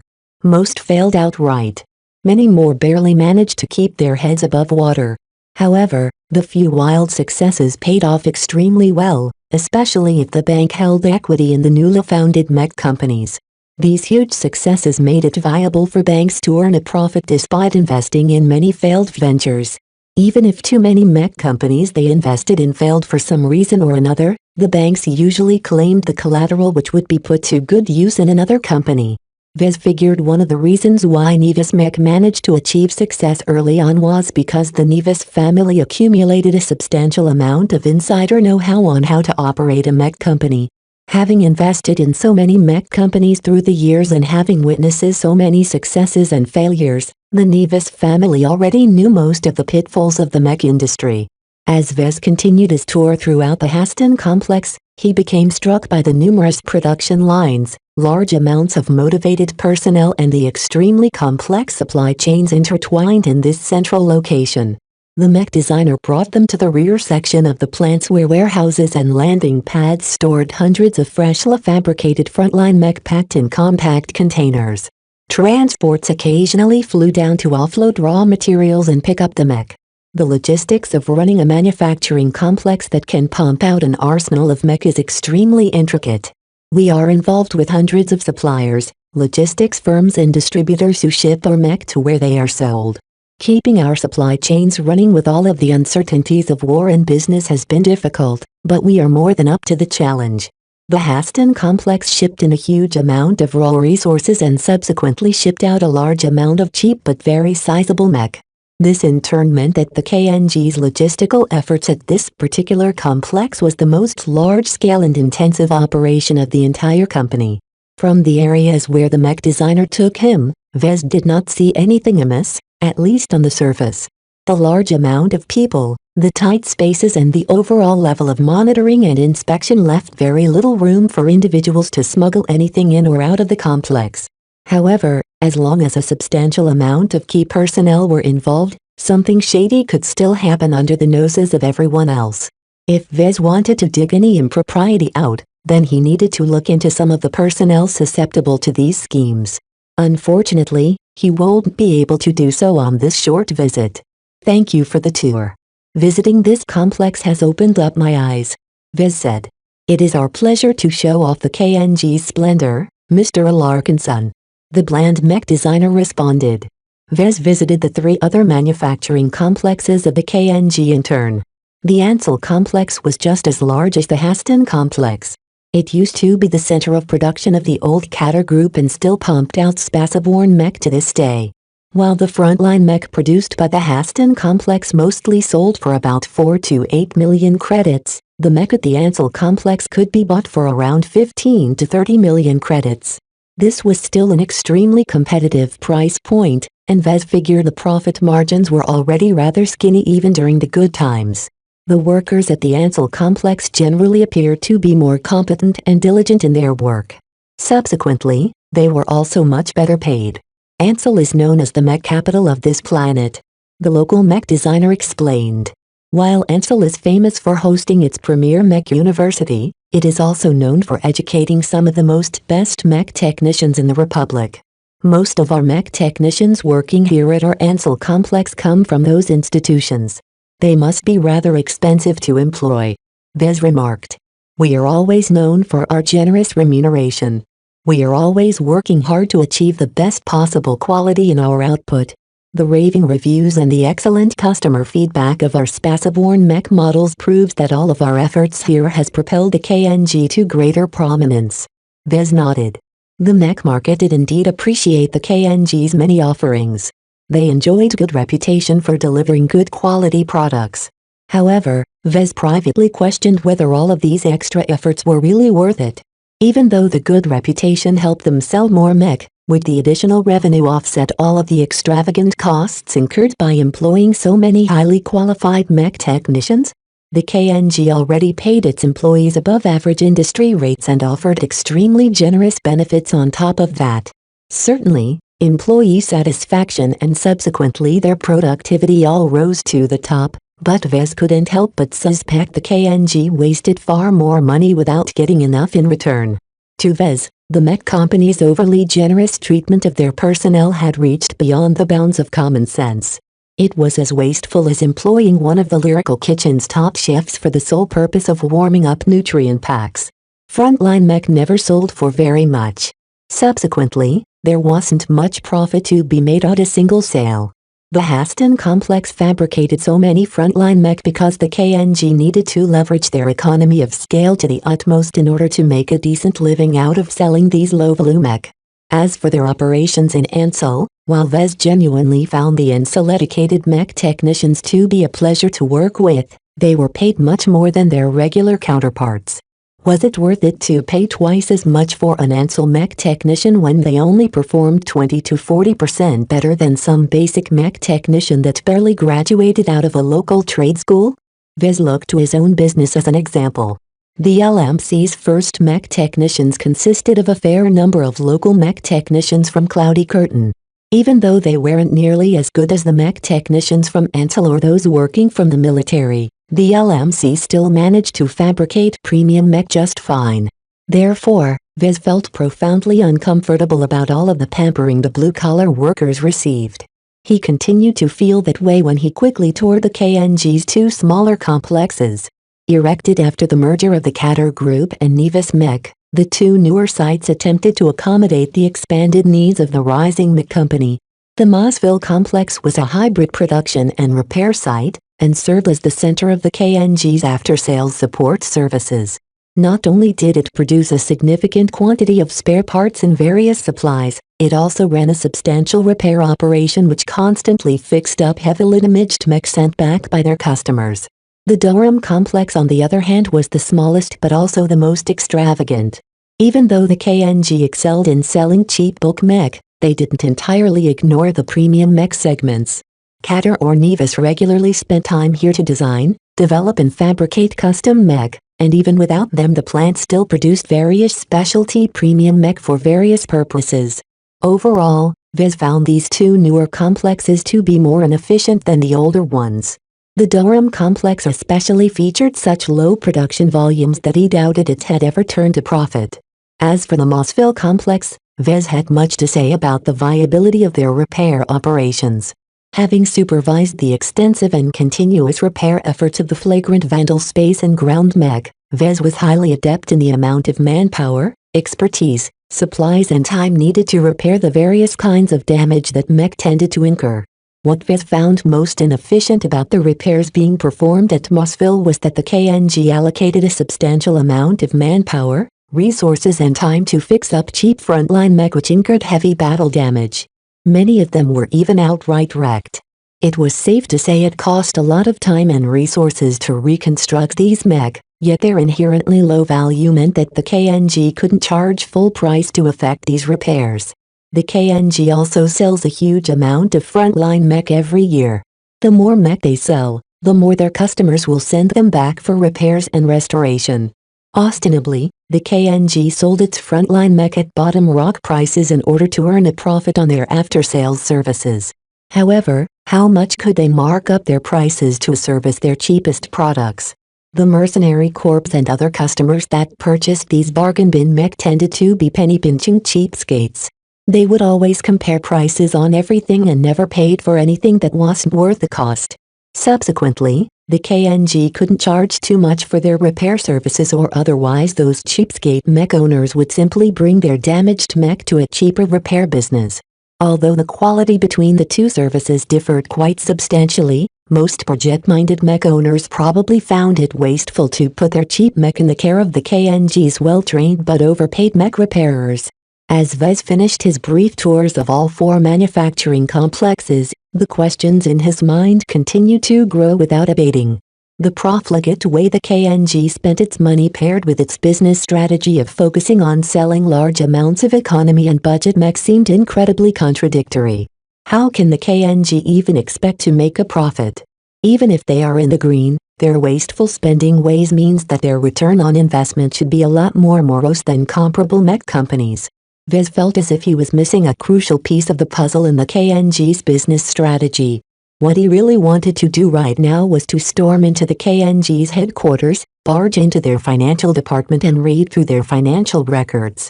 However, as a liaison mech designer sent to the KNG for the sole purpose of babysitting their military production activities, checking the company's finances fell outside of his purview. As a private company, the KNG also didn't need to report their statements in public. Therefore, obtaining any accurate information on the true state of their finances would be very difficult. Still, Vez had a feeling that understanding how the KNGs actually earned their money would help out his investigations. Chapter 986 Fabrication. Back at his quarters at the military base, Vez explained his misgivings to his case officer. Leland listened calmly. It is not so easy to peer through the accounts of a large mech manufacturer of this scale. The KNG is involved with thousands of stakeholders. From individual suppliers to massive conglomerates, each of them either obtain payment from the KNG or pays them to render a large volume of goods and services. While I'm not an expert in running a business, even I know it is impossible for any single person to get a complete grip on such a large company's financial state. I'm not asking for a complete record. I'd be swamped if I attempted to study all of their transactions. What I really want to obtain is their recent financial statement. As long as I can obtain their balance sheet, income statement and cash flow statement, we'll know if their business strategy works as intended and if not, where they are really getting their money. Are you asking me to supply you with all of that financial data? You're a flashlight intelligence officer, right? Isn't it trivial for your agency to obtain those records? As a private corporation, the Caternevis Group indeed has to disclose some records to the state, Leland said with a wry smile. However, it's a bit more delicate than you think. The KNG submits all of the necessary financial statements to the Ministry of Economic Development. Oh, yes. MINECDEV is a particularly powerful ministry of the Republic, and they guard their territory extremely well. Even if we have planted agents in that ministry, they cannot casually rip out the relevant data from their databases. This revelation emphasized how Cater and Nevis leveraged their connections to the point where their company was highly dependent on them. Vez already heard that the KNG maintained a close relationship with MINECDEV. The powerful ministry ostensibly offered a lot of financial assistance to the KNG to keep it alive during the current adverse economic climate. Does Flashlight has any clue where they get their money at all? Leland shook his head. We aren't aware of any major inbound cash flows besides the company's own earnings and the financial assistance they received from the ministry. Even so, the financial statements thieves submitted to Mech might not even present the complete picture.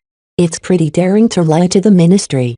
As far as we are aware of, every Mech company makes use of creative accounting to some extent.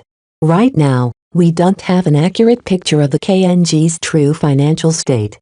Spotlight is supposed to keep tabs on the company, but the company's powerful connections to Rittersberg has left our colleagues leery of stepping on the KNG's toes. Vez could hear the disdain in Leland's voice towards Spotlight. How come that agency is so timid? I thought it's Spotlight's job to keep tabs on our own citizens and organizations. Shouldn't they be fearless in discharging their duties? A sneer appeared on Leland's face. It's exactly because they're charged with watching our own people and organizations for treasonous behavior that they're so inconsistent. Many of the policymakers at Rittersberg have considerable economic interests throughout the Republic. How would they feel if Spotlight exposed all of their improper dealings by shining a light on them? The Bright Senate has constantly passed laws restricting the powers and privileges of our sister agency. In addition, political appointees have taken up a much more substantial role in the running of the agency at the top. In other words, you believe Spotlight's integrity and independence are both compromised. I wouldn't put it that strongly. Many of the people that work for Spotlight are genuine servants of the Republic. However, it's undeniable that Flashlight has taken on more and more cases that Spotlight used to handle. Even though this was Leland's personal opinion, Vez became struck by how much rot had set in. Mech supposedly regulated the Republic's domestic industries. Instead, it morphed into a greedy entity that pursued its own profits above its stated goal as a regulator. Spotlight should have kept tabs on its own citizens and organizations. Instead, it turned into a toothless entity under the influence of the very same people it ought to keep an eye on the most. How can the Bright Republic tolerate such meddling? Who in power can oppose these developments? Leland asked back. When it comes down to it, the Bright Senate that proposes and passes various laws and the cabinet that sets various policies are the ones responsible. Basically, a conflict of interest from those in power caused various institutions to diverge from their intended role. Instead of serving the Republic as a whole, they instead benefited their masters that held the reins of power. So what does this have to do with our current mission? Leland sighed. Flashlight is very concerned about these developments. The gutting of Spotlight particularly upsets us as the weakening of our main domestic intelligence agency exposés our state to various misdeeds of our own citizens. Therefore, your investigation is of vital importance. We must find evidence of impropriety at the KNG in order to shock the cozy, lackadaisical establishment into action. The fire of conviction burned within Leland's eyes. Vez found it to be very uncomfortable. I'm working on it. While my tours at their various manufacturing and support complexes hasn't allowed me to detect anything egregiously amiss, there are several sketchy points about how they are run. Good. We don't have much time, so make sure to deliver a result to Flashlight within a couple of weeks. That's not enough time. I don't think you'll be able to dig up any dirty laundry in that short amount of time. You're a resourceful mech designer, Vez. I'm sure you can manage to come up with something. What Flashlight needs is evidence that the KNG is substantially involved with the BLM. The way Leland phrased those words took on an oddly ominous tone. Vez narrowed his eyes in suspicion. What if I don't find any after 2 weeks? Regardless of your findings, I expect you to submit a report that isn't empty. Even if all I've managed to ascertain is that the KNG is squeaky clean? No company is completely spotless, Vez. I thought you of all people knew that. The KNG should have plenty of skeletons in their closet. As long as we have probable cause, we can move into action and thereby warn Spotlight and their political masters that they really ought to be doing a better job safeguarding the Republic. We can also kick the Ansel University of Mech Design down a notch while we're at it. Maybe they'll finally temper some of the arrogance they instill in their graduates. It took longer than he ought to, But Vez understood now what Leland tried to imply to him. The conclusion shocked him. You want me to lie in my report even if I haven't found anything wrong at the KNG. Investigating the KNG has never truly been about rooting any possible BLM involvement to Flashlight. Instead, you want to surprise the current establishment by crucifying one of their pet companies. Well done, Vez. You've figured it out. Leland grinned at him while leaning closer. Consider it a backup plan in case your investigation is going nowhere. It's best if we can make an example out of the KNG based on the truth, but we can still manage if you can only come up with fabricated evidence at the end of your investigation. A creeping sense of horror swept through Vez's body as he realized how Flashlight already condemned the KNG even before they obtained any evidence of wrongdoing. This sort of action went way beyond Flashlight's mandate. The worst case was that Leland expected Vez to be complicit in this radical scheme. After some thought, he finally understood why Flashlight wanted Vez to undertake the investigation instead of any other mech designer. I see now, he said in a hollow voice. The true reason why Flashlight wants me on this mission is because I'm much more credible than any of the spooks that work for your organization. As a Larkin son and as a war hero who earned 3 distinguished awards, it's a lot harder for our political masters to dismiss the evidence that I bring up. Do you really expect me to fabricate evidence that the KNG is involved with the BLM? We do. We need this in order to further our aims. Leland stated simply but with force. He softened up a bit after a few seconds. Just know that you'll be doing a huge service to Flashlight. We know it's a heavy burden to drag down your fellow mech designers on fabricated charges, but if you do this, Flashlight will seriously owe you. We'll fulfill anything we've promised to you when you agree to perform this mission. After that, Leland left shortly after, giving Vez even more food for thought. In fact, Vez hadn't shook off his utter shock at Flashlight's audacious intentions as of yet. It wasn't enough to look for any evidence of impropriety at the KNG. If Vez really found nothing substantial, would he really be forced to cook up false evidence that Flashlight could use as an excuse to crack down on the KNG? This is way too perverse. How can I condemn an innocent company to this kind of heavy treatment?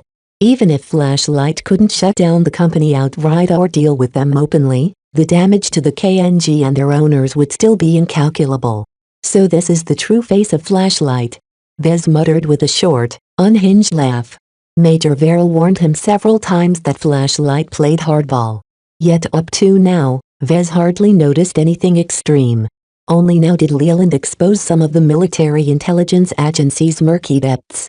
By all rights, Flashlight planned to pull off an outright conspiracy if they didn't get the evidence that they wanted. The shady intentions of Flashlight along with Vez's possible involvement in their scheme made him feel profoundly conflicted. Right now, the KNG happened to fall in the crosshairs. Who could say that his LMC would be targeted next? Who could stop anyone from coming up with trumped-up charges to bring down his company? The search of BLM collusion was a sideshow at best to Flashlight. What really mattered to them was their political rivalry against the government who they perceived to be too corrupt to police their own misbehaving magnates and companies. Vez somewhat regretted accepting the mission, but he had already cast his lot with Flashlight. Succeeding in the mission, whether through finding or fabricating evidence of separatist involvement, served his own interests. I'm not part of the exclusive club of politicians and officials that run the Bright Republic. Their policies don't benefit me and most of the government institutions won't favor me. I can't even make use of the connections of the Larkin son family to help me out because we simply aren't that influential compared to the bigger and more prosperous families. Since Vez had no hope of aligning himself to the ranks of the established elite, his best bet was still to cast his lot with Flashlight. Unlike Spotlight, Flashlight still held plenty of teeth because they were vital to the Republic's war effort against the Visions. Therefore, becoming one of their allies or external collaborators as they called it allowed his company and himself to enjoy solid backing from the state. The murkier portion of the state, to be sure, but one that comfortably stood on its own. Even so, Vez decided to push aside his decision on the matter. There was still time left for him to uncover real evidence during his cover role as a liaison mech designer. He just needed to intensify his efforts in the coming days. I should be getting some dirt on the company from Rila soon enough. Chapter 987 Coveted Demographic. The thought of handing over 3 crystal lords for free pained Vez a lot, but Rila didn't lie when she stated that this was how Bentheme worked. However, while unpleasant, the tributee instructed the LMC to hand over directly benefited Rila's position within the blood clause. Vez knew what she was doing by demanding this request. She intended to raise her value within the criminal enterprise by calling attention to her ongoing association with Vez and his multi-billion credit mech company. Even though she renounced her ties to the Larkinson family, blood was thicker than water. If Rila proved to her superiors that she could ask Vez for favors, then they would surely place more importance to her in their ranks. It'll also benefit as well. With Rila, Vez had a trustworthy contact inside one of the biggest gangs on Bentheme. His previous request to her was just one example in which he could leverage his connection with Rila to obtain something he needed from the blood clause. The value of this connection was extremely difficult to come by for any other mech company. It wasn't every day a relative of a business owner outright joined the ranks of one of the 3 major gangs of Bentheme. Even so, Rila became a huge black sheep to the Larkinson name for that reason. While it would have been okay to meet with her occasionally, Vez couldn't associate himself too closely to her. The press probably already had a lot of things to say about his earlier visit to the Rain District, but at least his new status as a war hero allowed him to get away with the act. I shouldn't push it too much, though. Next time I'll meet Rila I should ask her to come to me instead of the other way around. Since he had some time left, he began to browse the galactic net. Over the past couple of days, his appearances in public already garnered a considerable amount of interest. The only problem that stymied the news portals was that when they looked up his records, all of the details about how he earned his decorations was firmly confidential. So the various news portals began to speculate a number of wild tales instead. Don't they have better things to do? Tales about punching aliens in the face, rescuing stranded brighter women in the frontier and more started to make the rounds. They attributed all sorts of insane feats to him without possessing any shred of evidence. Fortunately, only the sleazier rags deigned to exercise their imagination. The more respectable journalists merely stopped their stories there. This also meant they stopped reporting on Vez and moved on to other news. However, I haven't disappeared entirely. He grinned. Small ads that tied Vez's recent appearance to his LMC could be found on nearly every news portal that reported on him. While these ads weren't too extravagant and would disappear in a week, right now they served their purpose in converting his raised public profile into increased exposure to his mech company. He began to search for mention of the LMC in the various publications and found that it garnered abruptly more attention. A living mech corporation, a hidden gem. The mech company founded by a war hero. Veterans love the LMC's 2 mech models. Vez especially felt gratified by headlines and features where various veterans showed an increased interest in his products. He knew that fellow servicemen appreciated his awards the most, and therefore felt much more favorably inclined towards him and his products compared to the average civilian. Veterans make up an important demographic category in the mech market. Vez remarked with a smile. A lot of former servicemen discharged from the mech corps still piloted mech in the private sector. The ones that lusted for battle and excitement joined a mercenary corps while those who pursued steadier careers opted to work for a security company. All of those respectable outfits loved to hire military veterans. Mech pilots who survived the war had proven their chops in battle and injected valuable battle-proven experience into their ranks. In addition, their systematic training left little doubts about their competence. Vez once heard the Larkinsons talk about how this was a deliberate measure. The Bright Republic invested a lot of money and resources in training their mech pilots, so letting them go after a tour or 2 sounded wasteful. However, if these discharged veterans subsequently joined the various private outfits of the Bright Republic, wouldn't that bring them more in line with the state? Overall, veteran mech pilots fought better, harder and with more discipline than their non-military colleagues. Most of those outfits in fact tended to be founded by veterans or eventually came into the control of one through proving their ability to fight and light. Thus, to say that all of the local mercenary corps and security companies was completely separate from the military wasn't entirely true. The influential and pervasive network of ex-servicemen formed a strong but unobtrusive means for the state to continue to exert control over these independent outfits. That also makes them one of the most coveted demographics to win over. Vez chuckled. With Marcella, who was a veteran of the previous war herself, taking the initiative to blitz the local news portals with a concerted market campaign, Vez expected to become known to every veteran within a week. And many of these veterans have buying power. The LMC will be sure to receive a lot of orders. For now though, his attempts to promote the LMC was ultimately a sideshow compared to his current mission. If he couldn't give Flashlight the evidence they sought, how should he deal with Leland's request? Should he play along and fabricate fictitious evidence, or should he honestly report he found nothing of concern? The key is whether Leland speaks for himself, his superior within Flashlight, or the entire intelligence agency. Vez regretted that he missed the opportunity to clarify this particular point. Even so, a snake like Leland would probably lie or provide a non-answer to this question.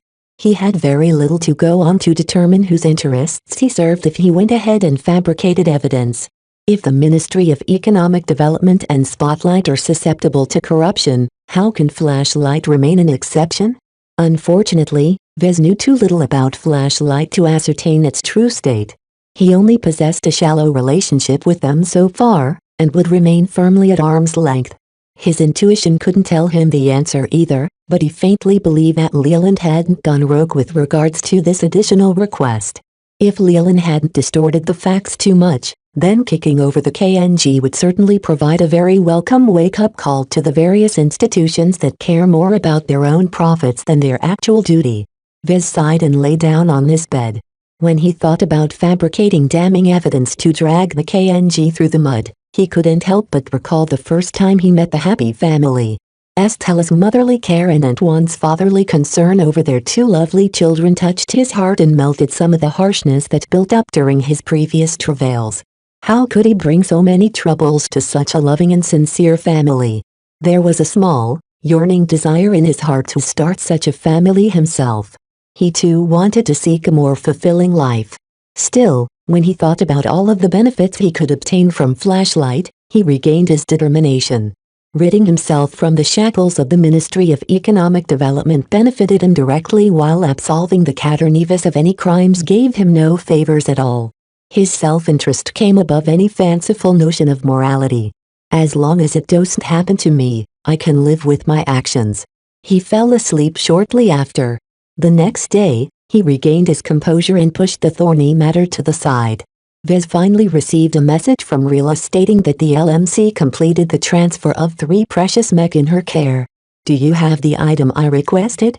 Vez asked over the comm. "Yeah, sure. It took a few favors of my own. You're lucky that I'm kind of a big deal in the blood claws, or else they wouldn't have let me in at all." The two Larkinson cousins quickly agreed on a place and time where they could meet. After freshening himself up, he rode a military shuttle to the entertainment district where he previously reserved a private room at one of the upscale establishments there in his personal capacity. Bots started to bring in various sumptuous breakfast dishes when Rila arrived. "Wow, that's some fancy-looking chow. Don't mind if I take a bite." As they began to eat breakfast, Rila nonchalantly threw a data chip at Vez. He hastily dropped his fork in order to catch it in the air. Even though a data chip couldn't be damaged so easily these days, he didn't want it to drop in his glass of coffee. "Is this?" "Yup. That's what you wanted." The two were tactful enough not to mention the exact nature of the data chip's contents. Previously, they met in a bar at the Rain District, which was pretty much under the control of the Blood Claws. This restaurant, on the other hand, was either completely independent or served some other influence on Bentheme.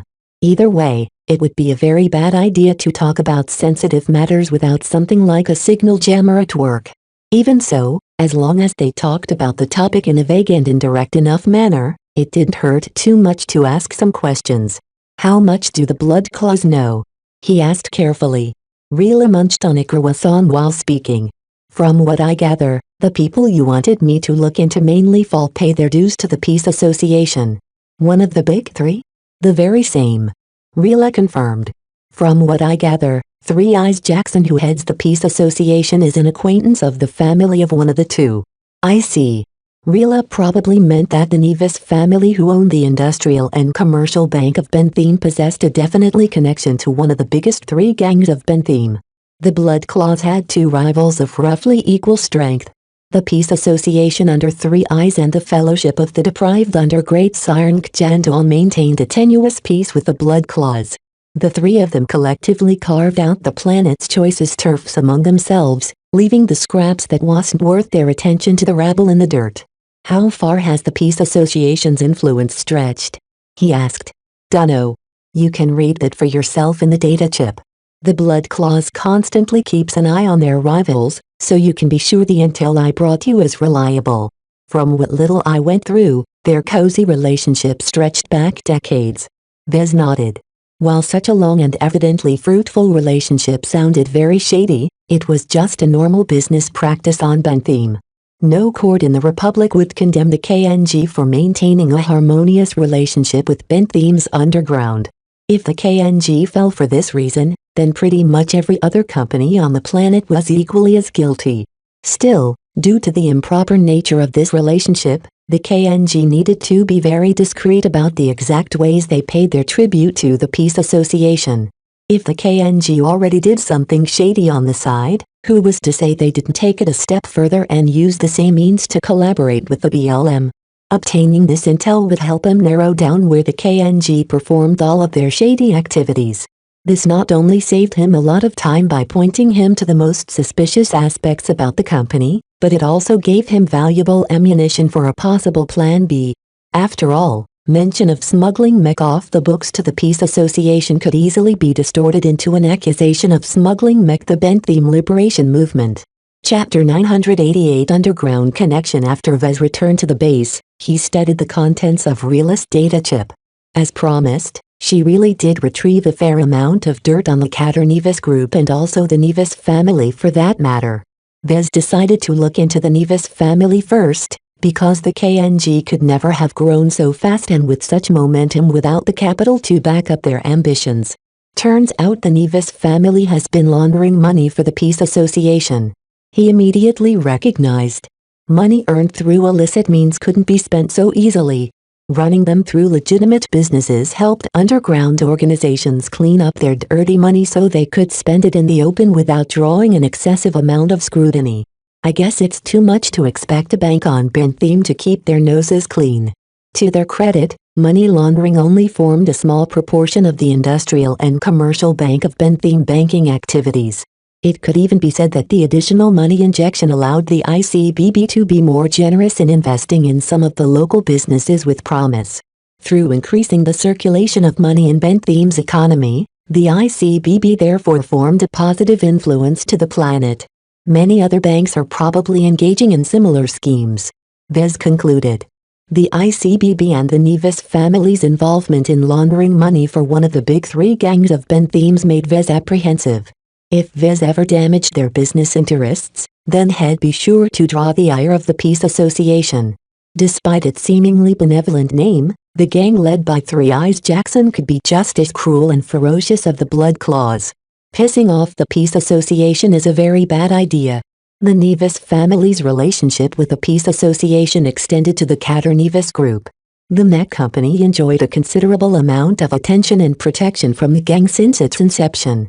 On top of the KNG's political, military and local connections, it also has a firm bond with Bentham's underground. The sheer amount of connections the KNG forged almost made Vez faint. The more people cared about the company, the more people Vez pissed off if he dragged the company through the mud. It seriously made him consider Leland's request yet again. Fabricating evidence in the absence of any legitimate evidence of treasonous behavior angered numerous powerful enemies.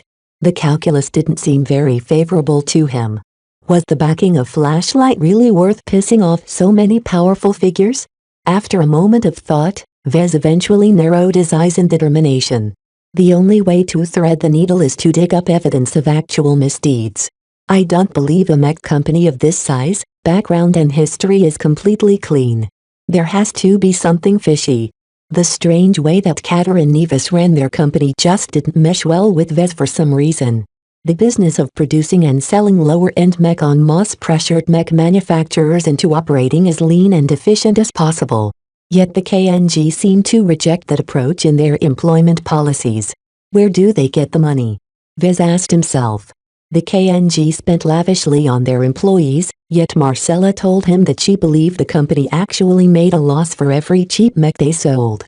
At such a time, the KNG should have tightened their belts and streamlined their operations, but Vez actually witnessed preparations for future expansions. The company's cozy relationship with the Peace Association couldn't account for the entire shortfall. As Vez read through the intel meticulously gathered by the Blood Claws, the KNG only allocated around 5% of its profits and production capacity to servicing the Peace Association's needs. This sounded like a reasonable proportion to which the KNG could just attribute it as inefficiencies or spillage in their administration. Handing over 5% of their stuff to a gang sounded like an unofficial industry standard for large companies.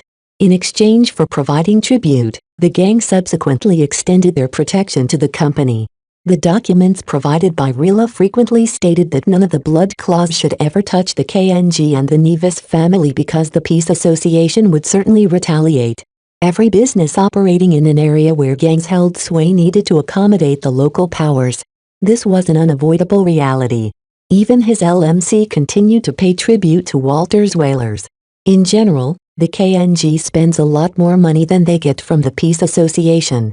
It won't make sense for the gang to be generous enough to lose money to the KNG. Extra cash infusions by the ICBB can't explain it all because the bank needs to remain profitable as well. This returned Vez to his initial question. Where did the KNG get the money to make up for their shortfall? From the Ministry of Economic Development? Unlikely. Even if Marcelo stated that the KNG has received generous subsidies and interest-free loans, the ministry is still a profit-seeking institution at heart. From his logical deductions, Minekdev won't violate their basic interests when showing political favor to a particular company. So where did that leave the company? Maybe I should look at their production capacity first. He recalled the sights he saw when touring their manufacturing and repair complexes.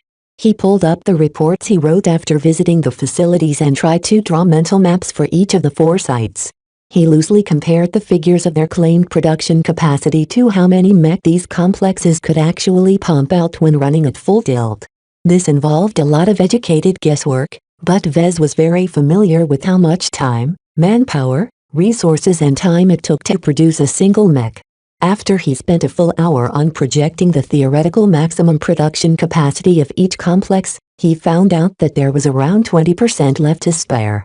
Either they lied when they told me their official production figures, or they are spending that 20% on producing a Thebooks mech. He guessed. Vez ruled out the possibility that the complexes all ran below their maximum capacity.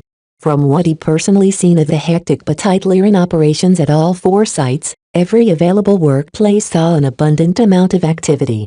The KNG is also in the process of expanding the facilities of all of their complexes. A company would only do so when there's no free capacity left to spare. Of course, Vez might have made a miscalculation somewhere and overestimated the effective production capacity of the KNG's complexes, but he didn't think so. The company was too well run. The productivity of their well-remunerated employees was near the top of the local industry standard. Perhaps the key to answering the question where the KNG made up their shortfall was to look at how they made use of this 20% production capacity. Perhaps 5% could be attributed to providing tribute to the Peace Association, but where did that leave the remaining 15%? Vez simply didn't believe that a tight-line company like the KNG just left that 15% on the wayside. Even so, they could have spent that 15% production capacity for anything, from accumulating lots of spare parts to pad their inventory to selling more of the books mech to the various gangs in Bentham. For the coming days, I should spearhead my investigation into finding out where this spare capacity is being spent. He did exactly that as he revisited the manufacturing complexes in his capacity as a liaison mech designer. Of the 4 complexes, the KNG allocated the least amount of military production at their Durham complex. Therefore, Vez could not visit this facility with the excuse that he was overseeing the production of mech for the mech corps seeing as there was none there.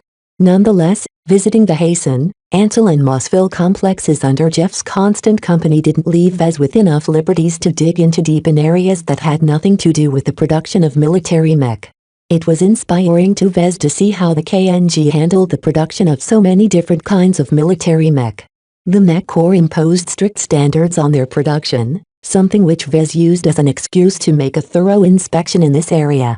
He reviewed the records, interviewed key personnel and spent hours observing the work being done on fabricating the mech destined for military use. Besides doing his due diligence as a representative of the Mech Corps, his deep inspections also provided more data points which he used to corroborate his estimation of the KNG's true production capacity. Each time he returned from his visits and revised the numbers, his initial conclusion didn't sway, though it trended downwards a bit. There's around 10 to 15% spare capacity lying around. It different from site to site. The company ran a very tight ship at the Haston complex. As the center of production of all of their cheap, low-margin mech, it was very important for the KNG to avoid unnecessary expenses. Besides paying the Haston mech technicians a lot more generously than their competitors, the company generally did a good job keeping the Haston complex running smoothly. The Ansel complex on the other hand fell somewhere in the middle. The highly capable Ansel mech technicians ensured that every Spaceborne mech that rolled off the production lines adhered to a high standard of quality. However, they tended to be a bit too perfectionistic about their work and didn't deliver mech as fast as possible. Even so, the very low rate of errors means that the Ansel complex doesn't have to go back to fix them. It's rather inspiring to see them work. Vez dreamt of running the LMC's mech nursery like the KNG's Ansel complex even as he decried the cost.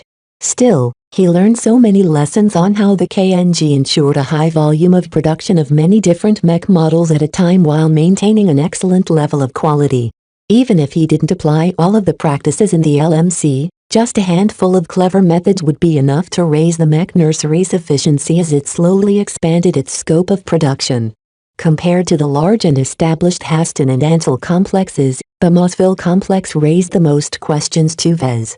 As a hybrid site dedicated to producing spare parts and servicing heavily damaged mech, the variety of stuff going in and out was extremely hard to track.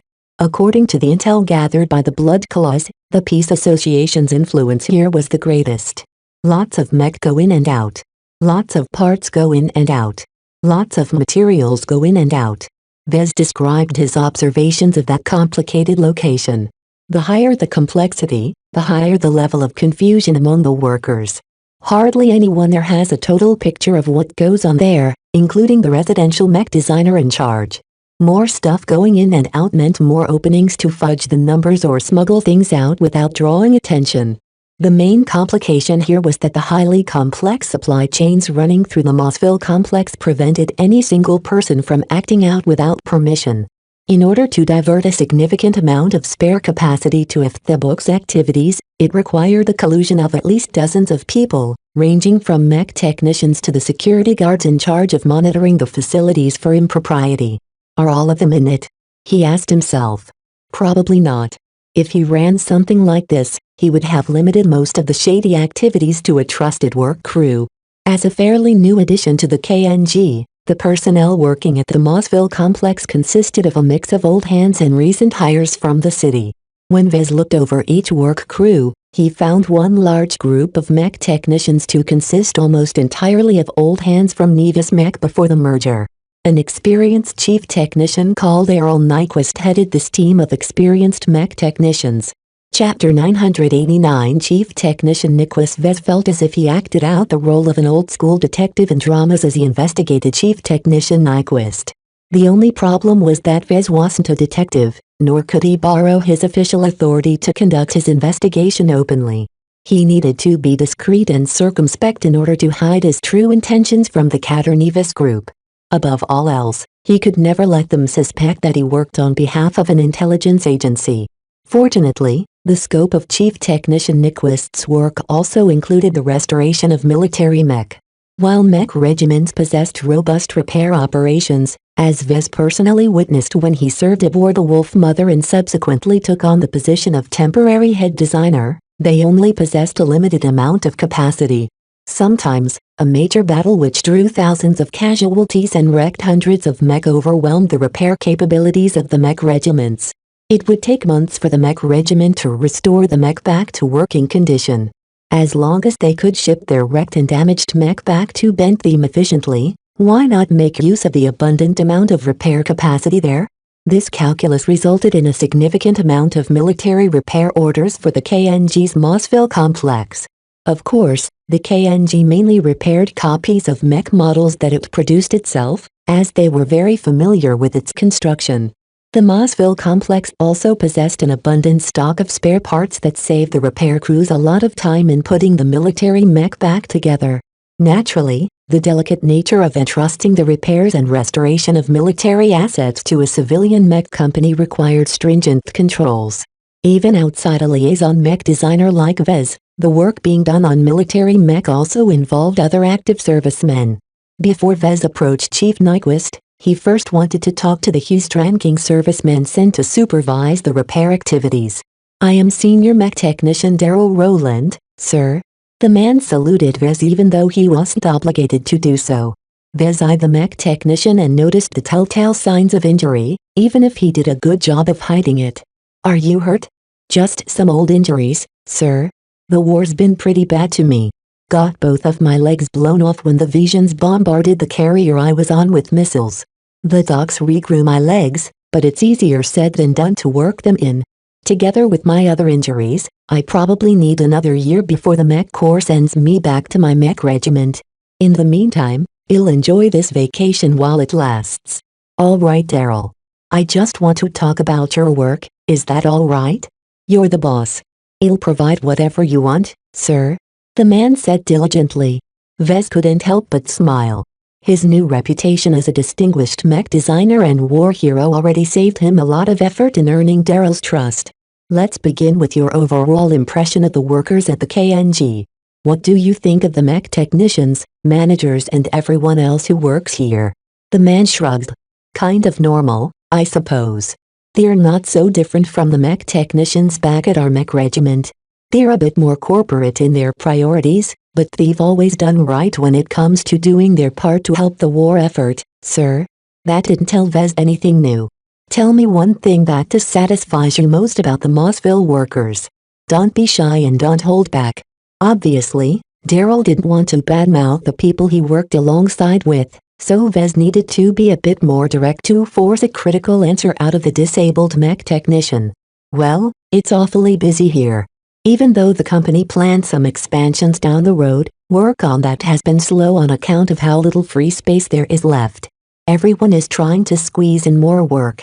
The KNG's mech technicians do what they can to keep up their quotas for the mech regiments, but there is already so much going on that they can only do so many things at a time, sir." Hearing this perked up Vez. It reinforced his own observations and strengthened his estimation of the KNG's utilization of its production capacity. "So it's all hands on deck at the Mossville complex?" "Yes, sir. Recently the company went on another hiring spree, picking up various mech technicians laid off from the many mech companies that shut their doors in recent times. It's not that easy to integrate them into the KNG, and they can only be entrusted with the least important duties for now. Tell me about the workers in charge of working on the damaged military mech sent back from the front lines." "Oh, they're a pleasure to work with. They don't try to shirk their duty and they don't cut that many corners. Ahem, even if they do, I always make sure to call them out, sir." Sure. Vez dismissed that remark. "Give me your impressions of all of the chief technicians you've worked with. What are their quirks, how do they work, what are their good and bad points?" Daryl began to ramble about the many chief technicians in charge of various aspects and work crews. There weren't that many of them, but each of them played a vital role. At some point, Daryl came to Errol Nyquist, the chief technician that Vez most wanted to hear about. Chief Technician Nyquist is a veteran of the previous war. Served at a frontline mech regiment just like me. That makes it a real pleasure to work with him, as he understands the needs of the mech corps best. Many times, he even argued back against the managers on our behalf, sir. So you have a good relationship with Chief Nyquist? Oh, we're practically friends. We regularly meet up for a drink in downtown Mossville every week along with some other buddies. Errol is a good man, both to the company and to the Mech Corps. This is also why the company entrusted him with repairing the most important military mech shipped back from the front lines, sir. The glowing praise that Daryl continued to pile up on Chief Nyquist made Vez rather uncomfortable. He suspected that Nyquist deliberately grew close to Daryl in order to shape the injured serviceman's perception of the company. This tainted the active serviceman's opinions. Vez probably couldn't get any unbiased information from this talk. His mood lowered a bit, and after asking a few more perfunctory questions, he dismissed Daryl. As the mech technician awkwardly walked back to his job with his newly grown legs, Vez tried to figure out how to approach the pivotal Chief Nyquist. Obviously, a veteran mech technician who advanced to chief technician would be anything but clueless. Maybe I should just talk to him and go from there. He decided to call up Chief Nyquist for a meeting. When the man dropped his current work and came up to Vez, he looked mightily irritated. Just because you've been sent by the Mech Corps doesn't give you the right to go pull workers off their jobs. For some reason, Vez already earned the man's ire. It turned out the recognition he received from the Mech Corps only helped him up to a point. In cases like these, Vez knew that he should put up a firm and unyielding front. He could not let this chief technician dominate this conversation. Chief Nyquist, as a liaison, it is important for me to gain a thorough and complete understanding of all of the work being done for the Mech Corps. You're the most senior and trusted chief technician in this complex, so I'd like your cooperation in helping me gain a better picture of how the KNG contributes to the Mech Corps. Chief Nyquist shrugged. I don't know what to say. We've partnered up with 5 Bentham mech regiments, taking care of most of their military mech. As of now, we've partnered up with the 5th Stormenders of the 2nd Bentham Division, the 1st Volary Starhawks and the 6th Mossville Mainstays of the 3rd Bentham Division and the 3rd Carousel Clowns and the 5th Sparky Nuts of the 7th Bentham Division. I'm a Sparky Nut myself, so I'm proud to serve my old mech regiment from Bentham. Vez was familiar with all of the mech regiments that Nyquist mentioned. The 1st Volary Starhawks especially caught his attention because of the rise of Ganso Larkin's son, one of his cousins who seemed to have propelled himself into the ranks of expert candidates. The thought of the KNG as the main supplier of Ganso's mech put Vez into an awkward position. As far as their diligence went to meeting the needs of the Mech Corps, Vez had very little to complain about. In fact, the KNG probably went above and beyond the expectations set by the state and made sure to deliver soundly fabricated mech that were all robust enough to survive the rigors of war. Dragging down a patriotic mech company that treated its obligations to the military with reverence put a foul taste in his mouth. Vez tried his best to keep his thoughts hidden in front of Chief Nyquist. Even if the Mossville complex is servicing the needs of 5 mech regiments at once, this site is way too big to spend all of your time on repairing their assets. How much of this site's repair capacity is being spent on military mech? I'd say about 25 to 35%. The chief answered easily. We're doing all of the repairs at cost. That's a lot of capacity that we could have used on more profitable jobs. In fact, no company ever manages to break even, really. There's depreciation, wasted opportunities, unmet demand and more that all drags down the company's profitability. However, we have all done our duty to the state without complaint. And I'm very thankful for that. Vez repeated, this time sounding much more sincere about it. He did genuinely recognize the KNG's earnest efforts. However, you mentioned unmet demand. Since up to 35% of the company efforts are allocated away from meeting the needs of your customers, I imagine you are hurting quite a lot. Not as much. With the war, some outfits are taking part while others have skedaddled. Many mech pilots have also been lured into enlisting in the Mech Corps, so there's less demand for mech. A lot of mech companies shut down as well, though. There's less competition, so each company enjoys a greater share of the pie. That doesn't sound as impressive when the pie has shrunk by 30% or more. As Vez continued to ask other questions about his work, Chief Nyquist kept answering only the minimum necessary. Getting pertinent information out of this man was very tough, especially since Vez couldn't reveal his true intentions. He found little opportunity to talk about his work outside of the company's obligation to the Mech Corps. After Vez finally dismissed the chief technician, He tried his best to keep the frown off his face. While he didn't know what he wanted to get out of this conversation, he felt as if he heard nothing except for what the KNG wanted him to hear. What a loyal company man. He sighed. This only strengthened his conviction that Chief Nyquist served as the linchpin to the KNG's illicit activities at the Mossville complex. For some reason, Vez figured there was something more to Nyquist than his loyalty and his background as a former serviceman of the Sparky Nuts. Who is he, really? Fortunately, he wasn't alone in his investigation. At the end of the day, Vez returned to his quarters at the military base and met up with Leland for their daily briefing. He put forth his request to his case officer. I want you to investigate Chief Technician Errol Nyquist, who works at the KNG's Mossville complex. Why? Because if anything shady is going around at that site, he's sure to be involved. It will help me out in my investigation if you could handle this on your end. You'll see what I can do, Vez. He should have a detailed record if he's a former serviceman. Leland stared intensely at him. Just remember that time is running out. Right now, I'm not very satisfied with the lack of progress on your part. My superiors expect a full report at the end of your investigation. You better be ready to give them one. Vez got the message, as much as he didn't want to. Understood. I will be sure to meet their expectations, one way or another. Chapter 990 Integrity Flashlight worked quickly. At the start of the next day, Vez woke up to a datapad placed onto his desk terminal. He quickly picked it up and began to read its contents. Chief Nyquist's record. It was a fairly complete one at that.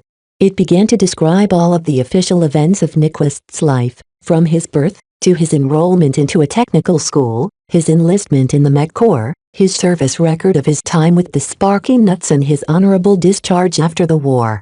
As Vez read through the record, he found a lot of notable points that enriched his understanding of his current subject, but none bore much relevance to his investigation.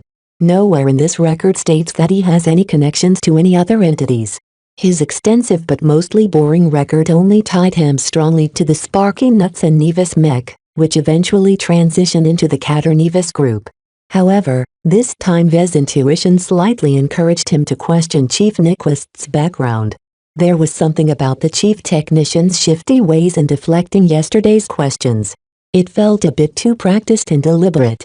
While that wasn't enough reason to mark out Chief Nyquist as a suspicious fellow, Vez thought there might be more to him than his clean record suggested. Despite the pressure on him to dig up something concrete on the Cater Nevis group, Vez did not spend all of his time on his investigation. Besides his side activities and promoting his public profile in the hopes of increasing the public's interest in the LMC, he also got back in touch with another Larkinson. Vez. Looks like my favorite cousin is doing well. I'm really impressed with your uniform. Melinda. Vez smiled and greeted her at an establishment in the entertainment district. He immediately noticed the new bars on her uniform. You're a captain of the Planetary Guard now? I have been for more than a year. She wearily replied. It's not as good as it sounds. My responsibilities have quadrupled, and it's already a hectic job trying to keep the peace on this planet. There are hundreds of major incidents happening all over Bentham every single day that require the intervention of our mech. Even so, you're one of the few Larkinsons of our generation to make it to the rank of mech captain. Compared to your accomplishments, this is nothing. She dismissed his praise and tried to remain sober. The other Larkinsons serving in the Mech Corps such as you and Genso are the real heroes in the family. Vez smiled. I'm just a mech designer. A filthy rich one, and now a war hero to boot. I bet our aunts and uncles back at the Larkinson compound have an entirely different view of you now. The money you rake in for the Larkinson estate has made many of them greedy, but now that you've earned more valor in battle than most of our mech pilots of this generation, they'll probably rein in demands a bit. The family's been out for money, have they? Never in their dreams did they realize that one of us could ever be so successful in starting up a business. The mech industry is notoriously difficult to get into. How did you ever manage to excel as a mech designer? Oh, luck and opportunity, mostly. I'm also quite good at studying if I say so myself. Vez didn't like to talk too much about himself, so he changed the topic by asking a few questions on her various encounters. As a mech officer of the Planetary Guard, she witnessed plenty of unsettling incidents, from a crazy mech pilot rampaging at a mech academy because he failed a class there once to stopping the usual BLM terrorist attacks. The Bentham Liberation Movement is still keeping that up? Vez asked with a puzzled frown. He would have expected them to lay low in anticipation of the upcoming Vision attack on Bentham. They've grown less in scale, but they're just as destructive. The older cousin replied. Instead of rampaging around with smuggled or unregistered mech, they've sent squads of expendable foot soldiers to attack important infrastructure such as logistical centers, factories, strategic fuel depots and more. I don't know where they've come up with so many true believers, because almost none of the people they send out ever make it back alive. Ah, this sounded much more in line to a future preparation of an invasion. However, even if the BLM hasn't deployed their mech lately, doesn't mean they discarded them all, right? This put Melinda in a foul mood. Yeah, I'm not sure what the BLM is up to, but the brass thinks they're planning something enormous. Whatever the separatists are up to, it's enough to send the entire Planetary Guard into high alert. How goes the effort in rooting out their hidden mech? Feh, she snorted. The investigators are pretty useless. The BLM is always good at hiding their mech, and this time they've dug even deeper. I'm pretty sure they've got men on the inside to warn them of our raids. This was the sad reality of trying to stamp out a separatist movement that had been around for centuries. After some time of chatting and reconnecting, Vez got struck by a sudden impulse. Say, Melinda, as a captain of the Planetary Guard, you do a lot of investigative work, right? I'm a mech pilot, Vez. I mostly stop incidents as they happen. Tracking down the bad guys is a job left to others. Even so, you've witnessed plenty of shady stuff, so you must know a thing or two about it, right? Currently, I'm working as a liaison mech designer to the Caternevis Group. Have you heard of this mech company? She nodded. It's one of the rising mech companies on Bentham. They're quite clean and proper compared to some of the other mech companies. Well, please help me out on this. There's a chief technician on their payroll who I can't quite figure out. As Vez described Chief Nyquist to her, the mech captain smirked and crossed her arms. I know why he trips your suspicions. You've got good instincts, Vez. Please enlighten me. From what I've learned, there's nothing too suspicious about his background. Melinda raised a finger. There is one point you've neglected in your investigation. 2 points, actually. The first one is his youth. Where was he born? Where was he raised? Which friends did he have, and is he still in touch with them? The second point is that these kinds of records only center around a single individual. What about his family? His record might be clean, but what about his father? What about his mother? Maybe he has a sibling who is also a delinquent. Vez widened his eyes. I didn't realize all of that. A single record alone isn't useful enough in catching the bad guys. It's only a starting point where you can jump off into other directions. Right now, I don't know the exact reason why this Nyquist trips you to this extent, but in cases like these it's always worth following up on his background. Vez looked at Melinda with a pleading expression. I'd like to ask a favor of you. I'm not as experienced in investigating someone's background as the Planetary Guard. Can you look into his life for me? I'll owe you one. She frowned. It's highly improper to investigate a random citizen without cause. If you think I can abuse my authority within the Planetary Guard, you're completely mistaken. I'll have to file a report and receive permission from my superiors before I can embark on an action like that. I can't just tell them that I want to investigate an upstanding citizen of the Republic as a favor. He forgot himself. Not every institution of the Bright Republic was susceptible to bribes and influence. At the very least, Melinda was completely incorruptible. Isn't there anything you can do? Not without cause, Vez. That's the law. He dropped his request as he saw the futility in attempting to convince Melinda to bend the rules for him. He belatedly realized that a straight-laced Larkinson like Melinda adhered to her training as a Larkinson to always serve with honesty and integrity. Vez happened to miss this kind of training, and so had never been indoctrinated in these values. That was probably a huge oversight on the part of the Larkinsons. The problem was that Vez influenced so many people these last few years that he began to develop a cynical view of society. He thought he could get anyone to bend or break the rules as long as he paid a sufficiently attractive bribe. Vez had trouble adjusting to the current situation. After spending so much time with people who believed the ends justified the means or those who tolerated any kind of misdeeds as long as they got a result, interacting with someone who was actually honest messed him up quite a bit. It was as if he spent so much time with liars, cheats and lowlifes that he forgot how normal people functioned. Vez shook his head. He couldn't deal with this problem right now. He decided to change his tack. Is there anything else you can do to give me a hand? Melinda thought for a moment. I can give you advice and my opinion on some matters, but that's the extent of the help I can give you. As a member of the Planetary Guard, there are many rules that dictate my behavior. While we are charged with ensuring public safety on Bentham, we also have to respect the individual rights of our citizens. I understand, he replied, though he couldn't quite mask his disappointment. What's the matter with you, Vez? How come you care so much about this investigation? From what it sounds like, the Mech Corps just wants you far away from the fighting. There's no need to poke around at the KNG. We've never received any complaints about them or tied them to anything that crosses the line. How could he open up to Melinda?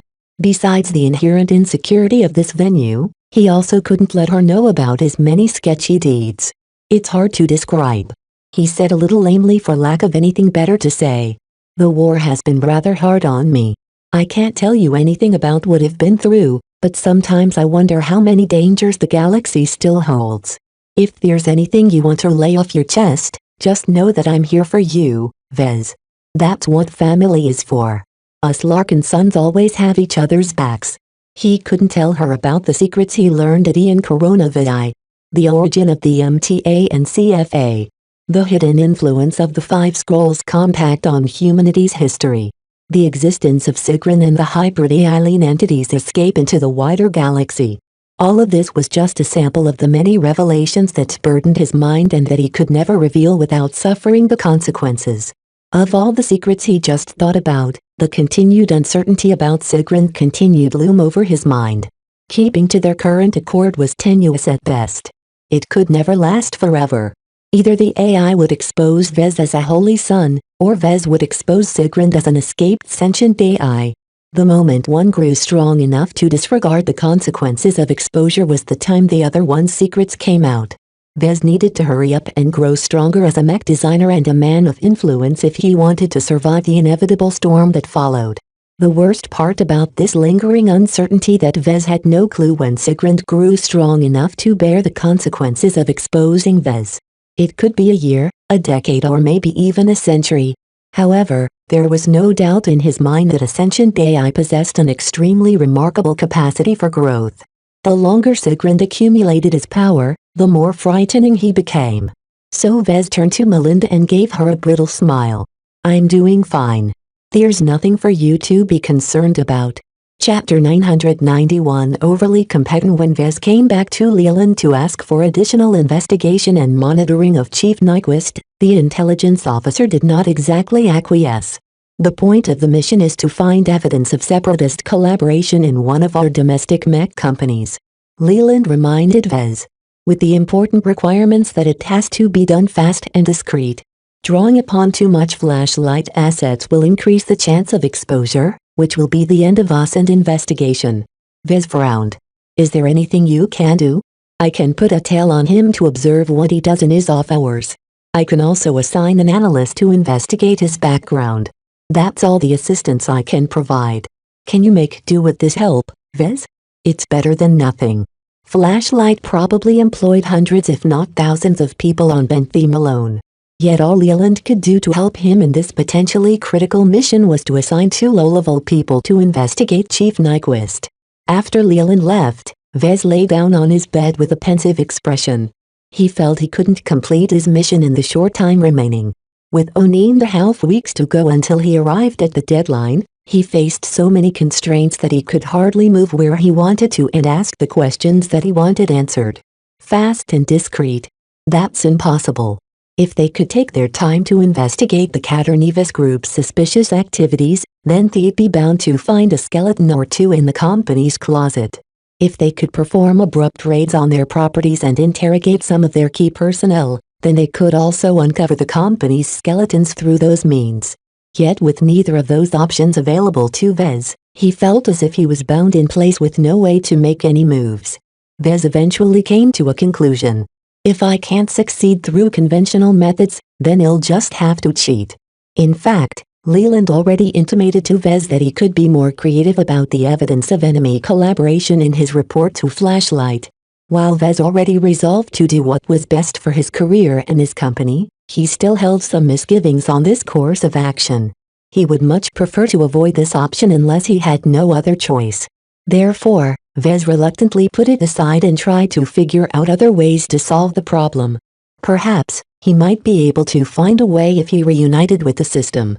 While Vez didn't dare to carry around the system while he served with the flagrant vandals, now that he returned to Bentham, what stopped him from summoning Lucky and the con that held the system wrapped around his neck like a collar?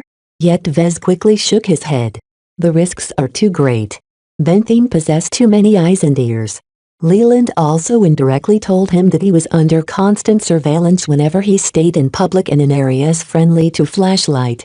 In effect, that meant that he constantly risked exposure no matter where he went if he ever used the system, especially to achieve eye-catching effects.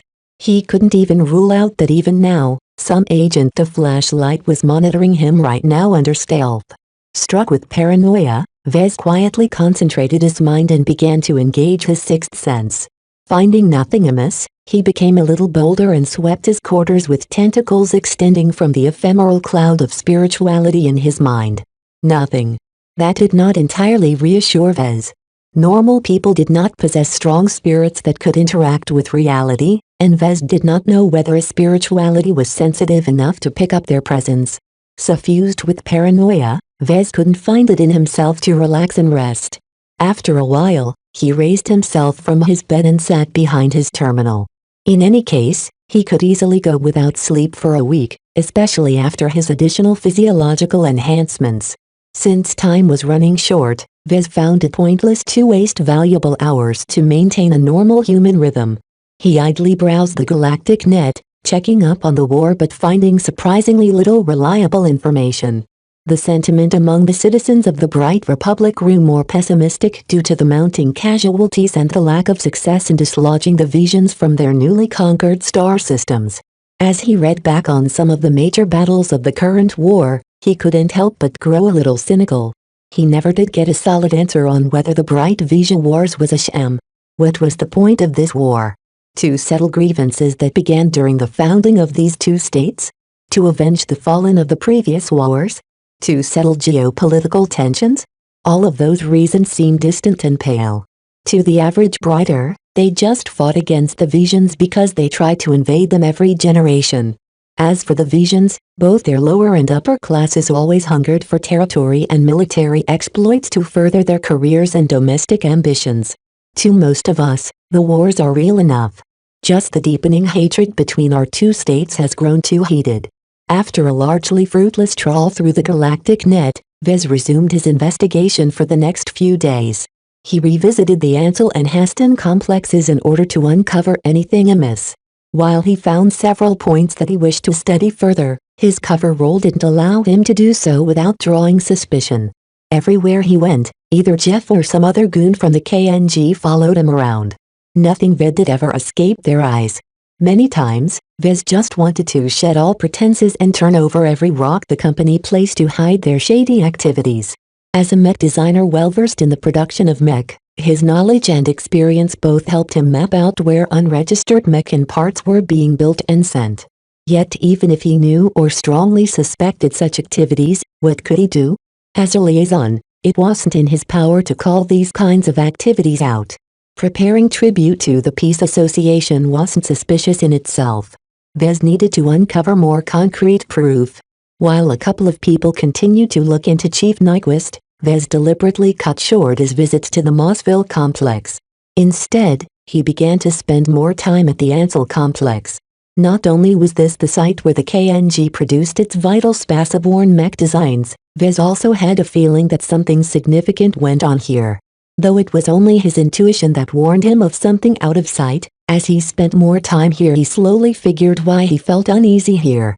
Some of the Ansel mech technicians were too competent. It sounded strange. The technical schools brought up some of the best mech technicians in the Bright Republic. Their proximity and partnership with the Ansel University of Mech Design ensured that any mech technician that graduated from Ansel would be the perfect worker for any mech designer. Therefore, the Ansel mech technicians were clearly a cut above. However, no matter how talented a mech technician became, they could never match the depth of knowledge and theoretical know-how of a mech designer. Having worked alongside many different kinds of mech technicians with the Whalers, the Bloodclaws, the Mech Corps Trooper and a deviant mech regiment such as the Flagrant Vandals, Vez witnessed almost every variety of mech technician that the Bright Republic had to offer. Certainly, the high-quality mech technicians from Ansel was still somewhat new to Vez, but even so, their competence should have limits. People who are too good to be mech technicians can easily opt to study mech design instead. The barrier to entry to study mech design didn't pose too much hindrance to those determined to become a mech designer. As long as any decent student was good in math and science, they didn't need to go through much to get accepted. Many people including Vez actually thought that the barrier to entry was far too low. Too many institutions pumped out too many mech designers each year, far more than the market could accommodate. Yet despite how overcrowded the mech industry became, people always dreamed of making it big. Therefore, the competence of mech technicians always came up to a hard limit. The career of a mech designer was far more glamorous than a mech technician. Even if they failed, their starting point as a mech designer allowed them to get much better jobs than any mech technician. Therefore, Vez found it slightly weird that some of the mech technicians employed by the KNG in their Ansel complex showed skill above the realm of their profession. It didn't make any sense. Where did they come from, and how come they were content to work as average mech technicians in a boring place like this?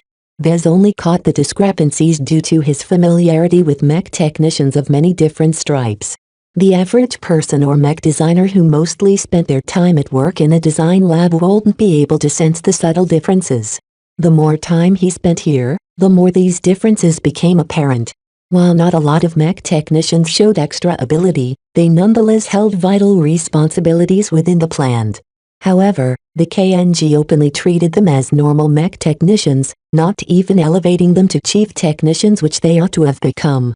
All of these questions in his mind continued to build up, but he couldn't voice them to Jeff or any of the managers at the Ansel complex without drawing suspicion. He needed to find their origin in another way. Yet every other way demanded too much time or drew too much suspicion. Vez felt as if every possible direction had been blocked off by some reason or another. He began to hate this mission. With time beginning to grow short, Vez felt more and more pressure to begin writing up a report where he creatively included some controversial claims. No matter how shocking and unlikely his fabrications sounded, the fact that they came from him, a member of the reputable Larkinson family and a decorated mech designer, already furthered Flashlight's political aims. He realized why he felt so deeply uncomfortable about the act of fabricating evidence. He would let his family down. More than that, by abusing the credibility that the Larkinsons built up for so long, he would inflict untold damage to their reputation. His recent meeting with Melinda only emphasized the current differences between a crooked mech designer like him and a straight-laced mech officer like her. Rather than regarding Melinda as an aberration, it was actually him that had deviated from the Larkinsons. While Vez hadn't spent much time among the adults of the Larkinson family, he knew that they were mostly simple mech pilots or norms pursuing boring civilian jobs. Even the highest-ranking Larkinsons such as Uncle Ark or Grandfather Benjamin never showed an impropriety during their long careers. Now that he thought about it, Vez found it rather strange. Why did the Larkinsons insist on staying honest in a society where nobody played fair? This is why the Larkinson family never became big despite how much we've contributed to the Mech Corps. Yet being a Larkinson himself, Vez also kind of understood why none of the Larkinsons ever reached beyond their means. They were perfectly content with their current role. Trying to hog for more power wasn't always a good thing, because the games people played at that level was incredibly risky. Families rise and fall all the time. It's admirable for the Larkinson family to maintain the same height since the founding of the Bright Republic. Integrity wasn't necessarily a bad thing. It gave the Larkinsons a trustworthy reputation, and while they would never climb up the upper reins of power, it provided valuable long-term stability to the family as a whole. No matter what Vez thought of himself, he was still a Larkinson. Everything he did reflected back on his family in some way. Sure, he didn't feel much of a burden when he exploited some advantages through crooked means, but it was a different story if he implicated the rest of his family. Therefore, Vez really didn't want to fabricate evidence. It wouldn't necessarily hurt him, but it would be stabbing the Larkinsons in the back. I need to find another solution. Chapter 992 cover story. As time began to run out, Vez only came up with 2 strong leads that he felt might definitely lead to something that Flashlight would be pleased with. While he hadn't made much progress on figuring out why Ansel employed overly competent mech technicians, Leland did return one day with a much thicker set of documents. This is everything we can dig up about Chief Nyquist on short notice. Overall, his life isn't too remarkable for a military veteran. However, we did find something notable about him when we tracked down his former colleagues when he served with the Sparky Nuts. Oh. Vez turned to Leland. His case officer wouldn't say anything if he didn't find it important. Did you find something connecting him to the BLM? Not as such. Instead, when we pried open the lips of one of his old buddies, they mentioned a very important detail that is missing in his record. He had a wife. What? How come his record states that he never married? In fact, Vez already found it rather questionable why Chief Nyquist never married after he returned from the war. The man did not even have a single girlfriend, even though he should have appealed to many women with his military background and his stable, well-paying career at the KNG. His wife was another mech technician on the same combat carrier he once served aboard. They both shacked up and tied a knot in an unofficial ceremony. Vez understood now. Fraternization is forbidden by the Mech Corps, but a lot of servicemen do it anyway. That's the practical truth. Leland smiled wryly. Don't you think that Flashlight or the Mech Corps doesn't know what's going on? The monitoring systems alone catch thousands of intimate encounters aboard the ships every single day. Yet you never hear about anyone getting court-martialed over this offense. Do you know why? Because they're just being humans. Love and affection isn't something which you can stop. Vez quickly concluded. Controversy over the regulations on fraternization has existed for thousands of years. In general, a military force operates better with them in place than without. Even so, we don't crack down too hard on this behavior as long as it doesn't affect the fighting strength of our units. Only the most egregious cases where a superior abuses his power to coerce someone in a relationship are addressed. So Nyquist used to have an intimate relationship with a fellow mech technician and the Sparky Nuts did nothing to stop it. Vez repeated. He began to feel some déjà vu. Don't tell me his secret wife got killed? Killed in action. There's no ambiguity about it. She was one of the many confirmed casualties of the previous war. Leland stated unemotionally. This affected Nyquist's performance for a while, but the war ended quickly before his slide became noticeable. He quit the Mech Corps shortly after to pursue a civilian career. Vez closed his eyes and recalled the last time he met a widower who lost his unofficial wife due to battle. Recalling how the grieving and unhinged Davis Solaran pulled out a gun and shot at Vez's face made him shudder in unease. If not for wearing his squalene armor, he wouldn't have brushed off the assassination attempt as an exercise in futility. The flagrant vandals were all lucky that someone maddened with grief and loss like Davis acted impulsively rather than with deliberate calculation. Yet what if they did the latter instead of the former? Those who lost the loves of their lives and never got over it couldn't be judged with common sense. What would Vez do if he was in the same position? Would he hate the Visions for taking away his lover, or would he be like Davis Solaran and blame his own side instead for recklessly endangering his wife? What a huge mess, he uttered. Not necessarily. Leland nodded calmly. Thousands of widowers emerge after the end of each war. Most of them are able to cope with their losses and restart their lives. From what the Mech Corps has observed of Chief Nyquist, He has never showed any animosity towards the Republic. Maybe he's hiding it well. Even so, more than 20 years have passed without incident. While that doesn't rule out anything, most people aren't that patient if they wanted to take revenge. While Leland didn't read too much on Chief Nyquist's love life, Vez couldn't help but keep recalling the example of Davis Sollerant. Perhaps it was just his personal experiences biasing his judgment, but he felt that this detail about the chief technician's life was a critical clue. However, even if Vez believed that Chief Nyquist held a lot of resentment against the Bright Republic for allowing his unofficial wife to be killed in action, this detail only provided a motive at best. It was hardly the smoking gun that Vez could use to prove impropriety at the KNG. Has the tale assigned to follow Nyquist found out anything of note? He asked. No. Chief Nyquist works long hours at the Mossville complex and only goes home to sleep. Occasionally, he gathers together with some fellow veterans and co-workers at a local bar, but other than that he's thrown himself in his work. Such a boring pattern left very little clues to anyone keeping an eye on him. Even without Leland mentioning it, Vez already knew there was no point in following Nyquist around if he was determined to maintain a low profile. I think it's best if you put the tailing agent on his drinking buddies, he suggested. Nyquist is way too vigilant and hardly exposes any openings for us to find fault. Leland nodded in agreement. That's reasonable, but it's highly likely you won't find anything. None of his drinking buddies possess sketchy backgrounds. It's better than nothing. Right now, Vez gained a slight sense of progression in his investigation. It was nothing to go on as of yet, but it confirmed his feeling that Chief Nyquist was a person of interest. The next day, he resumed observing the operations at the Ansel complex instead of the Mossville complex. He couldn't approach Nyquist directly without setting off alarm bells, so he basically bet on Flashlight's investigator to find out if his drinking buddies were involved with anything problematic. In any case, in the name of inspecting the quality of the military mech production for mech regiments such as the Valery Starkhawks, Vez began to take a more hands-on approach in his inspection there. He stayed away from the KNG's commercial mech production but deliberately got close to the sections where all the military spaceborne mech took shape. He began to interact with the mech technicians assigned to their production. Openly, he displayed nothing but diligence in his cover role as a liaison mech designer.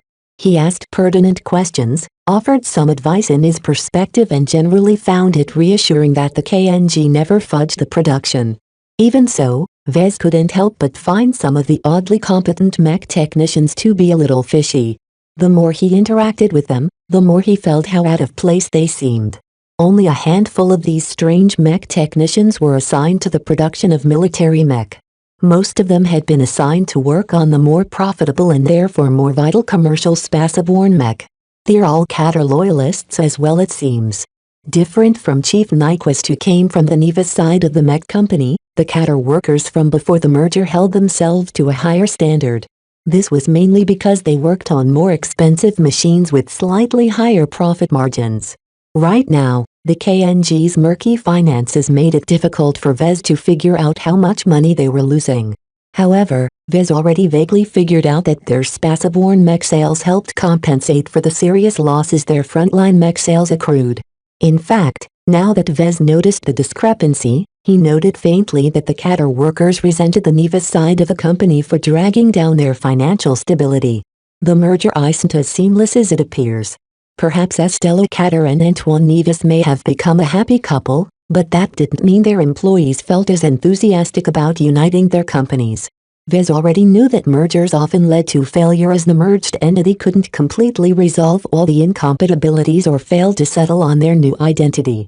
The KNG's merger hadn't led to any extreme setbacks, yet some of the underlying differences still remained. Unfortunately, none of that had to do with the overly competent mech technicians. Vez found out that all of them had been recent hires from the Ansel technical schools. In fact, many of the mech technicians here were already familiar with each other from their school days. That shot down his theory that they were secret mech designers pretending to be simple mech technicians. What is up with them, then?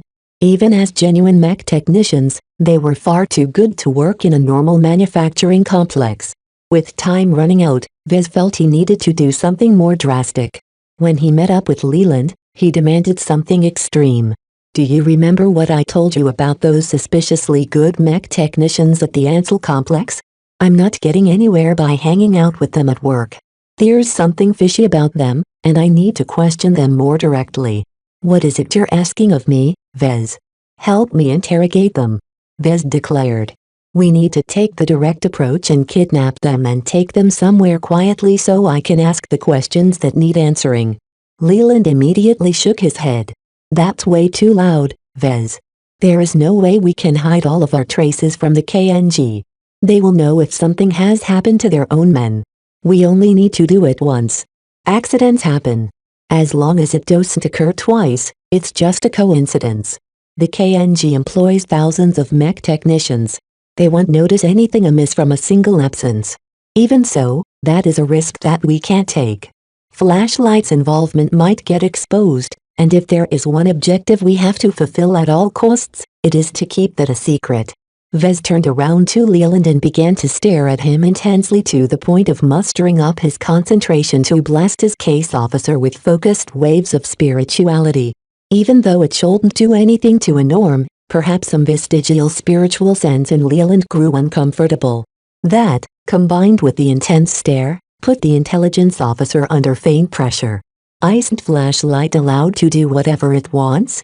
Right now, there is an obviously suspicious lead in front of me, but I need to go further if I want to get anything concrete out of it. Even if the interrogation doesn't lead to any explosive revelations, it'll always be able to distort what little we do manage to find out into a bigger problem for the KNG when it comes down to it. A lie with a kernel of truth at its basis is a lot more convincing than a total fabrication. Perhaps that last argument persuaded Leland a little, because he buckled in the end. Fine. You'll see what I can do. You'll prepare the backup strike team to pick up an individual of your choosing to take into custody. The preparation will take at least a day because we need to prepare a cover story for that individual's disposal. You're going to kill him after we're done? Vez suddenly frowned.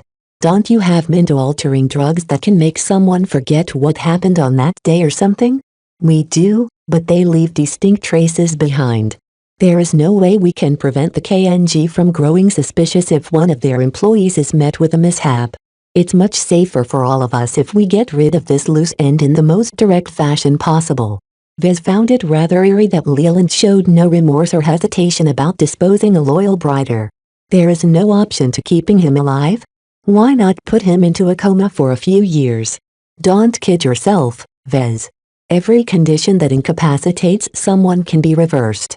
Flashlight cannot afford to leave behind any living witnesses, Leland said with a tone of finality before taking a lighter tone.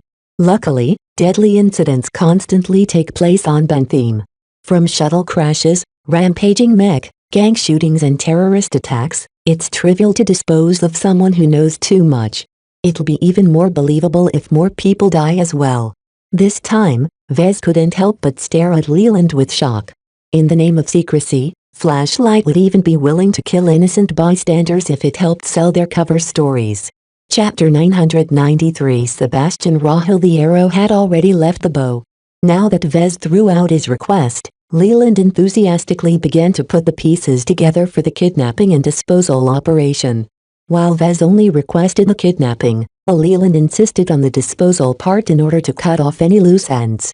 Even though Vez had half a mind to cancel the request, the intelligence officer fully bought into his arguments as to why they needed to interrogate one of the mech technicians working at the Ansel complex. Vez truly needed to ask some questions. He just felt uneasy about the price to accomplish this without drawing any suspicion from the KNG. After spending a lot of time around Flashlight's people, he should have been more cognizant of their modus operandi. Prizing secrecy at all costs, they weren't above dirtying their hands as long as they achieved their goals. It made him wonder who Flashlight answered to.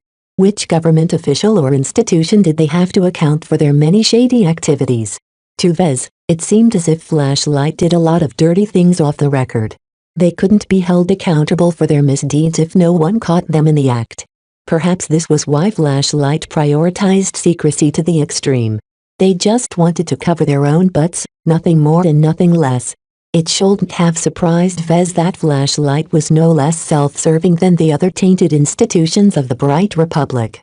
The Ministry of Economic Development, SPOT, the Bright Senate and so on all prioritize their own interests over their public duty.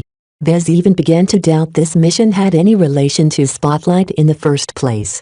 Did Spotlight and Flashlight really obtain word about possible separatist activity at the KNG, or did Flashlight target them for an unrelated reason from the start? Right now, the latter possibility seemed more likely. It would be just like Flashlight to pick out a random functioning and highly productive company as a victim for their political crusade. As for the reason why Flashlight picked the KNG specifically, Vez found many possible reasons. First, the KNG was intricately tied with the Ansel University of Mech Design. That prestigious school held a lot of sway among the upper ranks of the Bright Republic's mech designers. Taking them down a notch by crucifying some of their prominent alumni would temper their arrogance, as Leland already stated. The second reason was that while the KNG was a big mech manufacturer with an even bigger impact in the industry, they weren't too big to fail. Unlike some other monolithic companies, the KNG competed in markets with plenty of competitors to fill the gap if they ever abruptly closed their doors. As for their military production, it would hurt the Valerie Starhawks and the other mech regiments to lose their fixed suppliers of mech and parts. Yet this pain would only last for a few months before they partnered up with another company. The KNG's many connections would all be implicated by this company's decline or fall, doing untold harm to many different people. Yet as long as the Bright Republic itself could endure damage, Flashlight wouldn't shy away from engineering such an event. Perhaps they slept easier at the thought that the Bright Republic needed such a shock to prod the other institutions into working more sincerely. Or maybe Flashlight simply wanted to damage an arm of one of their rival organizations. All of these cynical didn't get him anywhere, so Vez quickly pushed them out of his mind. No matter what, working with Flashlight at least allowed him to get on their side. In exchange for getting on board their train, Vez would at least be able to insulate himself from these kinds of incidents to an extent. The Caternevis group, for all of their connections, didn't deter Flashlight at all. They might have even dragged the mech company into the military intelligence agency's crosshairs in the first place. Every organization has enemies. The more friends you made, the more enemies you incurred. That seemed to describe the KNG's current predicament. All of their backing offered no protection against an enemy determined enough to take them down, such as Flashlight. Maybe the Larkinson family is wise to remain beneath their attention. With their clean reputation and honorable service, the Larkinsons never faced any threats from within the Republic that they needed to be concerned about. Certainly, they had rivals and enemies, but none of them played on this level where the ruining of a large and successful mech company was just another Tuesday for the big players. Unfortunately, I'm already in too deep to get out. I also have to pick a side if I want to get ahead. The earlier argument he came up with to collaborate with Flashlight still applied. Compared to the Ministry of Economic Development, which supervised so many companies that they couldn't even offer effective to the KNG, partnering up with Flashlight sounded like a better deal. They were dangerous, for sure, but Vez would rather be on their side than align himself with their enemies. As Vez performed some research from his terminal throughout the night, Leland returned to his quarters in the next morning. "Get up, Vez. It's showtime." "What?" He looked surprised. "Is it already done?" "Yup. It took shorter than I thought to arrange all of the pieces of the plan. Flashlight is already very practiced in these kinds of ops, so I only had to borrow some of their existing infrastructure and assets to cover every aspect. We've already caught the mech technician you wanted. If we go now and interrogate him, we can dispose of him before the afternoon and minimize the time he spent missing at the KNG." Both of them moved quickly. This time, they didn't take a normal exit but rather left the quarters through an underground tunnel. It was through this passage that Leland could sneak in and out of the military base without being observed by anyone else. At the end of the tunnel was a small underground hall where an unautro-civil-looking air car with opaque windows greeted them. Once they entered, the vehicle automatically set off to a destination at the outskirts of Mossville. There, the air car entered a garage of an office building under construction. No work was being done today, so Vez and Leland met no one else before they arrived at an unfinished underground floor. Leland led them through the dark with only the light from his comm illuminating their passage. They came up to a reinforced door that was flanked by two burly operatives carrying weapons. "These are two of the members of the strike team that is backing you up," he said. "I'd normally like to introduce them to you, but the less you know, the better you're off." Vez gave him a bitter smile. "I am aware." The two operatives silently allowed them to enter. Inside, the hollow room had been arranged in a familiar arrangement. A simple table rested in the center.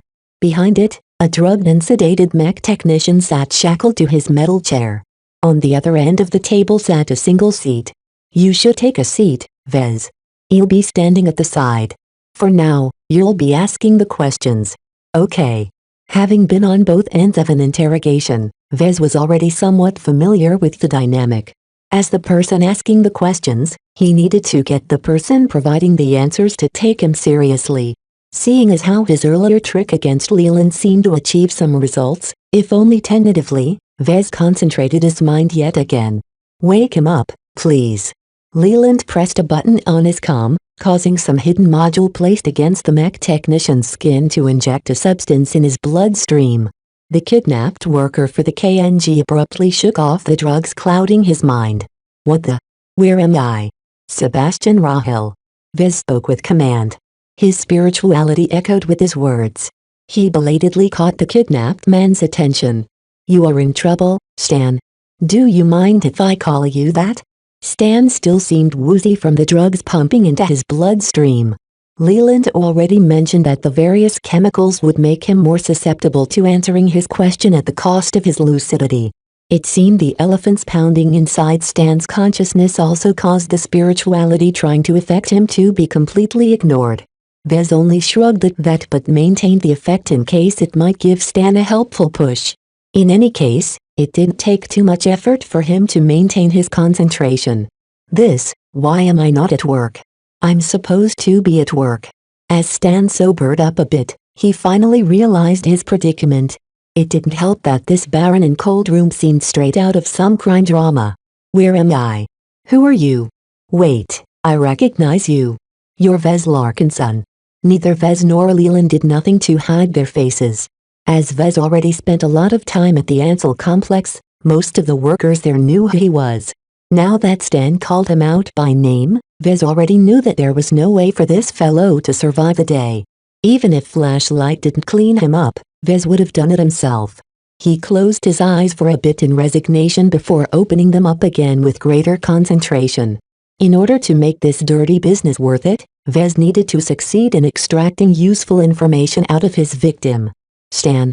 As a liaison, I am not only charged with supervising military production at the KNG. I'm also tasked with digging out any improprieties. I'm sorry to say that your suspicious behavior has caught my attention. We know you are hiding something." Vez spoke that last words while resonating with his own spirituality, momentarily giving them more force. "How can that be?" Stan grew panicked. Perhaps the strong waves of that last phrase impacted him a bit, because the mech technician never questioned Vez's claims. "I have always worked hard for the company. I'm one of the best performing mech technicians at the Ansel complex. I'm due for a promotion. It is exactly because you are so good that you have drawn our suspicions." Vez retorted back. "There are limits to mech technicians and you have exceeded every one of them. Someone as good as you should have been a mech designer. Why are you pretending to be a mech technician? That I am just a good study. Nonsense. You were never good in school in your early years.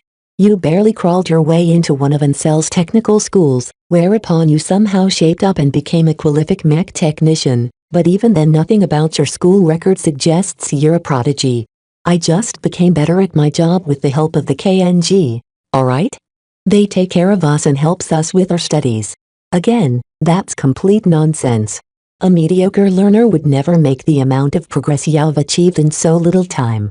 You have to be as good as a mech designer to do so, but you are definitely not smart enough to be a mech designer, at least normally. So tell me, Stan, what is your secret?" The man shook in his seat and darted his eyes towards Vez and Leland and back again several times in a row.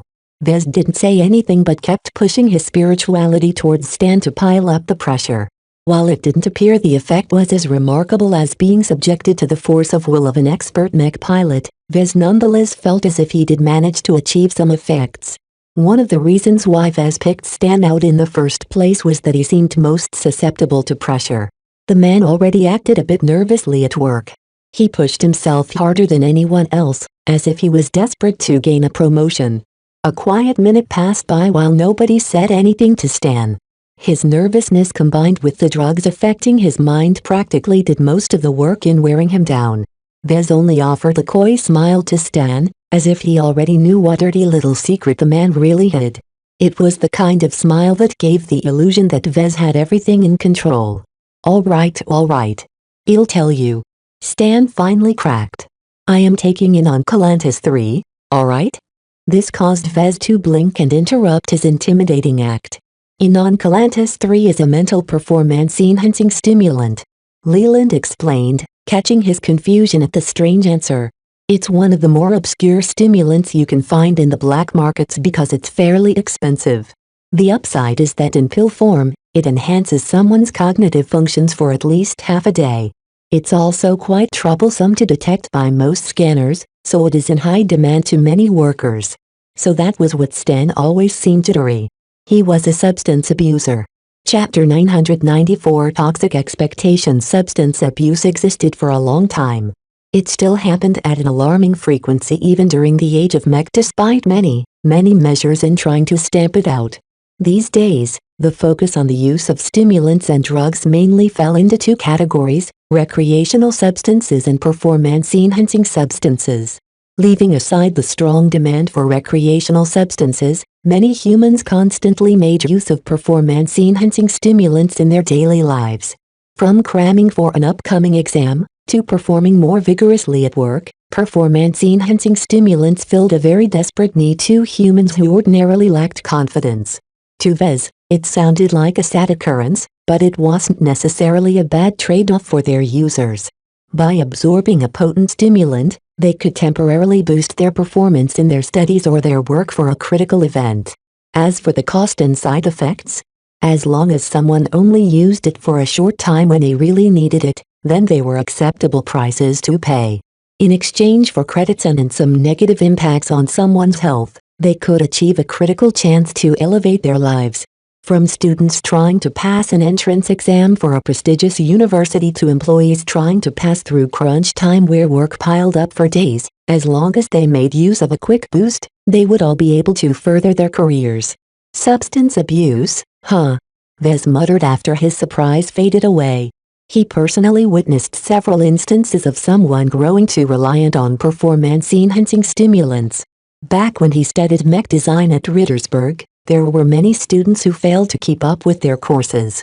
To these marginal cases who were at the cusp of failure, just a simple stimulant gave them a lifeline that allowed them to pass their exams and continue their studies. Yet a stimulant only lasted a few hours to a day at most. What then? Those who managed to pass an exam only passed a single hurdle at a single instant of time. In order for anyone to obtain a degree in mech design, they needed to study for at least 5 years while and pass dozens of exams. That also didn't include the constant assignments and practical work that every aspiring mech designer needed to perform continuously. Therefore, 1 stimulant was never enough. 10 stimulants was never enough. 100 stimulants was never enough. Someone who depended solely on performance-enhancing stimulants to perform adequately in their studies should not be qualified at all. His university never bothered to screen out these edge cases. That was because after months or years of increasing use of these kinds of stimulants eventually led to self-destruction. Usually, the substance abusers built up some sort of tolerance that made these drugs less effective. This pushed them into increasing their dose. When that didn't help, they resorted to more potent substances, which usually came with much heavier adverse side effects. This pattern repeated over and over until finally their bodies and minds became too damaged for them to function normally. Vez thanked his luck that he was intelligent and motivated enough to study mech design at Rittersberg without having to resort to such desperate means. Yet many people who faced a difficult choice might have made a different decision. It appeared that Sebastian Rahel happened to be one of them. Yet why did this mech technician feel the need to resort to this option in the first place? You don't understand. Stan said with a desperate voice. I have to work hard for the KNG. The company is going through tougher times. Anyone who slacks off or is too slow at their jobs get fired. Do you know how much the company pays us? We need to show that we deserve to work there. Ah, Vez uttered. The other shoe finally dropped. It seemed the KNG's employment policy finally showed another crack. Strange. I haven't seen any of that during my time at the KNG. We'd never throw any shade at the KNG. The company has been good to us. We all wanted to pay them back. If we aren't working hard enough, they'd fire us and replace us with one of the many others waiting in line to join the company. Lately, it's not enough to put in 100% of my effort. I have to put in at least half as more to help the company go through these hard times. Vez crossed his arms. There's more to that, I believe. The private market may be having a glut of mech technicians now due to all of the companies that have shuttered, but the mech corps is always eager to replenish their losses. You're afraid they'll draft unemployed mech technicians like you, aren't you? A pulsing shock ran through Stan. I don't want to go to war. I'm just a mech technician. I don't belong on the front lines. Someone like Stan was young enough to have missed the previous war. Therefore, he was eligible for the draft. The only reason why the mech corps hadn't snapped him up was because he already worked at the KNG. The mech corps generally left mech technicians alone if they already worked for a company, especially one as large and productive as the KNG that already contributed to military production. That afforded the mech technicians who worked there shelter against being sent to war. While the Bright Republic constantly encouraged its citizens to answer the call of battles, the horrendous casualties suffered in each generation scared many of them away. Vez unconsciously looked down on Stan even more. I get it. The KNG is bleeding money, so they're pushing their workforce harder. You weren't originally a very good mech technician, so in order to keep up with the higher expectations of the company, you turned to help. My question is, how long have you been using? The mech technician didn't want to answer, so Vez slammed his fist against the metal table. Tell me. Damn it, I started using since I got hired, okay? I wasn't confident I could keep up. Stan here is a heavy user for sure. Leland spoke from the side. You can tell from his nervous tics and how he's always restless that he's been using performance-enhancing stimulants for years. You've been starting off with the lighter stuff. Stan said hopelessly. Just a little bit, okay? Helped me learn stuff and keep up with the work at the same time. I kept trying to lay it off once I studied enough, but there's always more to learn. Then the war happened. The company suddenly demanded more from their workers at that point, right? Yeah. It didn't happen immediately. Our workload got a little tighter and there was less time for me to study at the company library.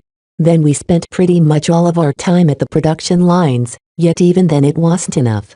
People started getting fired when they were just a bit too slow to keep up, and that's when we all got spooked. At the start, Stan only injected himself with stimulants he obtained from the local gang in Mossville. Selling performance-enhancing substances was big business in Bentham and pretty much every gang offered them, so it was trivial for Stan to get his hands on something.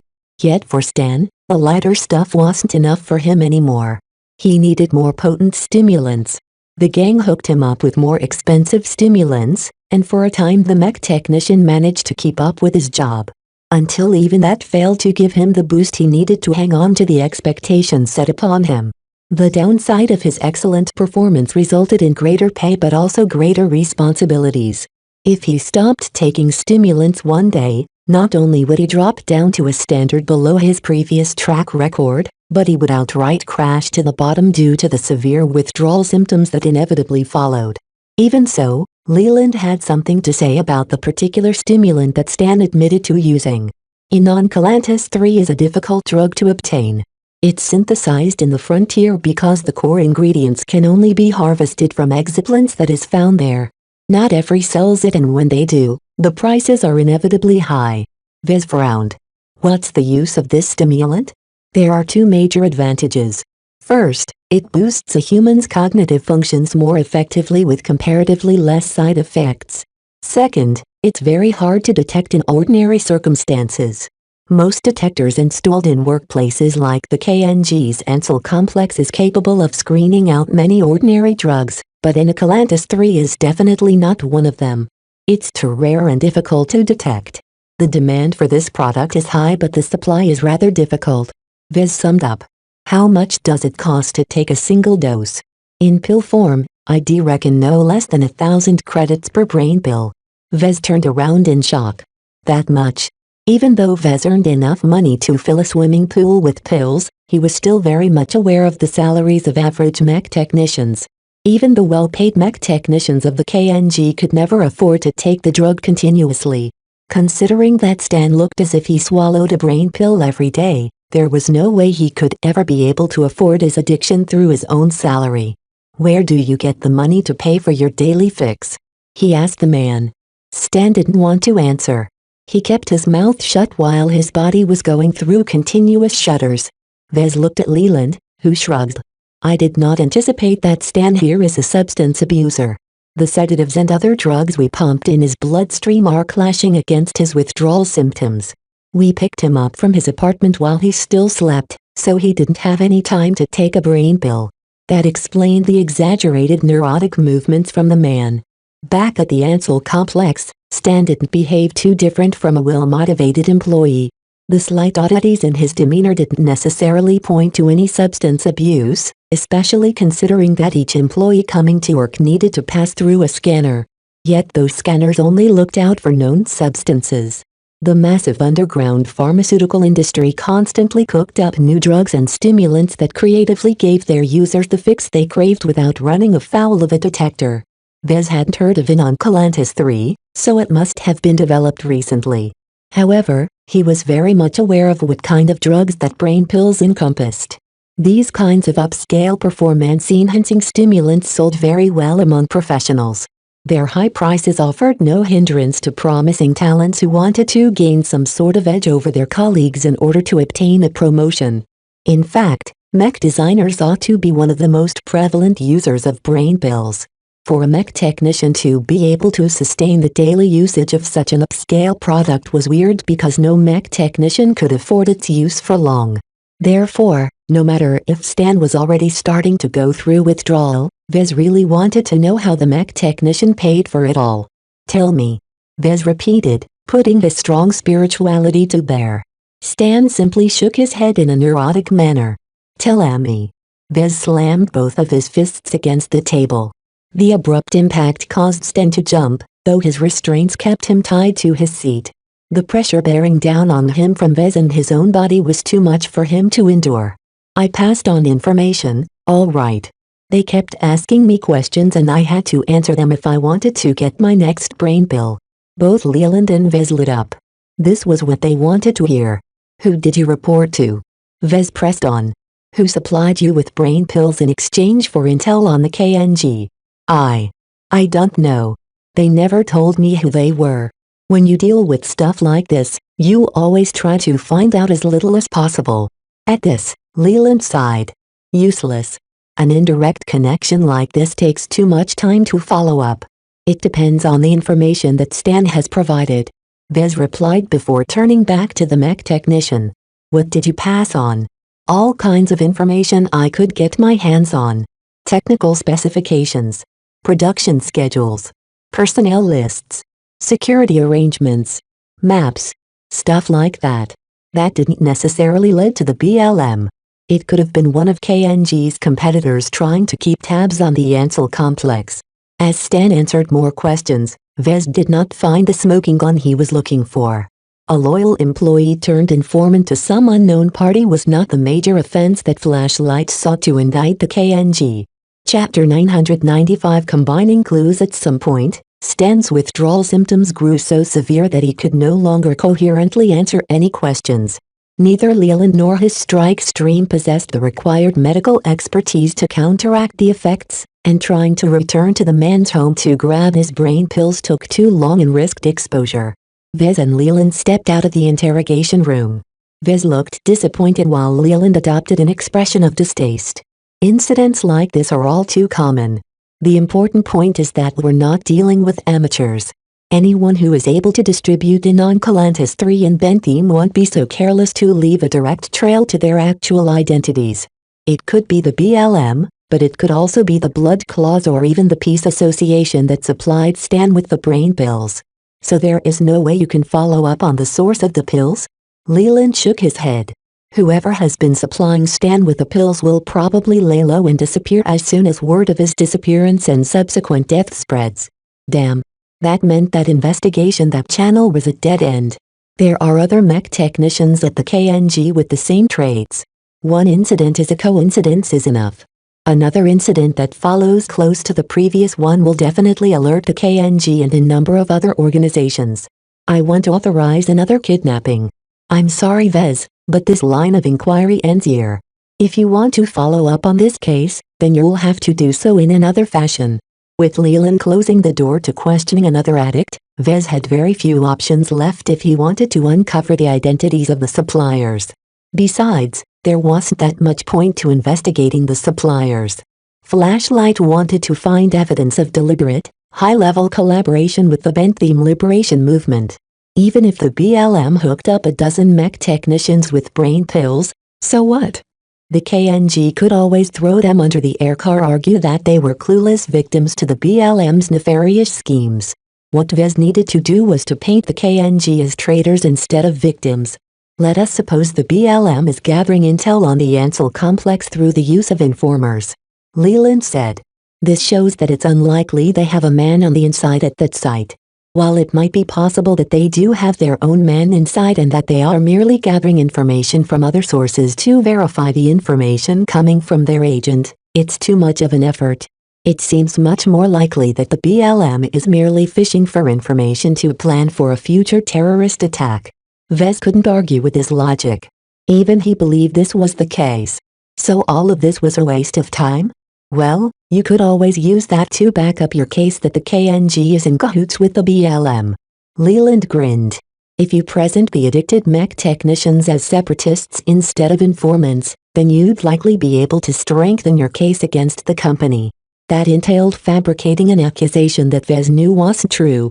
He didn't want to resort to this option if possible, so he merely shook his head and said nothing more of it. Instead, he turned to another subject. How will you take care of Stan? The other members of the strike team has already prepared a cover story. Well, put him on his daily commute and shoot it down. His death won't attract too much attention among the dozens of other occupants going to work. Well, blame the attack on Vision agitators trying to destabilize Bentheme. They've already staged hundreds of random attacks like this to terrorize the populace, so one more attack will hardly seem unusual as long as we leave behind the right traces. Vez regretted hearing this answer. Lots of people boarded air transit every day, and the biggest vehicles fitted hundreds of people. Knowing that Flashlight did not shy away from dragging innocent people to their deaths just because they were at the wrong place at the wrong time sat very poorly with Vez. As he stared at Leland, Vez figured the intelligence officer deliberately divulged this information. For what reason? To test him? To try and see if Vez would still be committed to working together with Flashlight? It might be all a lie. Vez didn't know. As they exited the construction site via their discreet air car, Vez constantly pondered on the consequences of his actions. He continued to do so once the air car dropped him off at the military base, whereupon he showed up in public again and went to work in a normal fashion. Once he arrived at the Ansel complex, the news had already reached them. One of their colleagues had been killed in an air transit accident. Stan is dead. Over 30 people got killed. It's the Visions again. Their spies are everywhere on this planet. Work at the Ansel complex inevitably slowed as everyone couldn't help but become affected by this sudden tragedy. One of their own had been killed in a terrorist attack. Vez watched wide-eyed as he tuned into a Mossville news portal reporting live on the event. The crash site of the air transit not only killed its occupants, but also crashed into an office building, killing several workers inside. Leland hadn't bluffed at all. He truly did manufacture a tragedy to take care of a loose end. Over 30 people died, which was a truly excessive number of casualties just to silence a single person. The only consolation to Vez was that the investigation on Chief Nyquist's drinking buddies bore fruit.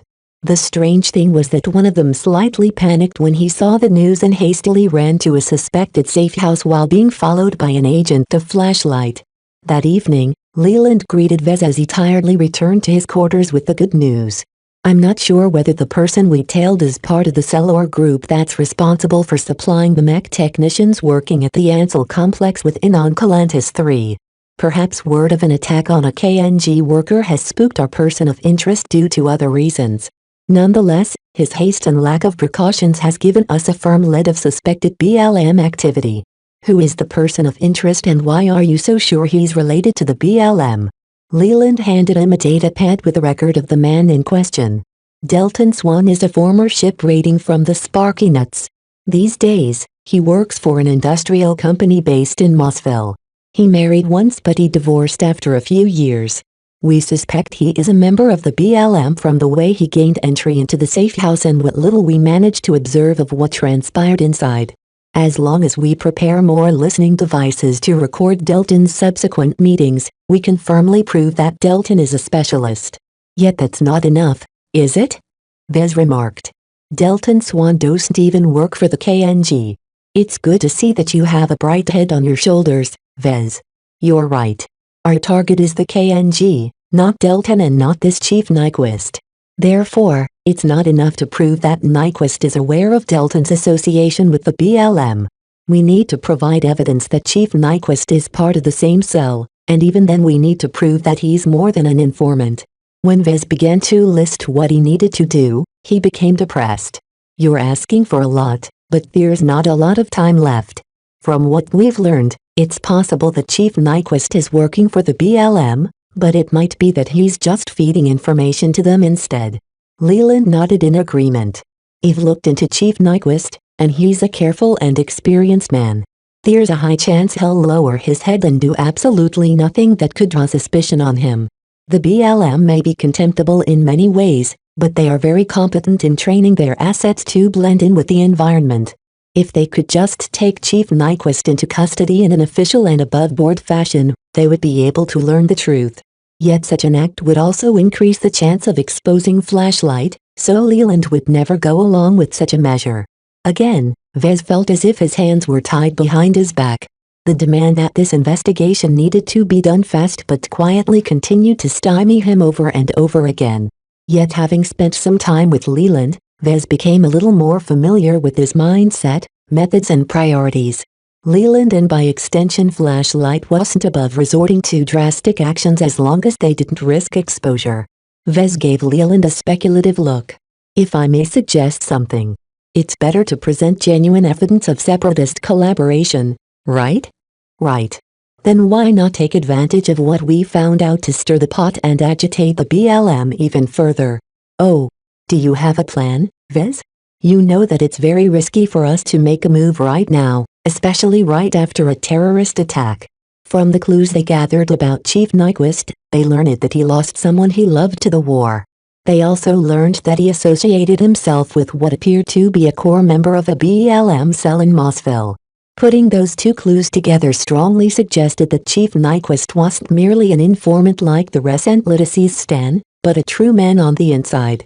Vez increasingly became more assured of his suspicion that Chief Nyquist was up to no good at the KNG. Yet even if Vez and Leland reported their current findings, the KNG would still be able to paint themselves as victims. Whether real or not, Vez needed some way to tie Chief Nyquist's suspected affiliations and purpose to the higher-ups of the KNG. A single chief technician, while holding a substantial amount of responsibility at his workplace, was not a representative of the company. Leland knew this as well, so he wondered what Vez wanted to suggest to prove whether such a tie existed. What if it didn't exist at all? On this, Vez already resigned himself to bending the truth a bit if it came down to it. In any case, BLM involvement seemed extremely likely now, so he did not have to fabricate a complete lie. A chief technician is not important enough, but if the presiding mech designer turns out to be a separatist as well, what then? Every mech designer assigned to supervise the operations at the different complexes are directly hand-picked for the job by Mrs. Catter or Mr. Nevis. An apprentice mech designer called Carl Stoddard is currently in charge at the Mossville complex.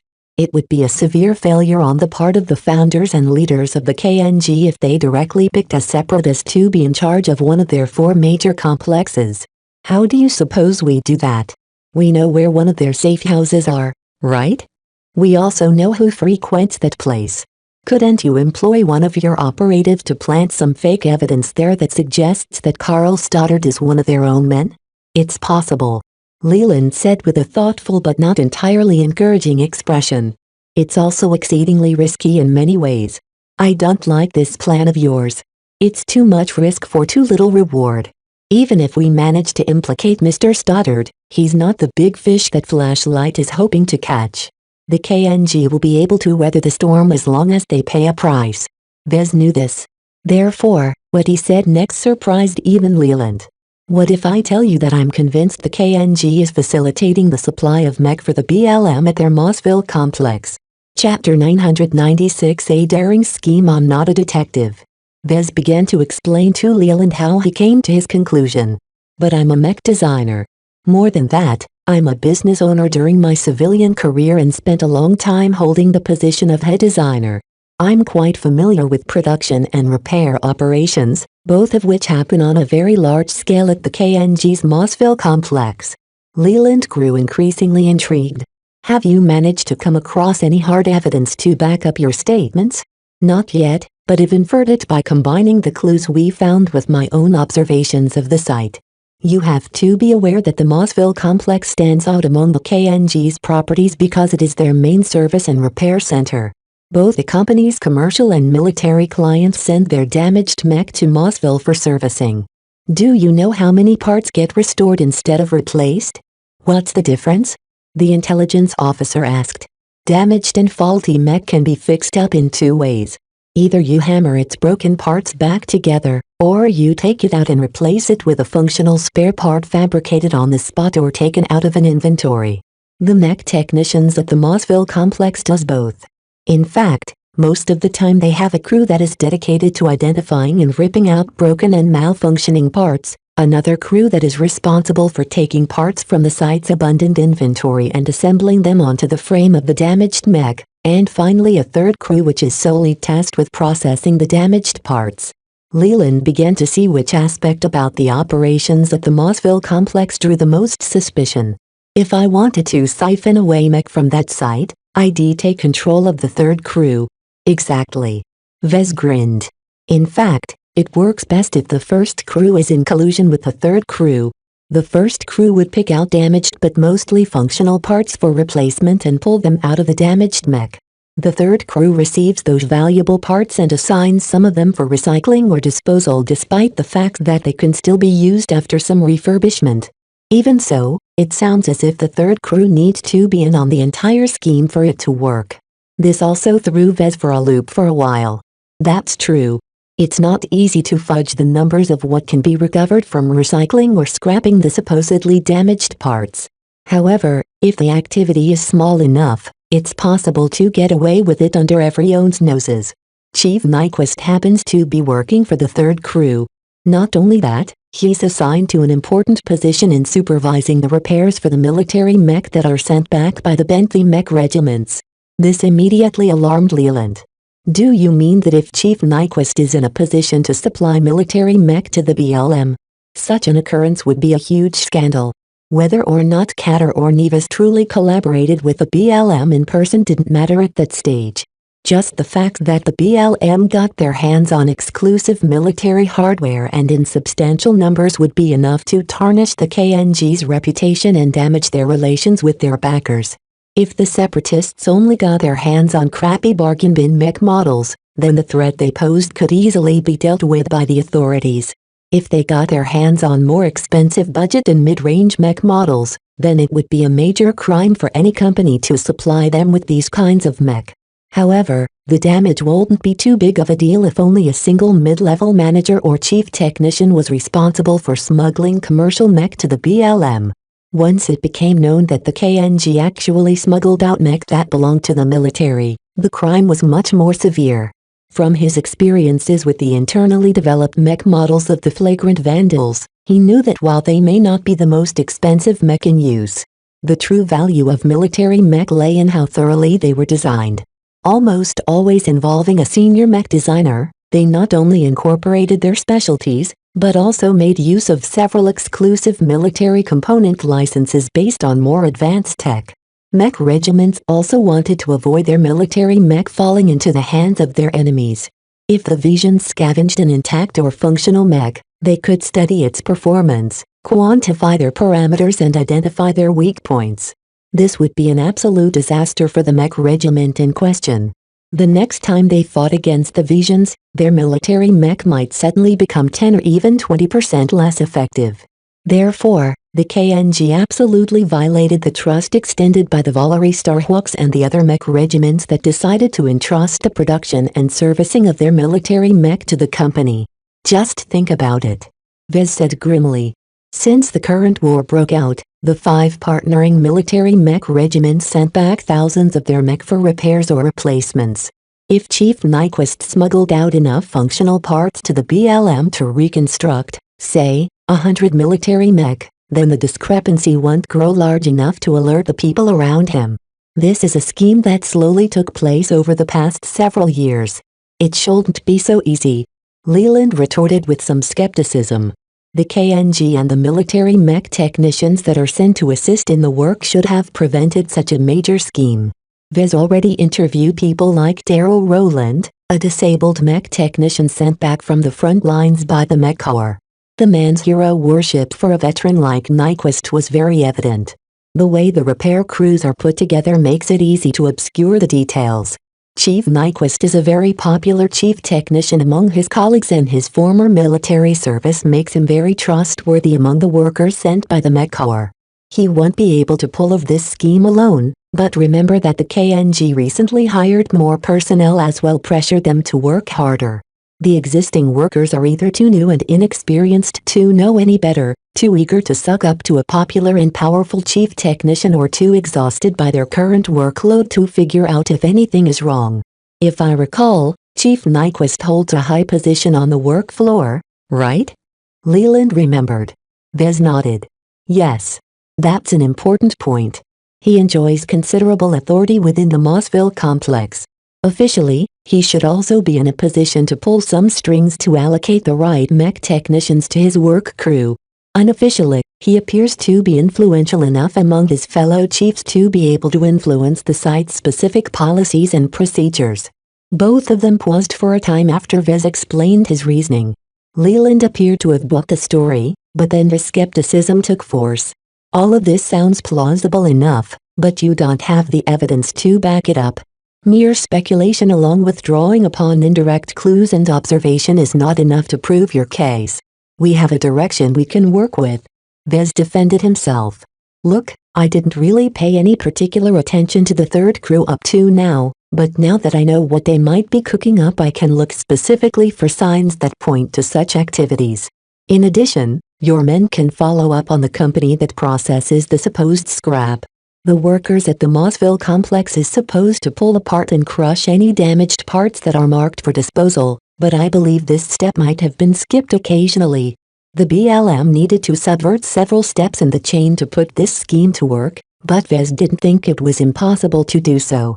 Chief Nyquist's vital leadership role, as well as the overall negligence and distraction of the managers there due to the recent difficulties, left a lot of openings for the BLM to exploit. For example, Vez was pretty sure that plenty of recent hires assigned to work with Chief Nyquist might be moles sent by the BLM. As a chief technician, it wasn't too difficult for Nyquist to assign specific individuals to his work crews. However, the key requirement to back up his assertions was to find real proof. Leland promised to look into the recycling and waste processing companies responsible for processing the Mossville complex's waste output. Perhaps it would be possible for his men to tie the recently identified people holed up in one of the BLM safe houses to one of those suspect companies. However, he also questioned whether it would still be necessary to drag in Carl Stoddard, the mech designer appointed by Catherine Nevis to supervise the Mossville complex. Is Mr. Stoddard even involved? I'm 40% certain. Vez replied. As the man in charge of supervising the processes that go on in the complex, he's responsible for what is happening there. While I'm sure he's also distracted by the recent setbacks and difficulties the KNG is experiencing, as long as he's a semi-competent mech designer, he should have picked up some signs. And if he's innocent? Vez shook his head. He's not innocent. If he's not sympathizer or a mole for the BLM, he's at least criminally negligent for allowing some of the workers under his charge to smuggle out a substantial amount of military assets. Only the severity of Mr. Stoddard's crimes is in question, and I don't mind pushing him deeper into the pit he dug for himself to strengthen our case. To Vez, there was a substantial difference between accusing an innocent mech designer for treason as opposed to exaggerating the blame on a criminally negligent mech designer. Since Mr. Stoddard was already doomed, why not make use of his fall to flashlight's advantage? Leland saw the merit in Vez's suggestion. As the mech designer in charge, Carl Stoddard's implication in this scheme will definitely blow up the controversy even further by tying Mrs. Catter and Mr. Nevis more directly to the accusations. I would have preferred to implicate the two journeyman mech designers directly, but I can live with tarnishing one of their most trusted subordinate mech designers. That was when Vez smiled in satisfaction. If everything went well and he found the proof he needed, perhaps he could avoid an outcome where he dragged down Catter and Nevis directly. As long as they could prove they weren't involved in this scheme, they could avoid being taken into custody. The company might be able to survive as well, though in a much diminished form and without much of the backing it previously enjoyed. Even if the company was forced to close its doors, Catter and Nevis could always start a new company on a clean slate. As journeyman mech designers, neither of them lacked incompetence. Even if they completely lacked any funding or assets, they could still attract plenty of outside investment willing to make a quick credit on proven winners. To Vez, he felt better if the happy family would be able to stay together. Neither Leif or Aislinn Catter Nevis would see their father or mother taken into custody and be locked behind bars for a couple decades. Of course, Vez reminded himself that he actually needed to prove his assertions. With time continuing to grow short, he returned to the Mossville complex the next day and paid particular attention to the work performed by the first and third crews. He first paid a visit to the workers of the first crew, the ones responsible for identifying and ripping off broken parts from military mech. It was difficult to observe whether they did their jobs properly as Vez couldn't come too close. Another problem was Jeff, the relations manager sent by the KNG's headquarters. The man continued to annoy Vez by distracting him with his talk. Like an annoying fly that buzzed around his head, Vez couldn't swat the representative of the company away.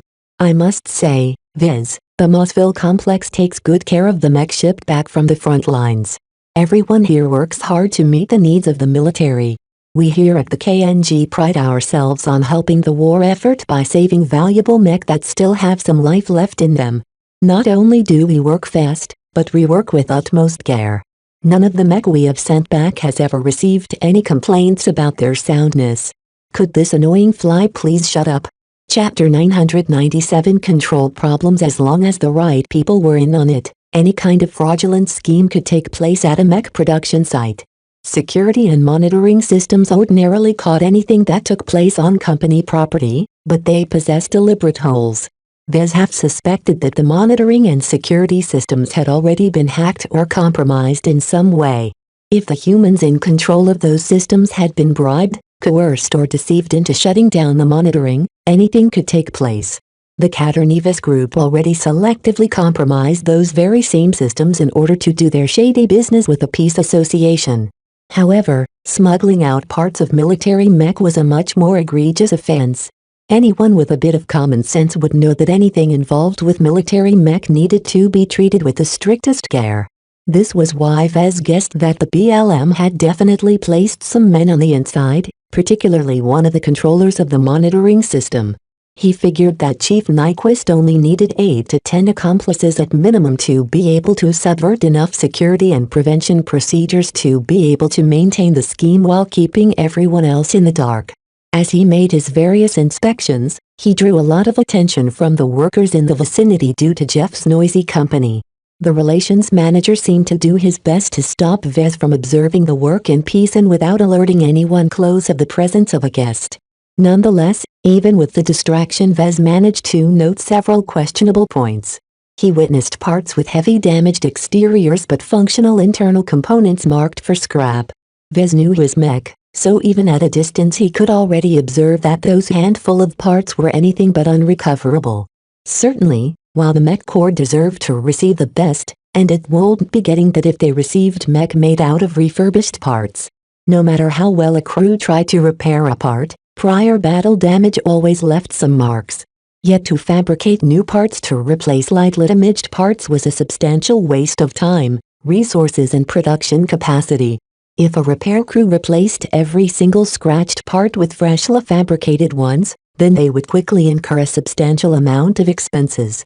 Therefore, most repair operations found it much more efficient to restore salvageable parts whenever they could. That the repair crews at the KNG's Mossville complex sometimes violated that rule practically aroused Vez's suspicion. He hadn't paid any attention to it before, but now that he looked out for it, he realized that for every 100 cases, perhaps 2 or 3 would be fraudulently marked unsalvageable without good cause. As Vez spent more time flitting around the shop floors, he noted that only a single crew responsible for assessment and disassembly was responsible for the fraudulent evaluations. It happened to be one that contained several of Chief Nyquist's friends. That's one link, Vez muttered to himself before he resumed his seemingly random inspection. Jeff saw no rhyme or reason for Vez's random inspections. They had walked throughout the entire complex more than once in the past few hours but never stuck around long enough. Is there anything you're looking for, Vez? I am just doing my job, he said. So far, I'm very impressed by the efficiency of your operations and the productivity of your workers. Indeed, the KNG truly did its best when it came to working on their commercial mech. Vez did not find that the workers pulled off any significant shenanigans when it came to the company's core products. It should have been the same case for the military mech entrusted in the KNG's care. Yet Vez found to his befuddlement that the suspect teams of mech technicians actually included some enlisted mech technicians who should have known better. Either the mech technicians dispatched by the mech corps had been bought or influenced into participating in the scheme, or Vez misjudged the situation. This was because Vez determined that it didn't involve around a dozen people or so, but at least double that amount. For a moment, Vez doubted whether he saw correctly. The more people involved in a scheme, the higher the chance of getting caught. Could the BLM really be so daring to involve that many people? Evidently, they did. The more Vez looked, the more his doubts cleared away. He definitely detected signs of fudging, and it didn't concern a few bolts or plates here and there. This wasn't the kind of fraud to overcharge the mech corps for costs that the company hadn't actually incurred. This was straight-up theft of military property. As Vez left the first work crew and tried to observe the work being done by the third work crew, he saw more signs of fudging, though only once or twice among hundreds of legitimate procedures. This was also how they kept their secret scheme so well hidden. The sophistication of their methods and the practiced way they blended sketchy moves among a ubiquitous amount of legitimate procedures made Vez suspect they had years of practice. Vez turned to Jeff. How often does Mr. Stoddard make the rounds like I am doing now? Oh, I'm told he personally makes an inspection each and every day. Sometimes he completes a round in the morning and another one at the end of the day. That's very diligent of a mech designer. Mr. Stoddard takes his responsibilities very seriously. Jeff spoke with utmost confidence. Mrs. Catter and Mr. Nevis often has high expectations for their top subordinate mech designers. Carl Stoddard is one of our rising talents, and we have high hopes that he will be able to advance to journeyman in the next 2 decades.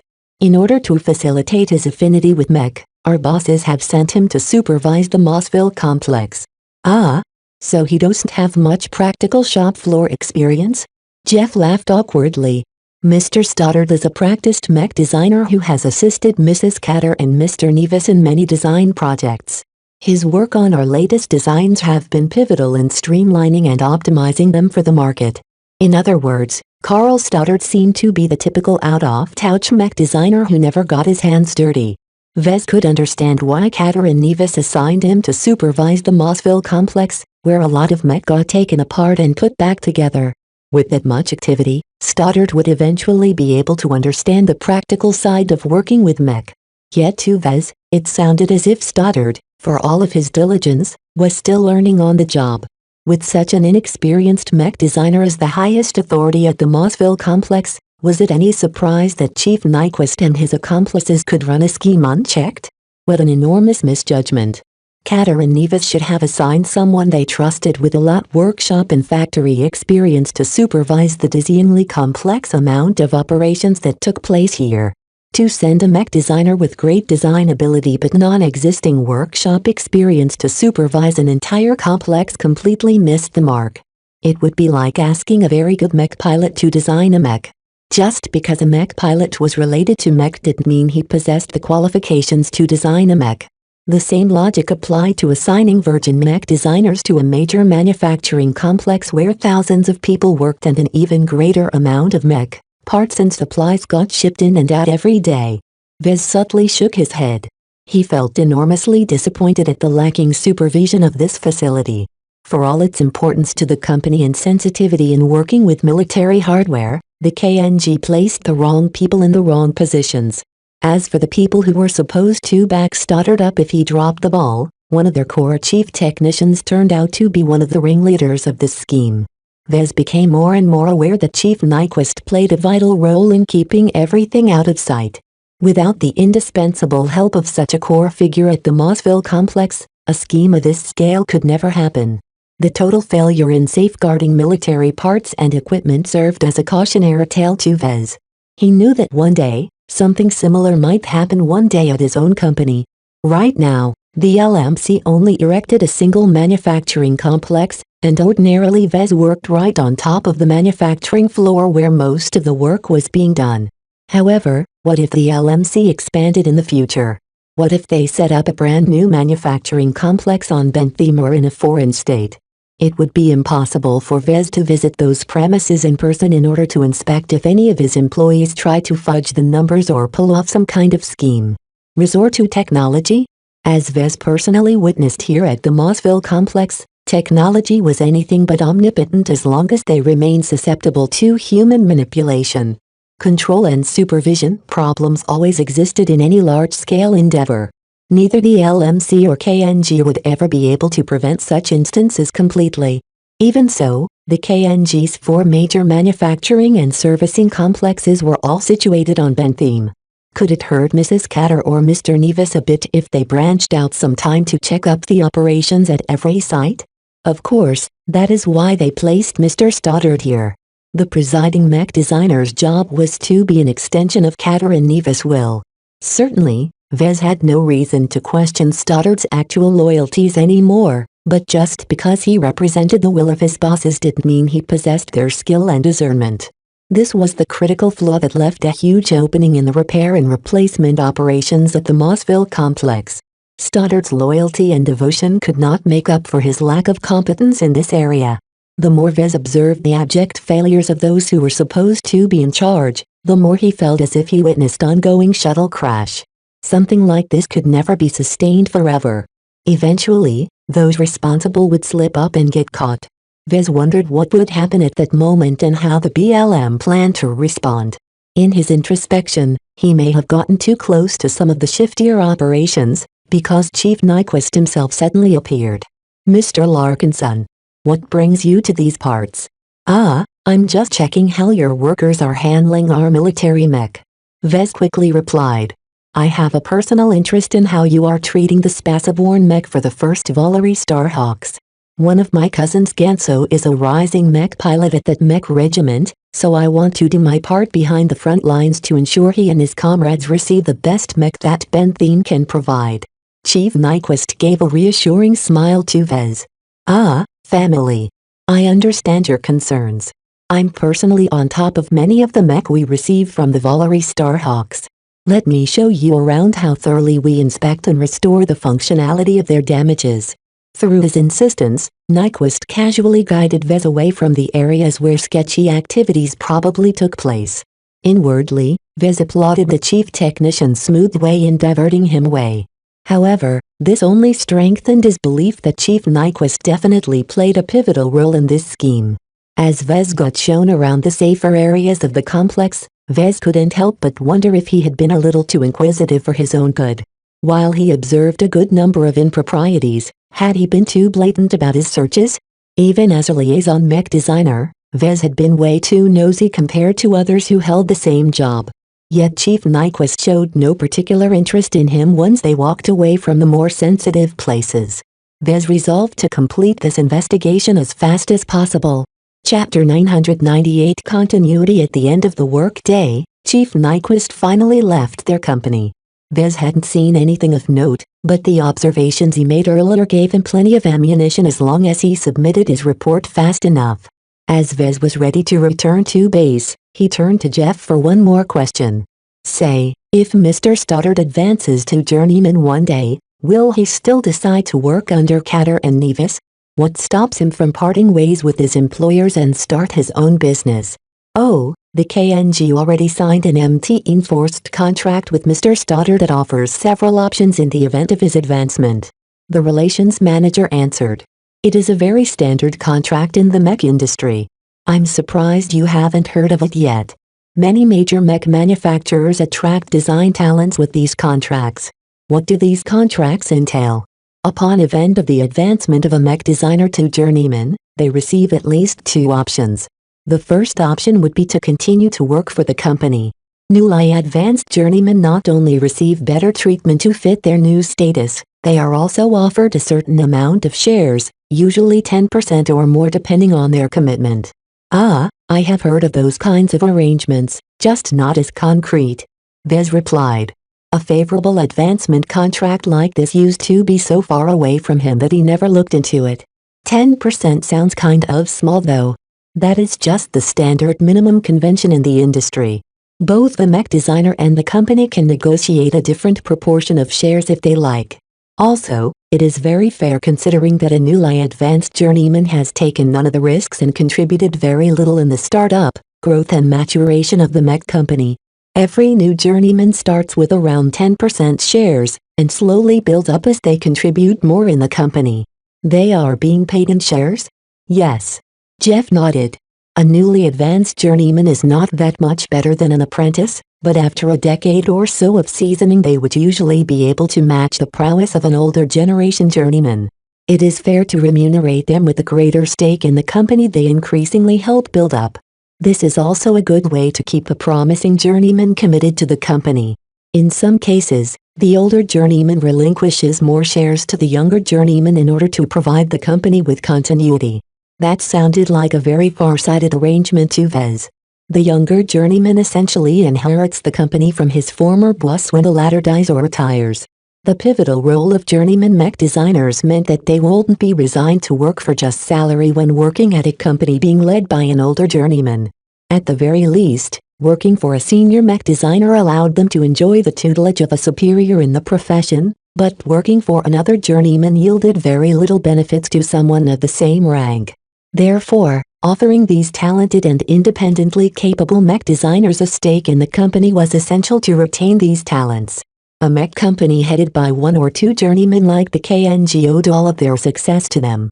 This worked fine when Catter and Neva still had at least half a century or more time to lead their company. Yet what happened after they became too old to work? The KNG would stagnate and decline until it eventually collapsed after it failed to design new mech that equal their older products. Therefore, continuity became a very serious issue to mech companies highly dependent on a small number of mech designers for success.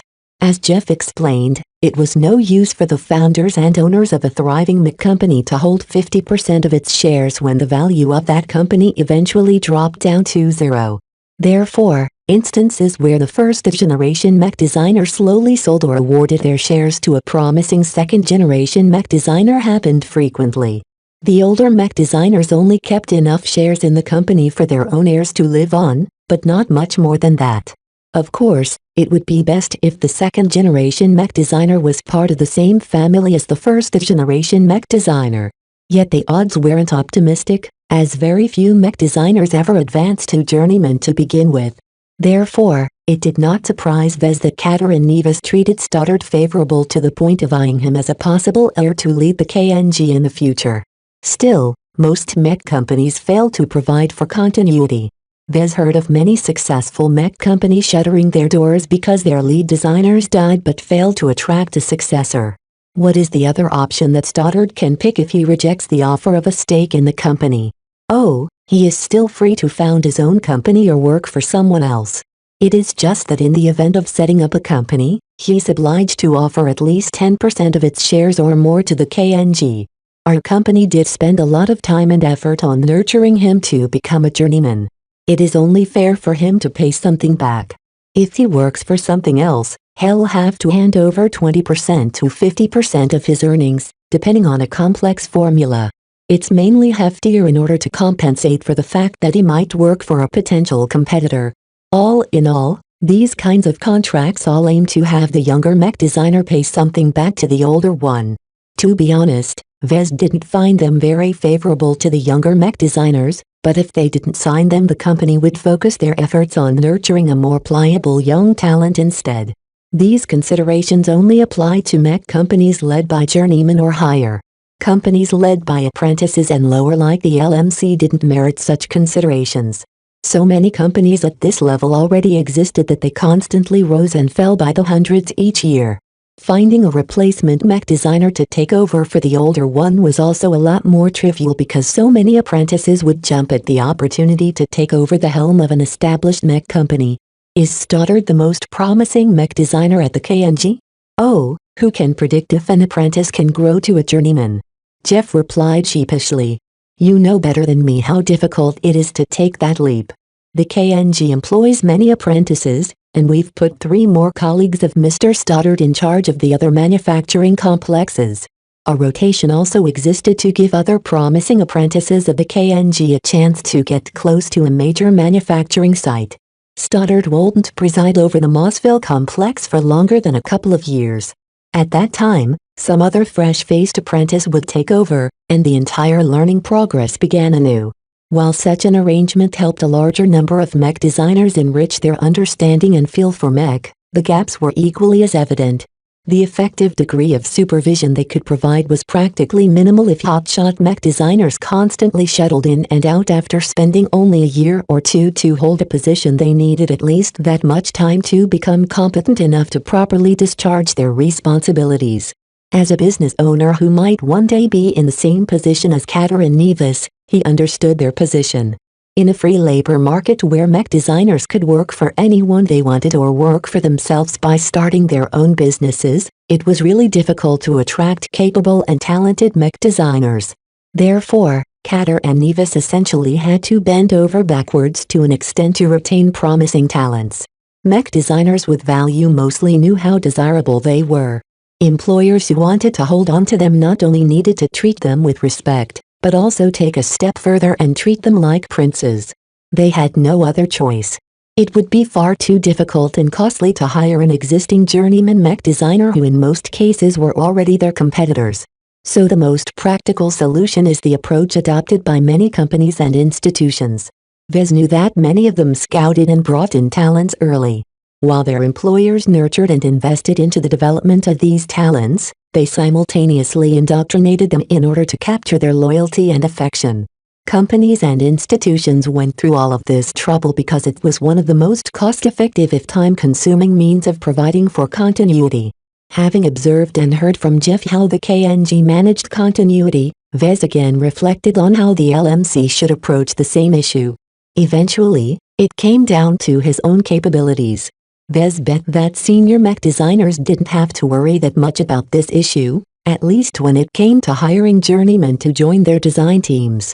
The difference between a senior and journeyman was that the latter didn't have much to offer to other journeymen.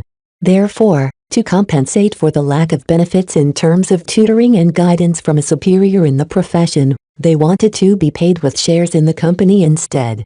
Vez disliked the latter option for multiple reasons. Who wanted to dilute their own control over the company they founded and raised by their own efforts. Also, the more journeymen he hired, the more he had to dilute his own share in his company. This simple truth probably prevented most companies from accumulating too many journeymen. Only a large government institution such as the Mech Corps dared to employ hundreds of journeyman mech designers without offering shares. Even then, The military only got away with it because they partnered up with a large amount of senior mech designers, each of which offered valuable learning opportunities to many journeymen. A low-ranking novice mech designer like Kedis didn't deserve this kind of consideration. There were so many of them that some on the government even thought their numbers needed culling every now and then. Yet any mech company that tried to make it big couldn't grow without a sufficient amount of talented and higher-ranking mech designers to support their expansion. And these mech designers were all self-serving in a way and would never work for peanuts as pay. The more promise they held, the more benefits they demanded. Vez also saw the solution to the LMC's dilemma. As long as Vez improved far enough to be considered as an authority in the field, some journeymen would love to work under him as long as they received his tutelage. Perhaps this is also another reason why so many higher-ranking mech designers become professors at various universities.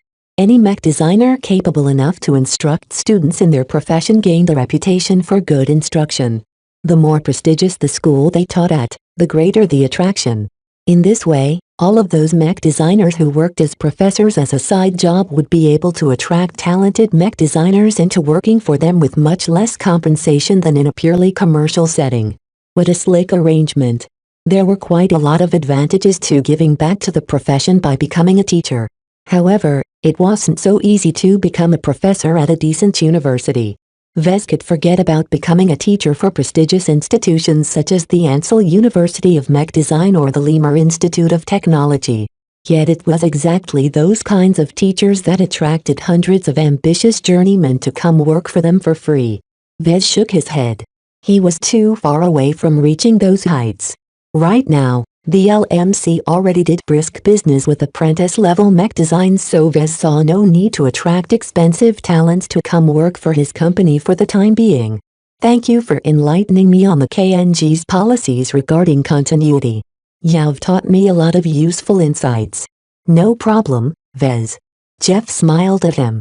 Mrs. Catter and Mr. Nevis has personally instructed me to accommodate you to an extent. We hope to build an enduring relationship with you. A future partnership or cooperation isn't out of the question once you enter military service. Any ordinary apprentice mech designer would whoop and jump at such an attractive offer. Yet to Vez, he saw no merit to cooperate with a company that would soon be tarnished by the report he planned to submit. Chapter 999. Feeling warm after his long and insightful talk with Jeff, Vez said goodbye and entered the military shuttle sent to pick him up. As the armored vehicle lifted into the air, it flew back to the military base at a steady pace. Vez looked forward to returning, because he observed enough clues to write a damning report. As long as Flashlight or the Mech Corps moved fast enough, they'd be able to uncover the evidence he planned to point out. Even if he misjudged some of his observations, the accusations would still be able to stick as long as 10% of his claims turned out to be true. Seems like there is no way to avoid a reckoning. He no longer cared that much about Flashlight's inclinations on making the KNG suffer. Having gathered plenty of evidence of improper handling and outright stealing military mech parts made him rather angry and disappointed at the big mech manufacturer. Yet even as he blamed the KNG, he couldn't help but fear such an outcome taking place at his own company one day. Vez knew that the important takeaway from this incident would be to be more thoughtful on how to delegate responsibilities. Regardless, this has been a very eye-opening lesson to me. Running a mech company is way more difficult than I initially thought. Catter and Nevis already deserved a lot of credit for growing their company to this extent. The only domestic mech companies that surpass the KNG all enjoy the direction of senior mech designers. Therefore, Vez did admire them for their successes and didn't think their life's work should be shut down. However, he had no say in the government's handling of the company and their owners. Depending on the severity of the problem as well as the agendas of those in power, Catter and Nevis could either receive a slap on the wrist or lose all of their property. In the worst case, they might not even be able to escape jail, though Vez didn't think this option would be likely. Without evidence of their direct involvement in the scheme, they couldn't be blamed directly. However, Vez knew that they held ultimate responsibility over military production in their facilities.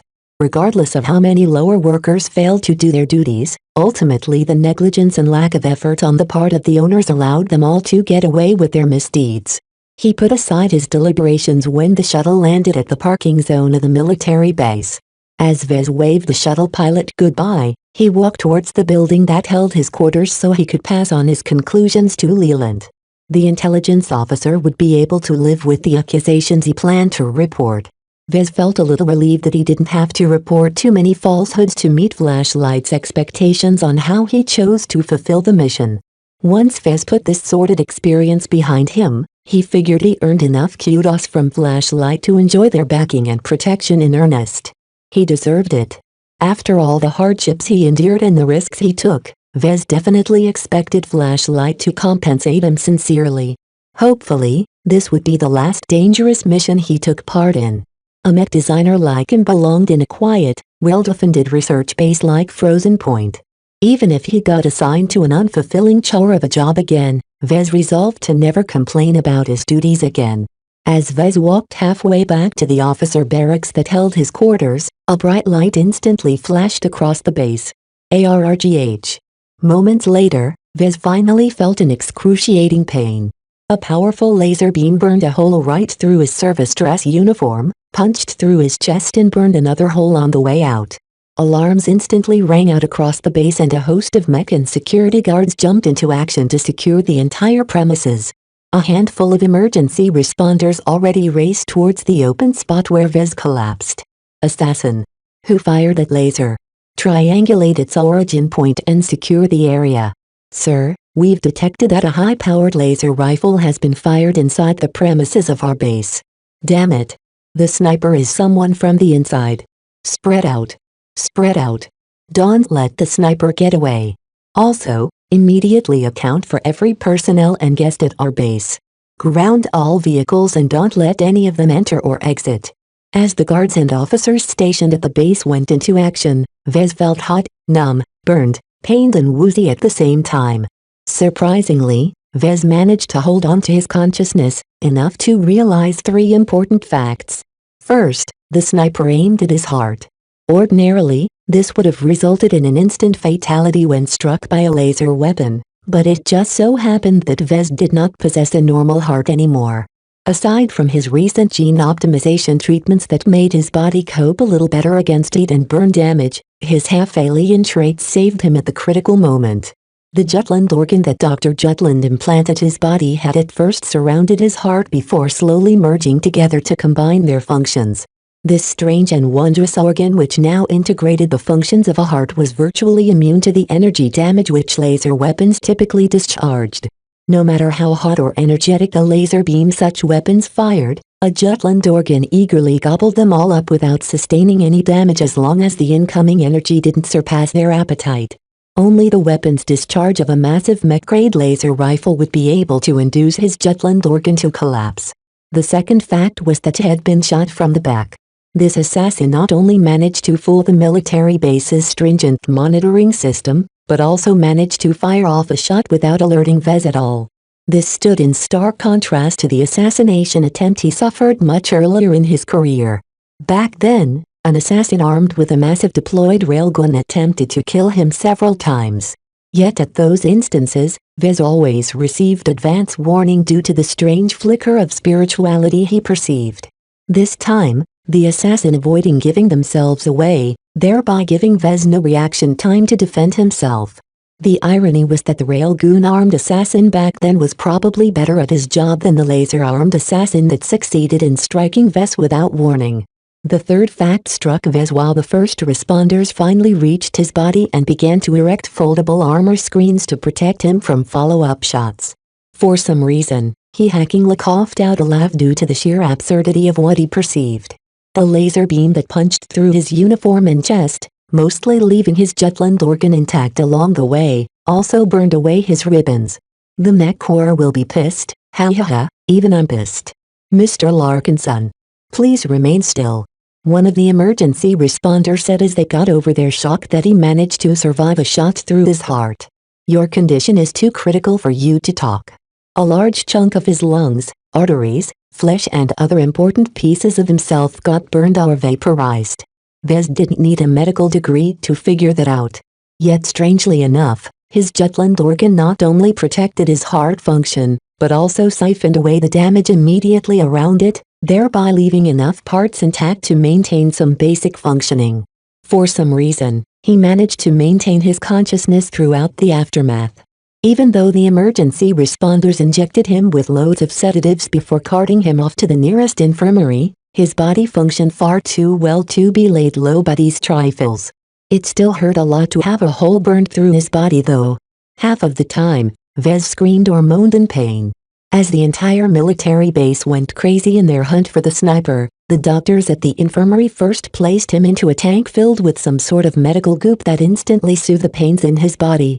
He felt as if much of the pressure of his wounds subsided a bit. Now that Vez's condition stopped deteriorating through this measure, if only temporarily, the doctors ordered the entire tank to be brought to a military hospital which possessed the facilities to treat such a severe wound properly. "Hang on, Mr. Alarkinson," the doctor said on the other side of the tank as a lifter bot grabbed hold of it. "I'm not sure why you've managed to survive such an attack, but you'll live. You have to."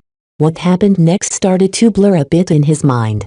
As the sedatives mixed in with the medical goop started to affect his body, Vez had difficulty staying awake. He was sure he blacked out at some instances, as every time he regained consciousness for a little bit his surroundings kept changing. First he saw through the transparent cover of the tank that had been brought inside an armored shuttle. Next, he woke up to the sight of medical experts scratching their heads over his medical file and all the aberrations they mentioned. How could they even begin to treat a half-alien freak like Vez? Sometime later, he thought he woke up in the middle of an operation that sought to transplant clone tissue into the missing portions of his body, but he wasn't sure. After a few more jumps in lucidity where Vez only vaguely gained awareness of what went on, he finally woke up for real. Even though he felt weak, pained and hopped up with far more sedatives than he thought was healthy, Vez couldn't help but release a laugh. His lung function also recovered due to the expert medical treatment he received. Ha ha ha. I survived. Damn it, for all the trouble it's given me, the Jutland organ is certainly miraculous. Indeed. Another voice spoke from the side, instantly causing Vez to jump in his bed. "Leland. You're here." "I am," his case officer said and offered Vez a strangely pleased smile. "You've gone through a rough time, Vez. I'm very glad to see you haven't been taken out. I worried for a moment but I was sure you'd be able to pull through." The strangely enigmatic smile on Leland's face did not fit the situation. It actually caused Vez to grow suspicious. A horrifying realization dawned upon him. It wasn't the BLM who attempted to assassinate me, right? It was you. You ordered it. One of the members of the strike team probably did the deed. The sniper fired within the premises of the base. Who was in a better position to assassinate someone inside the base than Flashlight that could easily subvert its existing security measures? Leland grinned deviously at Vez. "I didn't want to let you know, but since you already figured it out, oh well. I admit it. I ordered the hit. Now don't worry Vez, I never intended to have you killed.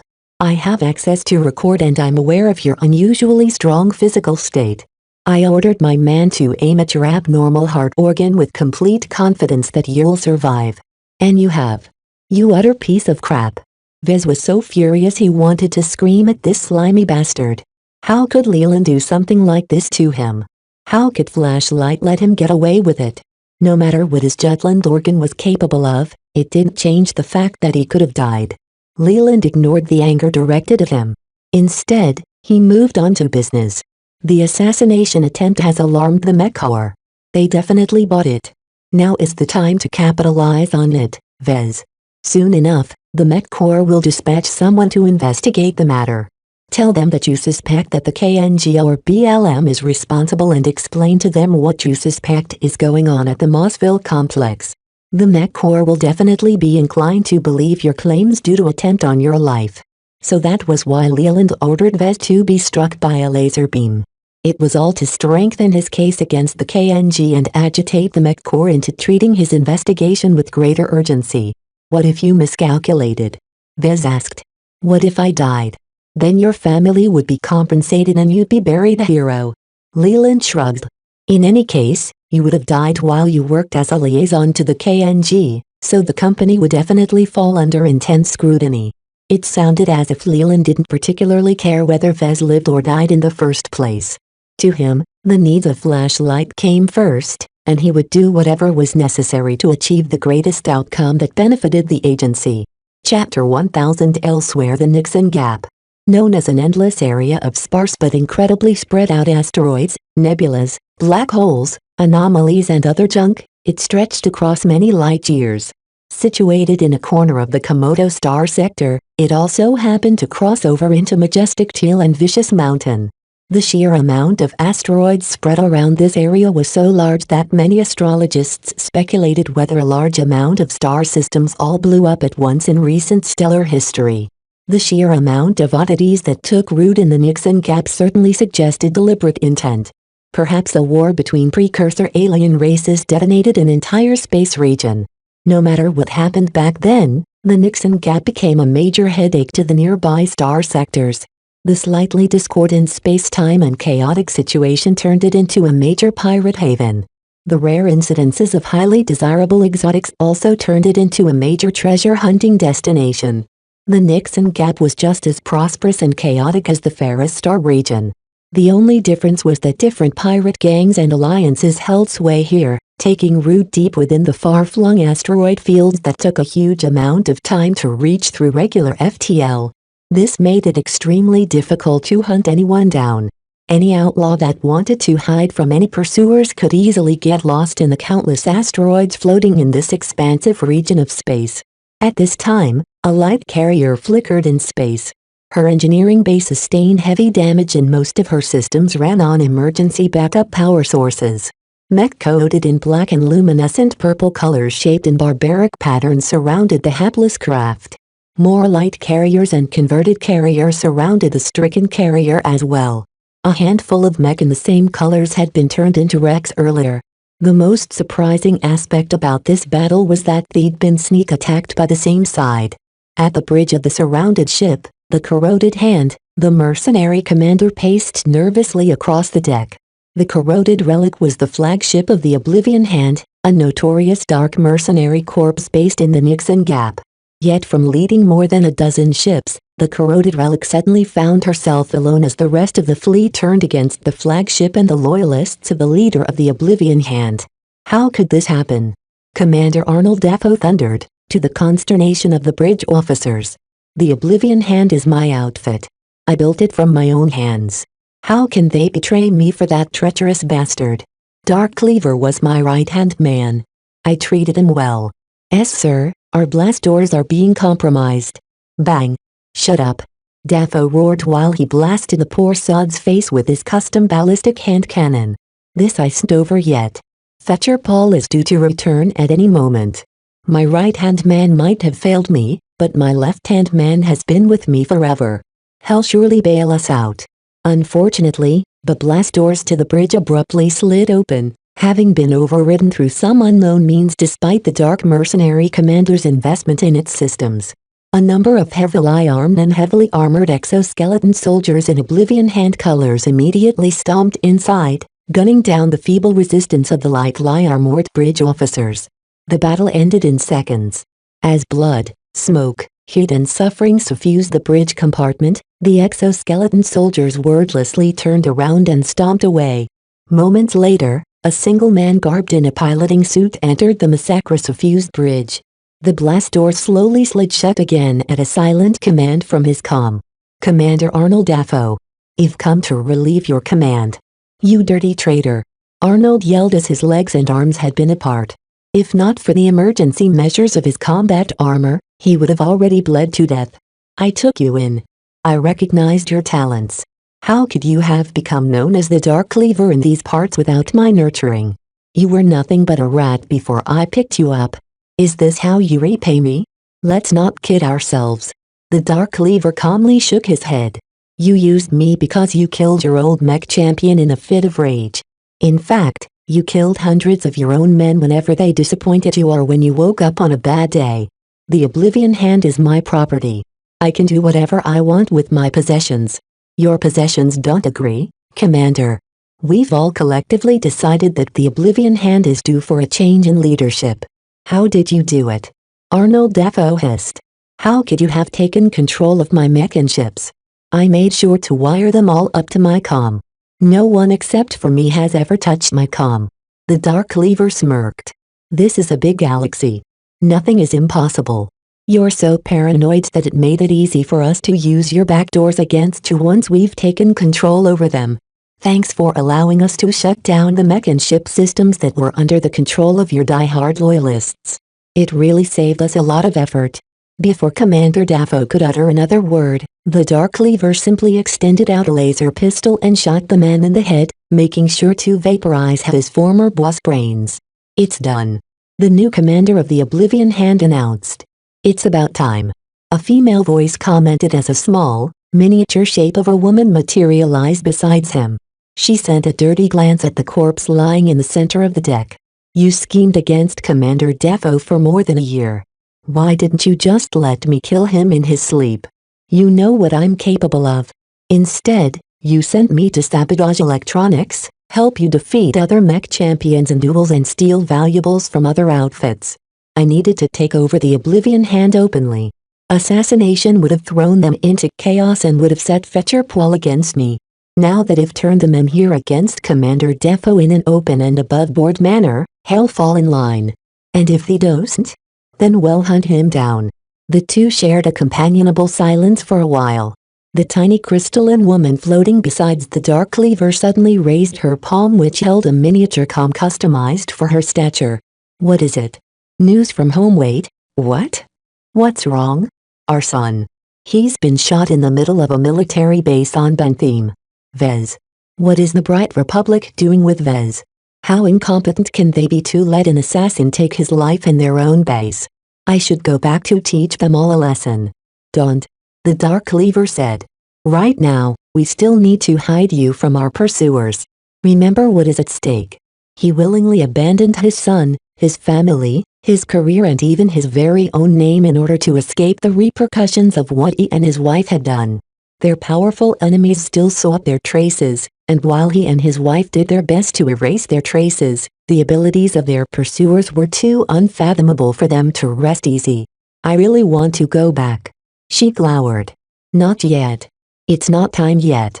How long must we hide and scurry in the Nixon gap like rats? A decade? A century? However long it takes for our pursuers to call it a day.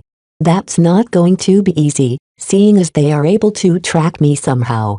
Then we keep moving. Now that I'm in control of the Oblivion Hand, I'll be able to decide where to bring the fleet and throw off their tracking method. It's easier for you to stay by my side this way. It will have to do. The tiny crystalline form sighed. Elsewhere, a gorgeous, dark-haired woman garbed in a dashing uniform entered a lavishly decorated office. A tall window loomed behind a desk where a single old matronly woman glanced up at the new entrant. Calibust. You've earned great merit for us earlier. The old woman said. Are you truly willing to call it quits, just when you are in consideration of being put on a fast-track promotion? The younger woman set down a datapad on the desk that contained a file that served as her formal resignation papers. Life as an operative here doesn't suit me. This phase in my life is over now. It's time to move on and enjoy my spoils while I'm on a steadier assignment. I've heard of your intention to settle down as a deep cover agent. Why choose the Ilvain Protectorate? That's a dull state that's filled with insular heretics. There is hardly anything there that warrants our attention. Calibust grinned. It's not the Ilvain Protectorate that interests me. My position there is merely a means to an end. I'm only there so that I can reunite with someone interesting in the next state over. The old woman quickly lost interest.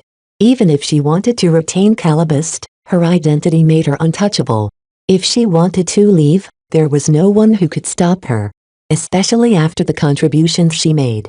As Calibust prepared to end her role as a hotshot operative, elsewhere, on Cloudy Curtain a woman lay down on a sofa placed in the penthouse office of the headquarters of the biggest and only mech company on the planet. Right now, she held a mechanical cat in her grasp and rubbed her face against his bone-like metal exterior. You're so adorable, Lucky. Ha's a good boy. Meow. Aside from her casual clothing, she also wore a poofy beret that hid her horns though it didn't obscure her bright green hair. Ever since she arrived at Cloudy Curtain half a year ago, she received a mixed welcome. None of the old fogies knew what to do with her, and she had very little opportunity to flex her mech design skills. The first person who welcomed her to the company in earnest was Kelsey. If not for her friendship and help, Kedis would have never been able to feel at home at the LMC. These days, she mostly spent her time practicing her sword skills, studying the textbooks in the company library and playing with Lucky. At this time, the woman sitting behind the desk in the expansive office suddenly stood up. Huh? What's up, Kelsey? We're leaving. Pack up some luggage. The Barracuda is waiting for us. Bring Lucky with you as well. The cat will be good company. Why? What's going on? Vez got shot at Bentham. It's plastered all over the galactic net. What? Kedis furiously shouted as she jumped to her feet. She inadvertently threw out Lucky from her grasp, but fortunately the mechanical cat instantly asserted himself in the air while meowing indignantly at Kedis for her rough handling. Is he dead? Fortunately, no. A laser went through his chest, but he somehow managed to survive. Kedis chuckled. That's just like our boss. He's good at surviving. Still, he should be locked up somewhere safe, right? Will the military let us visit? I'm not sure, but he'll call his grandpa Benjamin to pull some strings. I'm sure the Mech Corps will be understanding enough to let us visit. Good. I'm bored here and I never visited Bentham before.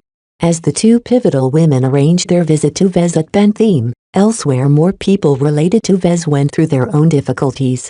For example, Carlos gritted his teeth as he crawled his much slim body out of the ruins of a bombarded mech workshop. The Visions moved up their positions on this planet and managed to fire off a large volley of missiles at the base where Carlos worked at. As the defending mech belatedly went into action to push the Visions back, those left behind dealt with the aftermath. Mr. Shaw. A couple of off-duty mech technicians ran to the workshop. Your arm. It's been blown off. He'll live. Carlos uttered. Bring me to the infirmary. No wait. Don't help me. Try and dig out other survivors from the workshop first. There may be others that need your help more than I. But Mr. Shaw. Your injuries look bad. They won't kill me. My hazard suit already stabilized me. Go save the others first before you attend to me. This is just a flesh wound. As the mech technicians reluctantly left him outside the wrecked workshop to help out those that needed the help, Carlos looked up in the sky of this planet in contention and chuckled at someone who wasn't there. I hope you're having a better time than me, Vez. With your talent and ability, I'm sure you're comfy and safe in some kind of design base. As Carlos dreamt of spending his time during the war at a luxurious hidden base placed far away from the fighting, the man he thought was living the life right now just finished grumbling at Leland.